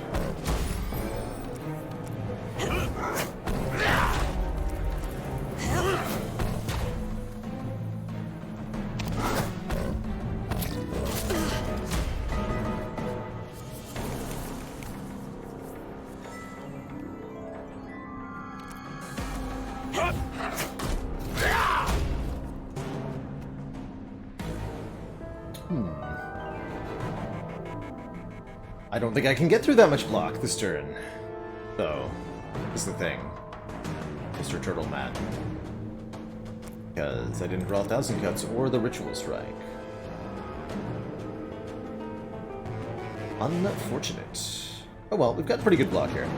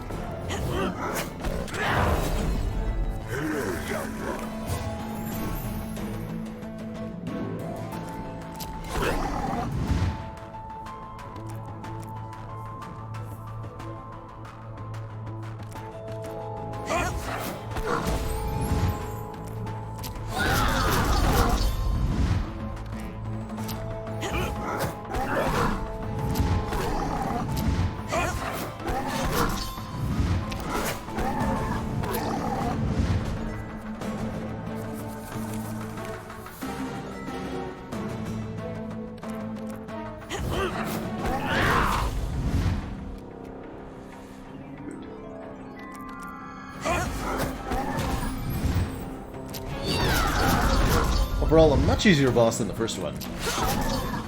Still got one more summon to get through, but shouldn't be a big issue. So be it. Back into the Fugu. 21 power. Interesting.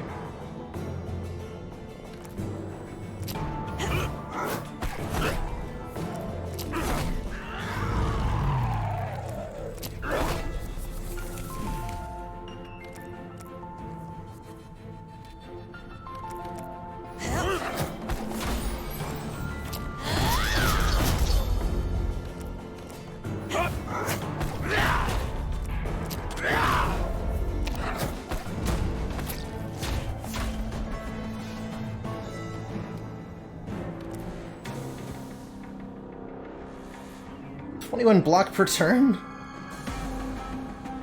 Oh. I understand. I guess this is fine?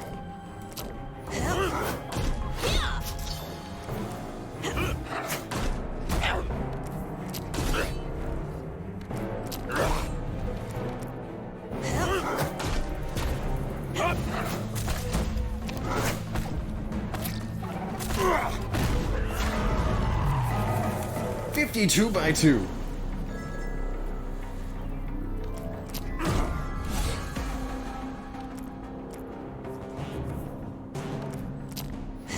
All right. Got it. We got it.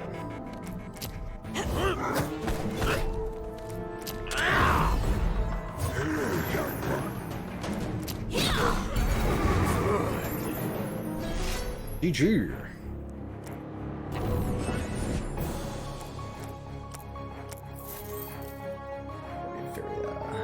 Reduce an enemy's power by 3. Each time Shara deals damage, this deals the same amount of damage and loses a spirit. That's pretty potent too.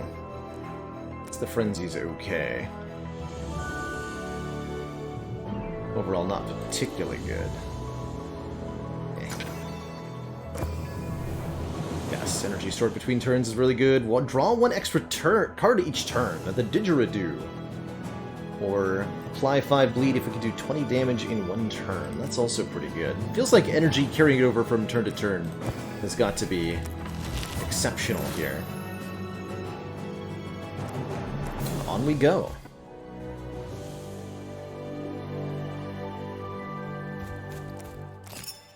More precise ink.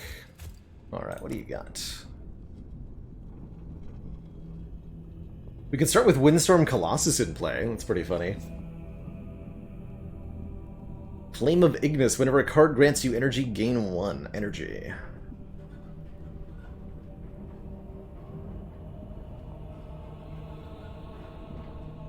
Magnus Rose is pretty good.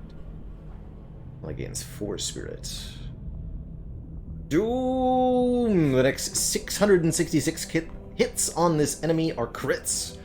Just double all of your damage forever. It's pretty spicy. It needs more cards draw, needs more stuff. I think the thing we should be looking at most right now is the Vaults of Wisdom.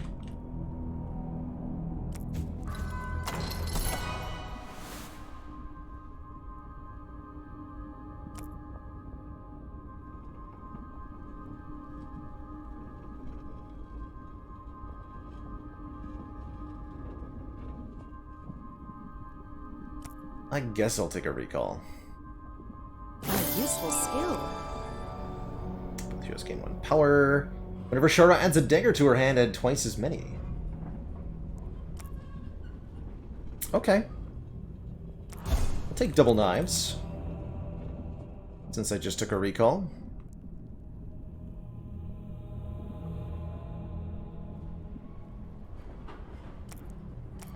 Very well.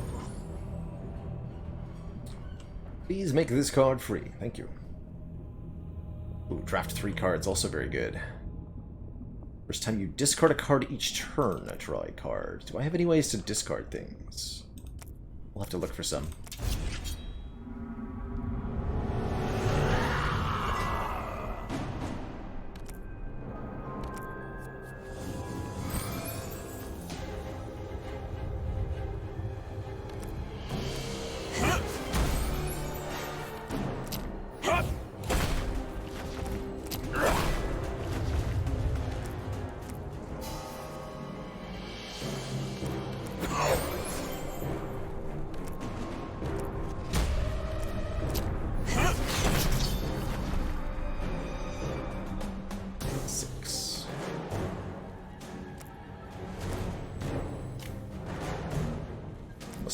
Plus a bunch of bleed.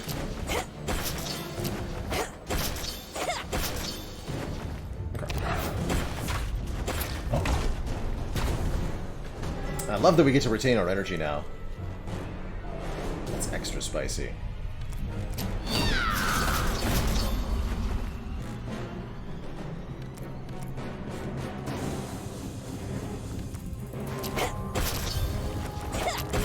That's right, I have the draw and discard gem.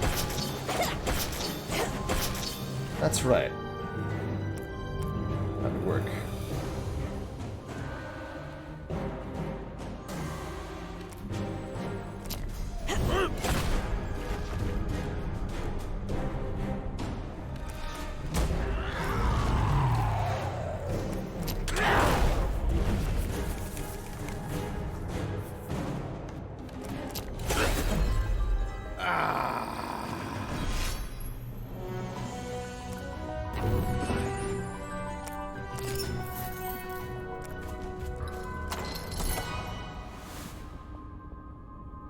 Dark Temper's way too late.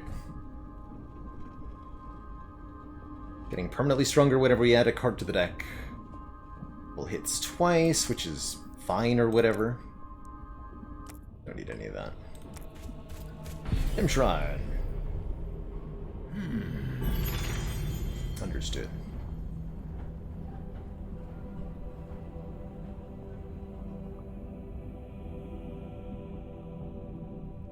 Kind of want both gem shrines to be cooperative. This? Sweet, another Bolt of Wisdom.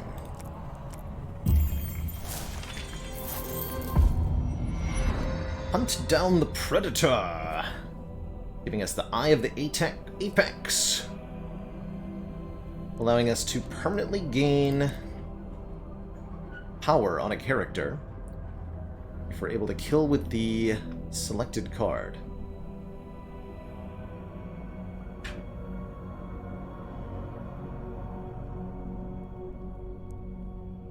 I could try putting it on lunge. It sounds like it'd be really difficult to get any kills with this, is the problem. Although given that the deck is so small. Predator battle's not too hard as long as you can do good damage. Or we can get a treasure. Could be quite useful. Just give me a treasure. We'll show our belly. Oh, that's right. Get the Mask of the Predator. I don't think you're actually guaranteed to get this particular item, but that's pretty cool. Whenever we kill an enemy, we shuffle a hunt down into the deck, making our next attack do more damage. They buffed the Predator. That is a reasonable choice. Predator could have used some love. Pretend draw a card. Decent. If you say so.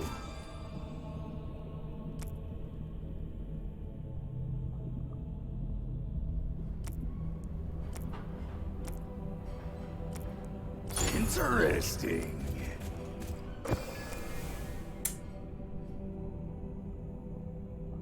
So it's only Ritual Strike that discards. That's okay. So Ritual Strike draws another card now. Not that it didn't draw enough already. Pretty funny. Double an enemy's bleed stacks, then inflict 3 bleed. We don't have a whole lot of bleed in the first place.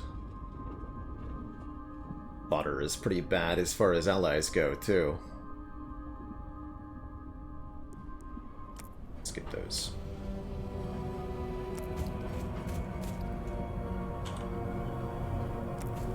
Skip them, I tell you.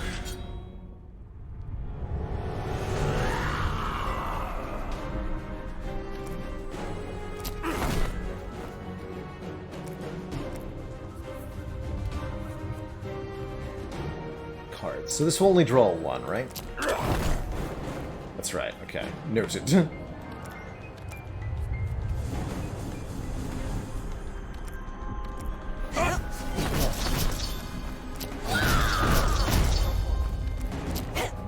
Maybe double bleed wasn't so bad after all.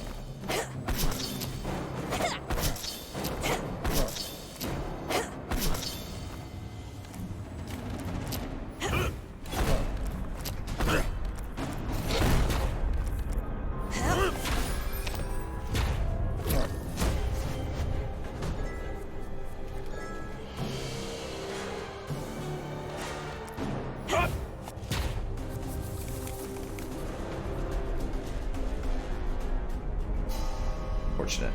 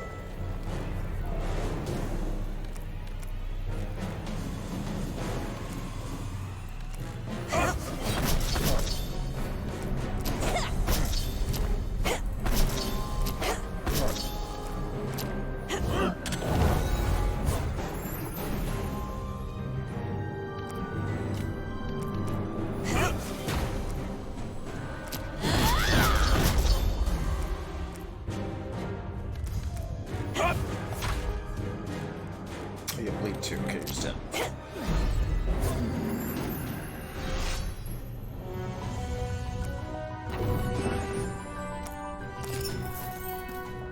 What do I feel about auto-summoning the ally from the store? I think it is a reasonable choice if we don't find some better stuff here. Let's continue to look at other options first.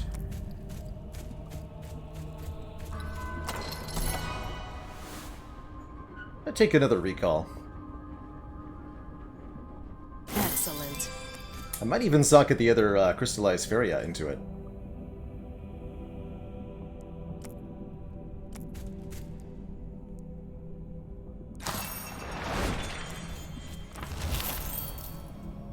And we want to look at Shara allies? Question mark. Yeah, Shara allies, because Mentor especially. We could use this. There it is, Master Swordsman! Both heroes gain power equal to this ally's spirit. Only got one socket, unfortunately. Still really good.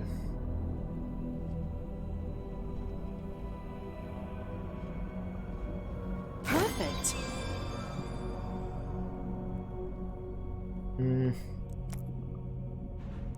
Outlaw's also okay.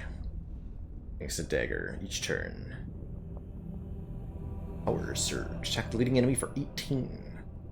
I'll take the Useful skill. Outlaw. Double daggers is pretty good. Start each battle with 3 daggers. I wonder if that's 6 daggers. Let's find out. Hidden Blades, Knife Juggling. Please tell me. And do we summon... Let's start with the Outlaw in play, so we get double daggers, and we'll put the +4 spirit upgrade into the Master Swordsman. It is 6. Good. Very well. Good. I appreciate this news.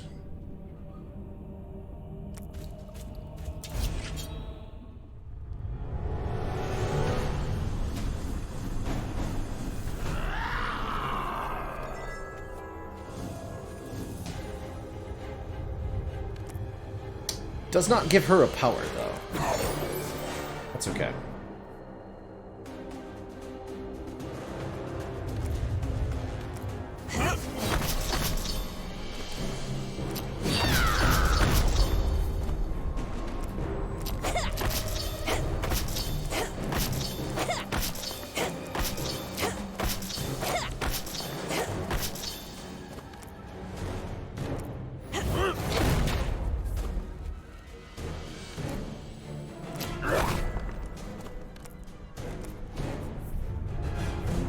I knew we were going to draw that guy.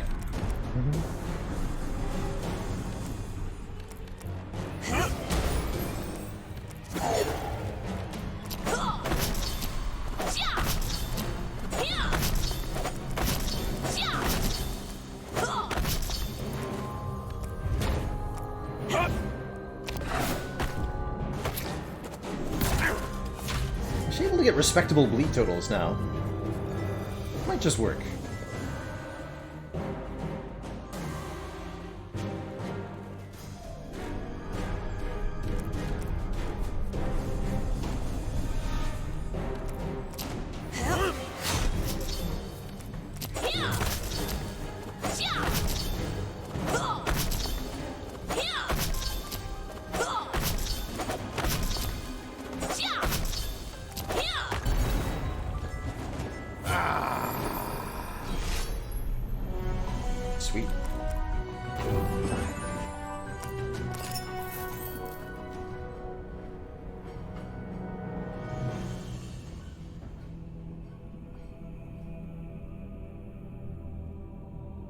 I get over there?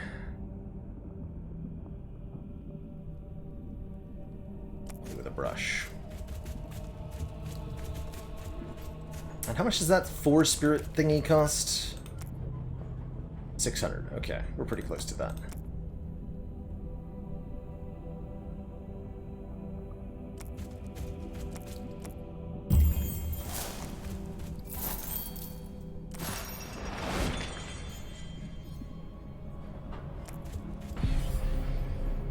I see. More gems. Starting with the...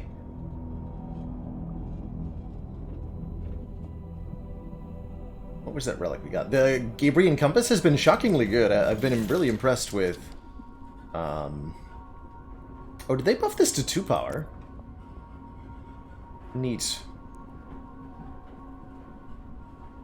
I'm a little afraid to use that, but giving more power to Shara would be a good idea.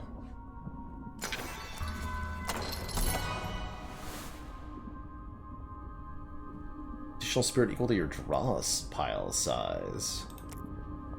Concentrate could be nice, letting us dissolve a card to gain some energy. That can notably be used against the Coins of Greed. Excellent. In the Avatar of Greed fight, so we'll pick one up. Pick one up.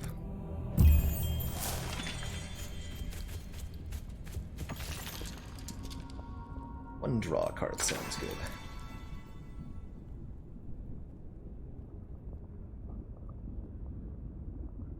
Concentrate can also draw a card? Nice.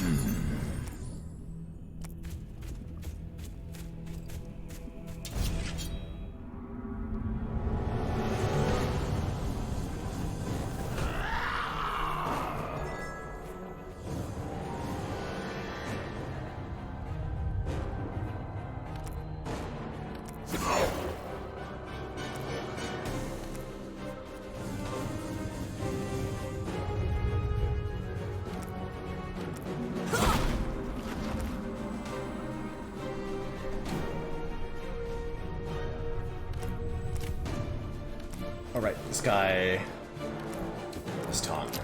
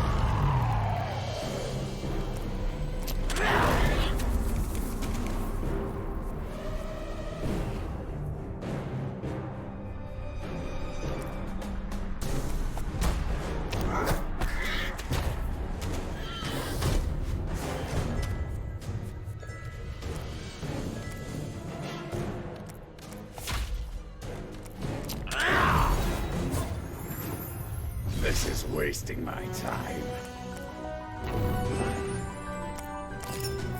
Yoinkaroni.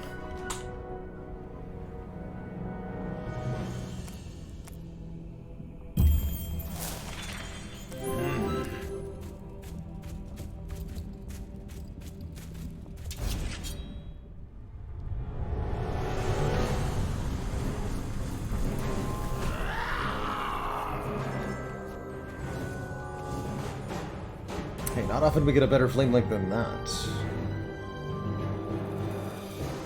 Actually gonna draw more than one card.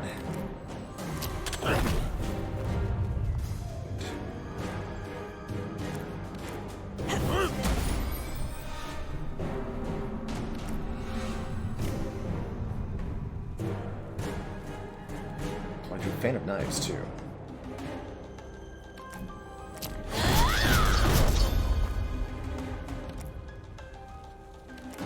So we should just lose that.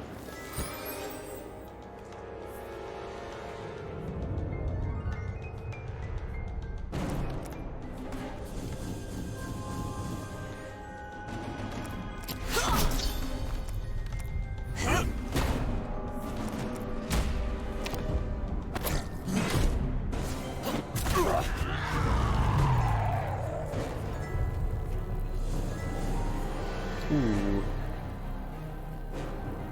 An unfortunate card to discard there. Although I can still use Entrench to draw.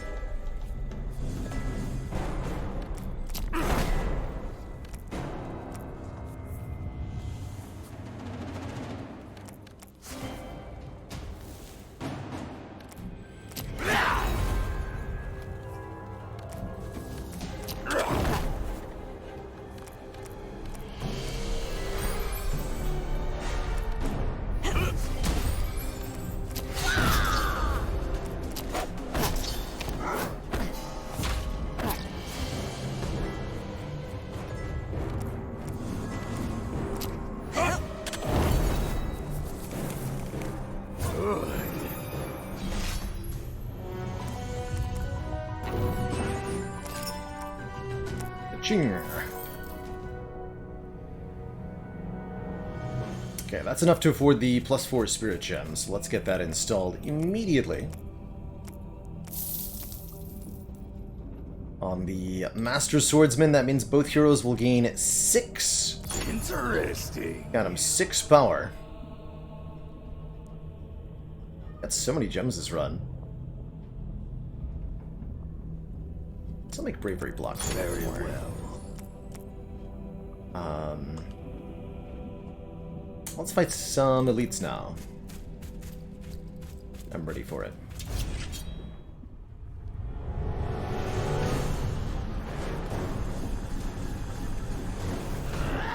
It's the spooky centipede thing. Good.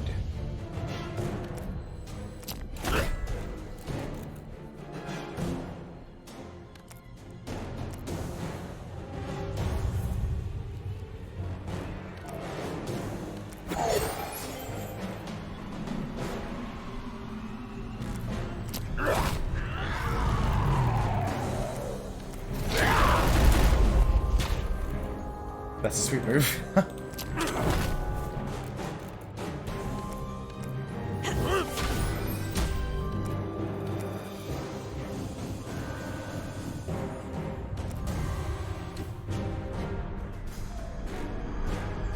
to the front segment. Let's concentrate the red curve. I'm going to do that. Sweet.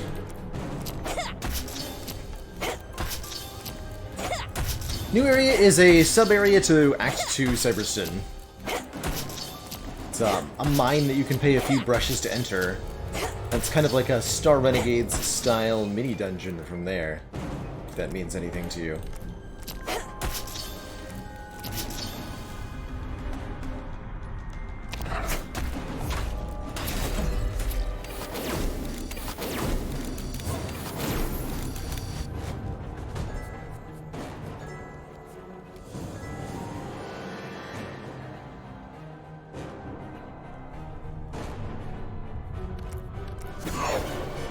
11 power. There we go. 23 times 3. Nice.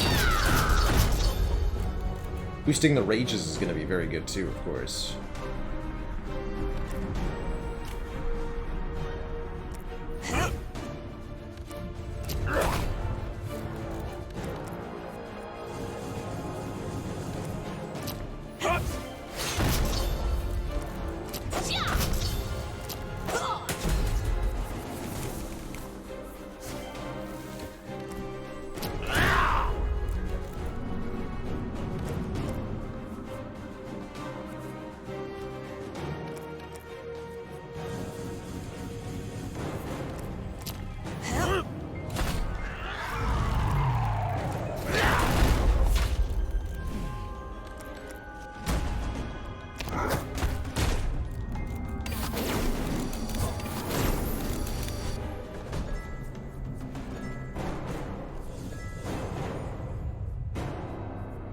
Hero, huh?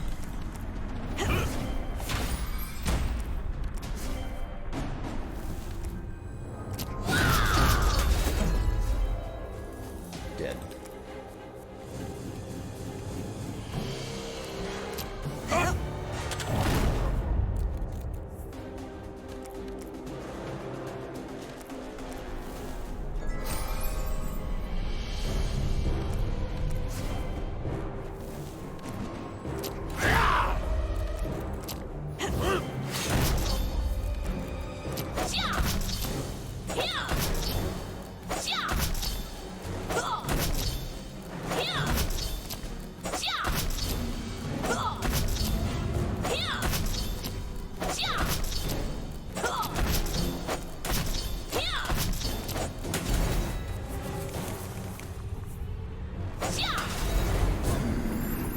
I Got feel him. stronger.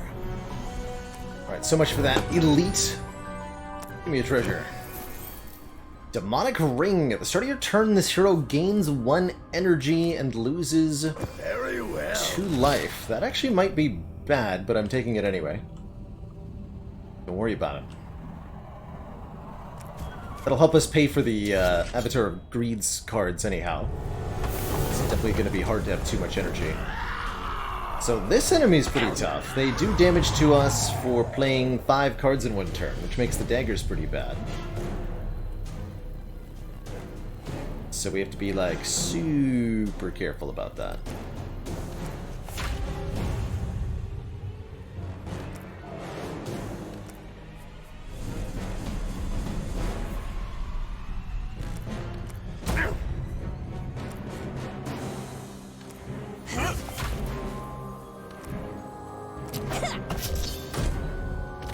It's 19 damage.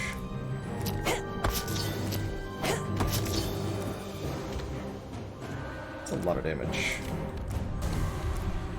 More cards, so whoops.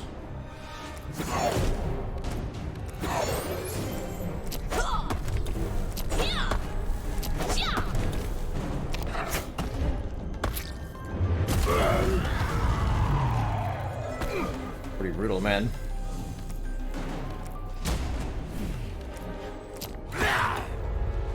This deck is definitely dependent upon playing many card.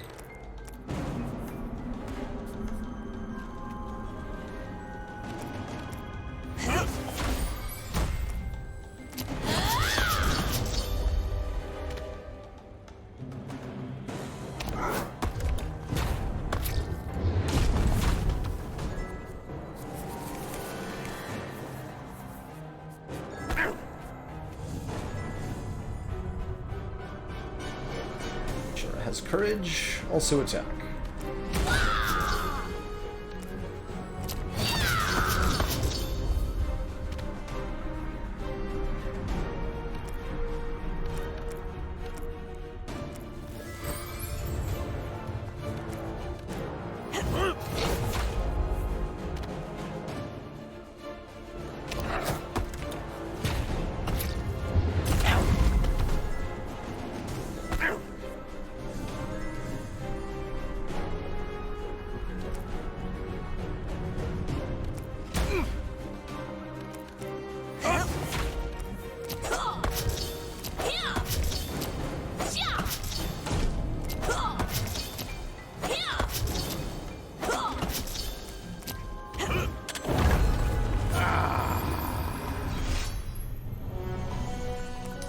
a little bit tougher. Not too bad, though. Aurora's Teacup. Plus 10 max HP and a full heal. Why, don't mind if I do. Do not mind if I do. Okay, we'll just use a couple of brushes here and there where there's some clear explorable stuff. Another 1,000 cuts. That feels really good. Or another ally, the Windstorm Archer. No, we'll take another 1,000 cuts. Perfect.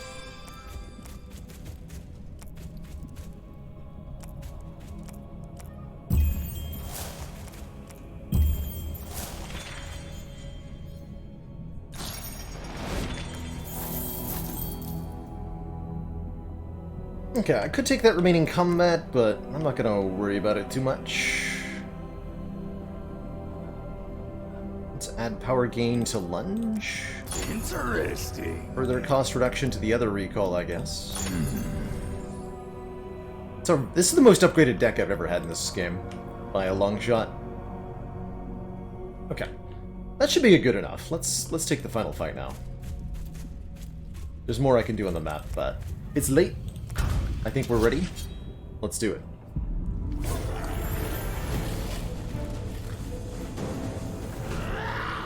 Oh, we start with 3 doomed coins in hand. All the more reason to have concentrate here. These doomed coins retain, giving 3 energy. When you play them, you are no longer able to draw cards on your turn. And they add 2 more to your hand. We're not about that. 840 health, buffing up.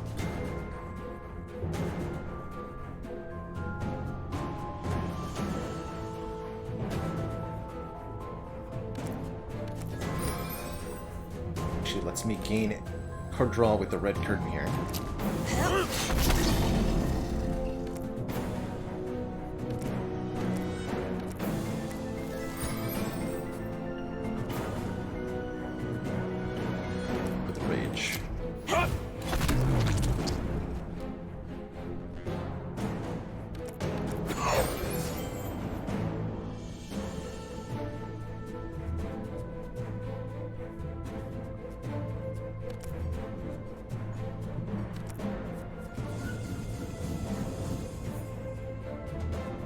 We'll stop there. We get to bank the additional energy.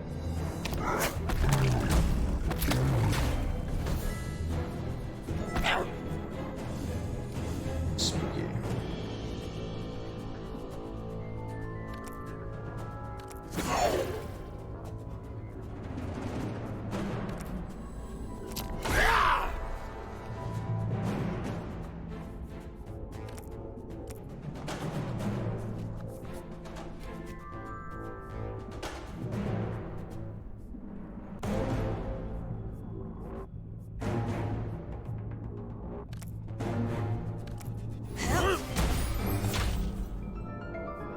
I think it's time we played some of these daggers.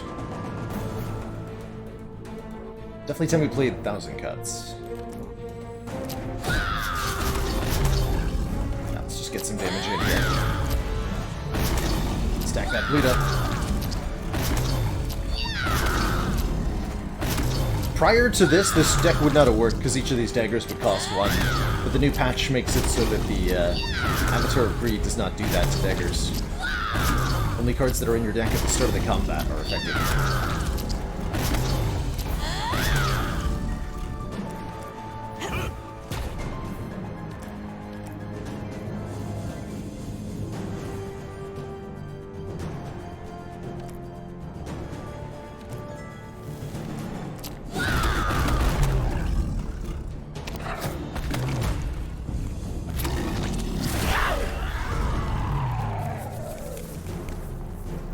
That's a big number, sir.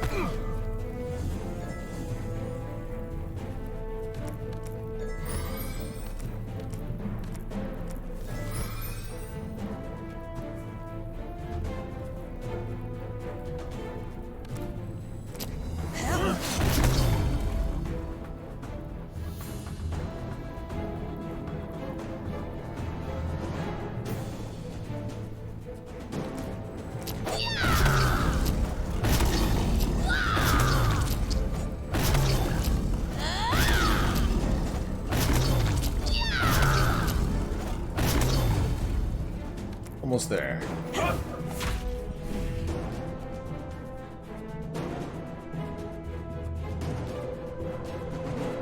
Still a really big number.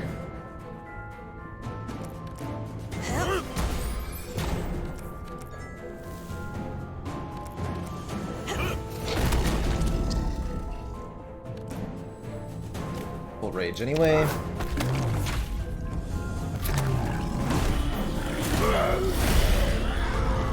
Wow, again. That's tough, man.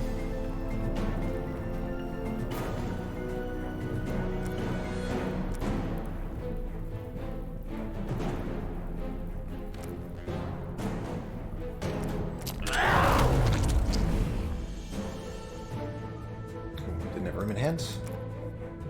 Rude.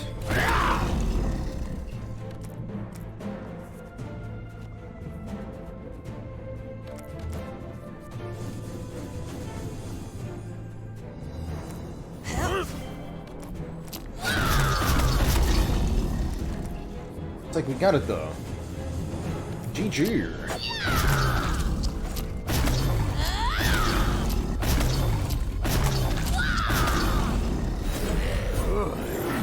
Rest well.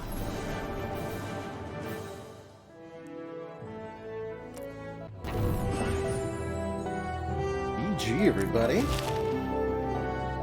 Epilogue 15 is complete. So we've officially conquered the game's highest difficulty with lots and lots and lots of pages to boot. Let's actually see what we can spend those on.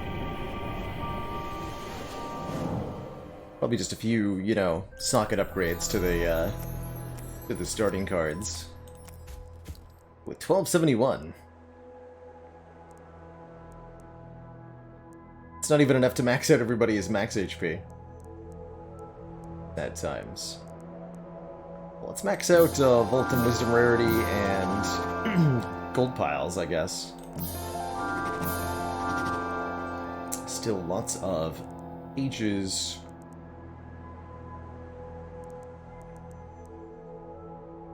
to earn there for those final unlocks, but not too big a deal. GG. Really thrilled to have gotten that successful run with Shara Seifer, no less. No Aurora involved in this one. GG. GG. Alright folks, it's just about 8:30 here. We're past my bedtime, so it's definitely time for me to get out of here. But I wanted to give a big thank you to everybody for tuning in today, joining me for some Spire content and some roadbook content. We are going to be back tomorrow, not later than noon Eastern Time. It's about 16 hours for all ya, and we could be 16 hours from now, for those of you who don't know your time zones.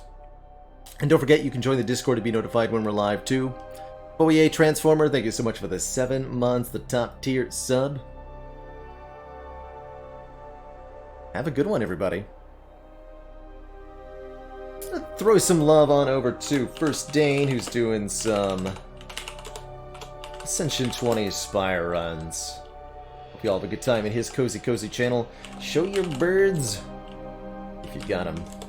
Alright, everybody, thanks so much for watching. Ta-ta for now, and I'll see y'all next time. Till then, toodaloo, everybody.